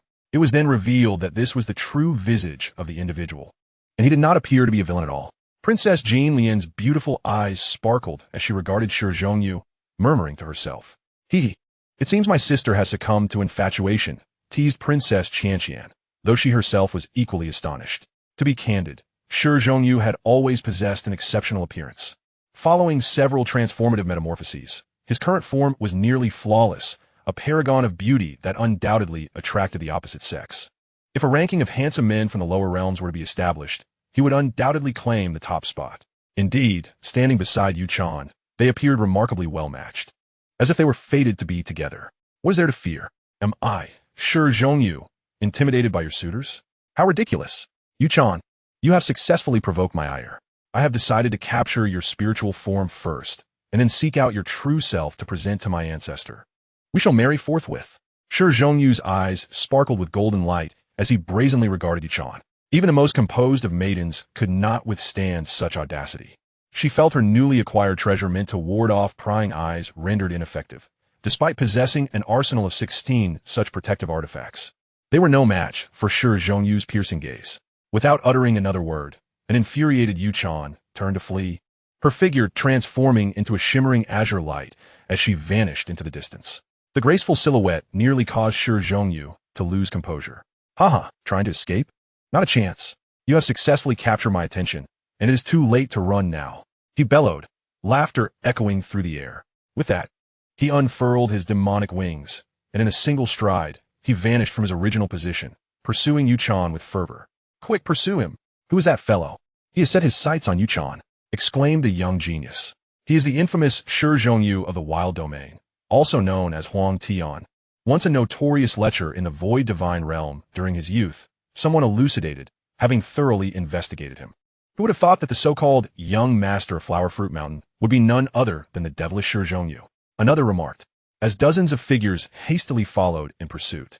Meanwhile, Shi Hao was engaged in a conversation with 10 lions, 5 colored phoenixes, fire crows, and the elder members of the Purple Marten clan. He had gleaned considerable insights and discovered a shortcut to rapid growth, to collect the legacy medicinal formulas of the Stone Kingdom and strive to enter the realm of its inheritance. The sword array diagram inscribed on the bee skin he possessed corresponded perfectly with the array realm cultivation technique. The more he practiced, the more extraordinary he found it. No wonder Lu Shun had earnestly advised him to safeguard it. Shi Hao had determined his main cultivation direction, to nurture a sword intent within each of his body's acupoints, connecting them to form a lethal sword formation. However, should he acquire superior resources in the future, he would be open to change. Nurturing sword intent within the acupoints would be a persistent endeavor, eventually becoming his signature technique. The notion of a single blade cleaving through the stars was profoundly awe-inspiring. A true marvel of transforming the mundane into the extraordinary. In fact, in the original narrative, Shi Hao had employed the myriad spirit diagram, which could be considered part of the original true understanding. This artifact had an extraordinary origin, and even Lu Shun, an immortal king, had cherished it during her own rebirth. Chapter 303, As Beautiful as a Painting. The mythical creatures, including the lion, the Bian, the Pai Xiao, and the four-armed golden ape, hastily followed. Realizing the gravity of their situation, they had just incurred the wrath of the unaging mountain, and their only desire was to remain close to Shi Zhongyu or return to Stone Village, for the outside world was perilously treacherous. Of course, they had contemplated fleeing, yet the thought of their rapid progress over the years made them reluctant. Only by following Shi Zhongyu could they grow stronger, otherwise, they risked stagnation at the pinnacle of the venerable realm, and even if they broke through, they would merely become false deities. Lu Shun was likely a celestial-level existence, perhaps even transcending that realm. They could hardly fathom such heights. Clinging steadfastly to Shi Zhongyu's side was their greatest fortune in life. May brother Huang Tian and the celestial maiden Yuchan become a blissful couple, Fire Linger mused, yearning to follow. Rest assured, the celestial maiden has captured the attention of that young man. Once we settle matters here, we shall journey to the Stone Kingdom together and expedite our progress in the Array realm. Shi Hao reassured her, holding Fire Linger's hand earnestly. Just now, that divine mountain's Yunshi goddess clung to your arms so tightly, her words practically whispering in your ear. Fire Linger pouted, exhibiting a hint of jealousy. Yunshi merely sought the divine weapon's soul from the celestial clan. It possesses immense power and is vital for me at present, so I cannot part with it. Shi Hao clarified. Is that so? Yet, the Yunshi goddess appeared quite anxious. There must be more to the story. Are you not concerned? Firelinger was not truly angry, but felt a twinge of discomfort, as if a cherished treasure were at risk of being snatched away. At that moment, the Yunshi goddess, clad in purple, approached gracefully, shrouded in an ethereal mist. The items Shi Hao had seized in the void divine realm were of great significance. and she felt compelled to reclaim them. Firelinger glared at Shi Hao. Brother Huang Tian is right. Hao Ian is indeed a fickle heart, and you must keep a close watch on him. Oblivious to the impending headache awaiting him, Shi Zhongyu soared with unmatched speed, a veritable embodiment of swiftness. Yuchan had regained her composure. She had entered the array realm 4 months prior and had not slowed her progress, having prepared well in advance. By a stroke of fortune, after clashing with that scoundrel, she had remarkably cultivated an extraordinary phenomenon through her repair techniques, thus acquiring an invaluable inheritance. She believed she had already attained the supreme legacy of the Repairing Sky sect, even without competing for the sect leader position, for she had gained unprecedented advantages. This situation was utterly unbelievable.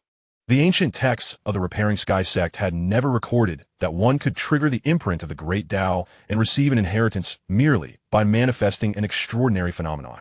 She vividly recalled Shi Zhongyu employing a peculiar spectacle, a purple-gold ocean teeming with a multitude of black bubbles that sent shivers down her spine. Each recollection filled her with an eerie sensation, as if confronting an unspeakable taboo. Her evasion technique was equally swift. A pair of 7-colored phoenix wings unfurled behind her as she executed the divine maiden's celestial ascent, covering vast distances in the blink of an eye. Shi Zhongyu was slightly taken aback by the prowess of Yu Chan's spiritual form.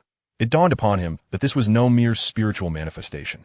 He slapped his forehead, realizing that Yu Chan practiced an ancient and extraordinary technique, dividing her being into two, the primary and the secondary form. He recalled that in the original narrative, the two forms had clashed, both ascending to the heavens, yet the secondary form assumed the name Qing Yi and entered the Celestial Academy, while the primary form returned to the Repairing Sky sect.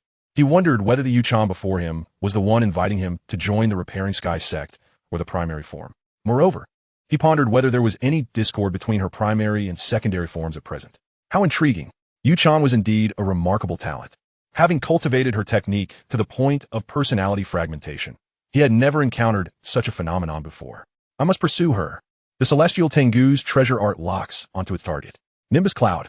An hour later, the enchanting Moon Chan, breathless and with her chest heaving violently, sensed an undeniable feeling of being pursued, despite her inability to see Shi Zhongyu. Relying solely on her innate talent and unwavering determination, she had cultivated the 10 heavenly caverns, drawing in the surrounding spiritual energy.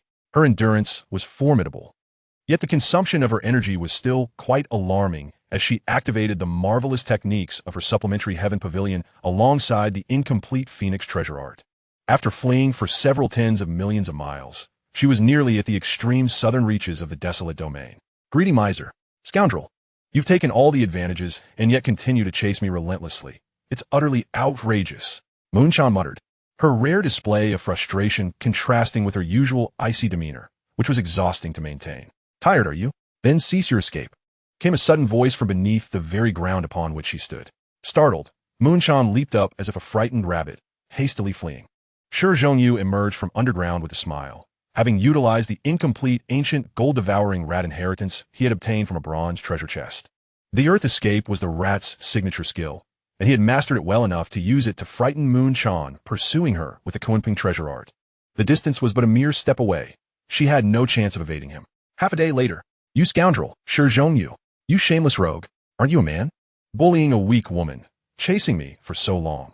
Do you not feel the slightest shame? Moon Chan gasped, drenched in fragrant sweat, unable to run any further. Leaning against a large tree, she spoke to herself. It is said that both women and petty men are difficult to nurture. I have been accommodating you. Did you not notice? Suddenly, the tree she leaned against spoke. Moon Chan, momentarily shedding her celestial image, gasped in alarm, genuinely startled. After all this running, her vitality was severely drained. Shi Zhongyu transformed back into human form. The tree had originally been his disguise, and he had not anticipated Moon Chan would lean upon him. Are you still human? Moon Chan's delicate fingers trembled as they pointed at Shi Zhongyu, her voice quivering with anger. Indeed, I am very much human, you should rather say. You great demon king, he chuckled. However, I shall remember your earlier insult regarding my masculinity. You claimed I was miserly, and now I shall demonstrate just how miserly I can be. In high spirits, Shi Zhongyu relished teasing the ethereal beauty admired by men everywhere. Clang! Moon Chan drew her white tiger divine sword, pressing it against her own neck. Come any closer, and I shall end my life before you. I am but a spiritual body. What can you do? Her piercing gaze bore into Shi Hao, though her techniques were not fully realized. She and Shi Hao were both at the ranks of noble lords. She knew she was no match for him, a truth she had to reluctantly accept.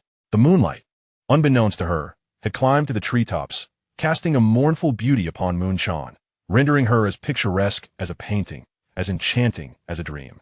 As for the talented individuals pursuing them from various realms, they were still far from catching up, lost in the dust of their own endeavors. Chapter 304. One must be gracious in life. Begone. Shi Hao suddenly felt an inexplicable melancholy. Before his transmigration, he had been a struggling individual in the late ADS, without wealth or a home, merely a single man striving through the mundane world. His fondest memory was of a film by Stephen Chow, The Moonlight Treasure Box. The great sage marries, and the scene of Moonshan drawing her sword to end her life was profoundly beautiful, touching his heart deeply. The iconic lines echoed in his mind. I only understand one thing. Loving someone is such a torment. My beloved is a hero of unparalleled greatness. I know one day he will appear amidst a grand spectacle, clad in golden armor and stepping upon clouds of 7 colors to marry me. I have envisioned the beginning, yet cannot foresee the end. In the chaotic ancient era, the original plot saw the Emperor of Desolation, Shi Hao, perish multiple times throughout his growth. Should he seize the moment while young and passionate, or strive harder for lasting happiness? Shi Hao, uncertain if he could be reborn after death, lacked the courage to attempt it. He understood that only by growing stronger and persistently ascending could he dictate his own fate. He wished to avoid a future wherein Lan Si Zui Zhou and took away Huolinger, leaving him powerless to act. And he detested the thought of dying while his beloved wept in despair. The future seemed too bleak, too dark, with adversaries resorting to unscrupulous means, unafraid to commit any atrocity. Thus, Shi Hao lost interest in further frivolities. The time for playful antics had come to an end, and it was time to cultivate in the golden forbidden land. Upon hearing Shi Hao's words, Moonshan momentarily froze, watching him turn to leave, feeling a sudden sense of loss. Was it truly so easy to dismiss this scoundrel? No matter how she thought about it, it felt inexplicably odd. Her dual personalities were not yet severely fractured, but signs were beginning to emerge. What a peculiar fellow, Moonshan's other self remarked, gazing at Shi Hao's retreating figure. The golden forbidden land, with his current cultivation, in this sensitive period where even revered beings and pseudo-deities were hiding, Shi Hao was unstoppable.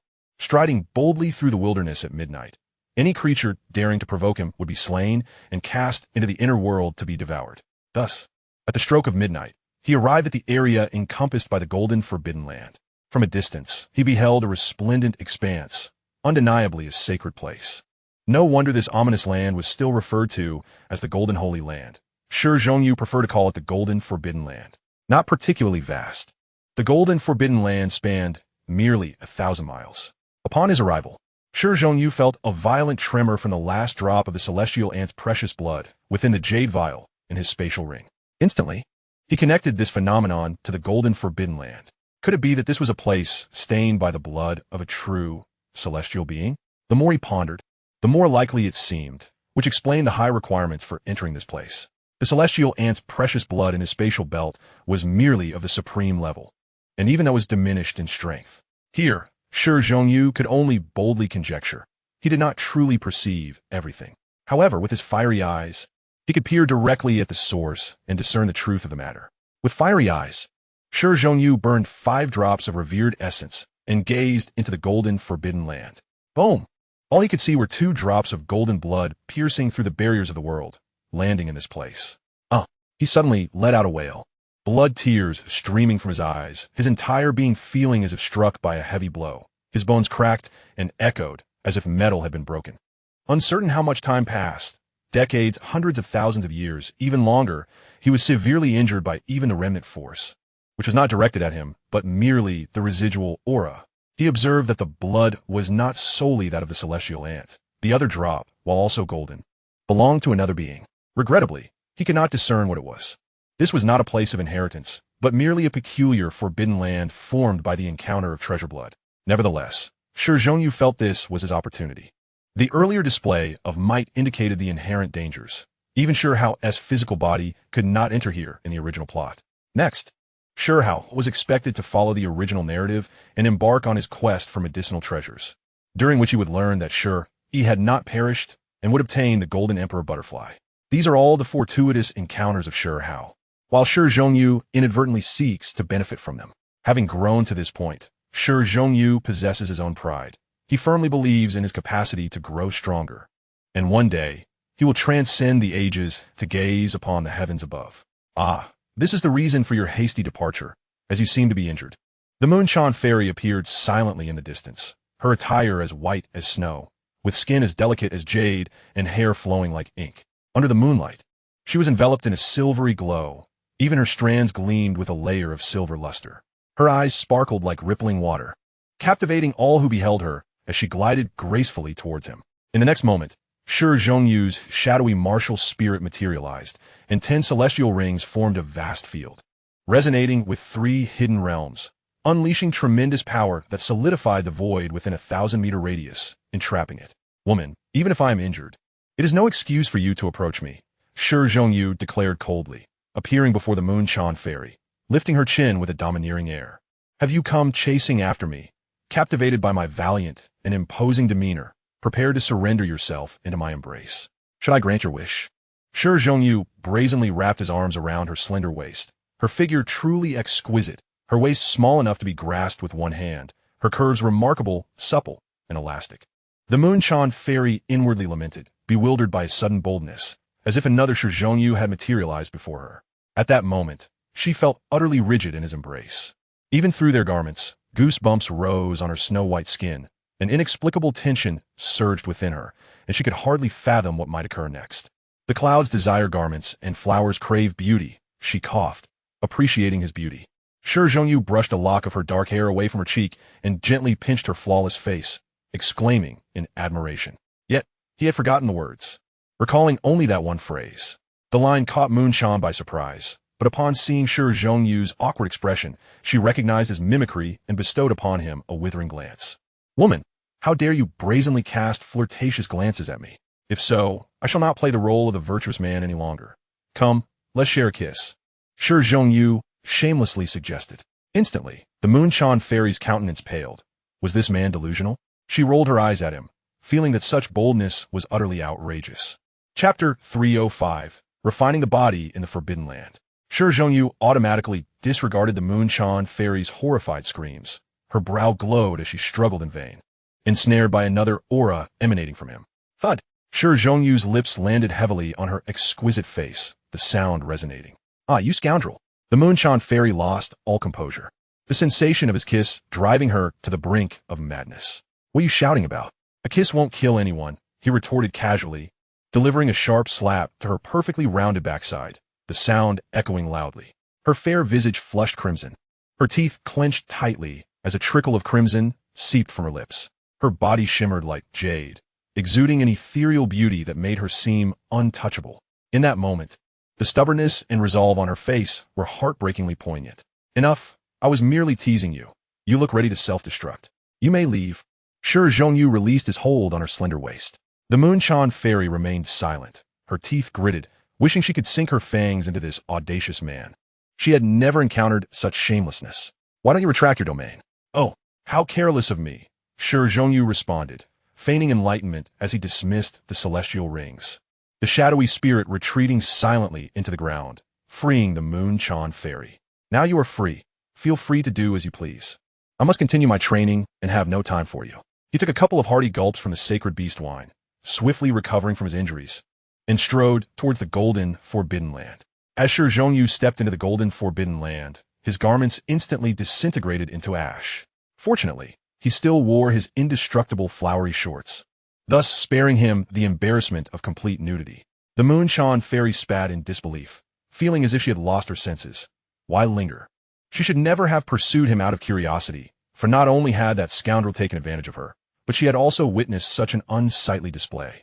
Nonetheless, she was genuinely curious whether this man would meet his end within the golden Forbidden Land, casting a shy glance at his peculiar shorts, momentarily dazed. Then, an even more shocking scene unfolded. Shi Zhongyu suddenly realized that to harness the powers of this place for refining his body, he could hardly wear shorts. Thus, he unceremoniously stripped them off, reasoning that no one was around. And as for Moonshine, let her have a taste of misfortune.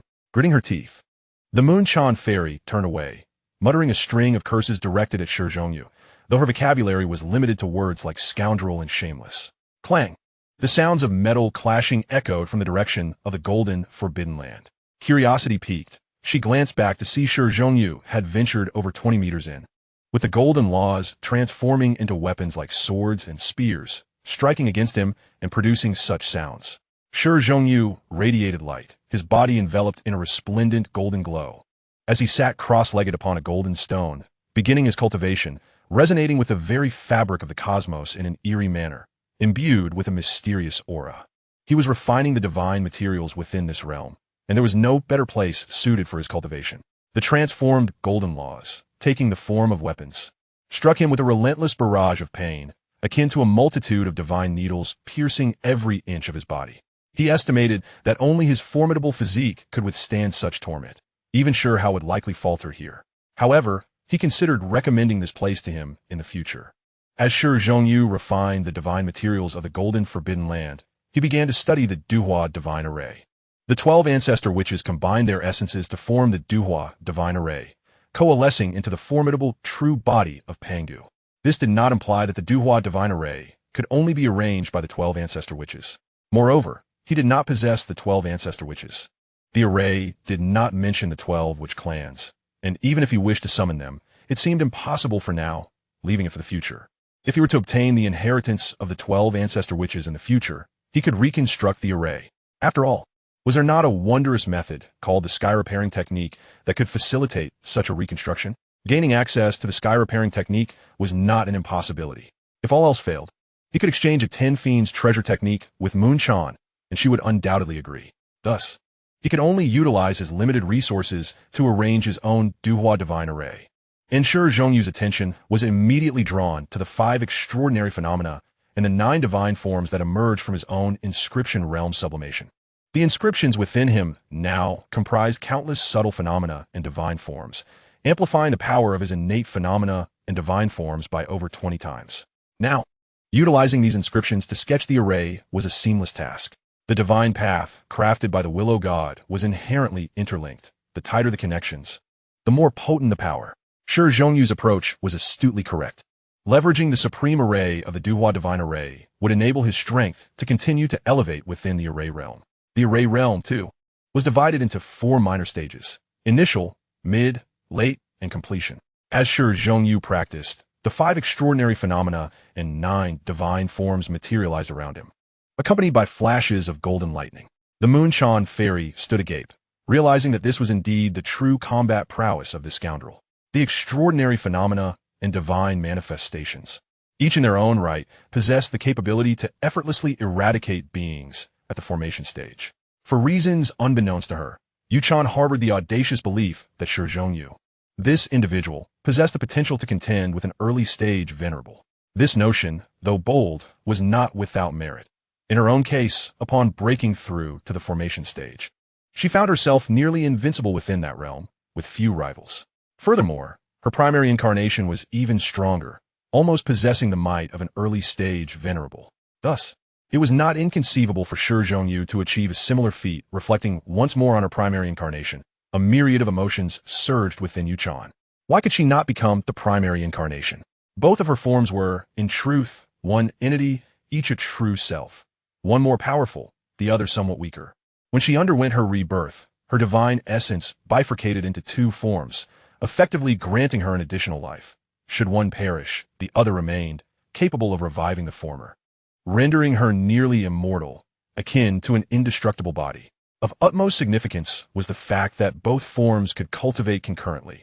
When they eventually merged into one, it would herald the culmination of her cultivation, allowing her to gaze down upon the heavens and the earth, becoming an invincible goddess. However, Yu-chan's secondary self suddenly aspired to surpass the primary incarnation, even to transcend it, seeking to claim the role of the primary self. One must concede that this proud woman, practicing such unparalleled ancient techniques, was indeed formidable, yet she seemed to have forgotten her innate arrogance. The essence of looking down upon all heroes, an ingrained pride. Despite both forms being true selves, the secondary self now found itself in a rebellious mood, unwilling to submit to the primary incarnation. Meanwhile, Shi Hao had transformed into a golden cocoon, utilizing the golden forbidden land as his alchemical furnace. Undergoing a rebirth while sketching the preliminary outlines of the great array of divine calamity.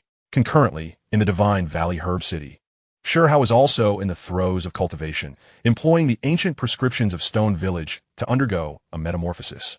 Chapter 306, The Opportunity. Shi Hao, enveloped in the golden cocoon, did not find himself shielded from the assaults of the golden forbidden land's principles.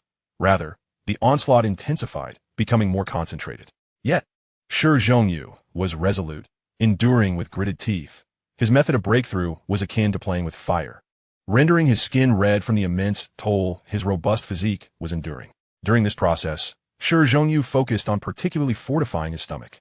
He felt compelled to elevate this aspect of himself, recalling his previous life as a practitioner of medicine, aware that the stomach is the digestive organ located beneath the diaphragm, connecting the esophagus above and the small intestine below. To strengthen it, he knew he must begin from the oral cavity, extending through the esophagus, stomach, duodenum, large intestine, and anus, a perfect cycle of consumption and excretion.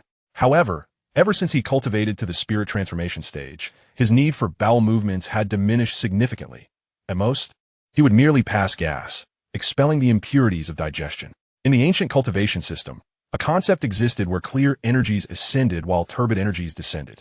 Shi Hao employed the celestial dog technique to absorb the principles of the golden devouring rat, refining his mouth and stomach. Simultaneously, by practicing the heaven-shrouding method, he activated a gastric acupoint.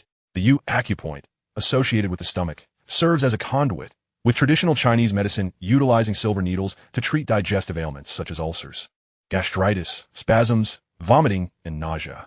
One could assert that Shi Hao's approach was audacious, yet he possessed the requisite foundation to experiment without fear of fatal consequences. Unlike characters in martial arts tales who might perish from carelessly opening acupoints, he knew that even if his body were to explode, with the protection of the sacred beast wine, he would remain unscathed. Moreover, the abundance of divine essence available for his cultivation allowed for extravagant expenditure. It would be foolish not to refine his intestines and stomach using divine materials. He had resolved to cultivate the four-polar secret realm to perfection while simultaneously breaking through the dragon transformation secret realm, aiming for the heaven-shrouding method to catch up with the perfect method. Ideally, he aspired to break through to the late formation stage of the perfect method. Achieving 2 consecutive minor breakthroughs was feasible given his solid foundation. Shi Hao was reaping significant benefits from this golden forbidden land, and it would be disingenuous for Yu Chan not to feel envious. A proud individual, she gritted her teeth and prepared to attempt a similar endeavor. Having heard that every stone, twig, and blade of grass within the golden forbidden land contained divine essence. Furthermore, the chaotic principles within could not be subdued, presenting a formidable trial. Yet, those like Shi Hao who could withstand it would undoubtedly gain unimaginable rewards. As for the divine weapons on her person, Yu Chan had never contemplated employing them. Using such weapons in the golden forbidden land would immediately invite catastrophic ruin. As she stepped into the confines of the golden forbidden land, her garments instantaneously disintegrated into ash, revealing a flawless body akin to exquisite white jade. In the next moment, the omnipresent golden principles manifested as golden flames, enveloping her, giving the illusion that she was ablaze. Yu Chan felt a flicker of confusion. The damage inflicted by the golden principles was not as formidable as she had anticipated. She could barely endure it, far from the terrifying descriptions found in ancient tomes.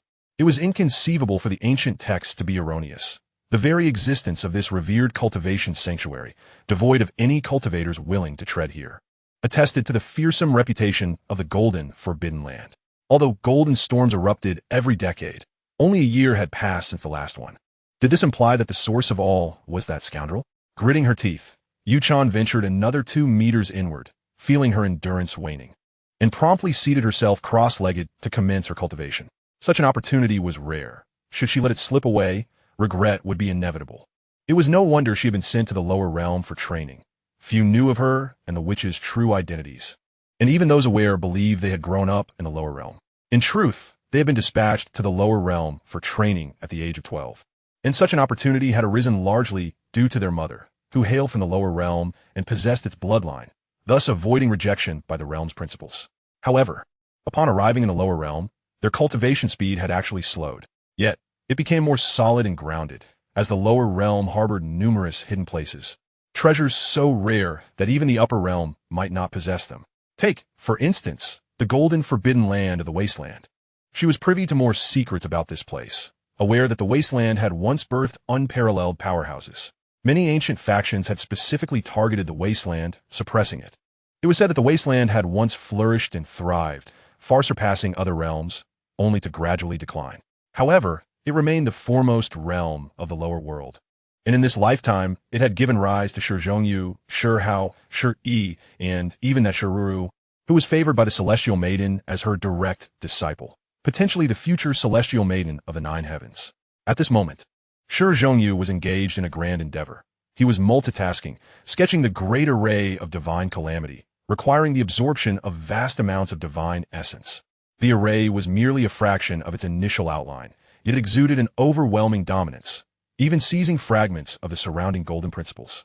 Naturally, this provoked a backlash, drawing concentrated fire upon him. Moreover, Shi Zhongyu was simultaneously utilizing divine essence to open his gastric acupoint, achieving remarkable success. His stomach seemed to transform into a miniature black hole, voraciously devouring the surrounding divine essence. The activation of this gastric acupoint resonated with several others within his body, prompting them to also absorb divine essence, particularly the divine stores of the kidneys and heart, which were the most formidable. One divine store fused with the cave of heaven, nurturing the 8 kidneys of the innate treasure bone. Divine essence could accelerate this process.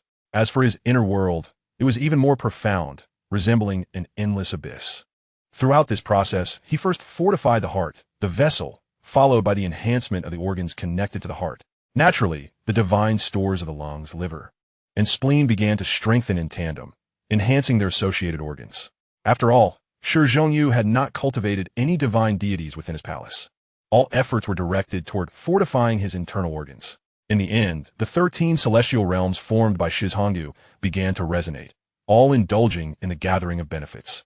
This directly led to the awakening of the 13th and most enigmatic celestial realm, which was originally the source of the Tsang Tian's sacred body's activation. With the fusion of the celestial realm, it effectively enhanced and fortified his innate potential. However, it merely awaited an opportune moment to be unlocked.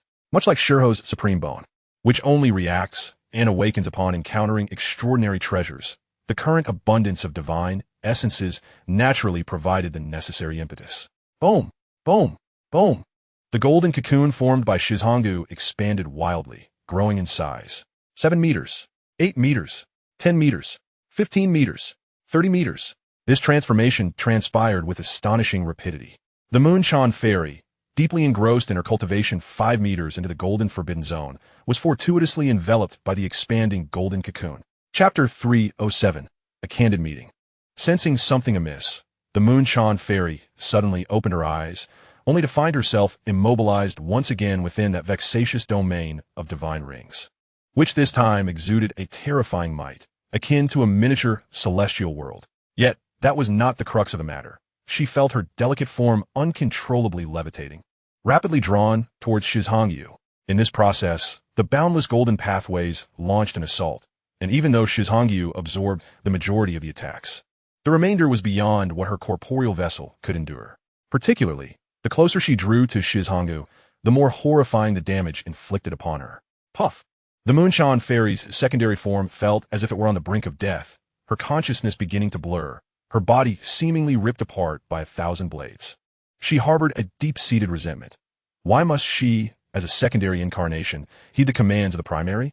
If she perished upon her next manifestation, she would no longer be the same. At that moment, a golden portal manifested behind the Moonshine Fairy, emanating mysterious ripples, revealing a rift through which azure radiance emerged, safeguarding her fragile form.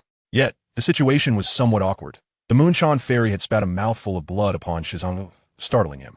Just as he prepared to assist her, he discovered that she harbored secrets of her own, for that golden portal was exceedingly profound, straddling the line between reality and illusion. In the next instant, a chilling sensation enveloped him, as the Moonshine Fairy, her skin as pure as jade, leaned against his back. Shi Hao fell silent, pondering whether this little enchantress would lose her mind upon awakening. The softness against his back nearly caused him to lose his composure, awakening his primal instincts.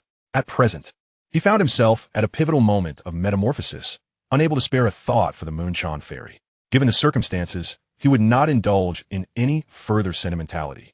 This woman was already his, and assisting her would undoubtedly yield amusing reflections in the millennia to come. With a sudden surge of blood vitality, Shi Hao infused his purple golden essence into the Moon-Chan fairy's body, aiding her in mending her fragile form, akin to shattered porcelain. The Moon-Chan fairy's life now hung by a thread, her body relying solely on the azure radiance from the golden portal. Otherwise, she would have shattered into pieces long ago. The dense fissures resembled a beautiful sculpture of creamy white jade, shattered yet reassembled, marred by cracks. Shi Hao, possessing an abundance of divine substances, remained unconcerned about this minor expenditure of blood vitality. Moreover, he was on the verge of a profound transformation, during which his very blood would be replaced, fortuitously allowing him to assist the Moon-Chan fairy. It should be noted that Shi Hao's blood was comparable to that of a perfected sovereign, ranking among the top 40 of the celestial beasts. Even ordinary divine blood could hardly rival his. Furthermore, such comparisons were inadequate, for he was an invincible prodigy of his realm, and using his blood essence to restore the Moon-Chan fairy's body would undoubtedly grant her a rebirth. Fortunately, his cultivation had progressed into a proper regimen. Aside from heaven-shrouding and perfect laws, the rest were autonomously revived, consuming and refining the divine substances of the Golden Forbidden Zone. After receiving Shi Hao's aid, the golden portal began to autonomously absorb the surrounding divine essences and fragments of pathways, alleviating Shi Hao's burden. However, the azure radiance began to dissipate, seemingly indicative of a cost to the Moon-Chan fairy. Upon her birth, the Moon-Chan fairy had been heralded by celestial phenomena. Auspicious light ascended into the heavens while the sun dimmed, as if a goddess had descended. This event stirred great excitement within the Butian sect, prompting the appearance of high-ranking figures who believed she possessed significant potential and lineage, leading to her being nurtured with great care from a young age. Consequently, as the Moon-Chan fairy once again engaged with the golden pathways, she involuntarily emitted pain gasps. Her body was continuously damaged, yet rapidly restored under Shi Hao's blood vitality, naturally facilitating her swift metamorphosis and enhancement. Her bones cracked and shattered, while remnants of her inner organs and grayish bone powder were expelled from her surface, vanishing into the flames of the golden pathways. Shi Hao was focused on multiple tasks, and before long, he and the Moon-Chan fairy found themselves enveloped within a purple-golden sphere of blood vitality, entering a crucial phase of transformation. 3 months later, due to the uniqueness of this transformation's locale, much time was saved. Typically, a year would be required for such a rebirth. Yet it was accomplished in a mere 3 months. The Moon-Chan fairy felt a profound sense of shyness, having awakened 2 months prior, yet compelled to maintain an unusual position. Should she depart from Shi Hao's body, she would not only disrupt his enlightenment, but also face the annihilating assaults of the golden pathways. The Moon-Chan fairy was fully aware that Shi Hao was using his own blood vitality to temper her body. The benefits she reaped were undeniably due to him, and the events that transpired had significantly impacted her pure and serene heart. After 3 months of cultivation, she successfully broke through consecutively, achieving a complete formation, with her physical vessel undergoing 2 profound transformations and 3 minor ones. Now, she possessed the confidence to confront her primary self without fear of defeat. Even so, she recognized that she still could not rival Shi Hao. This man was undoubtedly unparalleled throughout eternity. She had witnessed countless legendary figures and prodigies, yet none were as formidable as him. She discerned that Shi Hao had likely cultivated all 13 celestial realms. Such a realization left her feeling as if she were in a dreamlike state for quite some time. It was not until Shi Hao reached the late stages of formation that a towering figure manifested behind him, reminiscent of an omen or divine form. The overwhelming pressure it exuded felt as though it could easily vanquish sovereigns, akin to plucking flowers from a garden. In truth, this was the embodiment formed by Shi Hao's Do Tianshun Sha Great Formation, akin to the method employed by the 12 witch clans to summon the true form of Pangu. As Shi Hao opened his eyes, 2 slender, white arms adorned with a fragrant essence reminiscent of orchids hung down from his chest, captivating his senses. Within Shi Hao's consciousness, the Moon-Chan fairy's flawless and exquisite visage, akin to a delicate white jade sculpture, was vividly etched into his mind. The atmosphere shifted, becoming somewhat peculiar, as both were acutely aware that the other had awakened. A pink glow blossomed upon the Moon-Chan fairy's alabaster form. Shi Hao's own transformation was strikingly evident, a matter of life and death. He felt a surge of joy. It appeared that teasing the Moonshine fairy would cause her body to stiffen and small bumps to appear, a clear sign of her inner disdain. Yet now, this demeanor had changed, signifying that this little enchantress was finally capable of exhibiting shyness before him, no longer a cold celestial being from the heavens. Moonshine, are you the primary self or the secondary? Shizhangyu's voice was somewhat hoarse, relishing the process of subduing the beauty before him, valuing the unwavering devotion of their spirits above all else. Moreover, there is no rush. She is ultimately his woman, a being as pure and flawless as Yuechan, an ethereal fairy who bestows no glance upon any man. Once her heart is truly claimed, it shall remain steadfast unless death intervenes. Chapter 308, Courting the Fairy. It was the witch who revealed this to you. Fairy Yuechan opened her eyes, as clear as autumn waters, and could no longer maintain her facade.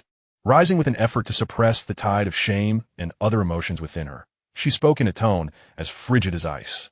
Yet her heart, pounding violently, betrayed her feelings, a truth that Shizhangyu acutely sensed.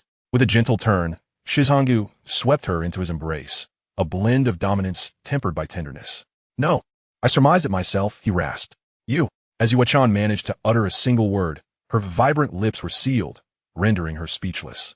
Shizhangyu was enveloped by a fragrant sweetness, the touch of her skin igniting a tempest within him.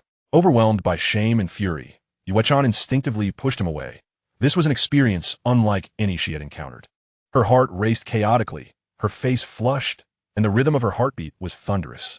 Be careful. The golden path here can easily inflict harm upon you. I will position you 10 meters away. Would you like to gather some stones and plants infused with divine essence? Shizhangyu relished the moment, finding Yuechan's reaction akin to the bashfulness he had envisioned for a maiden.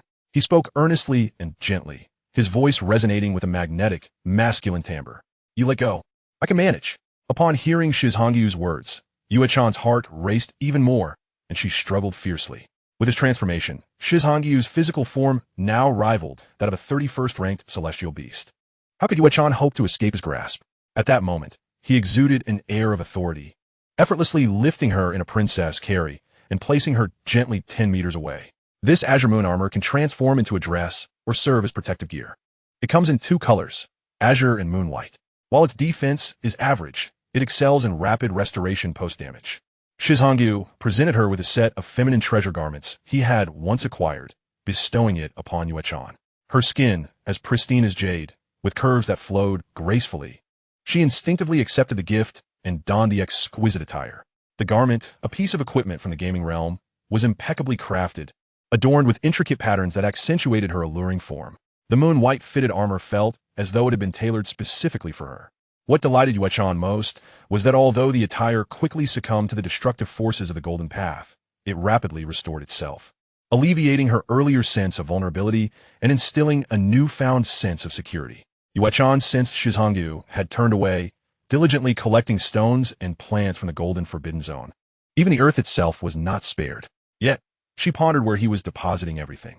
Just as she felt she had begun to understand him, he remained an enigma, elusive and inscrutable. Shizhangyu, meanwhile, was troubled. As he prepared to depart, he contemplated the opportunity to return and delve deeper into the central regions. Yuechan was no ordinary girl. She recognized the value of the treasures here and swiftly gathered the golden stones and plants around her. Lacking an internal realm and the means to utilize any storage artifacts within this place, she could only transfer them outside before placing them into her storage treasures within the cave. The divine essence here was of exceptional quality, even enticing to those of the divine fire realm or true one realm. Alas, such powerful beings could not descend to this realm without provoking the world's order, and entering would be tantamount to courting death. Yuechan observed as Shizhangyu deftly severed massive golden mountains and moved them, leaving her speechless. The extent of his physical prowess, allowing him to delve 100 meters into the depths, was indeed formidable. Yet, Shizhangyu lamented his inability to venture further. Even his formidable physique had reached its limits. This was, after all, a forbidden zone, not a true sanctuary for cultivation. Even beings surpassing celestial levels would hesitate to approach. His ability to reap such benefits was already a remarkable feat. It was a pity. He longed to uproot the entire mountain. Yet doing so would incite turmoil within the Golden Path. Meanwhile, within Shizhangyu's internal realm, the celestial steed, Xiaobai, was blissfully fainting from joy. Shizhangyu communicated telepathically. granting it permission to refine the divine essence for cultivation, with hopes of transforming into a true celestial steed, enabling it to explore the vast world beyond after completing 10 cave heavens. Subsequently, Shizhongyu circled the perimeter of the entire forbidden zone, akin to a diligent little bee. Yuechan experienced significant gains as well. Shizhongyu had intentionally left the stones and plants within her reach. Strangely, this version of Shizhongyu was suddenly less irksome than before. At the same time, Yuechan felt joy from her own physical enhancement. Originally, with her physique, had Shizhongyu not trained, her maximum range would only have extended 1 to 2 meters. Now, however, she found herself at a distance of 10 meters, her physical form markedly stronger than before. After all, the power of the golden path here escalated exponentially, for instance, by factors of 12, 15, or 17. Thus, the damage endured would grow increasingly severe the deeper one ventured. However, this was also due to Shizhongyu's formidable influence, which had significantly weakened the surrounding forces. This place was merely a forbidden zone formed by 2 drops of true immortal blood, and as time passed, its power steadily waned. Perhaps in 1,000,000 years, even ordinary prodigies could traverse here. Everything within this realm was a non-renewable resource. Each use diminished its availability. Deep down, Shizhongyu felt a twinge of regret for not breaking through the dragon transformation secret realm in one go, for otherwise, his physique would have been even more formidable. This was a sanctuary crafted specifically for him. Perhaps he could leverage this place to achieve a breakthrough to the revered realm without the need for any nirvana elixirs. Upon emerging from the forbidden zone, he spotted Yuechan with her back to him, transforming her armor into a flowing moon-white gown that graced the ground. Bathed in the moonlight, exuding a beauty that was intoxicating. He had not anticipated that amidst all his endeavors, he would once again be met with a radiant, moonlit night. A true feast for the senses. Yuechan, I am preparing to return to the village. Would you care to visit? Shizhongyu's heart stirred as he suddenly spoke. He recalled the original narrative where that rascal, Shi Hao, had returned to the stone village with Huoling and the goddess Yunxi, basking in the glory of his achievements. He surmised that the current circumstances were not far off. That boy was truly incorrigible, while he, Shizhongyu, was but a pure-hearted lad, incomparable to him. Fairy Yuechan awaited Shizhongyu's words merely to bid farewell, yet she was unexpectedly invited to the stone village. She had investigated Shizhongyu's background and was aware that he and Shi Hao hailed from the first ancestral land of the Stone Kingdom. That village was indeed extraordinary, having produced such remarkable prodigies, and calling it the Village of the Gods would not be an exaggeration. To be honest, Yuechan felt a genuine curiosity about that village. Having gathered all the necessary elixirs for breaking through to the revered realm, her progress had exceeded her original timeline by over half a year, culminating in her reaching the pinnacle of the Array realm. Reflecting on her breakthrough experience, a blush crept across her cheeks, mercifully concealed by her white veil. Very well, Yuechan replied, her tone as cool as ever, retaining an air of purity and ethereality, seemingly aloof and transcendent, much like a celestial maiden standing in the vastness of the heavens. However, Shizhongyu discerned the subtle rigidity in her delicate form, an indication of her inner turmoil. Moreover, Yuechan's heart raced with excitement, though she skillfully concealed it. Only Shizhongyu's 6-eared treasure technique could detect it. Chapter 309, Returning the Fairy to the Village. On the journey back, Shizhongyu summoned his Nimbus Cloud, known also as the Rolling Cloud. But why? The cloud was modest in size, just enough for him to squeeze alongside the Celestial Maiden.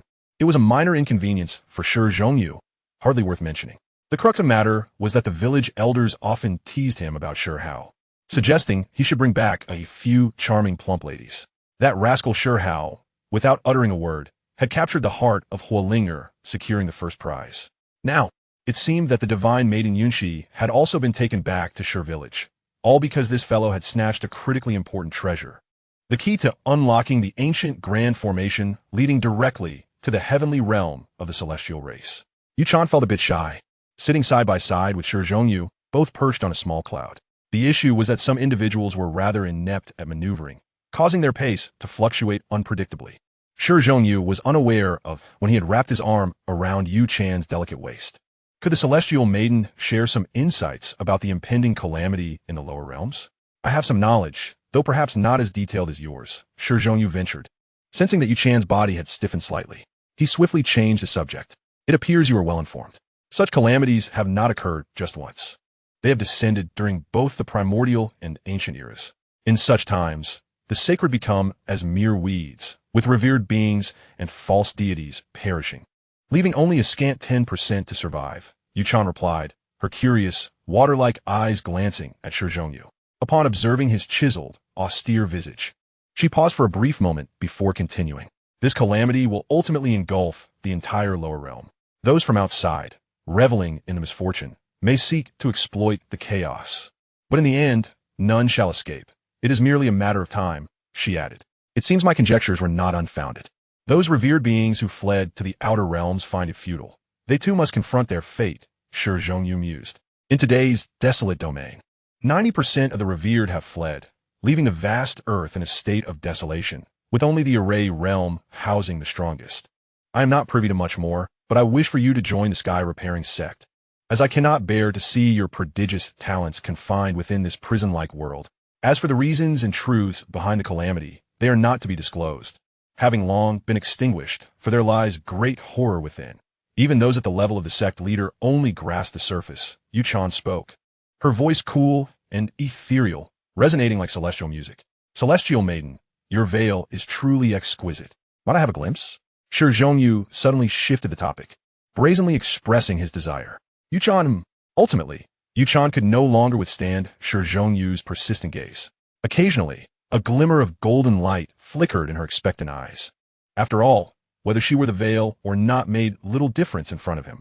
Turning her head slightly, her delicate fingers removed her protective veil, only to find that this artifact proved ineffective before Shi Hao. Take it, if you like it, it's yours, Yuchan said, feeling the warmth of his hand on her waist, a mix of embarrassment and confusion evident in her tone. How could I accept that?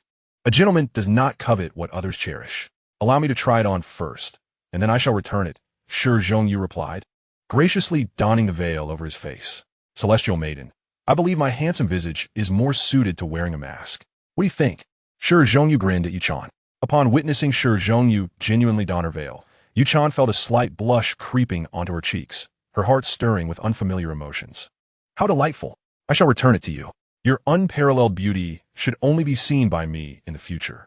Perhaps I could help suppress your true form, allowing you to ascend and achieve divinity, Shi Hao suggested, reluctantly returning the veil. To Yuchan, hearing Shi Hao's candid words, Yuchan felt an urge to flee. Her pure and ethereal demeanor as the ice fairy had always deterred others from harboring impure thoughts.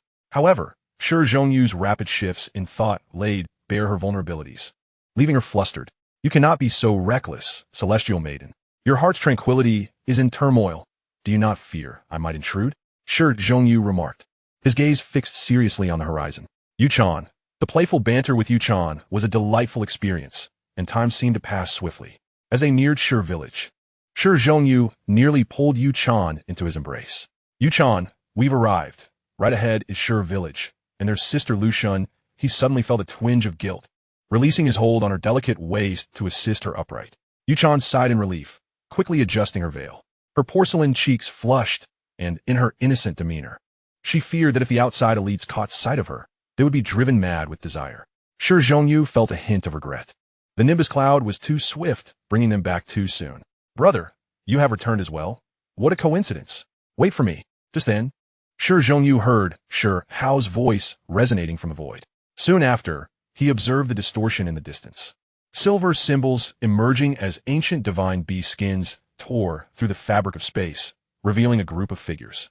To Shi Hao's left was Princess Wuling, and to his right, the divine maiden Yunxi, both as radiant as celestial beings, their every smile and frown imbued with unique charm. Albeit still falling short of his Yuchan instinctively, Shi Hao wrapped his arm around Yuchan's willow-like waist. What a two! I value quality over quantity, he quipped. At that moment, the void split once more, revealing another artifact forged from the skin of a void beast, with familiar companions appearing. The six-armed golden monkey, the Swanee.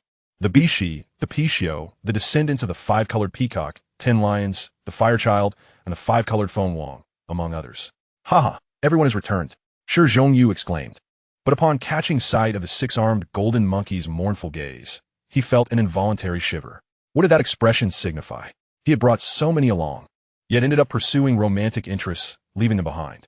Fortunately, they had promptly clung to Shi Hao's leg, thus escaping disaster.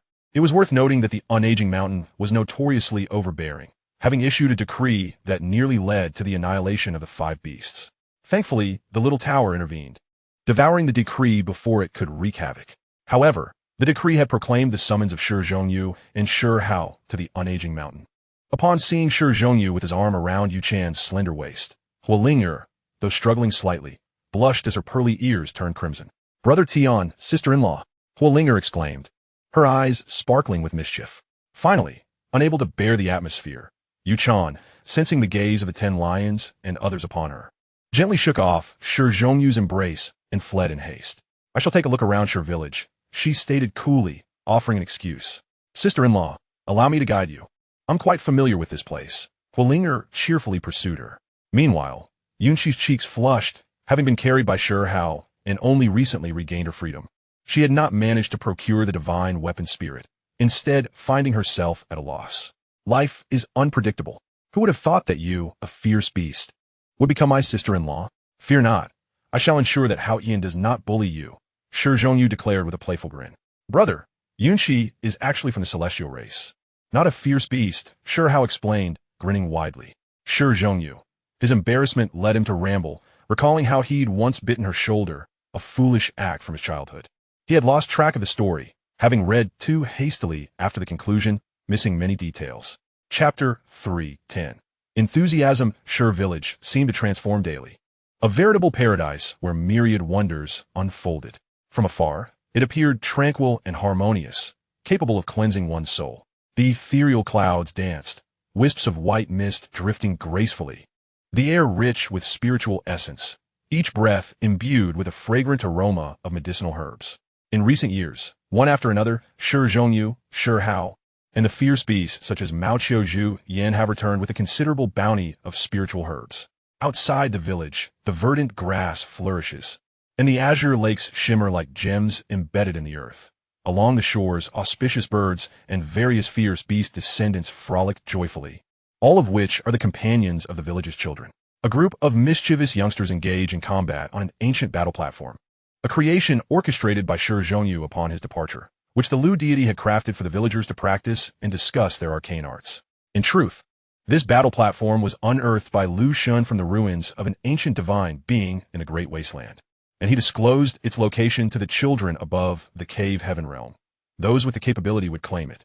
At first glance, Lu Shun appeared as a towering and sacred figure, transforming the very essence of the surrounding world.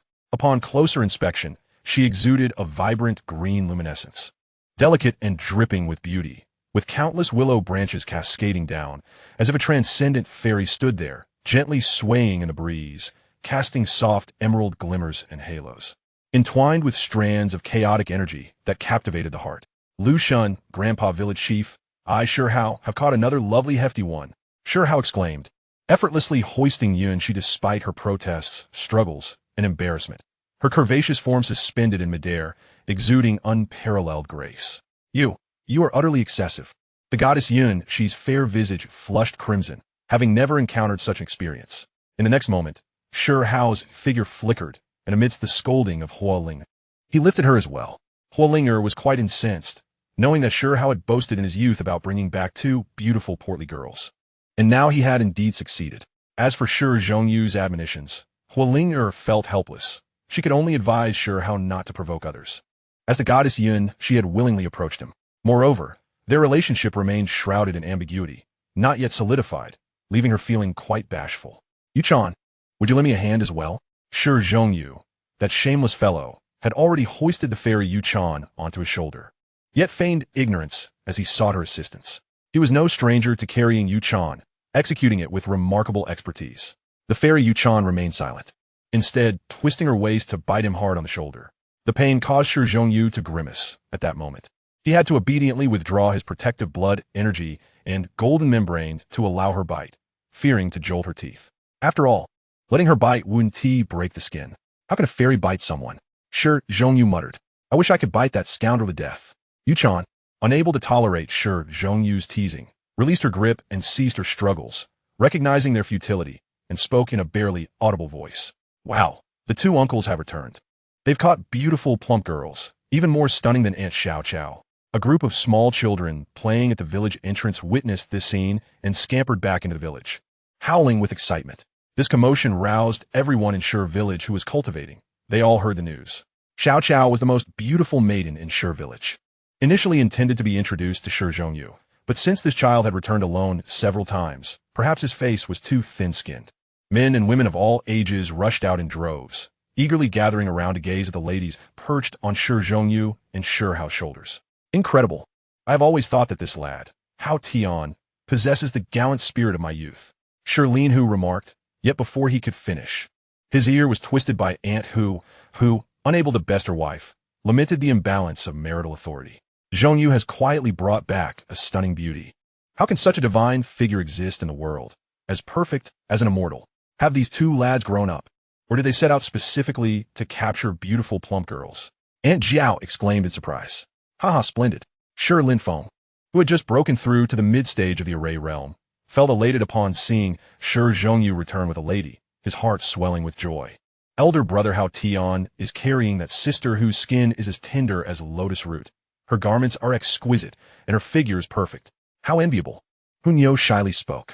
The villagers were straightforward, speaking their minds candidly. Yet this left Yuchan, Hualinger, and Yun Shi feeling utterly embarrassed. How could they withstand such a spectacle? Oh my, that girl resembles Hualinger's sister. Her face is so red. I said long ago that she likes Hao Tian, but you all refuse to believe me, Paiho remarked. How delightful. In less than 2 years, our village will have more little snot-nosed children, village chief Shi Yunfeng declared. Finally, the three maidens could no longer endure such blunt remarks. The villagers were genuinely joyous, yet they, being celestial beings, goddesses and princesses, could not bear such unrestrained enthusiasm. You scoundrel. Let go. The fairy Yuchan, the most beautiful maiden across the 8 domains, usually commanded reverence, yet when angered, she possessed an allure that was even more captivating. Shi Zhongyu, in high spirits, leaned in and planted a kiss on her flawless, fair cheek before setting her down. Surprisingly, this time, Yuchan exhibited great grace. She did not flee, but instead gazed curiously at the villagers of Shi village, offering a gentle smile. She was fascinated by everything around her. This was the legendary divine village, the flower fruit mountain spoken of by Shi Zhongyu, indeed home to a lively bunch of mischievous children. Hualinger and the goddess Yun Shi, initially overwhelmed with shyness, intended to shy away from the villagers' warmth, but upon seeing that Yuchan did not depart, they stayed as well. Particularly, Yuchan's extraordinary aura was breathtaking, ethereal and enchanting, resembling a fairy standing in the moon palace. Even as she attempted to display a faint smile, her presence left the villagers in awe. Such a woman ought not to exist in this mundane world. With every gesture and smile, her radiance was akin to the purest moonlight, exuding an unblemished, sacred quality that inspired a sense of reverence. Have I done something wrong? Why has everyone fallen silent? The clever fairy Yuchan took a few steps back, hiding behind Shi Zhongyu, peering out playfully. Why not seize this opportunity to arrange the marriage between Zhongyu and Hao? Tonight shall be the wedding night. These two lads are always running about, becoming increasingly busy.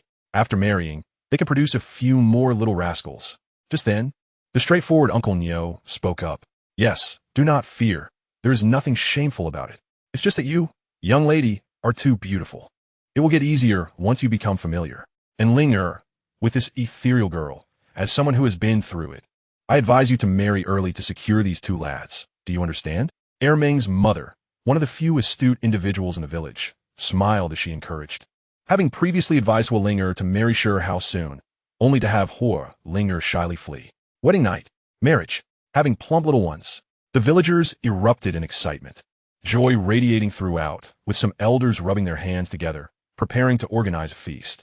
The fairy Yuchan, goddess Yun Shi, and Princess Hualinger were all left speechless, hastily retreating, their garments fluttering gracefully, reminiscent of 3 celestial maidens who had secretly descended to the mortal realm.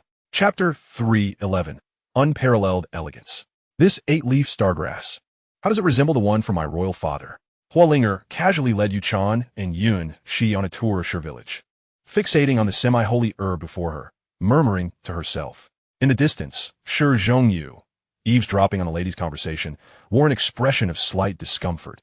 He found himself overwhelmed, unable to restrain his emotions. Ahem, you all come here. I shall introduce you to Lu Shun. Shi Zhongyu decided it was best not to let Hualinger wander off. Upon hearing his voice, Yuchan, Hualinger, and Yun Shi felt a sudden seriousness wash over them. They had long been aware of Lu Shan, especially Huoling, who held a deep-seated reverence for the deity's extraordinary abilities. In their minds, the sanctity of Shi Tzuan was undeniably intertwined with the divinely revered green willow. Fear not, for Sister Willow is gentle and never imposes her divine might upon others, treating both Hao Yin and Brother Huang Tian with kindness. Fire Spirit quietly remarked to Moon Chan and Cloud Dawn. Meanwhile, Shi Hao stood amidst the emerald radiance, seemingly engaged in a silent communion with the willow deity. Xiao Yu, you have grown alongside Xiao Bu Dian. Shi Zhongyu approached as the gentle voice of the willow goddess caressed his ear. It was the first time he had heard her adopt a somewhat feminine tone, stirring an unexpected excitement within him. Sister Willow, Shi Zhongyu felt a blend of reverence, warmth, admiration, and concealed emotions towards her. Hao Yin wishes to uncover the secrets of the great calamity. There are matters that cannot be spoken of, for divulging them would invite peril upon you. What you need now is time to grow and strengthen, the willow goddess whispered, as the green mist danced like fireflies, enveloping the surrounding individuals, instilling within them a refreshing serenity.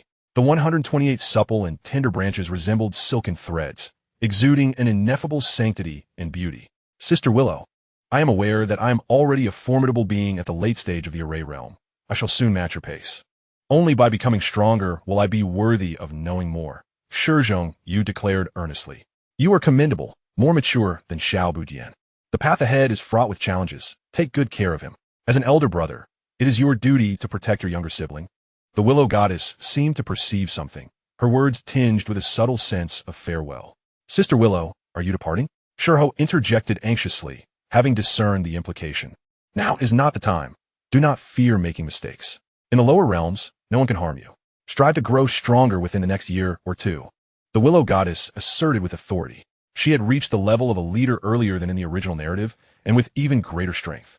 Shi Zhongyu recalled that in the original storyline, the willow goddess departed with merely 108 branches, yet now she possessed 128, which lent weight to her words. As she spoke, there was no attempt to conceal her intent. Moon Chan, Fire Spirit, and Cloud Dawn all overheard. You three are wonderful young ladies. Feel free to call me Willow Goddess or simply Sister. As you wish, do not hold back, she addressed the trio. Sister Willow. The three girls promptly responded, adopting the same form of address as Shi Zhongyu and Shi Hao. These 3 leaves are a token of our meeting. 3 radiant willow leaves fluttered forth, landing in the palms of the 3 maidens, only for their luminescence to fade, rendering them ordinary. The 3 girls were elated, not expecting such a boon, and carefully tucked away their respective willow leaves. Shi Zhongyu, however, sensed that the willow goddess seemed to be quite confident, prompting him to strategize. For with the impending calamity, he too wished to accrue some benefits. The willow goddess had assured them that if trouble arose, she would shield them. Thus, what was there to fear? The God Mountain possesses an ancient array that transcends this realm. It is indeed worth a visit. Xiao Yu, Xiao Budian, heir to Ozi, you should go to the God Mountain and observe it closely, the willow goddess spoke again. Shi Zhongyu and Shi Hao exchanged glances, both emboldened, being inherently restless spirits. Meanwhile, in the distance, heir to Ozi, who was peeking nervously, appeared disheartened. His cultivation had rapidly recovered, having trained beneath the willow tree, and, after many years, he had reverted to the stature of a noble and handsome youth. Rest assured, I shall accompany you to explore and uncover what peculiarities lie there, and whose grand design it may be, Shi Zhongyu declared. At that moment, both Shi Zhongyu and Shi Hao widened their eyes, beholding a tall, graceful figure, exuding an unparalleled elegance that seemed to gaze down upon the heavens and earth, radiating an aura of pride and superiority, though her features remained obscured by dazzling divine light. Heir to Ozi, still embroiled in a quarrel with Cloud Dawn, had been recognized and was deeply connected to the God Mountain. However, none could perceive the true form of the willow goddess. Such unparalleled grace could only be matched by the ancient figure of Kong Xian. The loquacious purple gold bowl had recently withdrawn into silence, feeling quite discontent, having found the world around him increasingly unfamiliar, leading to a bold yet unfounded speculation. Senior Bowl, have you awoken? Is the willow goddess male or female? Shi Zhongyu inquired upon hearing the voice of the purple gold bowl. Tao gives birth to 1, 1 begets 2, 2 begets 3, and 3 begets all things. Many innate beings are yet to differentiate between yin and yang. Is this so strange? The purple gold bowl replied languidly. What? Shi Zhongyu was taken aback. Yet, the purple gold bowl suddenly fell silent. Shi Hao sensed a pair of eyes silently observing him from afar. Simultaneously, Shi Hao felt his body freeze, consulting the small tower, which remained tight-lipped, only offering vague responses and unwilling to elaborate. It spoke of such existences whose true names and forms are taboo. The essence remained: your strength is insufficient. You are not qualified to behold my true visage, lest it brings you trouble. Some beings, upon uttering their true names and witnessing their forms, can manifest in this world with a mere thought. Such matters should not be contemplated, spoken of, or seen. The willow goddess smiled inwardly, amused that these two young men harbored affection for her, believing that their trivial thoughts could evade her perception. Not long ago, Shi Hao had encountered an ancient female with dual pupils, who had gleaned his innermost thoughts through a method akin to his heart's connection. Furthermore, for a being like the willow goddess, who wielded numerous divine techniques, Shi Hao and Shi Hao truly had no secrets in her presence. She was even aware that Shi Hao was a transmigrator and had taken a keen interest in his past memories, having gleaned much from them. This cultural collision sparked wisdom and inspiration. Fortunately, her curiosity was merely piqued and not an intentional intrusion into the secrets of Shi Hao and Shi Hao. It was merely that Shi Hao's dreams of the willow goddess had triggered her awareness. As dusk descended, the festivities in Shizun were particularly lively that night. Although they could not host a wedding banquet for Shi Hao and Shi Hao, their peers flocked to offer toasts. The village girls surrounded Moon Chan, Fire Spirit, and Cloud Dawn, inquiring incessantly about how they could transform into beautiful, plump figures. Among the village girls, none harbored ill feelings towards Shi Hao and Shi Hao. They merely kept their affections hidden, especially after witnessing the three maidens, leaving them feeling more disheartened. Even the village beauty, Xiao Qiao, though exquisite in appearance, lacked the grace that the trio possessed. Chapter 312 Time.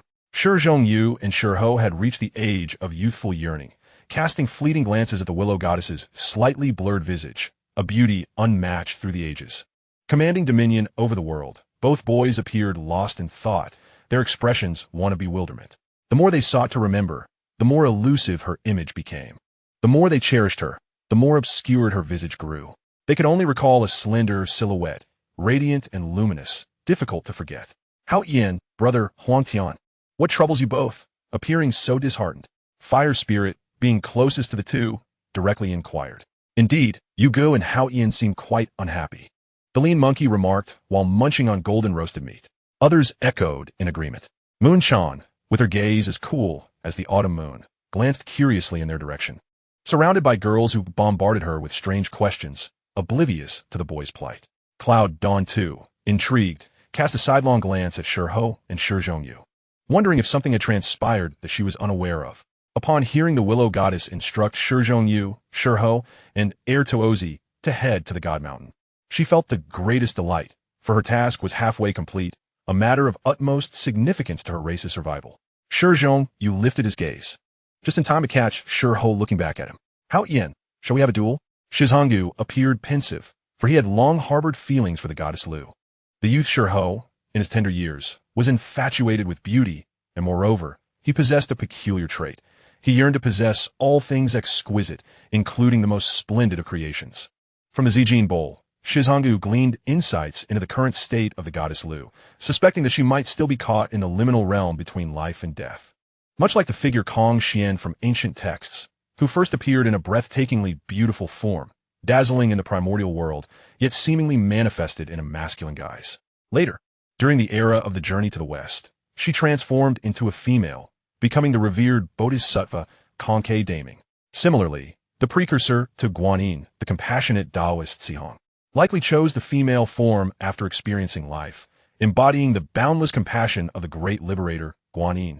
Thus, it was entirely within the goddess Lu's volition to choose whether to transform into a man of unparalleled grace or a celestial maiden of unmatched beauty. In fact, Shizhangu had discerned hints of this even while observing the original narrative, recognizing Lu's significant place in Shi Hao's heart. It seemed he had never addressed her as master, perhaps indicative of budding affection, though tumultuous times had clouded such sentiments.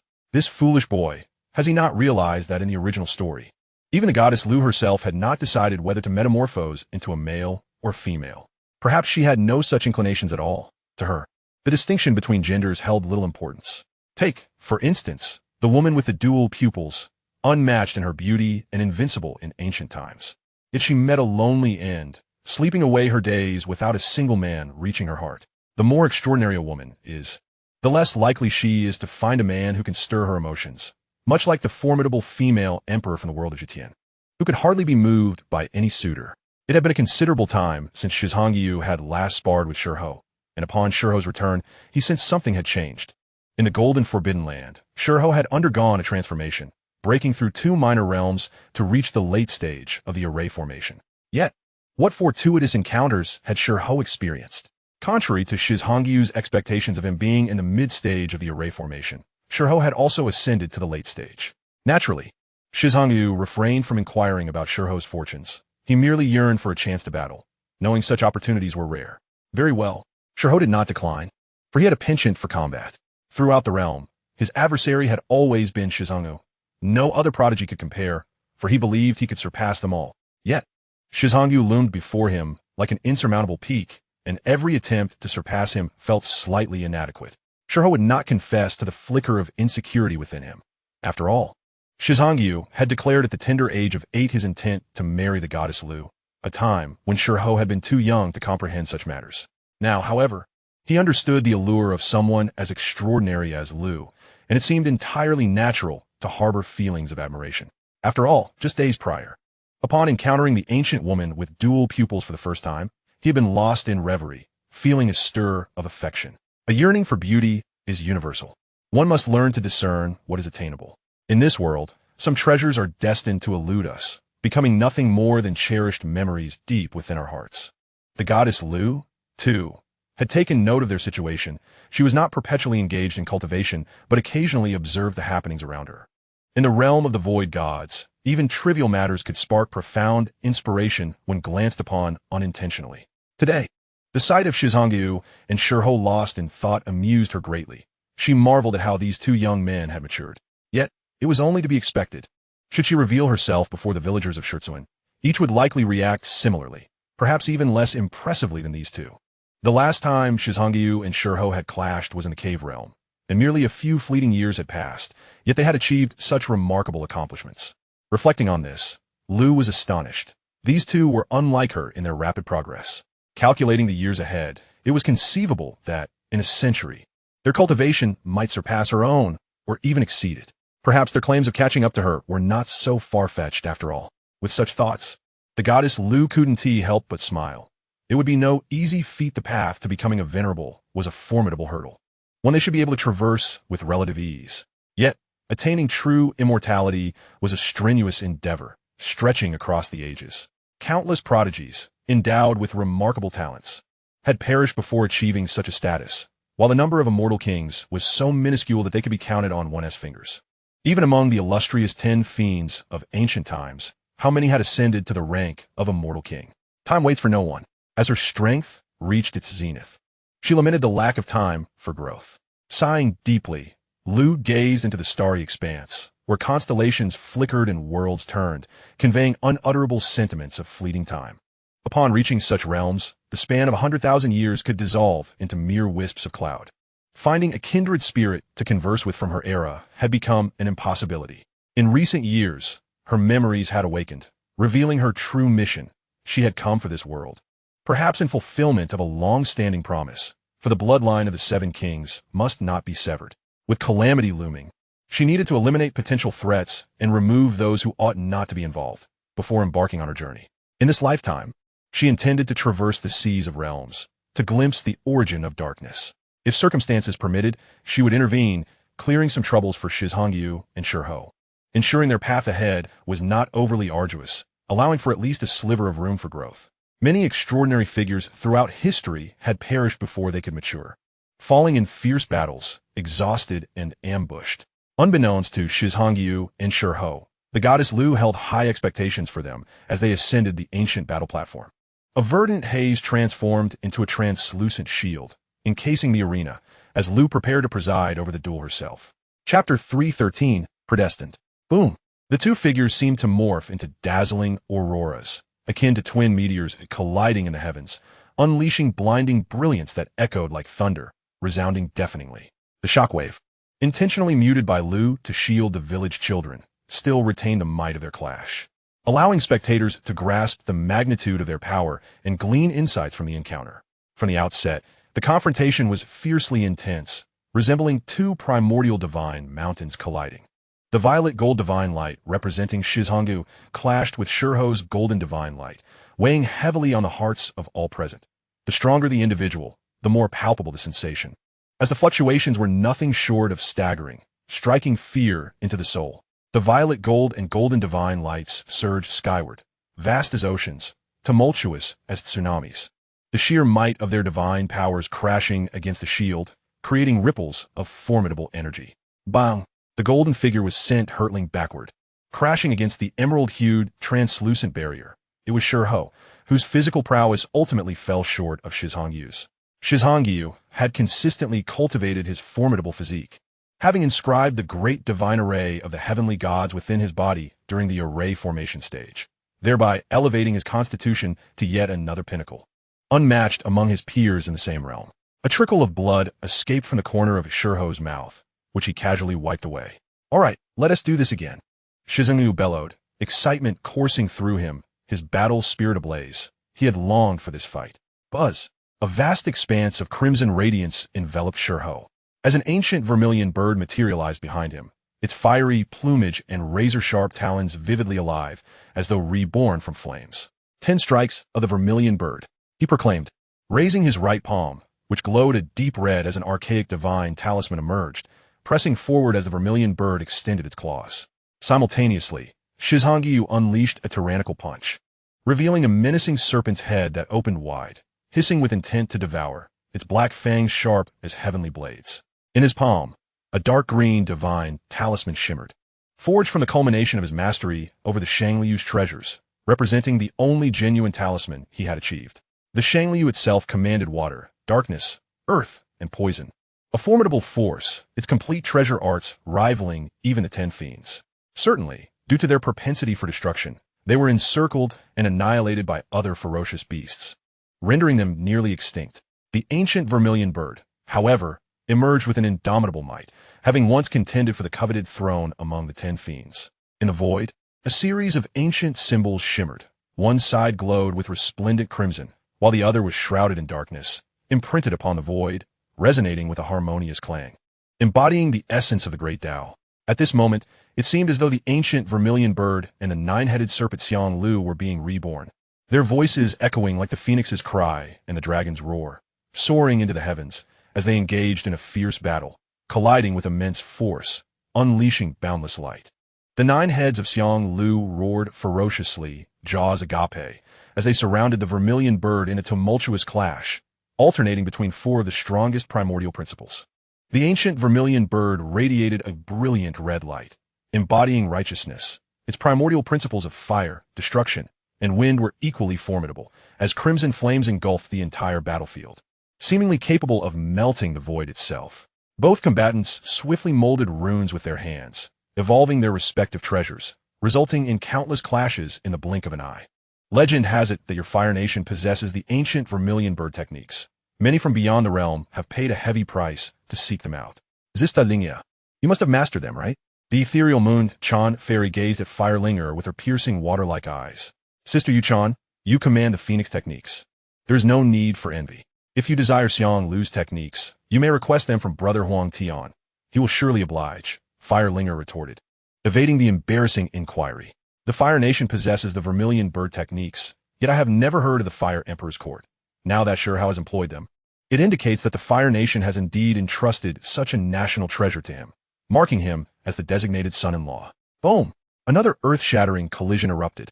Thunder rumbling as crimson light and dark demonic energy vied for dominion. Fragments of runes swirling, exploding, and intertwining, as Shi Zhongyu and Shi Hao both staggered back. It was evident that Shi Zhongyu halted after 3 steps, while Shi Hao retreated 10 before regaining his footing. Brother, your Xiang Lu techniques have truly filled the gaps. They are impressive, Shi Hao exclaimed, astonished. You, having acquired the ancient vermilion bird techniques, leave me with no chance to compete, Shi Zhongyu replied casually. Let us go again. This time, let me showcase the culmination of my inscription realm. Shi Hao, aware of Shi Zhongyu's formidable strength and feeling the pressure, was not surprised. He still had many cards to play. In the next moment, Shi Hao swiftly formed seals with his hands, transforming into a celestial sword, its brilliance piercing the heavens, embodying the essence of a single blade capable of cleaving through the firmament. Since entering the inscription realm, both had embarked upon their unique paths. Shi Hao arranged the divine Tao patterns within him into treasures such as divine bells, ancient towers, battle swords, and cauldrons, synchronizing them with the sword intent he had cultivated in his acupoints. With a simple strike, Shi Zhongyu felt himself ensnared, unable to evade, compelled to withstand. The more he attempted to dodge, the more formidable the swords might become. Boom! A blue lotus manifested. As Tao begets one, one gives rise to two, and two to myriad things. This blue lotus bore only 3 petals, as if it had naturally sprouted in the void, enveloped in chaotic mist, obscuring Shi Zhongyu's figure. At this moment, the deity Lu Shun suddenly focused intently on this blue lotus phenomenon, her expression grave as she formed seals with her jade fingers, calculating at full speed. Where have I seen this lotus before? The ancient blue sky hosts a lotus, shrouded in obscurity. Nothing is visible, Lu Shun murmured. Xiang Liu, Gun Ting, Tiangu, Guanbu. And that sacred ape, along with the current blue lotus. The fates have long been entwined. Practicing another's methods will naturally entail bearing more burdens. There is never a reward without effort, nor love or hatred without reason. Even ordinary individuals, as their abilities expand, must shoulder greater responsibilities. Everyone carries their own weight. If you truly believe your path is easy, it is undoubtedly because another soul bears the burden for you. A single blue lotus can uphold an entire realm. As it swayed, it seemed to resonate with the heavenly sounds of the Tao, reverberating through the cosmos like the thunderous chime of a great bell. A divine sound that could awaken the slumbering consciousness, vast and profound, like the evening drum and morning bell, shaking the senses and fostering enlightenment. Ding! A collision resonated, and Shi Hao looked on in astonishment at the unique blue lotus that Shi Zhongyu had conjured. This was the correct approach. Shi Hao had evolved the treasures of the world, transcending to a higher realm, capturing a fragment of the Tao's imprint, thereby establishing his own strongest principles. Meanwhile, Shi Zhongyu manifested the divine shapes and phenomena inherent to his celestial sacred body, exhibiting an unparalleled profundity, even more naturally gifted. A testament to Shi Zhongyu's innate advantages that could not be envied. How Tian, the sword intent you just used, returning to simplicity, is remarkably powerful, Shi Zhongyu remarked gravely, observing a fine crack on his blue lotus. The sword intent of the 10 Fiends 9 leaf sword grass is indeed formidable. Having evolved from a mundane to reach the level of the 10 Fiends, a single blade can cleave through the stars. Chapter 314. The Celestial Eye of Martial Arts. Again, Shi Hao shouted defiantly. Buzz! A vertical eye opened at his brow, emanating a brilliant silver light, harmonizing with the resonance of the world. As if the scriptures of the great Tao were echoing, a palpable pressure bearing down upon Shi Zhongyu. At that moment, the opening of that eye resembled an entire starry domain, unfathomably deep. A terrifying force surged forth, manifesting as a colossal silver beam, akin to a massive millstone, seemingly capable of crushing all things as it spun toward Shi Zhongyu. Shi Hao Celestial, I was born from a life and death struggle, even sacrificing the essence of his supreme bone to forge the 12th cave of heaven. Shi Zhongyu, fully aware of the wonders of the 12th cave, had cultivated a small universe within himself, showcasing its extraordinary nature. Meanwhile, Shi Hao had opened the cave at his brow, the benefits of which only he truly comprehended. It was more than merely a celestial eye. That I could be considered the postnatal treasure bone forged from the essence of Shi Hao's supreme bone, nourished and transformed, destined to grow even stronger in the future. In his encounter with the ancient dual pupil maiden, upon discovering Shi Hao's mastery of the celestial eye, she bestowed upon him a fortuitous gift, claiming it was compensation, thereby dissolving the enmity between him and Shi. Shi had erred grievously, suffering enough pain. His mother had perished, and he himself had died once, learning a profound lesson. Shi Hao, receiving the boon from the dual pupil maiden, fused the divine essence and profound principles of the dual pupil into his celestial eye. This not only ensured the successful transformation of his celestial eye, but also greatly advanced his cultivation, propelling him into the late stages of the array realm. Such an accomplishment could only be achieved through the means of another ancient dual pupil. Now, Shi Hao's most potent offensive capabilities were anchored in his supreme bone, followed closely by celestial eye, and then the Kuan Peng techniques. This is not to imply that the Kuan Peng techniques were inferior, rather, at his current level. The power he could wield from them paled in comparison to that of his celestial eye and supreme bone. Shi Hao's 11th cave was situated at his chest, mirroring the original narrative, serving as a human cave that fortified his supreme bone, akin to a rebirth. Shi Zhongyu, having personally experienced the opening of the 11th cave, which birthed 8 kidney-like pseudo-bones, could attest to the extraordinary nature of the 11th cave. The Fire Eye of Golden Insight. Shi Zhongyu had once utilized the Fire Eye of Golden Insight to glimpse the essence of the dual pupil upon him, enabling his techniques to evolve. In the primordial realm's nascent stages, he stood his ground against the dual pupil's might, thanks to the Fire Eye of Golden Insight. Facing Shi Hao's Celestial Eye Assault, 2 beams akin to laser cannons, searingly hot and capable of melting all, appear to merge the principles of fire and metal, forming an indomitable sword energy. Bang! Such a collision was truly terrifying, as if the stars of the universe had collided, blinding golden and silver lights intertwining, compelling all to instinctively shut their eyes. Were it not for Lu Shan's unparalleled divine methods, many would have been rendered blind, losing their sight forever. Even the bald man was not spared, blood streaming from his eyes, having been caught outside of Lu Shan's protective sphere due to his formidable power. Tears streamed down the cheeks of Fairy Yuechan, her eyes stinging, a testament to the terrifying clash between the two. The advantages previously held by Shi gradually became inconsequential, which elucidated his defeat. Within her heart, Fairy Yuechan incessantly pondered how she would respond if she were to face such a confrontation. The conclusion was perilous. She could only resort to the formidable heaven-mending technique for a head-on clash. It is crucial to note that although Fairy Yuechan possessed the incomplete True Dragon and Phoenix arts, her most potent offensive capability remained the heaven-mending technique, the sacred treasure of the Mending Heaven Pavilion.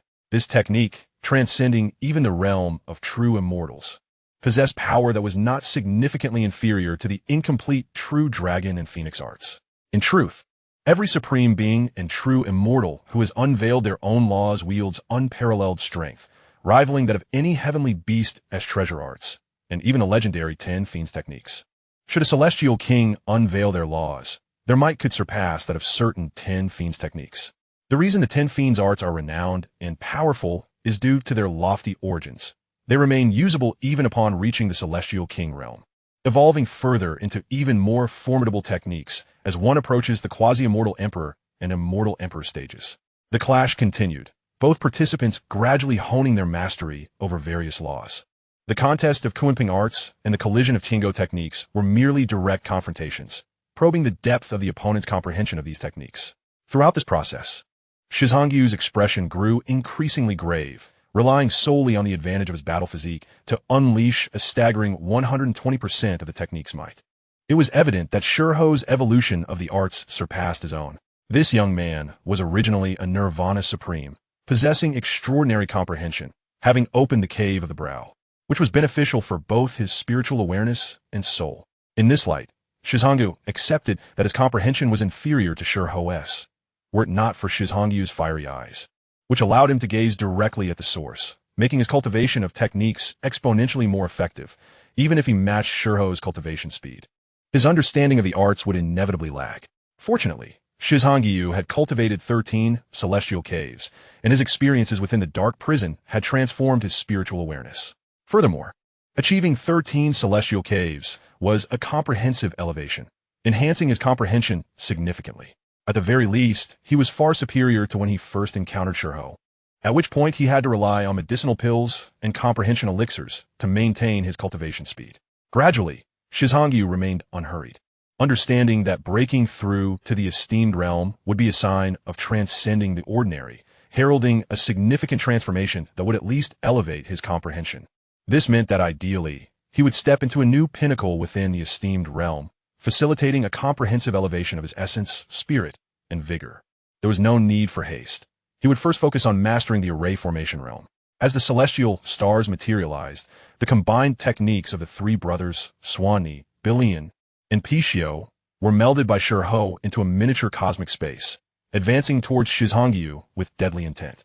The stars, akin to an ocean, densely packed, surged forth one after another, exploding and saturating every inch of space with a destructive aura.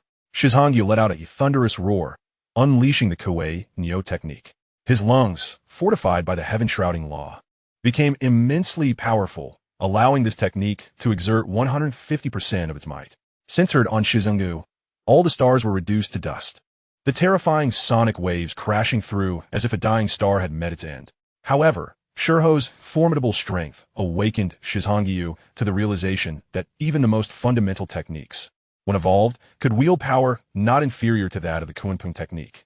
The miniature cosmic space of celestial stars did not shatter. The combined might of the three techniques seemed capable of annihilating heaven and earth. Boom! Shizhongyu's waist radiated light as he activated 5 times his battle power. Still employing the Kuei Nyo technique, the great thunder sound. Bang! The entire cosmos formed by the sea of stars was obliterated, and Shi Hao was sent reeling, spitting blood as he crashed against the transparent barrier surrounding the ancient battle platform. Hao Ian, let me witness the might of your supreme bone, Shizhongyu solemnly demanded. Then, brother, do be cautious, Shi Hao replied, somewhat disheveled from the beating he had received, his physical body being too formidable. One strike could render him incapacitated. Little did he realize how astonishing he had already become. In battling him, Shizhongyu constantly reflected upon himself, gaining immense insight, and he resolved to never neglect the study of the Bilian, Swan-Ni, and Pichio techniques henceforth. The three brothers, Swan-Ni, Bilian, and Pichio, gazed at Shi Hao with gleaming eyes, as if they could acquire a powerful combined attack technique, its might rivaling that of the 10 Fiends arts. Chapter 315, A Heart with a World. So powerful merely a spar, yet it erupts with such might. Fairy Yuechan's red lips parted slightly, her flawless visage, akin to pristine jade, emanating an ethereal purity, her white garments fluttering, resembling a celestial maiden descending from the heavens. In all the world, only such a beautiful, plump figure as yours is worthy of Brother Huang Tian, Fire Spirit earnestly exclaimed. Fairy Yuechan remained silent, acknowledging Shi Hao's strength, a nirvana supreme. He had triumphed over the dual-eyed adversary, his achievements illustrious. Hey, Sister Yuechan, how about we have a match soon? Fire Spirit suddenly proposed. Certainly. Fairy Yuechan's enchanting smile blossomed like an unparalleled celestial flower, illuminating the world with breathtaking beauty. Sister Yuechan, I never expected you to enjoy fighting. Seeing you so joyful, I must share this revelation with Brother Huang Tian. Fire Spirit giggled, her beauty captivating, with the small vermilion birthmark on her brow enhancing her allure, making her no less charming than Yuechan.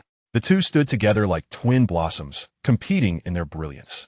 Having cultivated the Kunpeng technique and opened 10 celestial caves, Fire Spirit had reached an extraordinary realm, and following her recent awakening of the bloodline in the ancestral land of the Fire Nation, her nirvana transformation had significantly enhanced her appearance and demeanor compared to the original storyline.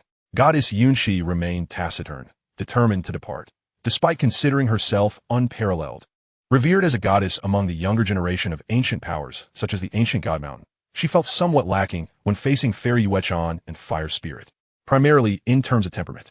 Sister Yunxi, would you like to join us for a match? Fire Spirit inquired, casting a glance at the goddess. All right, Goddess Yunxi, still unwilling to concede, wished to ascertain how she measured up against Fairy Yuechan. As for Fire Spirit, Yunxi believed she held the upper hand, having witnessed her combat prowess in the 100 Breaks mountain range.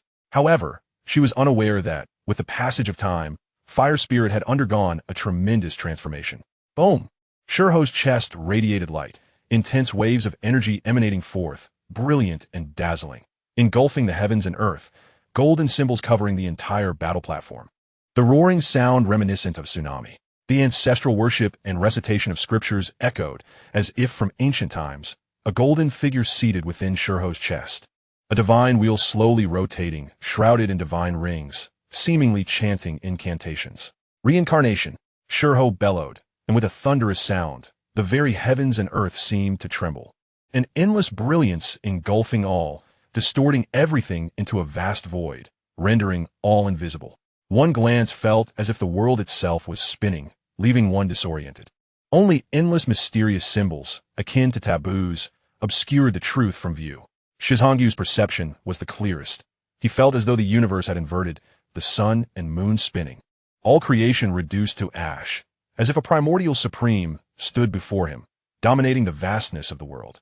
That terrifying aura pervaded, tumultuous, as though capable of reshaping the very heavens and earth, with countless symbols intertwining, profound and inscrutable.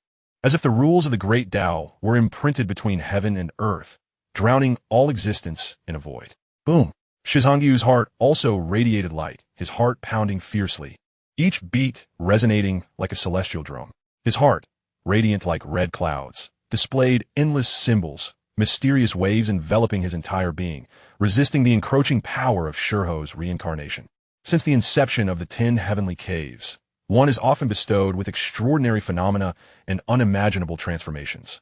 The 11th cave, merging with the deity of the kidneys, engenders the postnatal precious bone, culminating in 8 kidneys. The 12th cave, in conjunction with the deity of the heart, gives rise to an internal realm. This consequently leads to the heart of Shizhangyu being tantamount to a precious bone itself. In a land of gold, immense benefits are acquired, amplifying the combat strength of the 8 kidneys from 3-fold to 5-fold. The internal realm also reaps numerous advantages, yet it is not so simplistic. The heart's precious bone awakens its formidable powers, stimulated as it is, with its intrinsic world force resisting the encroachment of reincarnation power. In that moment, it might appear to be provoked, akin to a hedgehog bristling with defiance. Although it did not actively attack, it thwarted Shi Hao's reincarnation power from penetrating. Shizhangyu was equally elated. He had initially intended to employ the sacred ape's treasure technique, yet he was astounded by the heart's sudden eruption. Shi Hao too sensed the unique fluctuations emanating from Shizhangyu and, with the heavenly eye in his brow wide open, cast his gaze upon Shizhangyu's chest. Could it be that he was finally about to unveil his supreme bone? Shi Hao's heart raced with excitement. He had always believed that Shizhangyu was inherently supreme, but had failed to awaken at birth, gradually coming into his own. His own heavenly eye served as a testament to this.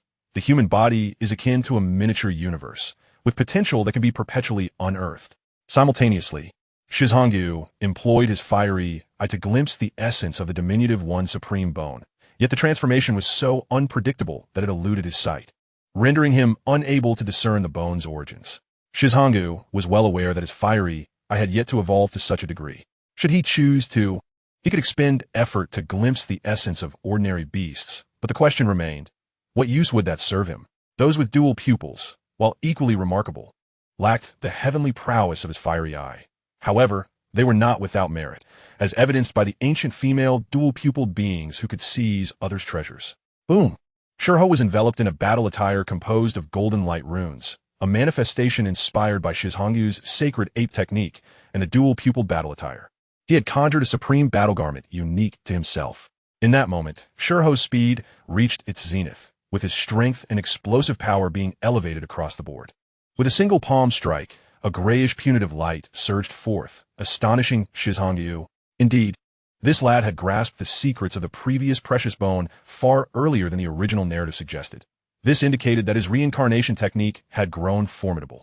As the precious bone he nurtured had sedimented within him, its fragments of rules now unearthed. Xuanwu technique. Shizhangyu dared not underestimate the situation. He swiftly conjured an 8-trigram Xuanwu circular shield to counter the assault. Among the myriad worlds and ferocious beasts, Xuanwu is undoubtedly the pinnacle of defense. Had its offensive capabilities been slightly superior, it would have long since entered the ranks of the 10 fiercest. Shi Hao's eyes gleamed with delight, narrowing into crescents. He too possessed a fragment of the Xuanwu technique, obtained from the Bone Worm auction house. Initially, he believed it to be the Xuanwu descendants' tortoise technique, only to later discover it was a flawed version of the Xuanwu technique itself. Perhaps he could consult with Shizhangyu to explore the possibility of completing this technique. However, true to its reputation, the Xuanwu technique had withstood his incomplete celestial punitive light. He was still in the process of comprehending the celestial punitive light. It had not fully perfected it. Once more, his heavenly eye opened, this time merging the forces of reincarnation with celestial punitive light, alongside the disassembling light from his heavenly eye, resulting in a formidable strike. Sacred Ape battle form. Fiery Eye. Shizhangyu sensed the impending danger. His brow throbbed with intensity, and he instantaneously transformed. In the Sacred Ape battle form, the power of his fiery eye would be greatly amplified. Even if he could not withstand the blow, he could still defend himself. In that moment, Shizhangyu's physical form felt as though it could shatter divine treasures with a mere gesture. Chapter 316. The Jealous Eye. The resplendent divine light manifested in three hues, gray, gold, and silver, spiraling and distorting, akin to a colossal mill slowly grinding toward Shi Hao. The force behind this strike transcended the realm of the honored, capable of inflicting harm even upon ordinary pseudo-gods in the divine fire realm.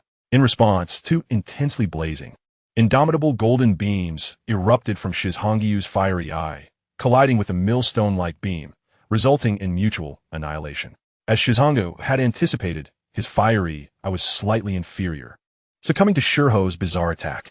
With a resounding roar, Shi Hao unleashed a powerful punch.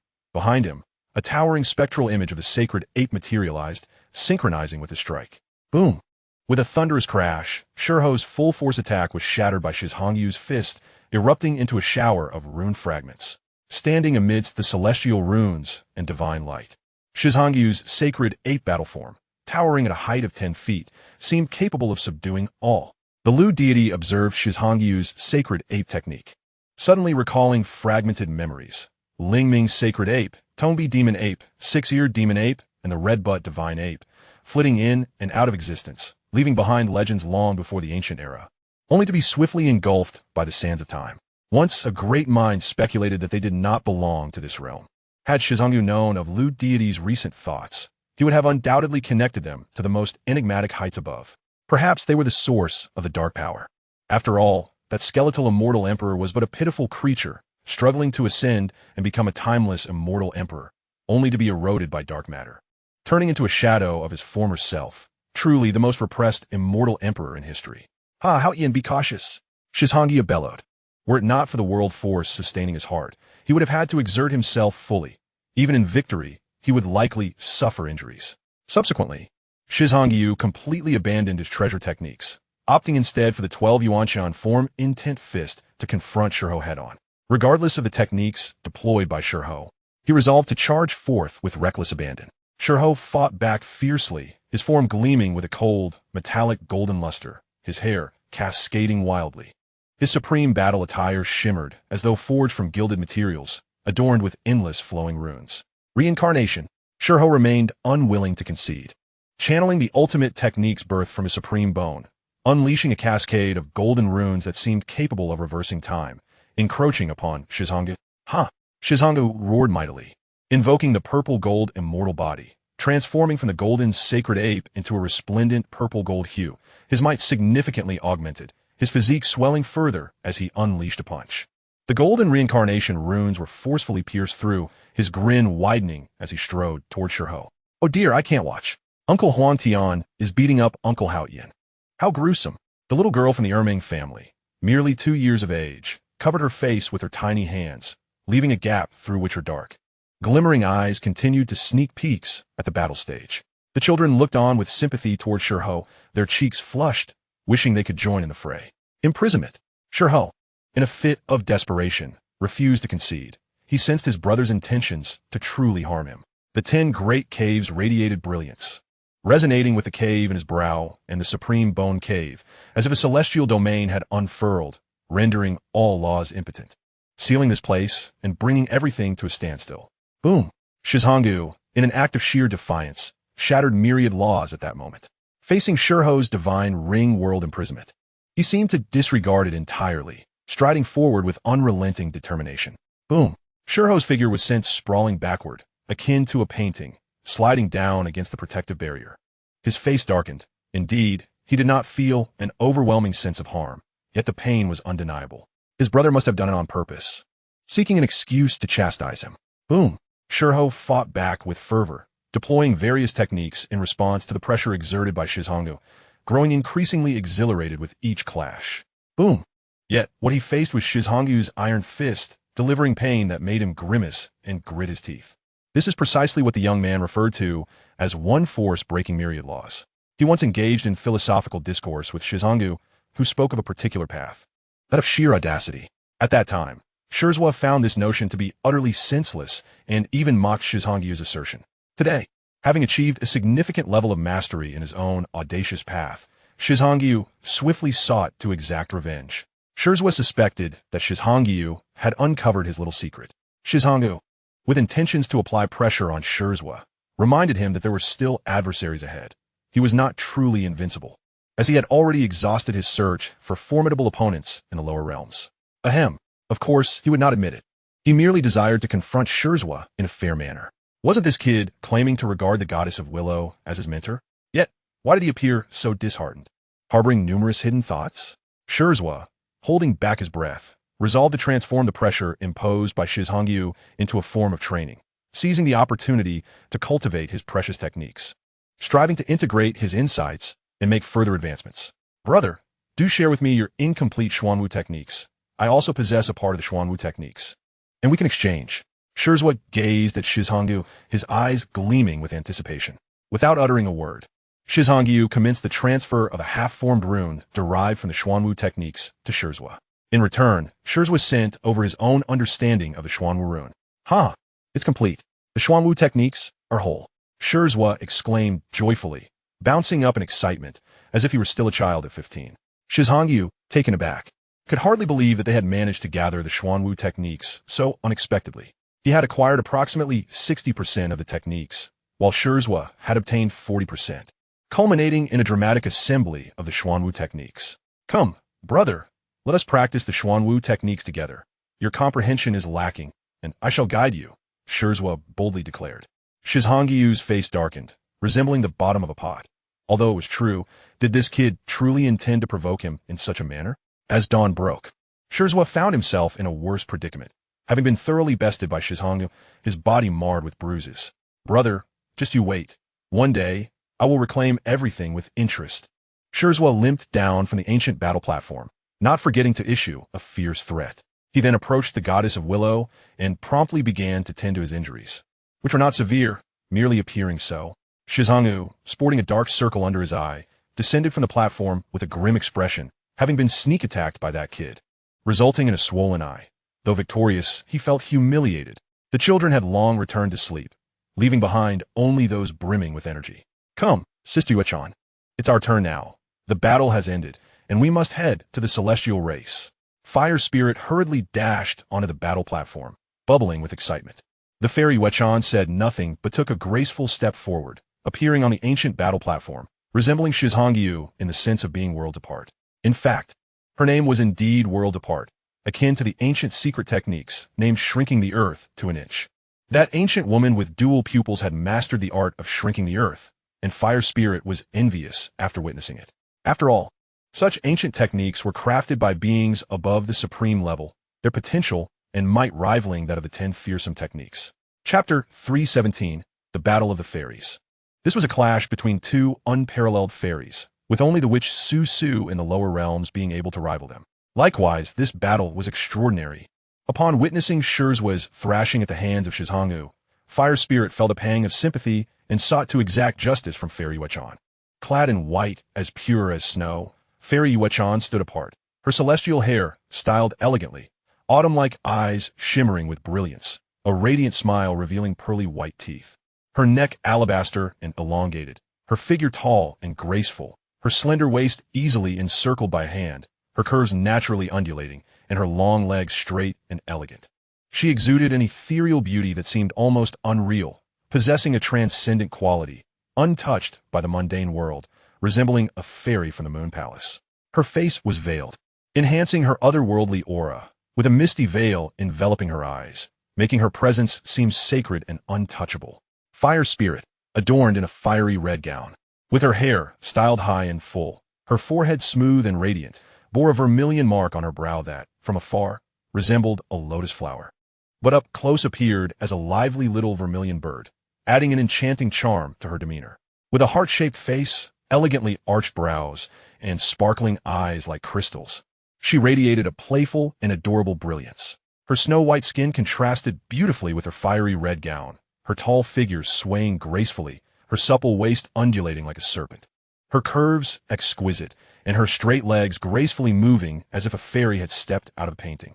The battle commenced, the first confrontation a contest of beauty, each possessing their unique merits. However, Fairy Yuechan's ethereal and sacred aura surpassed the other. In the next moment, a shift occurred in Fairy Yuechan's energy. Unexpectedly, she chose to strike first. Behind her materialized a formidable azure true dragon, exuding immense power, transforming her into an empress, the true dragon as her guardian, sovereign and imperious. Gazing disdainfully at the world, she approached like a celestial being walking on waves, her long legs resembling the tail of the azure dragon, launching an attack towards Fire Spirit. With a flourish, Fire Spirit's back sprouted a pair of vibrant, blood-red wings, sparkling like the dawn, as she defied gravity, spinning in the air to evade the onslaught. Boom! Parting her crimson lips, a fiery thread shot forth, rushing with the wind, morphing into a sea of crimson flames, seemingly capable of incinerating rivers and boiling seas, engulfing the entire ancient battle platform. Wow! Behind Fairy Yuechan, a magnificent seven-color divine phoenix materialized, radiant with a spectrum of hues, bathed in the surging crimson flames, growing increasingly resplendent and imposing. Simultaneously, she unleashed two incomplete techniques from the 10 fearsome arts, demonstrating her seriousness towards Fire Spirit. Even in its incomplete form, the Phoenix technique provided her with protection, rendering her unafraid of Fire Spirit's vermilion divine fire. After all, the 10 fearsome arts held a certain gravitas that was not to be underestimated, especially considering that the Phoenix was an existence that countered the vermilion bird. Fairy Yuechan launched another assault, her left hand wielding the true dragon technique, her right hand the Phoenix technique. The dragon's tail and Phoenix's wings alternating in an offensive onslaught towards Fire Spirit, the azure glow and seven-color divine light dazzling, both beautiful and deadly. Boom! Fire Spirit also sprang into action, witnessing the Phoenix technique, which had diminished the power of her vermilion divine fire by 20%. Had it been the complete Phoenix technique, it would have at least halved her strength. The Phoenix, resurrected through flames, was severely countered. Behind her, wings of golden with black patterns unfurled, and she invoked the Kunpeng method, a complete rendition of it. Her left hand transformed into a shade of black jade, and as she swung it, a massive fishtail, as dark as ink, collided with the true dragon's tail. Her right hand extended as a golden claw, akin to the Kunpeng's talon, seemingly capable of rending the heavens. Aiming for the Phoenix's wings. In an instant, colorful feathers filled the sky, droplets of blood appearing, and to her surprise, Fairy Yuechan had suffered a setback. Her techniques, though vivid, had left her Phoenix wings injured. However, she reacted swiftly. Her eyes sparkled with divine light, resplendent and brilliant, as if a galaxy had descended from the heavens. Fire Spirit was caught off guard, her wings shielding her body as she clumsily sought refuge. This was the eye technique mastered by Fairy Yuechan. Her left eye was the falling star, and her right eye, the moon's descent. Unfortunately, she had only mastered the falling star, a postnatal supreme eye technique that required rare treasures for its cultivation. Only someone like Shi Hao, with a sacred ape martial spirit, could awaken such techniques effortlessly, saving an immense amount of effort. Fire Spirit, fully channeling the Kunpeng method, seemed to become an illusion. With the swiftness of the Kunpeng, she transformed into a colossal Kunpeng, at times like a fish in the vast ocean, and at others soaring like a heavenly bird, ascending to great heights. The dragon and Phoenix heralded auspiciousness, resonating with the heavens and earth. Legend has it that the union of the true dragon technique and the Phoenix technique could unleash unparalleled might, even in their incomplete forms. They were immensely powerful at this moment. The image of the dragon and Phoenix intertwined appeared, merging into a Taoist diagram that collided with Fire Spirit's attack. Boom! The entire ancient battle platform was submerged in a brilliant and vast divine light, cracks forming within it. In the next moment, a green light flashed, and the goddess of Willow intervened, stabilizing and restoring the platform. The spectacle was a feast for the eyes, as the crowd unanimously felt that the duel between the two women surpassed the clash between Shi Hao and Shi Zhongyu in terms of excitement. The combat of the two ladies was a return to the essence of martial prowess, with every strike landing with unadorned authenticity. In contrast, the battle between the two women was a breathtaking display of beauty and thrill, captivating the audience entirely. Their formidable fighting prowess commanded respect from all present, leaving the pure-blooded ferocious beasts, Pai Xiao, Swan Ni, and Baian, feeling dejected. A Yang wore a look of despair, as the joy of having broken through to the 10th heaven just days prior had dissipated. It realized that it might not stand a chance against its master's women. Was it destined to become a roasted lamb? How tragic! The resplendent runes and radiant light faded as the two women stood facing each other. Fairy Yuechan remained remarkably composed, occasionally brushed by a gust of wind that revealed her flawless chin and half of her exquisite face, a beauty that was simply breathtaking. As the foremost fairy of the 8 domains, her allure was not merely in her beauty, but also in her unparalleled combat strength, which had cultivated an aura of purity akin to that of a celestial being. Boom! The collision of white and red divine light occurred in the blink of an eye. Fairy Yuchan's physical form was immensely powerful, surpassing even the golden stature of the Western sect. After her intimate training with Shi Zhongyu in the Golden Forbidden Land, she had undergone a transformation that rendered her formidable, resembling a divine dragon or a phoenix of fire. In this moment, her lithe figure, with a flexible and strong waist, shimmered with radiant brilliance, akin to a beautiful dragon in flight. Fire Spirit was no less impressive, after multiple transformations and a resurgence of her bloodline. Her true blood surged within her. She unleashed her fury, her dark hair billowing, her expressive eyes widening, surrounded by swirling black and golden light. Her garments fluttering as if she were about to take flight, transforming into a female Koan fish or a celestial rock. The rapid exchanges between the two women created thunderous sounds that echoed through the air, startling Shi Hao, who was hurriedly tending to his injuries. He could only watch the battle unfold while healing. "Brother, what is happening? Why are they fighting?" Shi Hao was exhilarated, completely unconcerned, seemingly oblivious to the gravity of the situation. Perhaps he was simply bored. Shi Zhongyu offered a candid appraisal, deeming the affair a mere pastime. Fortunately, the two women did not overhear, or they would have ceased their battle and fought fiercely instead.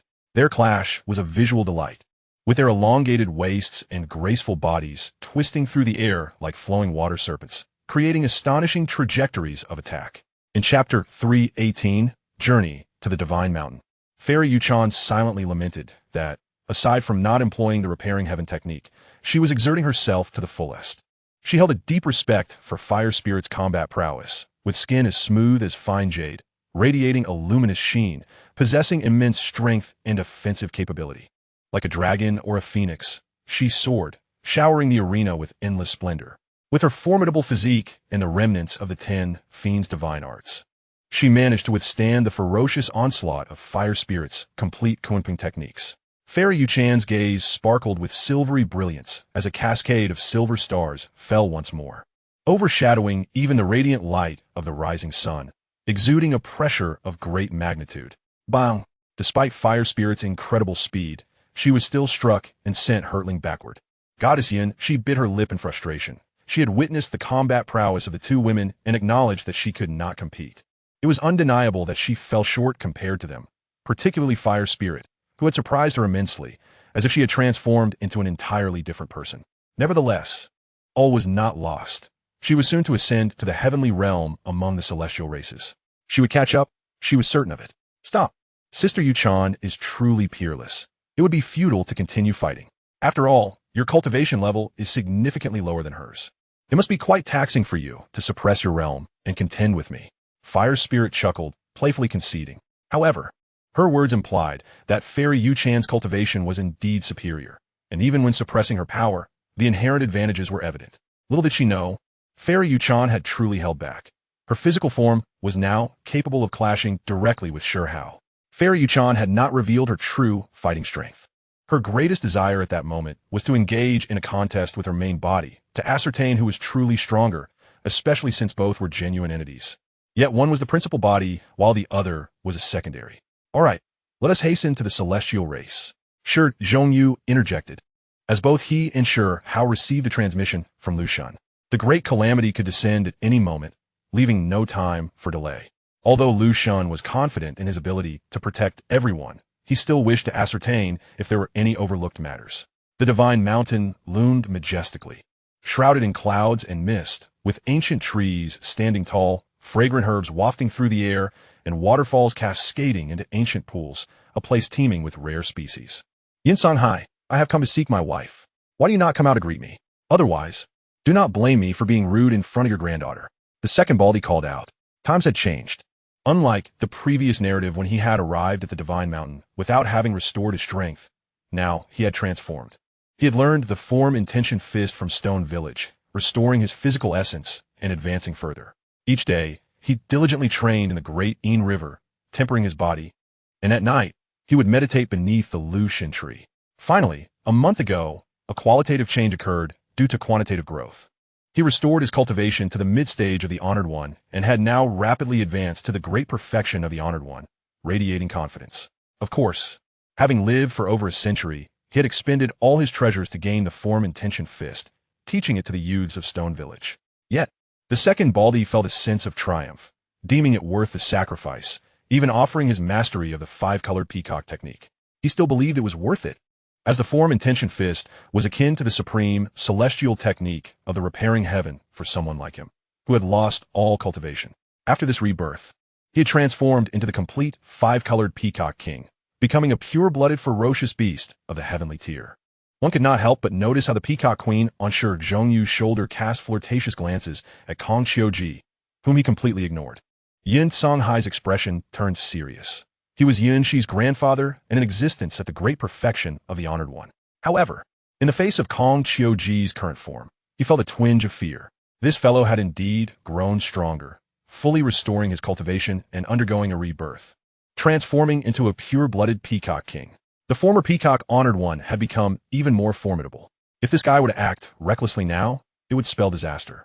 "Hey, old man, so you are actually a great perfection Honored One," Shi Hao exclaimed upon seeing the elder, his eyes lighting up. The spirit armament he possessed was snatched from this old man during an encounter in the Void God realm. The elder, seeing Shi Hao, felt a dark cloud pass over his face, recalling how badly he had been beaten by this impudent child, feigning ignorance and silence, nursing his aching teeth. A painful memory. "Dear brother, you have finally arrived. Meng Lan has been weeping for years, and time is merciless. Beauty fades quickly. How long do you expect her to wait for you? When will you present the betrothal gifts and marry her?" Yin Songhai's eyes sparkled with cunning, his demeanor serious and sorrowful, expressing his disappointment to Kong Qiuji. Kong Qiuji, is this how the script goes? Wasn't it supposed to be 30 years in the east, 30 years in the west? Coming back to slap faces and suppress this old fellow, letting those who once hunted him at Divine Mountain witness his downfall? What? Just for plucking a few spirit herbs? I've transcended at a crucial moment. Shouldn't you be offering support? In truth, he had been coveting the sacred medicine that protected the Divine Mountain, prompting a backlash, as the Divine Mountain was a place accustomed to dominance. Kong Qiuji had indeed acted recklessly, daring to intrude into the Hengduan Mountains and somehow returning alive. However, these details were not the main focus. Kong Qiuji had certainly been outmaneuvered by his shameless brother-in-law. The expressions of other celestial beings were equally strange. The old man's ability to change his demeanor so swiftly made them feel as if they were destined to worship and learn from him for a lifetime. Yin Songhai's fourth son had a fiery temper and was about to retort, but now had to stifle his words, his face turning green with suppressed anger. In the silence of contemplation, Shi Hao remained taciturn, confronted by the stark realities of life at every turn. The phrase draped in golden armor, treading upon clouds of 7 colors, and the adage 30 years in the east, 30 years in the west poignantly encapsulated the harshness of existence, devoid of capability. One could only utter empty threats. It was only upon achieving success and renown that one could behold a different vista. "Fairy Yuechan," a voice exclaimed, captivating the attention of all present towards a graceful lady clad in flowing white. The youthful denizens of Tianjinshan gazed at her with fervor, while the elder's expression shifted subtly, for they were acutely aware of the formidable presence of the Butian Pavilion. Yet, how could the illustrious Fairy Yuechan be here? And who was the valiant youth standing beside her? "I merely accompanied Sister Yunxi for a visit, bringing only my eyes and ears," Fairy Yuechan articulated with finesse, clarifying her intentions to avoid any misunderstandings. "I am here to observe and will not interfere. You may proceed with your affairs. Yunxi, please escort Fairy Yuechan and her companions around," Yin Songhai promptly suggested. The Butian sect was not to be trifled with, and with Fairy Yuechan's arrival, they could not possibly dismiss her. "Fairy Yuechan, Sister Linger, please follow me this way," Yunxi responded promptly, understanding the situation. Shi Hao, lost in thought, remained oblivious to the unfolding events. Suddenly, he felt a gentle tug at his garment, only to discover it was the delicate finger of Fairy Yuechan, her serene eyes gazing intently at him. "What troubles you?" Though silent, Shi Hao seemed to perceive her inquiry. "Nothing, let us proceed." Shi Hao sighed, pondering why the world was so consumed by the pursuit of fame and fortune, motivated by the desire for a better existence. It was the same no matter where one went. Chapter 319. The solitary grave of beauty I shall fear. Let us not waste time. We should first examine the ancient grand formation, Shi Hao stated directly, indicating his intention to leave Tianjinshan promptly. as he was preoccupied with a period of intense cultivation by the Tyne River. Presumptuous youth. Who do you think you are to speak so in the presence of revered figures? At that moment, an elderly man with strands of hair tinted a pale gold fixed his sharp gaze upon Shi Hao. He was an uncle of Yunshi, possessing bloodlines from both the Celestial and Golden Pung tribes, and was a mid-stage revered practitioner capable of wielding influence within the Celestial tribe. He staunchly advocated for Yunshi's marriage to the Pung Mountain. However, Yunshi desired to ascend to the upper realms, which ultimately led her to seek out Shi Hao. Silence. Do you dare to threaten me? Even a peak revered practitioner like myself has not spoken. What right do you have to interject? The handsome young man, known as Heir Tuzu, retorted sharply. Clad in purple, he exuded elegance, possessing striking features. He had been sent by the Lu deity to protect Shi Hao and Shi Hao, and he would not allow them to be bullied. Yin Jinhai nearly spat blood in fury, pointing at Heir Tuzu. Slap. In an instant, Heir Tuzu's figure blurred, and a resounding slap echoed as the elderly man was sent sprawling. Unaware of your own insignificance, did you think I had not long to confront you? Heir Tuzu had a history with this old man, who had once attacked him during a previous ambush, and now he had a perfect opportunity to unleash his pent-up frustration. Impudent. This is Tianjin-shan. What if you're a peak revered practitioner? We have our means to subdue you. Yin Jinhai seethed, a murderous intent enveloping him as a terrifying array of symbols erupted, transforming into a resplendent golden mountain that descended upon them with overwhelming might. The very air trembled in its presence. At that moment, Shi Hao sprang into action, leaping forth with a fist aimed at the celestial mountain. Crack! The golden mountain, imbued with divine might, shattered into countless fragments at Shi Hao's formidable physique, capable of withstanding the assaults of pseudo-divine realms. Approaching the common pseudo-divine posed a threat to their very existence. Slap! Another resounding slap echoed, as the elderly man's face was obliterated, his bones shattered beyond count, leaving him incapacitated on the ground. Possessing both swiftness and a robust physique, Shi Hao could contend with even peak revered practitioners. This old fool sought to suppress them with formations, an endeavor fraught with peril. I am Huan Tian. Do you think you can intimidate us with your might? Let us see if you can truly retain us. Shi Hao spoke coldly. Grandfather, he has bested Shi Hao in their battle of equal standing. And there are living celestial beings within the ancestral grounds of the Shizhong clan. She may have indeed arrived at Tianjin-shan, Yunshi hastily conveyed through thought. Ah! The news struck Yin Songhai with a shock, as he was reminded of Shi Hao's triumph over the dual-eyed adversary in the Void Realm, earning him renown as one of the strongest of a younger generation. Now if this Huan Tian truly possessed such strength, and with the celestial being secretly descending, would not terrify him, this old man? Why did you not mention this sooner? Yin Songhai's ire began to rise. It was clear that the intent was to ensure that Yin Jinhai faced some consequences for his actions. Yunshi, feeling a touch of embarrassment, communicated softly. He simply wanted to teach that Uncle Yin Jinhai a lesson. Yin Songhai remained silent, reflecting on how his great-granddaughter had been spoiled and was certainly not one to suffer in silence. His second brother had been adamant about marrying Yunshi to the talented youth from the Peng family, which had deeply offended her, resulting in a humiliation that he could not bear. Take Yin Jinhai to recover, Yin Songhai, as the head of Tianjin-shan, commanded. Let's go observe the ancient grand formation. He did not dwell on the previous conflict, as if turning the page of a book. Yunshi, please bring your great-aunt here, he continued. Restoring the ancient grand formation was of utmost importance, and with Heir Tuzu's improved cultivation, none could contain him. They would have to call upon his younger sister. Under Yin Songhai's guidance, they arrived at an unassuming and secluded valley behind Tianjin-shan, where a stone forest stood. Who would have imagined this was the ancient formation? Nearly eroded by the passage of time, Heir Tuzu had two primary goals for this journey: to retrieve his beloved and to opportunistically gather rare materials. This was a directive from the Lu deity, and it needed to be executed flawlessly. After a thorough examination, half in jest, he compiled a list of materials and presented it to Yin Songhai. Go gather the materials. The more we have, the better our chances of restoring the ancient formation. Heir Tuzu declared with enthusiasm. Is it you? At that moment, a gentle and melodious voice resonated, causing Heir Tuzu to momentarily freeze in place. With a sweep of her spiritual awareness, he beheld a woman in her early 30s, her hair elegantly styled, poised, and beautiful. Indeed, time had passed. The serene girl from his memories had grown older. Time holds no prisoners. Beauty fades as flowers fall from trees. Heir Tuzu's expression transformed as he donned the guise of a middle-aged man, initially overwhelmed by joy at seeing his beloved, only to realize that over a century had elapsed. Yet she remained as lovely as ever. Menglan, it is I, Kong Chioi, come and take you away. From now on, we shall never part. Turning, he presented himself with graying temples, embodying the archetype of a distinguished elder, still possessing charm. I knew it. I always knew you would return, Yin Menglan. Once the unrivaled beauty of Tianjin had long harbored affection for the flamboyant heir Tuzu. Her eyes glimmered with surprise, sorrow, and genuine joy, tears cascading down her smooth cheeks. Menglan, I am now a peak revered practitioner. Will you come with me? We shall bear 10 robust children together, heir Tuzu proclaimed with unabashed bravado.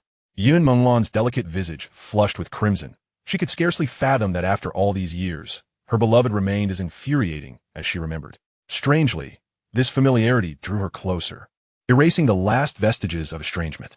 Yin Menglan boldly responded, her voice barely above a whisper, yet Kong Chioji caught the sound.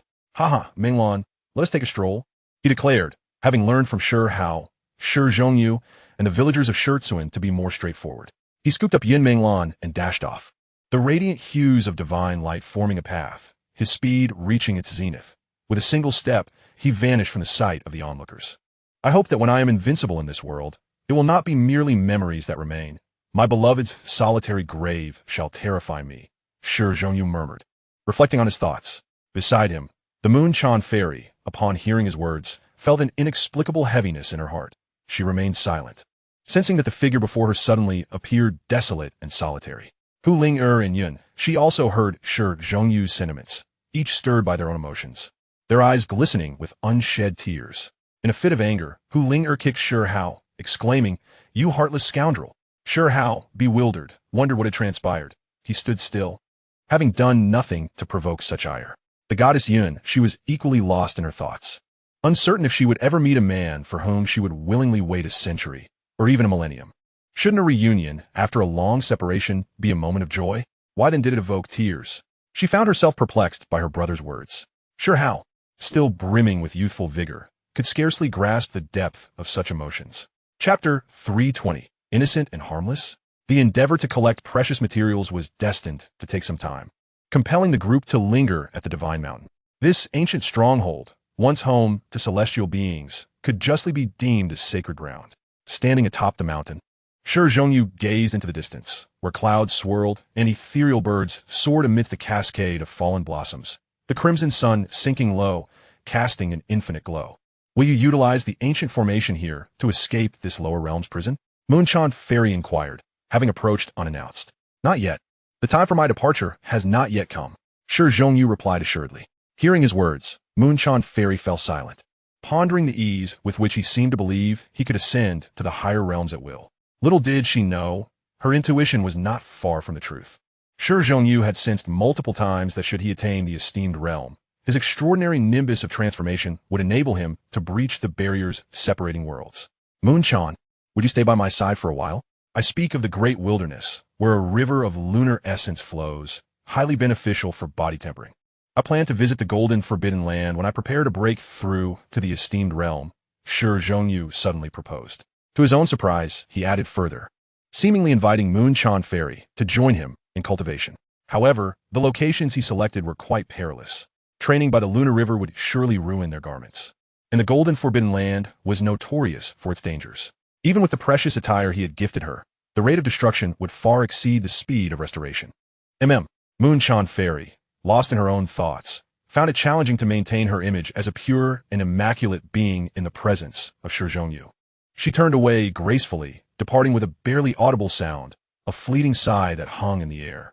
Shi Zhongyu smiled broadly. In his 2 lifetimes, had he finally embarked on the journey of romance? This sensation was exquisitely nuanced, igniting within him an urge to shout with joy as the world around him blossomed in vibrant beauty. Perhaps it was time to open a couple of treasure chests. He still possessed 2 black iron chests and 4 opportunities for advanced sign-ins. Upon successfully unlocking the chest, he acquired the life flame, ranked 5th on the list of extraordinary fires in the realm of Dopa Sangxiong. The life flame, a liquid-like green fire, surged with the wind, enveloping the surroundings in a sea of verdant flames. As mist rose, the ethereal silhouettes of countless exotic herbs gradually took form, exuding a life force that stirred the soul. To see such a flame in my possession, Shi Zhongyu mused, momentarily taken aback. This flame was akin to a diluted version of the life fire, brimming with immense potential. It could consume spiritual herbs and other flames, foster the growth of medicinal plants, heal wounds, and provide protection. The only aspect that displeased Shi Zhongyu was the green hue of the flame. He intended to integrate it into his spiritual consciousness. However, should he activate this flame, he would be wholly enveloped in green. Oh well, matters of color can be addressed in due time. After all, change is not impossible. Luck seemed to be on his side. Upon successfully unlocking another chest, he obtained the Red Lotus Karma Fire, ranked 8th on the extraordinary fire list from Dopa Songqiong. This flame took the form of a lotus, deep red and resplendently alluring, ablaze with an insatiable desire that could awaken the deepest yearnings of the heart. The more potent the desire, the more fervent the flames. Clearly a lower-tier version. It paled in comparison to the supreme innate spiritual treasure of the ancestor of the underworld river, the 12th grade Karma Fire Red Lotus. Nevertheless, its potential should not be underestimated. With proper cultivation, it could rival the 12th grade Karma Fire Red Lotus in the future. With 4 advanced sign-in opportunities remaining, he decided to proceed conservatively and select an auspicious day for the next draw. Speaking of which, why had the system not issued any sign-in tasks? Was the Divine Mountain not esteemed enough? Ding! Head pat sign-in. The peak master of Pangshan, at the pinnacle of perfection, is about to arrive at Divine Mountain. A clever pat yields a black iron chest. An outright confrontation awards a silver chest. Ding! Head pat sign-in. The patriarch of the Zhenhao clan is also en route to Divine Mountain. A clever pat yields a black iron chest. An outright confrontation awards a silver chest. A series of 5 tasks, all demanding head pats, involving the leaders of the Qingwan clan, the Swan and Eye clan, and the White Tiger clan, each with varying rewards based on the method of sign-in. The system clearly harbored some malice, anticipating his attempts to exploit loopholes. The disparity between black iron and silver chests was significant. One might yield treasures from the small thousand world, while the other could produce items from the great thousand world. Regardless, Shi Zhongyu felt a surge of excitement. He could not afford to forego the task rewards. The system urged him to stir up trouble, leaving him no choice. Recently, the big shots had all encouraged him to create a ruckus, making it impossible for him to remain inconspicuous. The goddess Lu said, "Feel free to cause trouble. I will bear the consequences." The system chimed in, "Go on, stir up some trouble. Rewards await." Shi Zhongyu lamented. This innocent youth was being led astray. Jin Yunxiao had arrived. This lad had recently encountered Shi Hao in the Medicine Valley, resulting in a minor conflict, primarily due to the enchanting goddess Yun Shi. Had it not been for his brother, Jin Yunting, hailed as one of the 2 greatest prodigies of the ancient Divine Mountain, who whisked him away, he would have surely faced misfortune.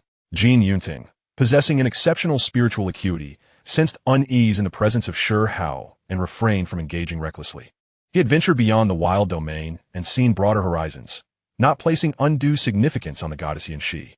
It was merely his younger brother, Jin Yunxiao, who was overly eager. On their journey home, he had made it clear that he would not interfere with whom Yun Shi favored. Yet he warned his brother to steer clear of Shi Hao. However, Jin Yunxiao's mind was consumed with thoughts of the goddess Yun Shi. Since his brother had no intentions of pursuing her, perhaps this unparalleled beauty might still be won over by him. Thus, upon arriving at Divine Mountain, he made a beeline for Shi Hao's small courtyard. Before long, he was sent flying out, leaving a human-shaped indentation in the nearby wall. "Quickly," informed the mountain master. A member of the Golden Peng clan, his face paling, administered a life-saving elixir to Jin Yunxiao, instructing him to relay the message. "This is bad. The mountain master has been attacked. Swiftly return to Pangshan for reinforcements." At that moment, a formidable warrior from the Peng clan stumbled over, appearing quite disheveled. He had merely been sent flying by a casual slap from Shi Zhongyu. The members of the Peng clan fell into a stunned silence, incredulous that their mountain lord had been struck. How could this be? They had only arrived at Tianshan Mountain for less than half an hour, and yet, the Peng clan genius Jin Yunxiao had been kicked away, nearly meeting his demise. Was this all a trap? Had Tianshan Mountain conspired against its allies? Similarly troubled was Yun Songhai, the mountain lord of Tianshan Mountain, who found himself overwhelmed by the situation. It was no wonder that the impudent youth was called Emo Tianho. No, he should now be referred to as Emo Tianwan. This was an audacious individual who, upon meeting the Peng Mountain Lord, had immediately reached out to pat his head, only to be met with furious retaliation, resulting in the loss of a hand and a leg. He had remarked that it had been ages since he had feasted, thanking his opponent for the meal. Was this fellow truly of the human race, or had he transformed from some primordial monstrosity? Soon, Shi Hao, Huolinger, and the 10 Lions received the news. What? Just as I was sending that dullard Jin Yinshao flying, the Peng clan leader had a wing and a leg severed by brother Huang Tian, Huolinger exclaimed, her eyes wide with disbelief. Indeed, I happened to pass by, proclaimed the fluffy Zhu Yin with conviction. Pass by my foot. You had your eyes on that sacred herb from Tianshan Mountain. They retorted, lamenting the fact that the divine formation prevented Zhu Yin from entering. Under Shi Zhongyu's tutelage, Zhu Yin's strength had significantly increased, and it had now reached the mid-stage of the formation realm. As its power grew, so too did its metamorphosis. It had truly come close to death. Now, it could effortlessly crush its former self from the original narrative, a stark contrast to its past. Shi Zhongyu had released it to pilfer the spiritual herbs from Tianshan Mountain, for the abundance of such treasures was overwhelming. He deemed it necessary for Zhu Yin to assist in clearing the area, as one should seize opportunities when they arise. With calamity on the horizon, the more valuable the items, the harder they were to keep, as the 8 domains were viewed as a mere garden by those from the upper realms. Anything they fancied could be plucked at will. What was deemed a true Xiong, it was merely a false representation. Shi Zhongyu was not pleased. He had thoroughly thrashed the so-called leader of the true Xiong clan, a mere remnant, who dared to name their clan so. Of course, he had also seized a hand and a leg from a silver Xiong with 70% pure bloodline. He was now curious about the taste of the divine essence he had acquired, finally able to feast upon the flesh of the venerable. The leader of the silver Xiong gazed at Shi Zhongyu with the terror of a great demon, having been confined within the inner realm, his body at the mercy of Shi Zhongyu. The sensation was utterly horrifying. Upon locking eyes with him, he felt an overwhelming dread akin to that of the Peng Mountain Lord. In a direct confrontation against a fully realized venerable, Shi Zhongyu found it far from easy. He triumphed through sheer audacity, launching a surprise attack. With the 10 cave heavens resonating in concert with a dozen others, they formed a confinement domain, subsequently drawing him into the inner realm. Now, even the pseudo-divine beings entering his inner realm would be suppressed. Moreover, as a venerable, even if Shi Zhongyu could only wield limited world power, he could still restrain them. Rest well. Once you ascend to the upper realm, strive to cultivate diligently. I have yet to taste true Xiong meat. I believe you will surely evolve into a golden Xiong, Shi Zhongyu encouraged, patting the head of the true Xiong clan leader. The leader of the true Xiong felt despair creeping in. Were it not for the absence of witnesses, he would have preferred to self-destruct. As long as one lives, there is hope. One day, you too shall grow powerful like me. When your clan feasts upon humans, do you not consider the reasons before you indulge? Just so, I too relish the flesh of ferocious beasts. Shi Zhongyu continued to console him. With a sudden jolt, the leader of the true Xiong spat blood and fainted. What had he done to deserve this? Was this truly the so-called misfortune? Ding. Sign-in successful.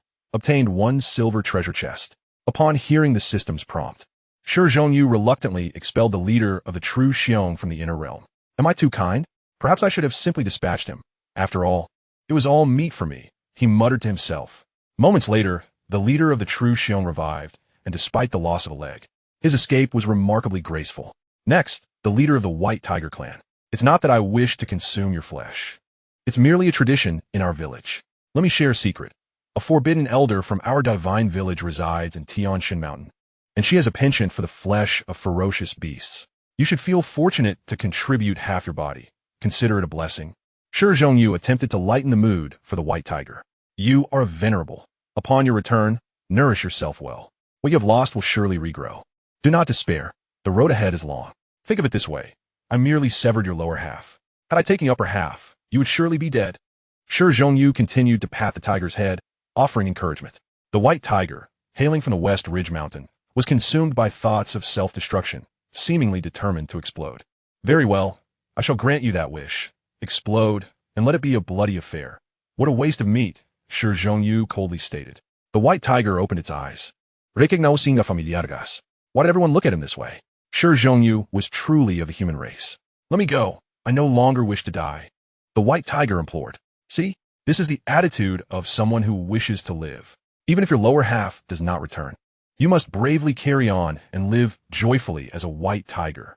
Shi Zhongyu felt that his motivational speech was particularly uplifting. He was indeed too kind. Believing in the virtue of taming beasts would make them willingly submit to being consumed. Finally completing the sign-in, Shi Zhongyu felt a sense of relief. Was it not difficult for me? He mused, strolling through, causing birds to flee and beasts to scurry. What was meant to be a grand assembly of the 5 clans to discuss the quotas for ascending to the upper realm had devolved into a lamentation gathering due to his antics. Why flee? You are all elites of your clans. Should you ascend, you would undoubtedly be caught and treated as pets by others. Always maintain your composure. Shi Zhongyu admonished the ancient clan members with a loud voice. What is wrong with consuming your flesh? It is for your own good. Did we not agree to this? Well, I have important matters to attend to and shall not linger here. For the next materials, seek out Kong Qiuji and Hao Ian. Shi Zhongyu prepared to depart, aware that the system was merely attempting to ensnare him within the clutches of the ancient clans. He chuckled to himself, having preemptively fled and denying these individuals the chance to react. He was not in a hurry to ascend and held no interest in the ancient formation. This sign-in had proven to be a straightforward task. Little did Shi Zhongyu realize that the true challenge of this sign-in task was ensuring the sign-in target remained alive. Logically, venerables at the peak of their power, being the leaders of their clans, would find the humiliation of being patted on the head intolerable. It was a matter of life and death. Yet, Shi Zhongyu's shamelessness came into play, waving the banner of the Lu deity while also harboring a greedy desire to consume ferocious beast flesh, successfully diverting their attention. Their focus on the pain of losing flesh enabled him to inadvertently complete the sign-in. Moreover, this was not a case of using transformation techniques to cheat the sign-in. It was a genuine confrontation achieved through sheer combat prowess. Shi Zhongyu had indeed leveraged his strength to suppress the venerable ferocious beasts and fulfill the sign-in requirements. Furthermore, Shi Zhongyu's tongue was quite sharp. He spoke in such a way that those ferocious beasts wished for death, while simultaneously not wanting to die. This was the essence of turning what should be a fatality into a survival. Leaving the remaining matters behind him, Shi Zhongyu departed, with the Moonshan fairy following closely, her white garments fluttering, leaving the ancient clan beasts deep in thought. Tutsi, hurry up and get to work. Once we return, we can feast on roasted venerable ferocious beast flesh. Let us extort more divine materials and treasures. The Lu deity requires them. Shi Hao transmitted to heir Tuzi Kong Qiuji. Well, I have successfully persuaded Menglan, but what about Yin Shi? You have taken away her earrings, which are as significant as a token of love for the celestial clan. I recall the Lingxi pendant that Menglan once possessed. Heir Tuzi remarked with a knowing look. Coughing, Shi Hao felt the soft flesh at his waist being tugged by Huolinger. It was not intentional on his part. In his childhood, he had a penchant for biting, and during their time in the Hengduan Mountains, when Yin Shi donned her divine attire, he could not manage to bite through it, ultimately resorting to her ear, inadvertently snatching away that earring. The past was indeed painful to reflect upon, and he had not given it much thought. Chapter 322, A Great Calamity and Human Disaster. By the banks of the Taiying River, Shi Zhongyu grilled the silver hound meat to a golden perfection, slathering it with honey collected from the ancient royal bee species. The aroma of the roasted meat mingled with the natural fragrance of honey, stirring a sense of anticipation within the heart of the celestial maiden, Yuchan. Before indulging in this culinary delight, might you share some of the exquisite wine you carry? Shi Zhongyu inquired in a light-hearted tone. I possess no wine. The celestial maiden replied, seated gracefully on a piece of green stone, her long, black hair cascading straight down like a waterfall. Her cool, water-like eyes regarded Shi Zhongyu calmly. The two had just spent several hours cultivating in the depths of the Taiying River, and it was only then that Yuchan believed Shi Zhongyu's words. This indeed was a natural treasure trove for cultivation. As for the possibility of garments being torn by the cold, she paid it no mind, for in her lexicon, there resided nothing but the pursuit of cultivation, with scarcely any other interests. Shi Zhongyu suddenly realized that the Yuchan he had once kidnapped was none other than the lady before him. Her sole apparent interest seemed to be in various delightful attires. That is not incorrect. I recall that in the original narrative, Qing Yi possessed a rather embarrassing penchant for such things. Presently, Yuchan's incarnation has yet to fully transform into Qing Yi. Then you are in for a treat. For I possess an exquisite brew, a true transcendent elixir, crafted with considerable rare materials and time. Shi Zhongyu produced 2 handcrafted crystal goblets, pouring the vibrant red 10,000 beasts sacred wine into them. In an instant, the intoxicating aroma enveloped the air, enticing the senses and inviting inebriation. Here, do take a sip, he offered, extending a goblet toward Yuchan taking the goblet. Yuchan's cool, autumnal gaze flickered toward Shi Zhongyu. Then she brought the cup to her crimson lips, sipping delicately. One must admit, the purity of Yu Chan's ethereal presence, her flawlessly exquisite visage, and the swan-like grace of her neck bestowed an extraordinary beauty to the act of drinking, a beauty that could ensnare one's heart more than the finest wine itself. Upon tasting the wine, Yu Chan felt a surge of vitality coursing through her, rejuvenating her body and dispelling her fatigue from recent cultivation. Shi Zhongyu had indeed spoken the truth. This was a peerless nectar, its potency surging within her like a tempest of wild beasts, igniting a fervor in her veins. Meat. My roasted delicacy is renowned throughout the village. Even the deity of willows praises its flavor. Shi Zhongyu declared proudly. Yu Chan accepted the piece of fragrant, succulent hound meat that Shi Zhongyu offered, taking a gentle bite. Delicious. Her cool eyes sparkled with delight, and she could not help but exclaim. This was indeed the finest roasted meat she had ever tasted. Ha! Your praise brings me joy. Dear maiden, indulge further. Shi Zhongyu responded, his spirits high. Having effortlessly acquired 5 silver treasure chests, the two shared a rare moment of harmonious camaraderie, feasting and drinking. Unbeknownst to them, Shi Zhongyu had moved from across the table to sit before Yu Chan. In a turn of events, Yu Chan found herself upon his lap. In any case, Yu Chan was increasingly unable to resist Shi Zhongyu's shameless advances, or perhaps she had genuinely succumbed to inebriation. However, Shi Zhongyu did not overstep. He simply held her, guiding the conversation toward amusing tales from their childhood. This connection revealed that Yu Chan's incarnation was indeed a reflection of her true self, as childhood memories flowed seamlessly between them. Even now, their hearts were in sync, suggesting that as Shi Zhongyu embraced Yu Chan's incarnation, her true form could also feel it. She must be in turmoil. Indeed, this was the case. The original Yu Chan, who had been in seclusion to break through to the esteemed realm, had now emerged. Her ire directed squarely at the wretched Shi Zhongyu. She could hardly believe that her incarnation would develop feelings for a man. Even the slightest flicker of emotion was intolerable. How could one as pure as she withstand such a fate? Why had this occurred? They were originally one entity, merely experiencing different paths, which had led to such a divergence in her incarnation.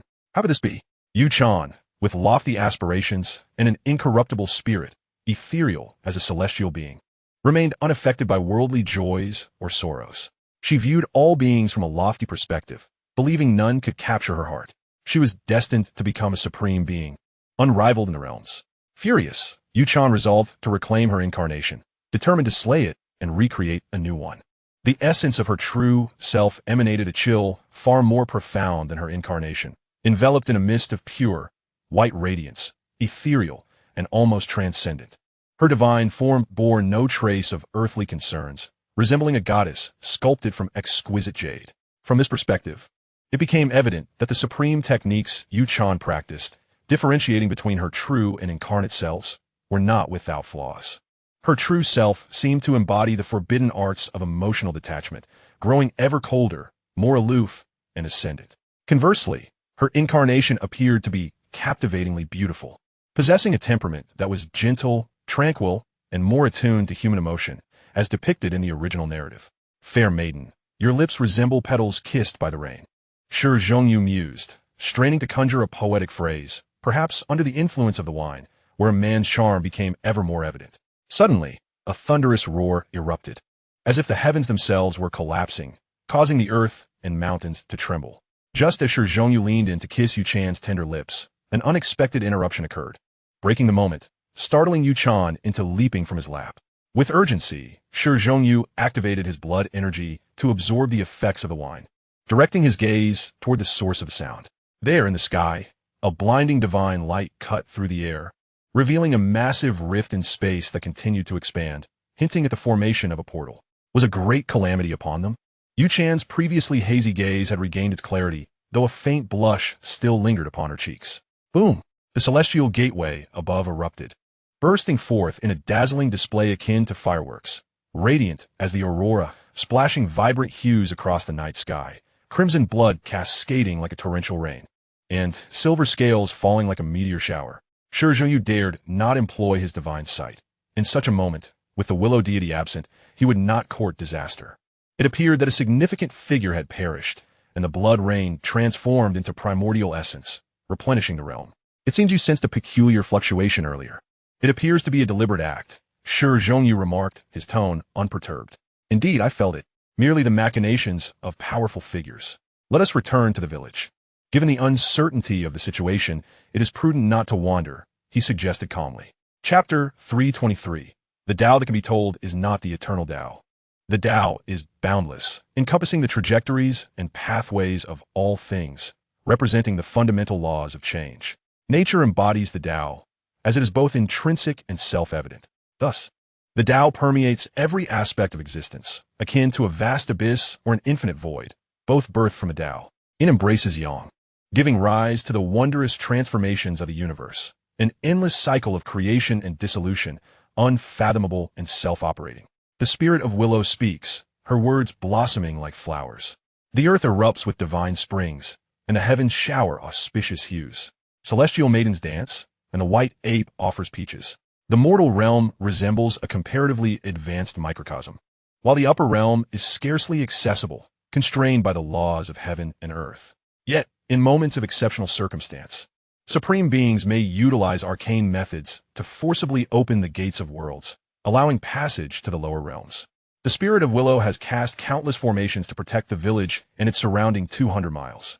She conceals the celestial secrets, becoming formless and shadowless, with no trace discernible. Her defenses are both offensive and protective. Thus, unless a being of overwhelming power surpassing the Spirit of Willows might passes by, it is impossible to discover the stone village. I sense something calling to me from afar, Stone Hao declares suddenly, having been savoring roasted golden rock meat. Initially, the Spirit of Willow suggested that they remain calm within the village, lying low until the great calamity passes. She recognized the talent of Shi Hao and Stone Hao, unwilling for them to take risks, for even prodigies are prone to downfall in such times. However, Stone Hao fidgeted, as if staying put would mean missing a grand opportunity. The subtle sense he felt was profoundly enigmatic. The Spirit of Willow gazed at the roasted meat with a silent expression, having expected Shi Hao, with his innate talent, to also sense the impending calamity. Great calamities often accompany great opportunities, and it was only natural for Stone Hao to feel such a pull. Yet, Shi Hao's lack of response was peculiar. He felt innocent in this. He had no such instinct. Stone Hao was the favored son of the Tao, a child of fate and of the world, while he was merely a variable, one that the Tao would not favor. His very presence signified uncertainty. I also feel a calling. I must depart, spoke Moon Chan, the celestial maiden. Oh, I feel it too. How wondrous, exclaimed Fire Spirit, filled with excitement. Kong Chioji, the venerable, remained silent, choosing to stay in the village, as it was the safest option. Dream Orchid grasped his hand tightly, fearful that he might rashly leave her side. Ultimately, Goddess Yunxi decided against accompanying them, wishing to venture into the upper realm in search of her own fortune. She felt a sense of dissatisfaction, for as a fellow daughter of the heavens, she did not lack in beauty compared to Fire Spirit or Moon Chan, but she lacked power, which altered her aura. This change manifested as a confident individual appearing far more vibrant than one lacking assurance. The Tao follows nature. Everything must be decided by oneself, declared the Spirit of Willow. She understood that the growth of prodigious talents cannot be measured by common standards. I want to go out and witness this great calamity firsthand, Stone Hao resolutely declared, for he was not one to remain idle. Unless absolutely necessary, I will not engage in any conflict, for doing so would invite more uncertainties. With the calamity approaching, it is the most chaotic time in this realm. Perhaps I shall temporarily leave with the village. The Spirit of Willow spoke again. I could intervene, but my actions may escalate the calamity. If I were to act, we might attract celestial beings, or even more terrifying ancient entities. Thus, I do not wish for Stone Hao to depart. This moment is too delicate. If he ventures out, I can keep an eye on Shi Hao and Stone Hao, allowing them to wreak their havoc. The gates of heaven are ajar, and undoubtedly, ancient beings lurk in the shadows, eager to seize the vital essence of life from others. Capable of any treachery. I have made my decision, Stone Hao asserted solemnly. In that case, go forth, the Spirit of Willow replied. As she spoke, a pale golden willow leaf flew forth, enveloping Stone Hao and leading him away from the protective formation of the stone village. Elated, Stone Hao felt he had gained the Spirit's blessing. He had long suspected her extraordinary nature, now realizing her power rivaled that of the Kunpeng technique. This meant he had, in an unconventional manner, acquired a unique and unparalleled treasure. Particularly, the Spirit's abilities in healing bodily injuries rivaled the Phoenix's rebirth technique, which was precisely what Stone Hao lacked. He did not require offensive techniques. Rather, he needed methods to recover vitality during battle. Regardless of Stone Hao's exuberance, Moon-chan and Fire Spirit also chose to depart. Unwilling to remain mere ornaments, they sought to seize opportunities amidst the calamity. The Spirit of Willow assisted them, directly utilizing her power to transport them to the vicinity of the fallen celestial being in the upper realm, where a true one-realm expert had perished. A potential source of fortune. I too wish to go, a Yang interjected, possessing great potential as a 10-headed celestial beast. Your strength is insufficient. I will be imparting wisdom for an hour, and your chances for breakthrough will be no less than those outside, the Spirit of Willow responded. She held a favorable view of Shi Zhongyu, this ambitious beast, recognizing the courage required for him to pursue recultivation. However, allowing him to venture out would be unwise, as he might be captured by beings from the upper realm. The garden is not a mere expression. Shi Zhongyu could only smile wryly, having recently neglected to monitor the evolution of the 10-headed sheep. The issue was its weakness. Even upon achieving the 10 caves, it would not be able to keep pace with him and must remain in the village. He bestowed some stones imbued with divine essence to a Yang, urging it to strive for a breakthrough to the peak of the 10 caves. Then, he provided the promising seedlings in the village with some soil and branches. The system's sign-in task had been initiated. Even if he was reluctant to leave, he had to venture out. There were a golden treasure chest and a ruby-level treasure chest. He also provided the 6-armed golden demon ape and the 5-colored peacock heirs with some golden stones infused with divine essence. They could not keep up with Shi Zhongyu's pace of cultivation and were left in the village. Shi Zhongyu aimed to see if he could capture a few beasts at the pseudo-divine level. This way, he could collaborate in hunting pseudo-divine powerhouses, for the flesh of such beings would surely be delectable. Mao Qiu Zhuyin was also cast into the village by Shi Zhongyu, deemed too dangerous to accompany him. However, Mao Qiu displayed resilience, declaring its desire to venture out, and the Spirit of Willow surprisingly acquiesced. One could surmise that with Mao Qiu mastering the 72 transformations and being at the formation realm, its self-preservation abilities were commendable. As Moon-chan chose to leave, Shi Zhongyu did not hinder her.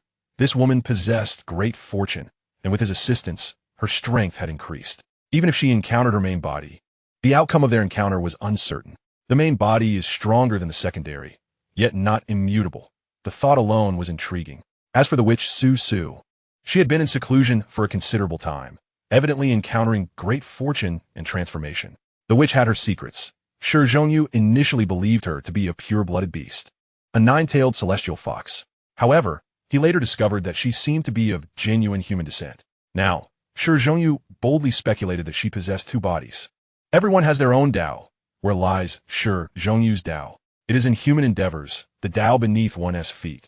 Chapter 324. The Inner World of the Spirit of Willow. Nevertheless, Shi Zhongyu did not rush to depart.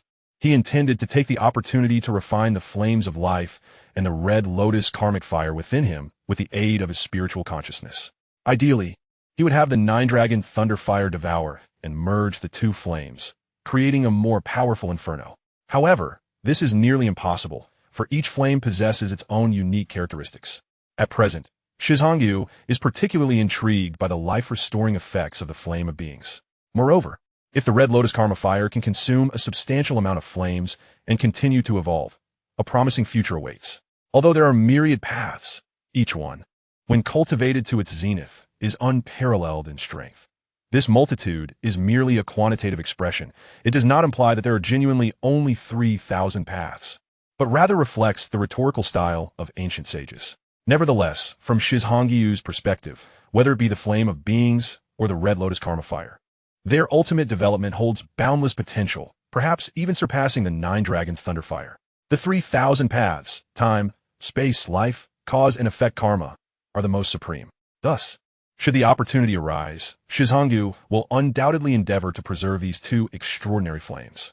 For instance, if someone wishes to break through to the divine fire realm, they must ignite the divine fire. Should Shi Zhongyu bestow the promising red lotus karma fire upon them, it would facilitate their breakthrough. A person whose potential value is originally 6 would see it immediately elevate to 8, or even 9, upon acquiring the red lotus karma fire. This exemplifies the significance of a flame with developmental potential. Typically, a respected figure aiming to transcend to the divine fire realm must plant a seed of the Tao within themselves or ignite the divine fire. Tao seeds can be various supreme spiritual substances from heaven and earth, while the divine fire is best derived from the myriad Tao flames of the world. Of course, for Shi Hao, the divine fire realm still lies somewhat distant. He is currently only in the later stages of formation, with the perfection of formations and the utmost realm being his most urgent goals. Xiao Yu, this is my law. I now impart unto you. So take it to safeguard yourself. At that very moment, the voice of the willow deity resonated. A crystalline, jade-like finger touched his brow, and a sacred radiance slowly enveloped him. Thus far, Shi Hao had transmitted the celestial dog treasure technique, the Xiang Lu treasure technique, and the Xuanwu treasure technique to the willow deity. She could sense this young man's concern for her, and a claim that she was not moved would be a falsehood. She poured her own laws and insights into Shi Hao, hoping to save him some time. In terms of comprehension, she was well aware that he did not possess the same level of talent as Shi Hao. Shi Hao felt a surge of spiritual awakening, his mind becoming clear as the icy touch of her finger radiated endless, pale golden ripples that enveloped his being. One by one, symbols coalesced into profound principles, ultimately forming a primordial rune that hovered within the sea of his consciousness. Henceforth, as long as his realm was sufficient, Shi Hao would be able to swiftly master the willow deity's treasure technique at its peak. The remainder would involve his gradual assimilation and transformation of these teachings into his own, thereby saving a significant amount of cultivation time. The treasure technique of the willow deity is, after all, a celestial monarch's law, which he could utilize all the way to celestial monarch status. Naturally, the willow deity's law is ultimately a synthesis of her own understanding and insights, a convergence of myriad principles into one. The path to the supreme is simplicity itself, and he must diligently contemplate, digest, and extrapolate it until it gradually becomes his own. Different individuals learning the same law will ultimately diverge in their evolutionary directions, much like students in previous lives who studied the same subjects yet reaped vastly different rewards. In merely an hour, Shi Hao concluded his comprehension of the Tao, and the law of the willow deity had transformed into a small, emerald green willow tree, emanating a soft golden aura. Even the willow deity herself experienced different insights regarding her own law at various times. Shi Hao had acquired a portion of the willow deity's former Tao imprints during the heavenly tribulation. In those times, her law was unrivaled, exhibiting a dominating force. It was sharp, ruthless, and sacred, as if bound by divine chains. Yet now, the essence of her law emphasizes a natural, serene quality, capable of embracing all, suffused with a vibrant life force. At this moment, Shi Hao also comprehended Shi Hao's elation. How marvelous it is to obtain the law of the willow deity, as it equates to the ability to fight while simultaneously healing one's wounds. Furthermore, he had been troubled by the developmental prospects of the flame of beings, which have now been effortlessly resolved, seamlessly integrated into the law of the willow deity. In due time, he would undoubtedly need to nurture a grand willow tree within a cave heaven, melding the flame of beings within, thereby rendering his treasure technique's true symbols more authentic. Shi Hao had already selected the cave heaven into which he would integrate this essence. Without a doubt, it is the inner world within his heart. Moreover, Shi Hao conceived an even bolder idea, prompting him to act immediately. Willow deity's sister, could you grant me a branch of your willow? He boldly requested. The willow deity did not question the purpose behind Shi Hao's desire for her branch. A delicate, golden willow branch extended forth, exuding a rich life essence. Shi Hao knew instinctively that this branch was extraordinary, sacred, and harmonious.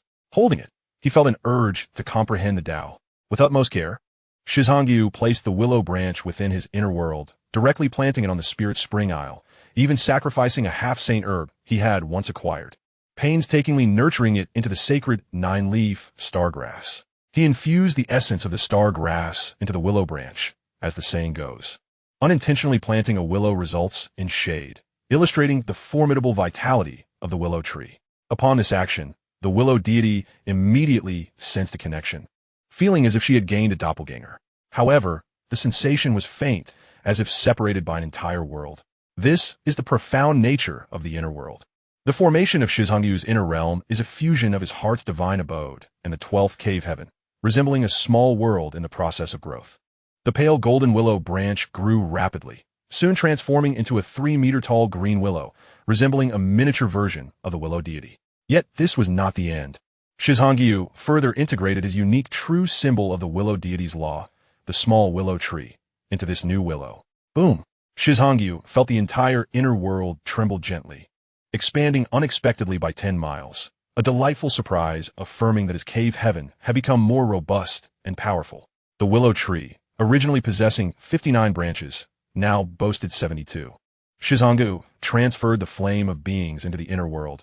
It manifested as a green, liquid flame, its potency considerable, likely equivalent to that of a perfected respected figure, or even a pseudo-deity.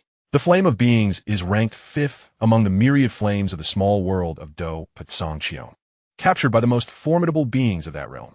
Shi was unaware of the true strength of those supreme beings, but based on his perception of the flame of beings, it seemed to correspond to the prowess of a divine fire realm expert. As the flame of beings was refined by Shi, he felt that while his treasure technique had not grown stronger, its essence had become more vivid and authentic. The most significant transformation occurred in the willow tree, as its 72 branches evolved into 81, suggesting a remarkable gain, with its green radiance seemingly igniting into flames, fiercely burning. The abundant life force emanated forth, prompting the surrounding spiritual herbs to grow rapidly, as if they had gained an additional year or two of age. Chapter 325, The Sea of Suffering. The Red Lotus of Karma Fire. Buzz, buzz, buzz. At this moment, Shi suddenly sensed an inexplicable connection with the willow tree, as if the voices of myriad beings offering prayers and tributes resonated in his ears, alongside a cacophony of other chaotic sounds. Karma befalls. Simultaneously, the willow deity was taken aback, exclaiming, "What have you done? Why has a thread of karma that originally belonged to me drifted towards you?" This was no trivial matter. What was merely a thread to her constituted a calamity for Shi, especially since he had yet to mature. With so many influential figures and titans entangled in this karma, how could he possibly survive? Xiaoyu, what have you done? Quickly stop. The willow deity urgently transmitted. Lu Shun, I am acutely aware that you will inevitably depart one day. You must bear an immense burden. The future may present me with dangers beyond my imagination. All I desire is for you to live well, no matter how long it takes. I am certain I will catch up to your stride, even stand before you. Fighting side by side. Rest assured, even if myriad karmic ties descend upon me, I possess the means to confront them. Shi Zhongyu calmly spoke to Lu Shun. He yearned to express his desire to protect her by standing in front of her, yet the words remained unspoken. He felt too feeble, lacking the qualification to say such things. Growth requires time. It is not merely a matter of empty bravado. To dare utter such words took all the courage he could muster. Initially, when the karmic ties enveloped him, Shi Zhongyu was taken aback, but he soon regained his composure. The crimson lotus fire was extracted by Shi Zhongyu and merged within him, deep within the most enigmatic 13th heaven, the Wheel Sea Heaven, the boundless sea of suffering. The vast expanse of purple golden divine power surging into the heavens was the source of his celestial body.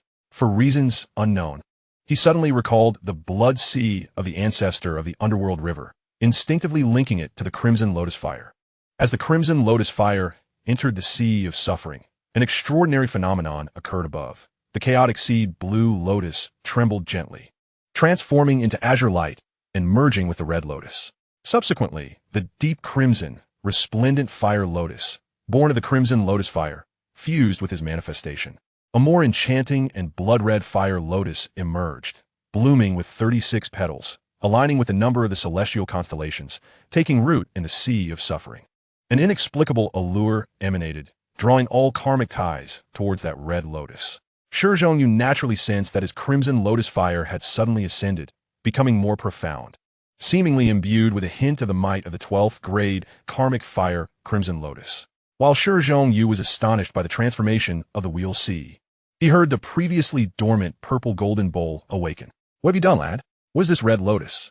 Where did you acquire this fragment of karmic fire essence? You are truly becoming increasingly inscrutable. The purple golden bowl exclaimed, its surprise evident. Senior Bowl, you are awake. I am uncertain. This lotus is a form of Tao fire I unexpectedly obtained, the crimson lotus fire. It suddenly fused with my manifestation, the chaotic seed blue lotus, and transformed into its current form. Shi Zhongyu replied candidly, genuinely perplexed. The bowl did not respond further, instead circling around the red lotus, lost in thought. Shi Zhongyu secretly exhaled in relief. The outcome was not as dire as he had feared. He had succeeded. Henceforth, His inner realm not only boasted the presence of the Spirit Bright Sacred Ape, but also housed a tree of life, with the 81 branches of Lushan, surpassing even his Spirit Bright Sacred Ape martial soul in strength.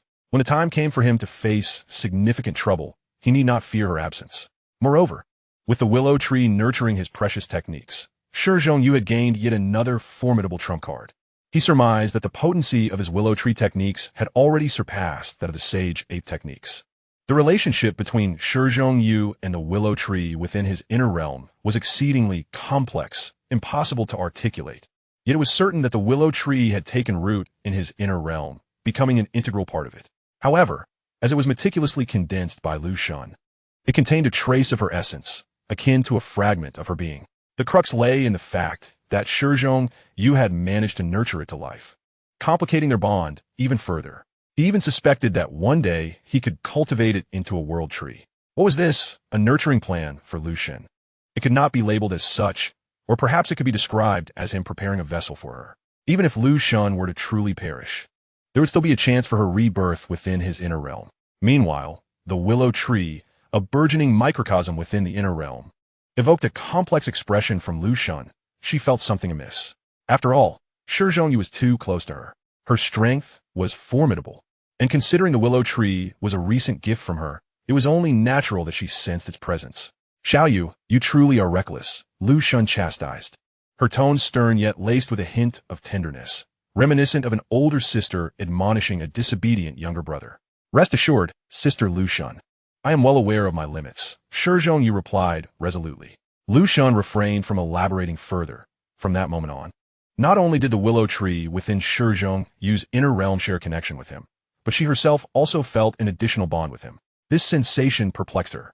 If she wished, she could now divide a strand of her primordial spirit and bestow it upon Shi Hao, merging it with the fragment of her being he sensed, thereby tightening their connection and effectively granting her an extra life. However, such an action would inevitably invite more karmic retribution, which Lushan was reluctant to inflict upon Shi Hao. She was unaware of how he had achieved this, nor why he was capable of reaching such heights, even drawing the attention of the Tao and attracting karmic ties.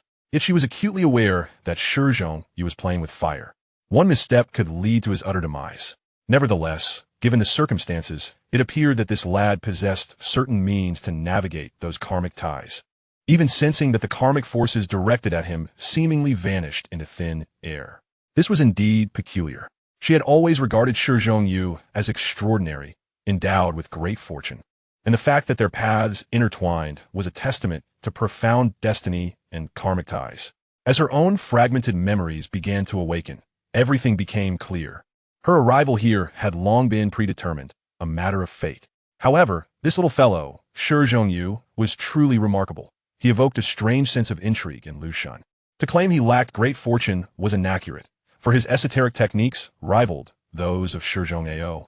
Conversely, to assert he was blessed with fortune was equally misleading, as everything he acquired seemed to manifest out of nowhere, eluding her calculations. Particularly regarding everything about this lad, it felt like a shrouded enigma. Her methods for divining fate could not penetrate the veil surrounding him. Ultimately, Lushan arrived at a singular conclusion: variability. Everything related to this lad was fraught with unpredictability, impossible to foresee. Lushan had attempted this many times. When she read fortunes for others, her accuracy was nearly perfect, reaching almost 90%. Yet, once she became entangled with this lad, especially when he personally engaged, everything unraveled into chaos, rendering her incapable of predicting the subsequent events. Indeed, was it variability?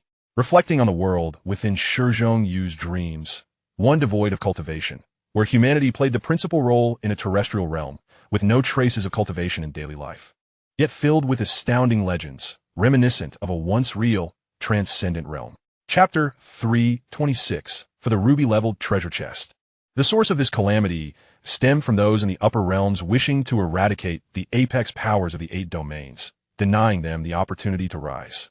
The 7 kings of the lower realm had fought countless battles in the border wastelands, while the cowardly, treacherous beings of the upper realms sought to obliterate the achievements of the 7 kings, distorting the truth, uniting to conspire against them.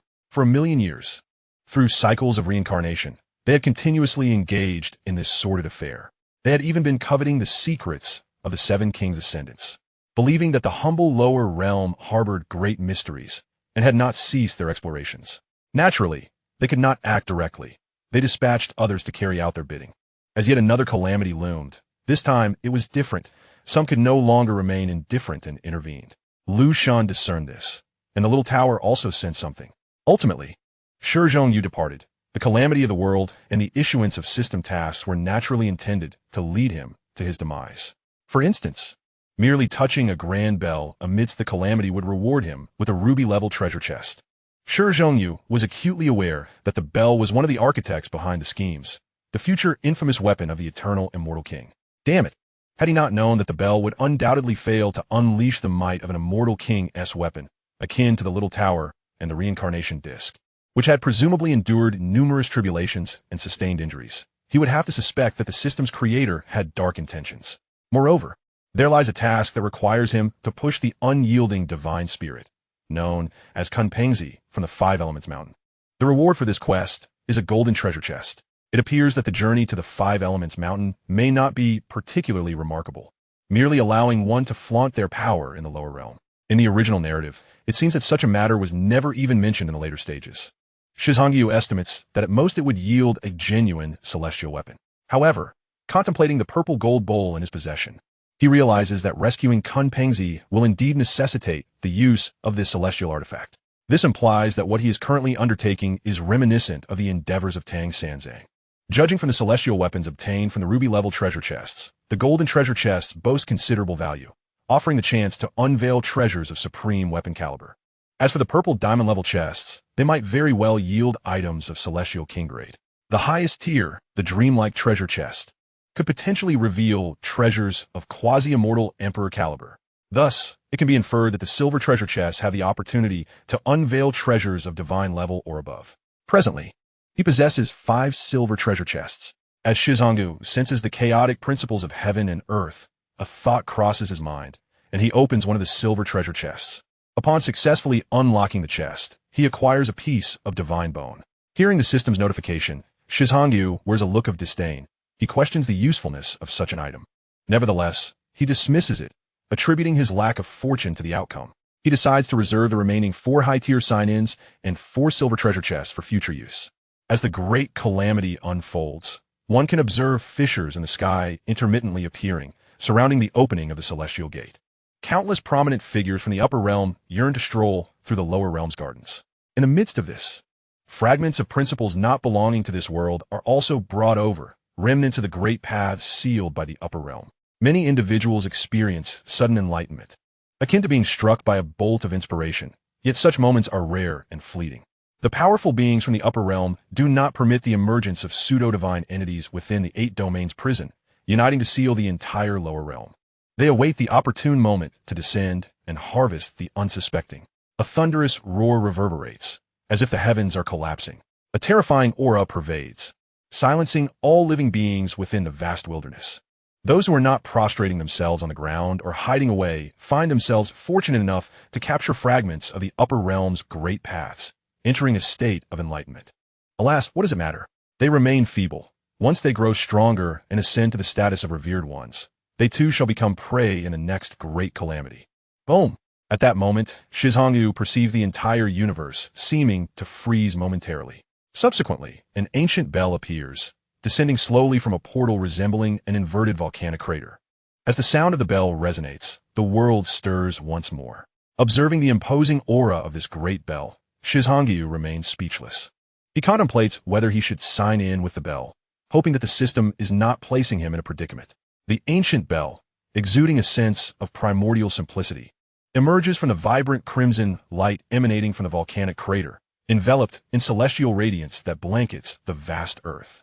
He can hear the echoes of sacrificial verses, sorrowful and mournful, as if drifting from a distant era. Shi Hao senses that the willow tree within the internal realm has absorbed a considerable amount of karmic energy, only to be swiftly consumed by the karmic fire red lotus in his sea of suffering, becoming nourishment for its growth. Soon after, Shi Hao glimpses another section of the small tower, a 2-story ancient edifice, enveloped in the dual energies of yin and yang, alongside 2 segments of the reincarnation disc, with chaotic energy cascading down. Indeed, he had suspected that this world was extraordinary. From the sight of that fragmentary reincarnation stone disc to the four-tiered ancient tower on that boy's person, as well as the magnificent willow tree in their village. That great willow tree is particularly remarkable, intrinsically a celestial king weapon, experiencing a rebirth, its original form having been refined into a supreme treasure. The loquacious purple gold bowl is roused, and without Shizong needing to inquire, it begins to speak. Young one, how did you bring me to this world? Honestly, if you possess the ability, why not retrieve my elder brother, the reincarnation mirror? Of course, if you can also bring forth the chaotic bell and the celestial yellow Linglong tower, I shall willingly serve you henceforth. The purple gold bowl continues. I must say, this fellow has quite the aspirations, though it seems a daunting task. Hey, Bowl Senior, if you can stabilize the might of that bell, perhaps I could truly summon a brother to assist us. Shizhangi tentatively inquires. In response, the chatty purple gold bowl falls silent, seemingly conceding. Shizhangi feels a surge of excitement for half a second. What are you contemplating? That bell exudes a perilous aura, unless absolutely necessary. I would prefer you not to provoke it, the purple gold bowl remarks languidly. Still, the same principle applies, until we have grown stronger. I do not mind you emulating the Monkey King. Do you recall the tale I shared with you? Before we matured, playing the fool was the way to go, unless one possesses an exceptionally formidable backing. By the way, if that tree is willing to act, I believe it could work. She leads the charge while I provide support. The purple gold bowl suggests. Shizhangi finds himself at a loss for words, questioning why, amidst the countless treasures in the primordial world, he has drawn such a cowardly item. Regardless of the bell's strength, it remains incomplete.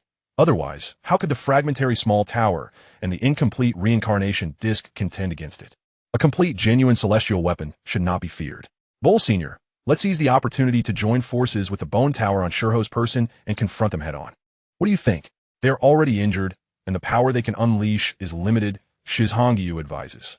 I require offerings, the old rules apply, a fair trade. The purple gold bowl seems to be swayed, responding affirmatively. Good. Without hesitation, Shizhangi realizes that without sacrifice, one cannot expect to reap rewards. He is willing to risk it all for his ruby-level treasure chest. In truth, he understands what the purple gold bowl fears. Even these celestial king weapons, albeit incomplete, could be exceedingly formidable if they were to fight for their lives. Chapter 327, Stirring Up Trouble. The sky transforms into a blood-red hue, reminiscent of the apocalypse. Blood-colored stars appear, crashing down with a thunderous roar, the force of annihilation palpable even from countless miles away, instilling terror in hearts as they descend upon the vast earth. At this moment, had it not been for Shizhangi's keen insight, perceiving the illusion for what it is, a mere smokescreen created by those powerful figures, he would have long since shot into the heavens to evade this dreadful calamity. Each blood-red star looms large like an island, densely packed, engulfing the sky, their destructive might leaving the once hidden, powerful beings aghast. Is this the harbinger of total annihilation? One can only imagine that once the stars fall, this expansive land will dissolve into nothingness, and all living beings will meet their end. In this moment, even the concealed cultivators, whether of the inscription realm or the array realm nobility, are left stunned, desperately activating their respective abilities to soar into the sky, fleeing towards the outer realms. They cannot remain in the wasteland. This is not merely a calamity for revered ones, but a world-ending catastrophe. In the midst of it all, they seem to sense an instinctual urge to escape to the outer realm, where a glimmer of hope lies. Yet, all of this is a trap. They are nothing more than fat sheep awaiting slaughter within the herd. Their thoughts and instincts are manipulated by others. And even esteemed, revered ones and pseudo-divines find themselves reduced to mere puppets. Bright beams of divine light shoot into the sky as they attempt to flee, seeking escape from this desolate domain. Suddenly, the sound of chains rattling fills the air. A multitude of colorful divine chains appear, ensnaring each soaring revered one and pseudo-divine, binding them as tightly as dumplings, dragging them into the void. Even some hidden talents, such as the Jinwu and Tangsha, are captured at this moment. The divine is treated as mere fodder. This is merely the beginning. Revered ones become prey, and the outstanding talents from the upper realm are also sought after, captured with ease, possibly to be cultivated as mounts. Those who dare to resist will find the chains of order transforming into instruments of slaughter, cleaving them apart. The will of heaven is as sharp as a blade, and no one can escape its grasp. A celestial figure of a divine maiden emerged, exuding an ethereal grace and astonishing majesty. She was a revered statue worshipped in a grand city of the Easternwood Kingdom, known for her miraculous powers, granting wishes and safeguarding the realm. Yet, she was but a false deity, a hidden existence of the divine fire realm, masquerading as a god in the lower world. Suddenly, a flash of crimson light erupted, and her beautiful head soared skyward, only for her body to explode, transforming into a rain of blood that fell to the earth. A disdainful and icy voice seemed to resonate from the heavens, as if casually crushing a mere mortal. An air of sorrow permeated the atmosphere, the once most powerful beings arrayed. Revered, false gods, now reduced to mere prey, slaughtered at will. Shi Hao clenched his fists, overwhelmed with rage. Only through personal experience could one grasp the profound desolation and tragedy of this moment. The masses wailed and knelt, oblivious to the unfolding calamity. Cultivators were in a frenzy, fear spreading like wildfire, as all faced an unpredictable peril that cast the entire world into shades of gray. Fortunately, the blood-red celestial bodies that descended did not herald the end of the world. They merely scattered stones to flush out the hidden creatures. The phrase stirring the grass to scare the snake proved remarkably apt in this situation. Hurry and cultivate, young one. The time is ripe for advancement. Do not squander it. Reminded the purple gold bowl, anxious that Shi Hao's impulsiveness might bring misfortune upon them both. Simultaneously, Shi Hao stood amidst the vast wilderness, consumed by fury, his body trembling. The small tower he possessed had sealed itself within the world treasure he acquired, a relic containing a miniature world. It too cautioned Shi Hao, urging him to keep a low profile for the great bell, the 2 layers of the ancient tower he had lost. And the shards of the reincarnation disk were clearly allied. He stood no chance against them. At that very moment, 2 enchanting fairies, with bright eyes and radiant smiles, stood gracefully, exuding an otherworldly tranquility. Their presence was like 2 exquisite, celestial blossoms blooming, casting a holy aura amidst the bustling world. They finally crossed paths, and had it not been for the unusual circumstances, a conflict might have already ensued. These 2 enchanting witches appeared in the desolate realm, standing side by side like a pair of intertwined celestial lotuses. One, with a graceful maiden's bun, her long black hair cascading down to her waist. Bound at the end into a ponytail, wore a gown as white as snow, her dark tresses framing a face of unparalleled beauty, with cunning eyes and an ethereal charm that rivaled Yuan. The other, with her hair flowing freely around her pristine neck, her spirited eyes sparkling, moved with a grace that captivated the heart, her form accentuated by her alluring curves, complemented by 9 shimmering white foxtails that swayed behind her, creating a striking contrast with her dark attire, exuding an innate allure. Seizing the opportunity amidst the calamity, they aimed to break through the extreme realms of the array. The witch Susu exchanged a glance with her other self, and they each flew off in different directions. Despite their intentions, they ultimately felt powerless against the impending disaster. It was better to seize the moment and grow stronger to ascend to greater heights. Shi Hao was fortunate enough to have encountered both witches. The first had only appeared once in the royal medicinal garden of the Stone Kingdom, disguised as another form. The second, however, was closely intertwined with Shi Hao's fate. For it was Susu's chance encounter that granted her the body of the 9-tailed celestial fox. As he successfully signed in, he was rewarded with a black iron treasure chest. Just then, the aged voice of the system echoed in his ear, announcing one of the simplest sign-in tasks, to face the calamity head-on. Upon opening the treasure chest, he was surprised to find a spirit awakening talisman for the Lingming Sacred Ape. The reward, though merely a black iron treasure chest, piqued his interest.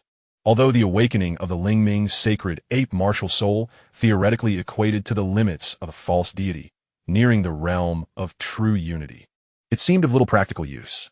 Yet at this moment, the system had provided him with such a talisman, clearly tempting him to stir up trouble. He had anticipated this. The sign-in task beckoned him to sweep through the realms. Go forth, young one, wield the Rui golden cudgel. Pierce through the fragments of the reincarnation disk and the 2 layers of the ancient tower, and be rewarded with a ruby-grade treasure chest. Another sign-in task urged him to pierce through the heavens, offering a purple diamond-grade treasure chest as a reward. He chuckled. Following that, 2 consecutive sign-in tasks were issued, and Shi Hao could only scoff internally. Is this what a system is meant to do? The next challenge beckoned him to make a name for himself across the heavens, to grasp the sun and moon, plucking stars from the sky, rising amidst the calamity, promising a dreamlike treasure chest as a reward. Upon hearing the system's prompt, Shi Hao remarked, "What was it again?" "System, I curse you with celestial disdain. Chapter 328, Piercing Through the Heavens. The Lingming Sacred Ape suddenly opened its eyes, stepping forth from Shi Zhongyu's inner realm. Concurrently, Shi Zhongyu's aura surged with thunderous might, breaking through the perfect realm of the array. The opportunity amidst the calamity, though seemingly a meager gift, was still a privilege not granted to many living beings. It sounded tragic, but such was the reality. Shi Zhongyu activated 13 openings in the heavens, resonating simultaneously, as a myriad of symbols in the void converged into his body, merging with his physical treasures. The Daitian divine killing array was swiftly outlined, reaching a state of perfection. Due to the overwhelming density of these great fragments and runes, they eventually ignited around Shi Zhongyu, burning fiercely like 10-colored flames. In less than a minute, he had surged into the perfect realm of the array with overwhelming force. Almost simultaneously, the power of his Lingming Sacred Ape martial soul broke through the realm of divine fire. At times, even when aware that he was courting death, he could not resist the temptation of executing a grand scheme, then hiding away to cultivate in seclusion. Shi Zhongyu summoned his Rui golden cudgel, which had awakened its weapon spirit since his breakthrough into the later stage of the array realm. This weapon, originally a treasure of postnatal merit, stood alongside the Xianyuan sword, the mountain opening axe, and the 9 provinces cauldron as one of the 4 great treasures of postnatal merit. After the emergence of the monkey king's son Wukong, it became a weapon of enlightenment for him, nurtured into a treasure of postnatal merit.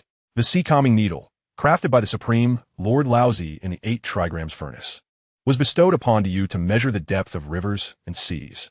Used by Diyu as a ruler, it was not that the treasure was lacking, but rather that Diyu is not a combatant. Consider its original name, the sea-calming needle. It could stabilize the 4 seas of the primordial world, indicating its tremendous power.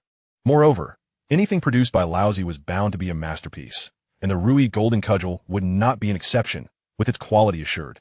Having the opportunity to associate with Diyu allowed this postnatal treasure to rise and become a treasure of postnatal merit. Later, it became the weapon of the Monkey King's son Wukong, marking its greatest opportunity, as son Wukong achieved the Tao of the great Luo golden immortal, and the Rui golden cudgel became a treasure of postnatal merit.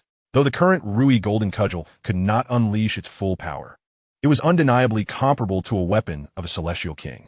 Shi Zhongyu did not know from which primordial world the Rui golden cudgel originated, but it was undoubtedly a high-tier version. This was one of the reasons he dared to take a gamble, for he also possessed a weapon of celestial kings for protection. Although the cudgel was unruly, ever since it awakened, Shi Zhongyu could no longer wield it as he once did.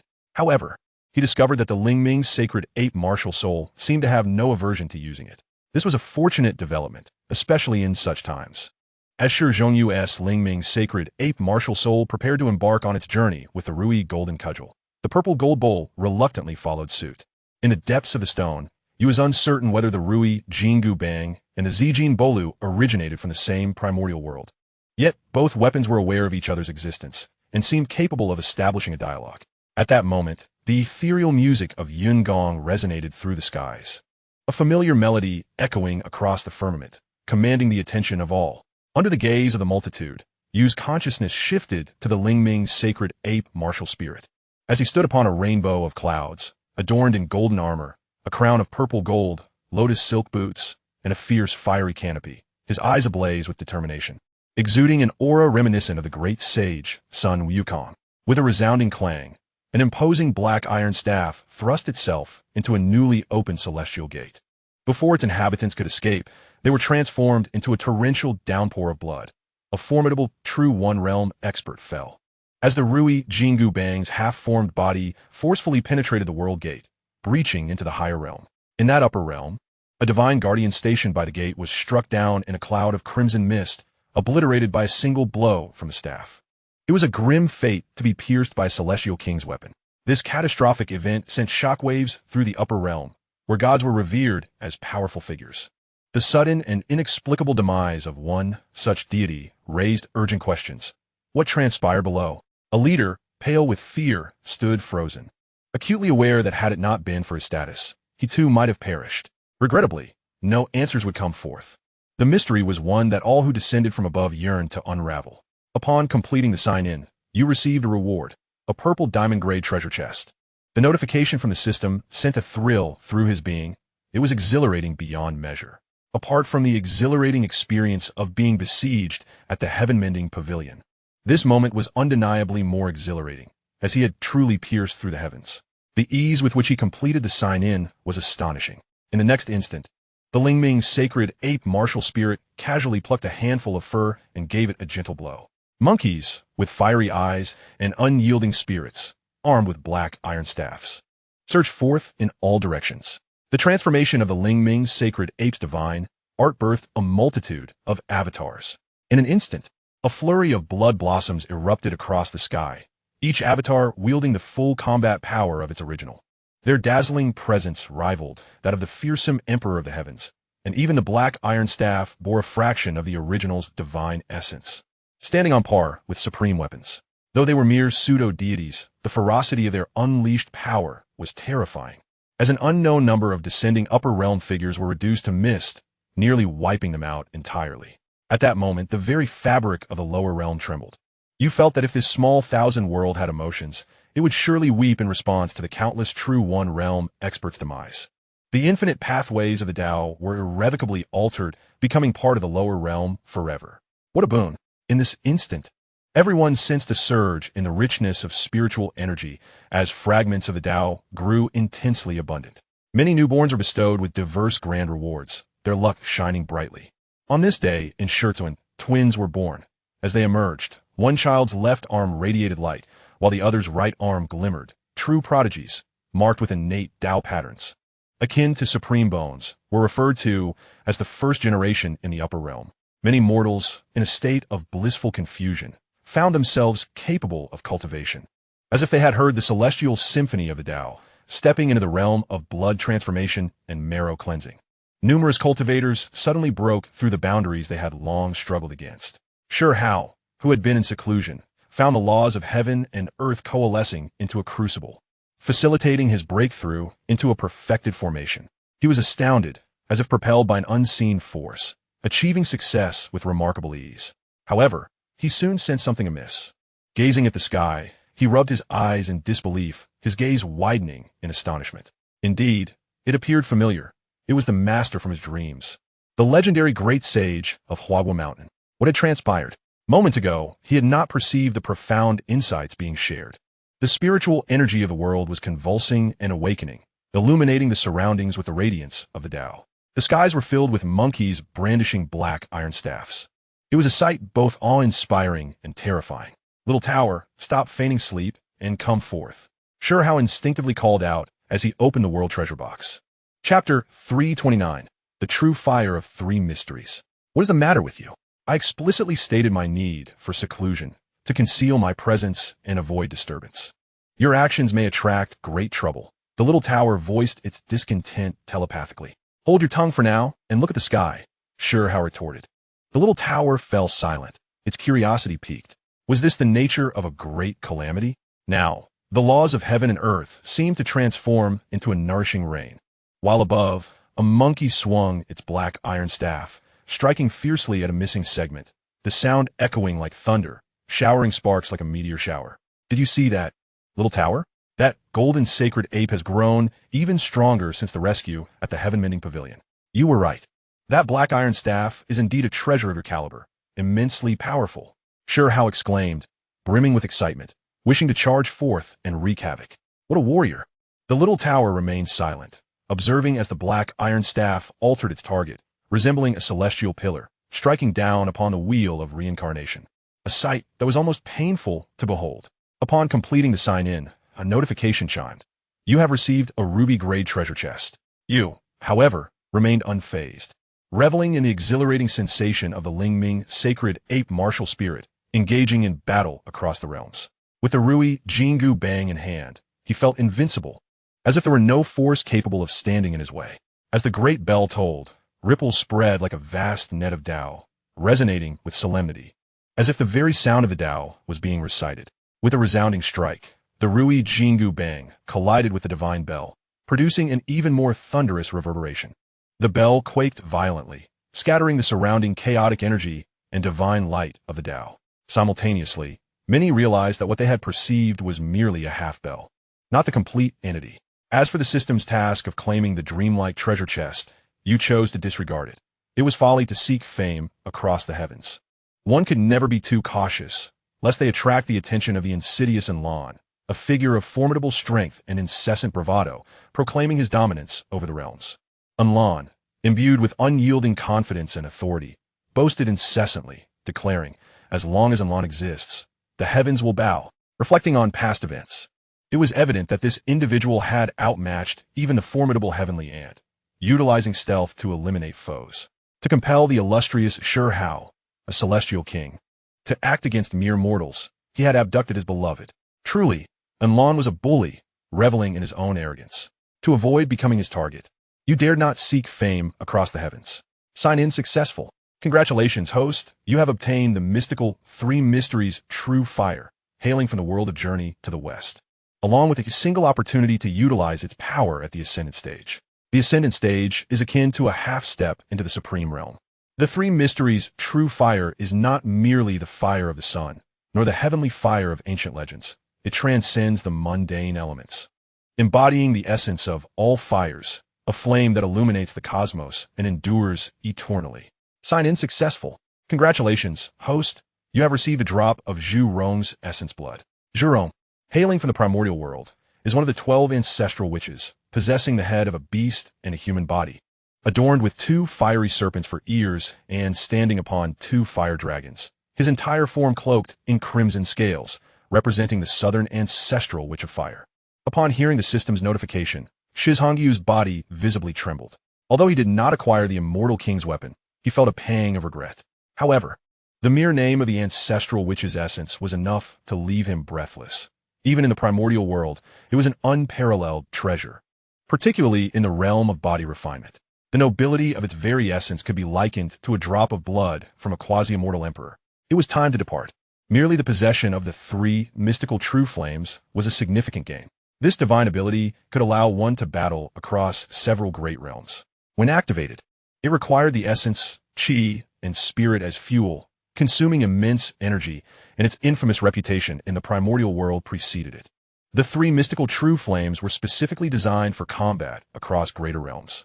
The Red Child, a rather unimpressive fighter, wielded the 3 mystical true flames, instilling fear even in Guanyin Bodhisattva, who possessed the strength of a great Luo golden immortal, forcing her to devise a plan to capture him.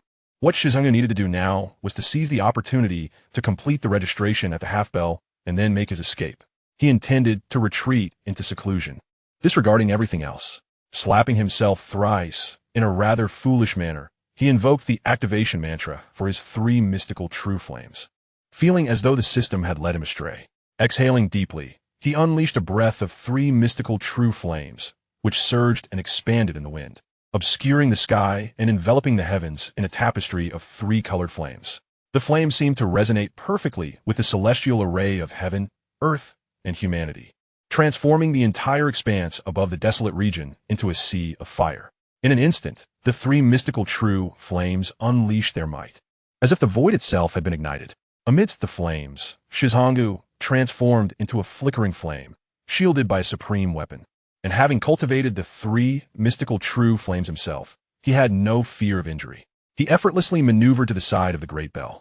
In the next moment, his physical form briefly merged with the martial soul of the enlightened sacred ape, and under the protection of the purple gold bowl and the Rui golden cudgel, he lightly struck the great bell. Hearing the system's notification, Shi Hongyu let out a slight sigh of relief. That strike had incinerated numerous celestial beings from the lower realms who were investigating the situation. At least 4 unfortunate souls had been reduced to ashes, along with a multitude of pseudo-deities and true first-realm experts. Having accomplished all this, Shi Hongyu dared not linger, immediately employing the somersault cloud to escape into the small world of the Hengduan Mountains. He had refined the demon-suppressing monument, which was equivalent to a part of this realm, and thus had no need to fear being rejected by its rules. By temporarily hiding away, perhaps he could attempt to integrate the small world of the Hengduan Mountains into his inner realm. However, this would significantly deepen his karmic ties with the beings who originally established this small world. Outside, the 3 mystical true flames had not yet extinguished. They even spread through the portal to the upper realm, causing a tremendous uproar that resulted in the demise of many unfortunate souls. Ultimately, It took the intervention of a being on the verge of the supreme realm to quell the flames. Meanwhile, in the lower realm, the two-tiered small tower, and the two reincarnation discs were thrown into disarray. Their plans had undoubtedly been thwarted, and the identity of the individual responsible for this disruption remained inscrutable. The karmic ties were untraceable, and they faced resistance from prominent figures, all while being shielded by the rules of this world's great path. In other words, Shi Hao's actions had been commendable. This small world acknowledged his contributions. Had it not been for the perfect world's disregard for merit, he might have already been rewarded for his deeds.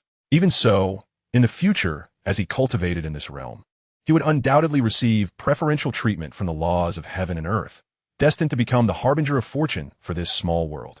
Ultimately, this formidable three-colored flame was guided by an unseen force beyond this world, transforming into a protective barrier that safeguarded this realm, for it could not be extinguished.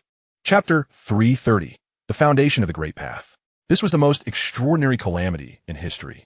Although the revered beings and pseudo-deities of the desolate region suffered a loss of 50%, half of their number remained. Moreover, on this day, many prodigies were born, heralding the arrival of a golden age in the lower realm, where heroes would emerge in abundance. Even other domains reaped significant benefits due to the enhancement of this world's laws, leading to a rise in exceptional talents over the coming years. Thus, this great calamity had transformed. Rather than destruction, it served as nourishment for the growth of the lower realm's small world. Those great clans seeking to exploit the lower realm incurred substantial losses, having lost numerous pseudo-deities, with 7 or 8 true first realm experts perishing. And even a being above the level of a celestial deity, a leader, met their end, reduced to ashes by the 3 mystical true flames, their anguished cries echoing for hundreds of miles. In the upper realm, certain individuals regarded the 8 domains as a prison, viewing the beings here as mere captives, branding humanity as sinners from birth, stained with the blood of guilt. They bore the mark of condemnation, and even if they fortuitously ascended to the upper realm, they would be labeled as descendants of sinful blood, hunted by all. For generations, they would remain sinners, a most insidious tactic whereby descendants of heroes faced such unjust treatment. The powers and sycophants behind this scheme were of no concern. Their deaths were inconsequential, and Shi Hao felt no remorse for their demise. The revival of spiritual energy in the lower realm and the transformation of the world were the fruits of the essence of hundreds of pseudo-deities, dozens of true first realm beings, and celestial deities returning to the laws. The cultivation methods they practiced originated from the upper realm, being sufficiently complete and immensely beneficial to the small realm's laws. Following these events, it would become increasingly easier for beings in the lower realm to break through to the ranks of revered beings and pseudo-deities. And those with exceptional talents might even attain true divinity, entering the ranks of true first realm experts. It was unclear when this small world had begun its decline, as true first realm status had become a legend, nearly impossible to achieve. Pseudo-deities were rare, now the strongest in the lower realm, referred to as deities. However, after today's events, this small world would regain some of its former glory. The revival of spiritual energy lasted a full 5 days. It was a grand feast. Many individuals broke through not merely one small realm, with some achieving consecutive breakthroughs. The brief period of cultivation equated to decades, or even centuries of effort. Yuechan, the fairy, the demoness, Shi Hao, Huolinger, Yang, and the ball of Fuzhuyan emerged as the most fortunate recipients, with the opportunity to cultivate the 10 heavenly domains. The benefits gained from this rare chance were unfathomable. The Lu god even opened the stone village, covertly shielding Shi Hao for a couple of days, gathering abundant laws and spiritual energy to aid the villagers in their transformation. On this day, numerous elderly villagers who had previously been unable to cultivate received opportunities, rejuvenating by over a decade. An additional 100,000 pounds of seeds were procured, with 7 individuals achieving the 10 heavenly domains, 2 of whom reached the pinnacle of the 10 heavenly domains, even a small grass attaining the extreme realm of the 10 heavenly domains and entering the spirit transformation realm, offering new hope for the next generation of Stone Village as they stepped into a new realm. The village chief, Shi Hao, who had not broken through for over a decade, suddenly experienced a surge of latent power, breaking through 2 small realms to become a late-stage spirit transformation expert, grinning widely. Shi Hao's great-grandfather was equally elated. Having just broken through to the mid-level of the array formation realm, he unexpectedly advanced another small realm, reaching the late stage of the array formation realm. Similar instances of progress occurred among the villagers of Stone Village, each one reveling in their newfound advancements. Meanwhile, the Lu god remained silently contemplative. Changes? She could hardly have anticipated such an upheaval. Just as the lofty powers of the upper realm sharpened their knives, ready to harvest the resources of this fertile ground, they became the sacrificial offerings that ultimately benefited the lower realm. The Lu god had never inquired about Shizhongyu and Shi Hao's fateful encounters. Regarding the golden sacred ape, she had only vaguely heard Shi Hao mention that it was the being who imparted cultivation methods to Shizhongyu in his dreams during his childhood, serving as his mentor. While she harbored doubts about this claim, she possessed no evidence to refute it. Primarily, the sacred ape harbored no malice towards Shizhongyu. Thus the divine willow would not persistently fixate upon it. During the great catastrophe, everyone derived some benefit, undergoing transformations to varying extents. After concealing himself in the small world of the Hengduan Mountains for half a day, Shizhongyu emerged, embarking on his cultivation journey. He refrained from hastily breaking through his realm. Instead, he utilized the fire of the Tao to refine himself from within. He was accumulating strength, forging the foundation of the great Tao. Biding his time for the day when he would soar into the heavens, his corporeal form radiating a fragrant essence, bathed in a subtle purple-golden divine light, cleansing away all impurities, appearing ethereal as if divine or saintly. After 5 days, as the Tao settled into tranquility, the great Tao furnace that Shizhongyu had manifested shattered, and he emerged from its remnants.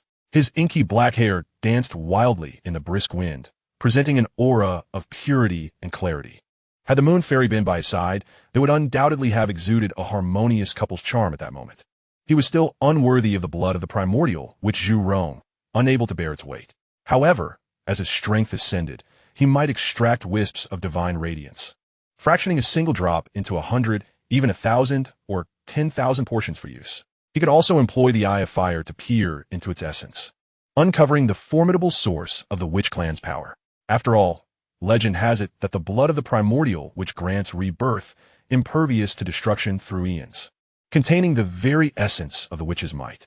Though uncertain of the veracity of his visions, when the time is ripe, he shall test their authenticity. Moreover, the true fire of Samadhi, if wielded adeptly, could serve as a potent trump card, a flame capable of incinerating immortals. Even if Shizhongyu ignited the divine fire with the true fire of Samadhi, it would undoubtedly yield exceptional results. Yet, he did not wish to dwell on such matters. Perhaps in due course, he might acquire an even more precious foundation for his breakthrough. Suddenly, a spark of inspiration struck Shizhongyu's mind. Breakthroughs could also utilize celestial and earthly spiritual materials as seeds, such as the blood of the primordial witch. To obtain such heavenly treasures for foundation building within the realm of divine fire is indeed an unparalleled opportunity. Of course, Shizhongyu remained somewhat unsatisfied and would not act rashly. He decided to retreat into the golden forbidden land for a period of seclusion, feeling an overwhelming sense of insecurity, fearful of being targeted by that half-bell. The lower 2 levels of the small tower and the reincarnation disk, the chaotic Tao within the golden forbidden land, provided an ideal sanctuary for him to conceal himself. Thus, without further delay, he made his way directly to the golden holy land. Meanwhile, Shi Hao continued on his path towards the imperial capital of the Stone Kingdom. Following the original plot, as the great catastrophe loomed, the Fire Nation, Stone Nation, Wood Nation, and Gold Nation found themselves at the forefront, facing direct targeting. Those from the upper realm sought certain artifacts but could not linger, thus relying on the strength of the lower realm. Controlling a dynasty in the lower realm would yield unimaginable benefits. The sheer power of faith from myriad beings paying homage could save hundreds of years of arduous cultivation. Moreover, a dynasty gathers the fortune of countless spirits, claiming various heavenly and earthly treasures as their own. Consequently, the 4 great dynasties of the wild domain faced turmoil, with their sovereigns disappearing. The Gold Nation and Wood Nation had quickly established their heirs, swiftly restoring order. The Fire Nation's Fire Sovereign designated Fire Spirit as the successor, requiring her swift return. Conversely, the Stone Nation acted too hastily. The Stone Sovereign had favored Shi Hao, only to mysteriously vanish, causing significant upheaval. Chapter 331. The Divine Clock of Creation. In the celestial expanse beyond the realm, a colossal foot emerged from a pitch-black spatial rift. A terrifying appendage akin to a small asteroid, descending upon the Earth, shattering hundreds of massive meteors as if they were mere pebbles. Within the obsidian sea of stars, nine-colored lightning flickered amidst boundless chaotic mist, heralding the arrival of an inconceivable being. Should this entity desire, it could effortlessly pluck stars from the sky or annihilate an entire realm. As this being manifested, its immense form was cloaked in purple divine light, obscuring its visage. As it languidly uttered 4 words, this was a being of the Kutmi realm, a figure surpassing even the leaders of the virtual Tao realm. Also known as the Illuminated Tao realm, the full title being Kut-Mi Illuminated Tao realm. In the epic of overshadowing skies, this entity would be equivalent to a great sage. Yet, even such an existence regarded the true fire of Samadhi with trepidation, refraining from entering the star enveloped by its flames. It must be said that when Shi Hao departed, he left in his wake a wave of destruction, eliminating numerous unfortunate powerful beings and inadvertently establishing a temporary shield for this small thousand world. However, this was ultimately transient. Soon, stronger beings, or those capable of countering the true fire of Samadhi, would emerge. Opportunities must not be missed. The current moment, when the Tao of this realm is at its weakest, is ideal for their entry into the lower realm to seek breakthrough opportunities. They cannot afford to wait, for their lifespans were insufficient for another chance. In plain terms, the lower realm is but a fragment of the entire perfect world of Tao, and they lack the strength to resist the backlash of the laws governing the heavens and the earth. Being a great sage does not grant one impunity. This is not the severely damaged world of overshadowing skies. At such times, only by becoming a supreme could one qualify to challenge the great Tao. True immortals and celestial kings are those who fear no order of the great Tao, capable of obliterating realms at will. As for quasi-immortal emperors and immortal emperors, they possess the ability to disrupt the cycles of yin and yang, reincarnation, space, and causality, able to snatch away the essence from the hands of the great Tao. Shi Hao had engaged in such acts, rescuing deceased acquaintances from the cycles of reincarnation. For beings of such caliber, the past and present appear malleable. Only with sufficient strength can one bear the backlash of the causal great Tao. Yet, above the heavens, there are unknown taboos. Dark matter could corrupt an immortal emperor, and since it originates from above, one might suspect that even beyond immortal emperors, there are foes. Cultivation is never an easy path, even within the golden forbidden land, which can save considerable time. Shi Hao estimated that he would require seclusion of over 6 months to breach the extreme realm. Once he reaches the extreme realm, breaking through to become a sovereign will indeed become significantly easier, perhaps unfolding naturally. Shi Hao, unable to roam freely, contemplated sending his shadow martial soul instead. Now, the shadow martial soul had already existed externally for an astonishing 3 days. The enigmatic shadow martial soul rarely garnered Shi Hao's attention. He occasionally employed it as bait or a temporary avatar.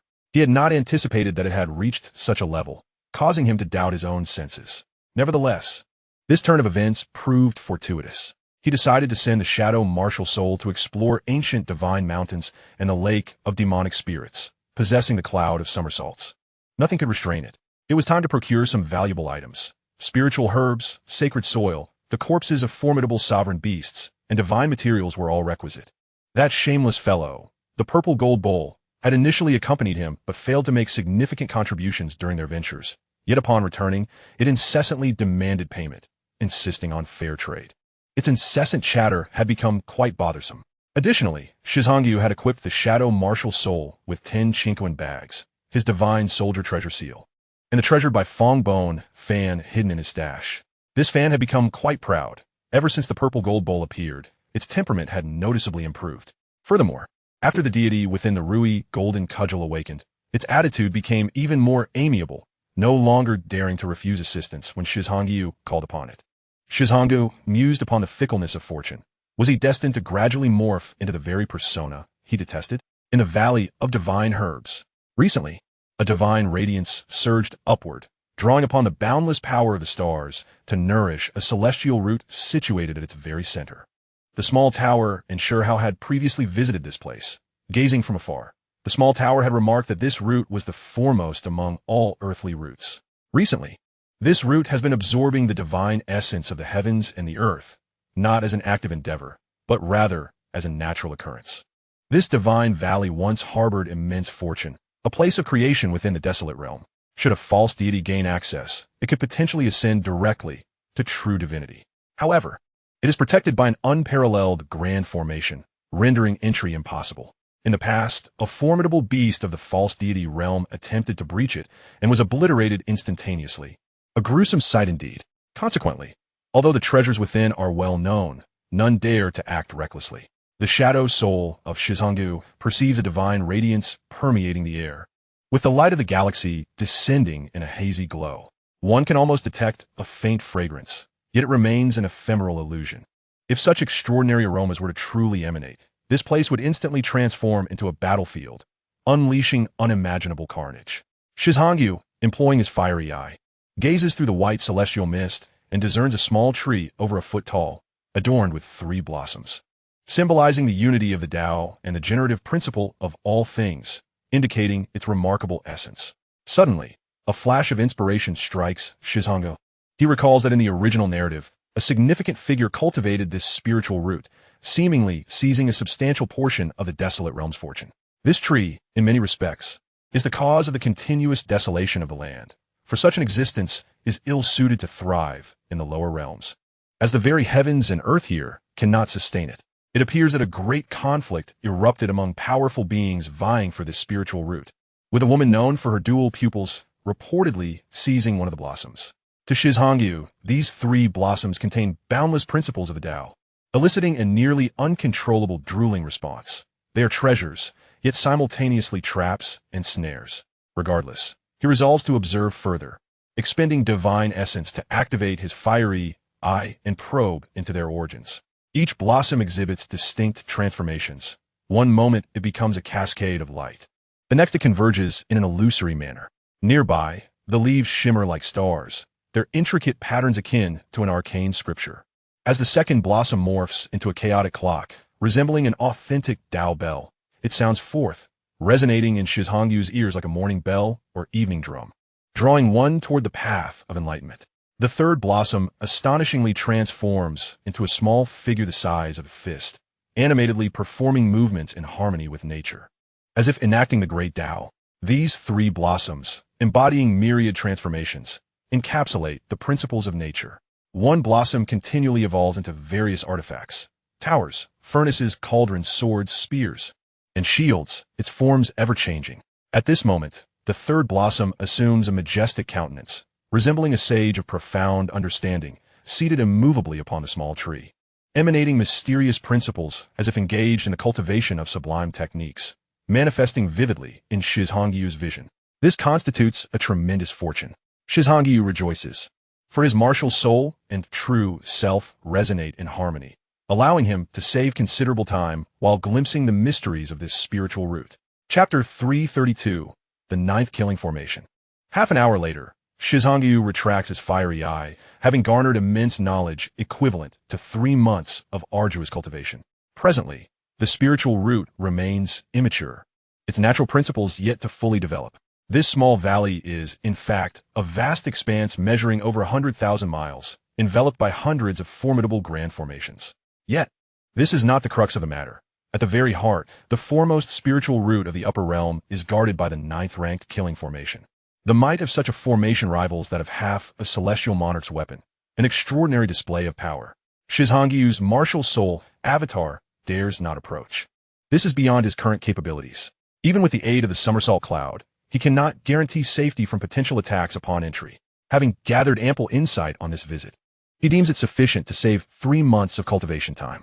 Subsequently, Shi Hao spends another half hour utilizing his fiery eye to scrutinize the 9th grand formation of the upper realm. While he cannot hope to comprehend the intricacies of such formation patterns, he can imprint them on various parts of his body, such as his fingernails. The realm of formations does not stipulate that one may only inscribe a singular grand formation internally. If possible, inscribing a different killing formation on each fingernail. Acquiring all 10 of the upper realm's killing formations would present a true challenge. Moreover, by stealthily learning the 9th killing formation, he can share this knowledge with others in Shurtsuan. Even if the fierce beasts subdued by Aeyong and the others utilize the 9th killing formation to inscribe patterns within, their strength would not be diminished. This is indeed the 9th grand formation of the upper realm, which, according to legend, comprises 3 innate grand formations created at the dawn of time, born of natural laws and later transcribed by those who came after, not man-made, and thus unimaginably potent. Subsequent grand formations are all derived from these three innate formations, and while the ninth may not surpass the top three, it is certainly not inferior to the fourth and fifth formations. For instance, the third innate formation does not necessarily infer inferiority to the first two. Rank does not dictate strength, merely the order of appearance. Afterward, Shi Hao departs, with his martial soul avatar infiltrating the ancient divine mountains to pilfer half-saint herbs and sacred grade treasures, simultaneously breaching several treasure vaults and leaving them barren. He harbors no fondness for the powers of these ancient divine mountains. Moreover, even if he refrained from intervening, those at the level of upper realm leaders would inevitably ransack them. Shi Hao storms into the demon spirit lake, acting with unbridled force. This once mighty power, comparable to the ancient divine mountains, has now waned. Previously, numerous factions invaded, and following a recent calamity, a revered figure of great completion, a demon spider, was captured. However, upon entering, Shi Hao employs his fiery eye to locate a concealed silver giant spider. Utilizing the somersault cloud, he suddenly appears behind it, extending a hand to seize the giant spider, which had hidden within a small world formed by a grain of sand. This is a remarkable find. The spider possesses a pure bloodline, undoubtedly a purebred ancient five-venom demon spider, ranking 108th among fierce beasts, while classified as a terrestrial-grade creature, is a rare medicinal catalyst, a favorite among alchemists. As the silver giant spider bursts forth from its small world, Shi Hao swats it away with a single blow, collapsing half its body. With his current physical prowess, a full-force strike is capable of shattering it into fragments or even reducing it to a mist of blood. In the spider's bewilderment, Shi Hao extends his hand, interweaving countless chains of order upon his fingernail, ensnaring the late-stage revered giant spider within a large cocoon. This method of capture is likely familiar to the spider, as its innate abilities treat prey in a similar fashion.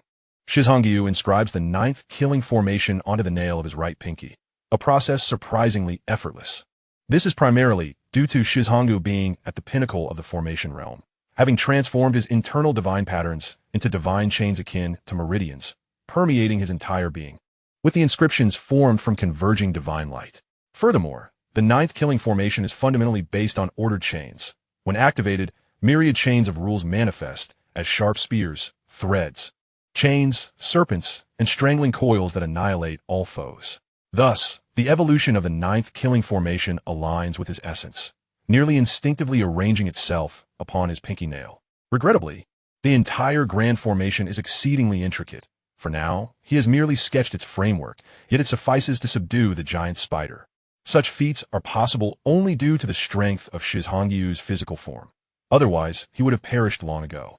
He is currently at the pinnacle of formation mastery, with divine visions and manifestations arranged into the heavenly spirit slaughtering formation. He estimates that when he fully unleashes the formation, he will be capable of battling false deities despite not yet transcending into a revered being. In essence, this perfected formation grants him the combat prowess to slay divine beings even before his own ascension. The advantages of inscribing the great array of divine spirits within his body are becoming increasingly apparent, allowing him to reach astonishing heights at each level of cultivation, consistently maintaining the extraordinary capability to surpass one major realm, or even to half-slay an opponent of a significantly higher tier. At this moment, his physical form is already comparable to a top-tier beast of the great perfection level among the esteemed beings of the celestial realm. This implies that even a creature like the vermilion bird, white tiger, or black tortoise, despite possessing the peak strength of a perfected celestial, would find its physical prowess on par with his current state. Shi Hao estimates that once he ascends to the ultimate realm, he could elevate his physical form to a level akin to that of the great perfection of the 10 fiends, even before breaking through to the celestial rank. What this signifies is that, even when confronted by the 10 fiends, he could potentially dominate them physically, regardless of their superior cultivation. It is essential to recognize that the 10 fiends are formidable entities capable of contending with celestial kings, and their physical forms at the celestial level can rival the bodies of celestial kings, with their formidable techniques holding similar power. This illustrates the true terror of the 10 fiends. Conversely, should Shi Hao's physical form continue to strengthen, once he reaches the celestial level, a mere strike from him could incapacitate even a celestial king, potentially resulting in shattered bones and sinews, or even complete disintegration. Furthermore, His mastery of techniques is commendable, and his strength will only continue to grow. By that time, he might find himself capable of single-handedly battling multiple celestial kings upon first entering the celestial realm. Once he achieves the peak of celestial perfection, even the celestial kings would be rendered impotent in his presence, sparks flying as their defenses crumble. This thought alone evokes a sense of despair. Of course, all of this remains a mere fantasy for Shi Hao. The path to such heights is still long and fraught with challenges yet to be faced.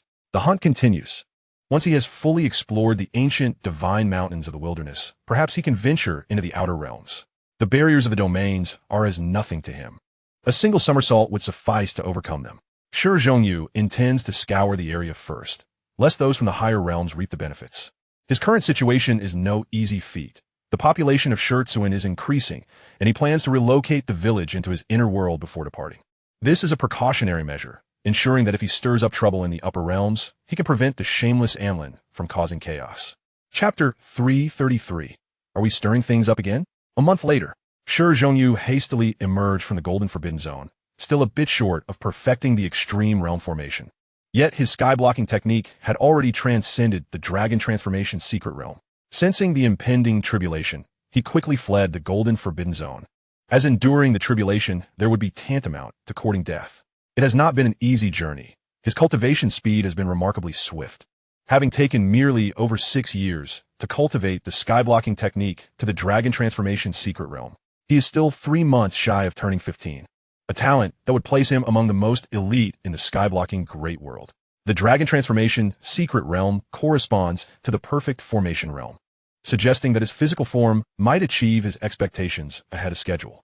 After all, the sky-blocking technique places greater emphasis on physical cultivation, a method meticulously crafted by the great Emperor of the wilderness for humanity, requiring less dependence on heavenly materials and treasures, while focusing on unlocking the potential of a human body, transforming into a dragon, symbolizing the pinnacle among humans, signifies a profound qualitative shift. Furthermore, he has acquired the techniques associated with both the Dragon Transformation secret and the Celestial Platform secret, obtained from a ruby-grade treasure chest gifted by the Celestial Emperor Yi Fan of the sky-blocking world. It can be said that Shi Hao is thoroughly satisfied with this treasure chest reward, which has saved him considerable effort. He will no longer need to fret over the sky-blocking technique, as he can now cultivate it to an extent akin to that of the Red Dust Celestial. As the vast expanse of thunderclouds loomed, Shi Hao promptly released his consciousness from his brow, embarking on a transformation.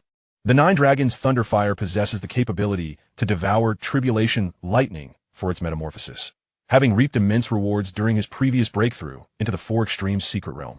He anticipates similar success this time around. What began as a clear blue sky suddenly erupted into a spectacle of blinding lightning, a blood-red sea of thunder. A scene both horrifying and awe-inspiring, as electric sparks inundated a radius of hundreds of miles, an utterly terrifying sight. Yet, who among the beings below the supreme level would dare to provoke the tribulation? Such an act would be tantamount to seeking death. Boom! Simultaneously, outside the planet where the lower realms reside, a powerful entity of the escape realm launched an attack, employing the Xuanwu technique, the true water of Taixien, to breach the barrier of the three flames, true fire. Boom! Amidst the cataclysmic sounds reminiscent of the heavens collapsing and the earth splitting, an immense silver entity shattered the void, filling the skies. Its face alone was as vast as an ocean, with eyes resembling enormous lakes, shimmering with a brilliant silver light, gazing down upon the earth, radiating brilliance that illuminated the entire wilderness. In an instant, the entire wilderness became dozens of times brighter, and countless beings kneeling in reverence could not bear to gaze upon its true form, its radiance far too dazzling and resplendent, compelling many to lower their heads. The aura emanating from it surged like a tsunami, shaking the starry river, akin to a tempest of thunder, overwhelming in its might. This was not the first being to appear. Shortly thereafter, a golden figure manifested, accompanied by countless bolts of lightning, striding through the heavens with an air of invincibility, shattering the firmament. This solitary figure seemed capable of towering into the clouds, standing resolutely amidst the vast expanse, as if it had existed since time immemorial. More and more prominent figures from the higher realms began to materialize, each possessing at least the power of a celestial-level leader, also known as an invincible celestial king, capable of transcending realms to slay beings of the Ming Dao realm. It is worth noting that leaders of this caliber are typically former prodigies of great sex, whether sons or daughters of divine lineage. Otherwise, how could they be entrusted with such immense responsibilities? Additionally, the purple figure that had recently made an appearance was also present, and it wasted no time in launching its assault, targeting the supreme divine sanctuary. Boom! A colossal bee's claw emerged from the ground, stretching across the heavens, colliding with the purple hand in a fierce clash. In that instant, chaos erupted throughout the realm as the powerful beings from the higher realms engaged in an intense battle, led primarily by the temporary masters of the two fragments of the reincarnation disk, as well as the temporary master of the lower half of the small tower. Executing a fearsome offensive. The original masters of these forbidden weapons were all celestial kings, and they have since concealed themselves, whether to recover their energy or to plot in the shadows, with some even being trapped. Regardless of the reason, the remnants of their broken treasures are being re-energized through the hands of certain individuals, reaching agreements with them to orchestrate this cataclysm. However, from the very outset, complications arose, as Shi Hao disrupted their plans with a few strikes, igniting a conflagration that led to the downfall of countless deities, their cries echoing in a scene of utter devastation. Moreover, significant figures took action against the first spiritual root of the Divine Valley. Even when suspecting it to be a mere bait, they could not resist the temptation. After all, with their lifespans dwindling, they had no choice but to fight desperately, lest they face death. For beings of their caliber, having lived for over 10,000 years, they would rather die in battle than await their demise. As the winds of change swept through, all of this transpired within mere moments, plunging the once tranquil wilderness back into chaos after a month of calm. The suddenness of the arrival caught many off guard. Furthermore, numerous opportunists emerged, their intentions clear. They aimed to harvest benefits from the lower realms gardens, avoiding direct combat and instead traversing the world in search of prey. Pure-blood ferocious beasts became their favorites. Whether to raise as mounts guarding their gates or to refine into medicines, they presented excellent choices. Some even set their sights on the imperial capital of the Stone Kingdom, planning to strike, only to be met with resistance from Shi Hao. He had already taken control of the Stone Kingdom, becoming a renowned emperor, tasked with protecting the vast expanse beneath him. Likewise, the Fire Kingdom faced assaults, but Firelinger had long since sent for aid, with Lu Xun personally intervening, utilizing the resources of the Fire Kingdom's treasury to establish a formidable killing array. Even as Shi Hao was undergoing tribulation, he sensed the disturbances, even in the far southern reaches of the northern domain, and suddenly an immature idea flickered in his mind. Sign-in task, Flower Picker. The first spiritual root blooms with path flowers. Action speaks louder than words. Reward: 1 purple, diamond gray treasure chest. Sign-in task, a bad boy is desirable. Tease an ancient woman with double pupils. Reward: 1 ruby gray treasure chest. Sign-in task, fighting alongside the divine willow, rewarded with a golden treasure chest. This is an easy question. You can coast through it. Upon hearing the system's notification, Shi Hao suddenly shivered. What has happened? It seemed that the system had yet to issue a task that would lead him to his demise, yet he already harbored a bold idea. When did Shi Hao become such a person? What about the path of survival he had promised? What about being low-key, hiding for a while, and developing in obscurity? Curse it all. Shi Hao had to admit, he was quite tempted. At the very least, he was in a position to do so now. He was undergoing tribulation, facing this heavenly trial head-on. Unless a revered figure descended, who would dare provoke him? That would be inviting suffering upon themselves. Furthermore, his spirit-enlightened, sacred ape martial soul still had 27 minutes of usage left. Last time, he had only used 3 minutes to slay so many foes. However, the figures arriving this time were rather formidable. It was likely that the spirit-enlightened, sacred ape wouldn't be as dominant as before. At most, it could protect itself with a Rui golden cudgel. As for him, he intended to wield the purple gold bowl for a bit of fun. If someone dared to attack him amidst the tribulation lightning, at least the bowl could take the hit. In the past month, the Shadow Martial Soul had brought back many valuable items, including the purple gold bowl, and Shi Hao had not been stingy. It was time for it to earn its keep. Chapter 334. Smash it. The battle commenced with fervor, with ancient beings akin to the little tower mixed in, though their battle prowess had not yet recovered, and was at the levels of the Void Realm and the Manifestation Realm. Some were even mere avatars rather than their true selves. The little tower recognized them and gasped, while the Divine Willow silently made her entrance. She had now returned to the Manifestation Realm, a significant advancement from her previous state in the Void Realm. With the protection of the Divine Weapon transformed from her true form, her combat capabilities would be greatly enhanced. She was extraordinarily beautiful, her grace captivating, her divine visage astonishing. Gazing down upon all, her physical form flawless. In the distance, a solitary figure stood, clad in immaculate snow white, radiant as the moon, surrounded by swirling wisps of white mist, mysterious and hazy, accompanied by 3,000 spheres of light, each seemingly housing a deity in reverence, as if she were the sovereign of 3,000 worlds. At this moment, a twitch appeared at the corner of her mouth as she gazed in a certain direction, her expression decidedly unnatural. Boom!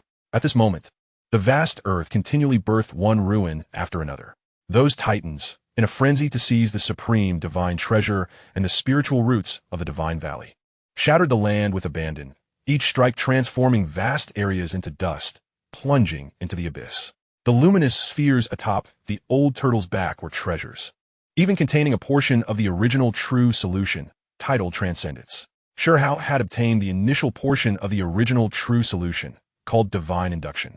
This was an immense bait, specifically designed to lure out ancient beings beyond the true immortal realm. Surrounding it was the third great slaughter array of the upper realm, which, due to the system's misguided instruction, had led Shi Hao to enter, rewarding him with a dreamlike treasure chest.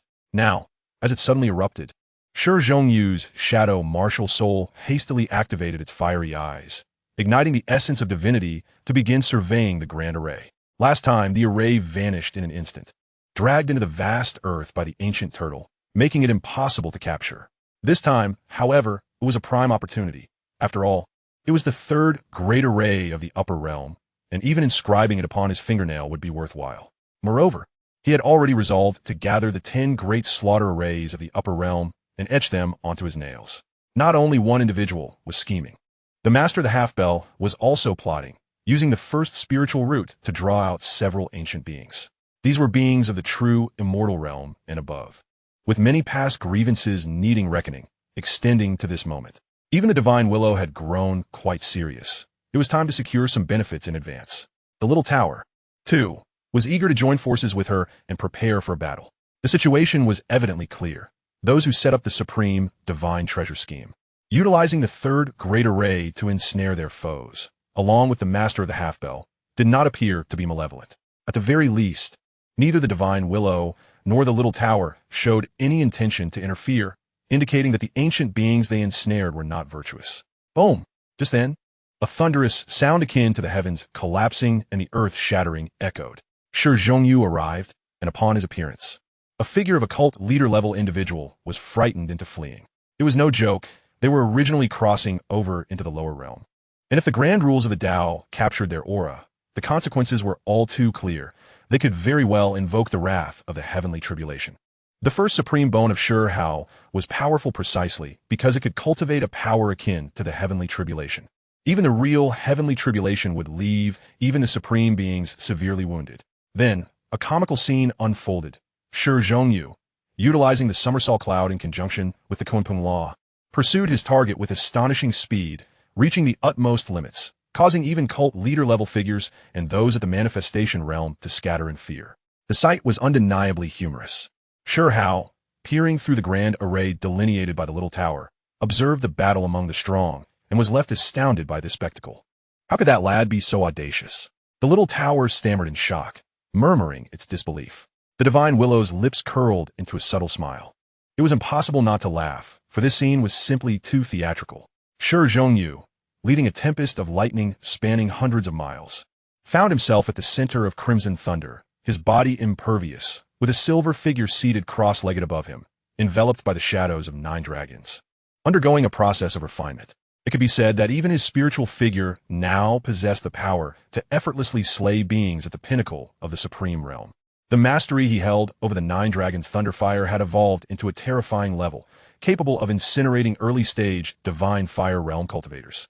Today, this dashing young man was destined to gain fame and fortune. Many powerful figures were left incensed, gnashing their teeth in frustration. One ancient relic plunged underground, shrouded in silver divine rings, each bearing over 1,800 rings, resembling an ancient supreme deity. His fate was grim. He was ensnared by the third great array, half of his body obliterated. Then, the Tianhuang halberd, once one of the 10 great weapons of antiquity, rushed forth. Even in its shattered state, it remembered its master's hatred and launched a furious assault upon the silver entity. Furthermore, two others sought to seize the portion of the original true solution, only to encounter the deadly force of the third great array, the chaotic sword energy soaring into the sky. Shi Zhongyu's eyes flickered, his mind stirred, and with the spirit-enlightened sacred ape martial soul shouldering the black iron rod, he executed a somersault, escaping the inner realm. Having benefited from the Kunpeng, the Tianhuang halberd surmised that these three ancient beings might be linked to the demise of the Kunpeng, and Shi Zhongyu was more than willing to lend a hand. After all, the palpable hatred emanating from the Tianhuang halberd was unmistakable. It likely harbored the remnants of the Kunpeng spirit. Of course, in such circumstances, the spirit-enlightened sacred ape martial soul could only serve as support, while the Rui golden cudgel would be the primary weapon. Shi Zhongyu, even had the spirit-enlightened sacred ape martial soul carry a considerable quantity of divine essence liquid, meticulously extracted from the stones and flora of that golden, forbidden land. At this moment, even if it meant burning through resources in battle, he could not show weakness. Those who did would be deemed cowards. Boom! Then, a black iron rod descended upon the silver, sacred being's forehead, resembling a continuous mountain range spanning hundreds of thousands of miles. Thud! The silver entity's head shattered upon impact, for the Rui golden cudgel was far too heavy, as if an entire world were descending to suppress it. The true immortal weapon of that silver ancient being had long been destroyed in the chaos of the past, and even its true immortal body could not withstand the blow from the Rui golden cudgel. Taking advantage of this, the Tianhuang halberd erupted with might, chaotic energy surging forth, illuminating the heavens and causing the sun, moon, and stars to tremble in response. Silver blood surged towards the heavens, shimmering brilliantly and exuding an aura of chilling ferocity. His shattered cranium swiftly reformed, demonstrating an unwillingness to succumb even after such a devastating assault. Bang! Another blow struck down with ferocity, as the sacred ape's martial spirit fervently consumed its divine essence, empowering the Rui Jingu Bang to unleash an even greater might. To vanquish such a being, once a true immortal, though now diminished in rank, was an endeavor fraught with immense difficulty.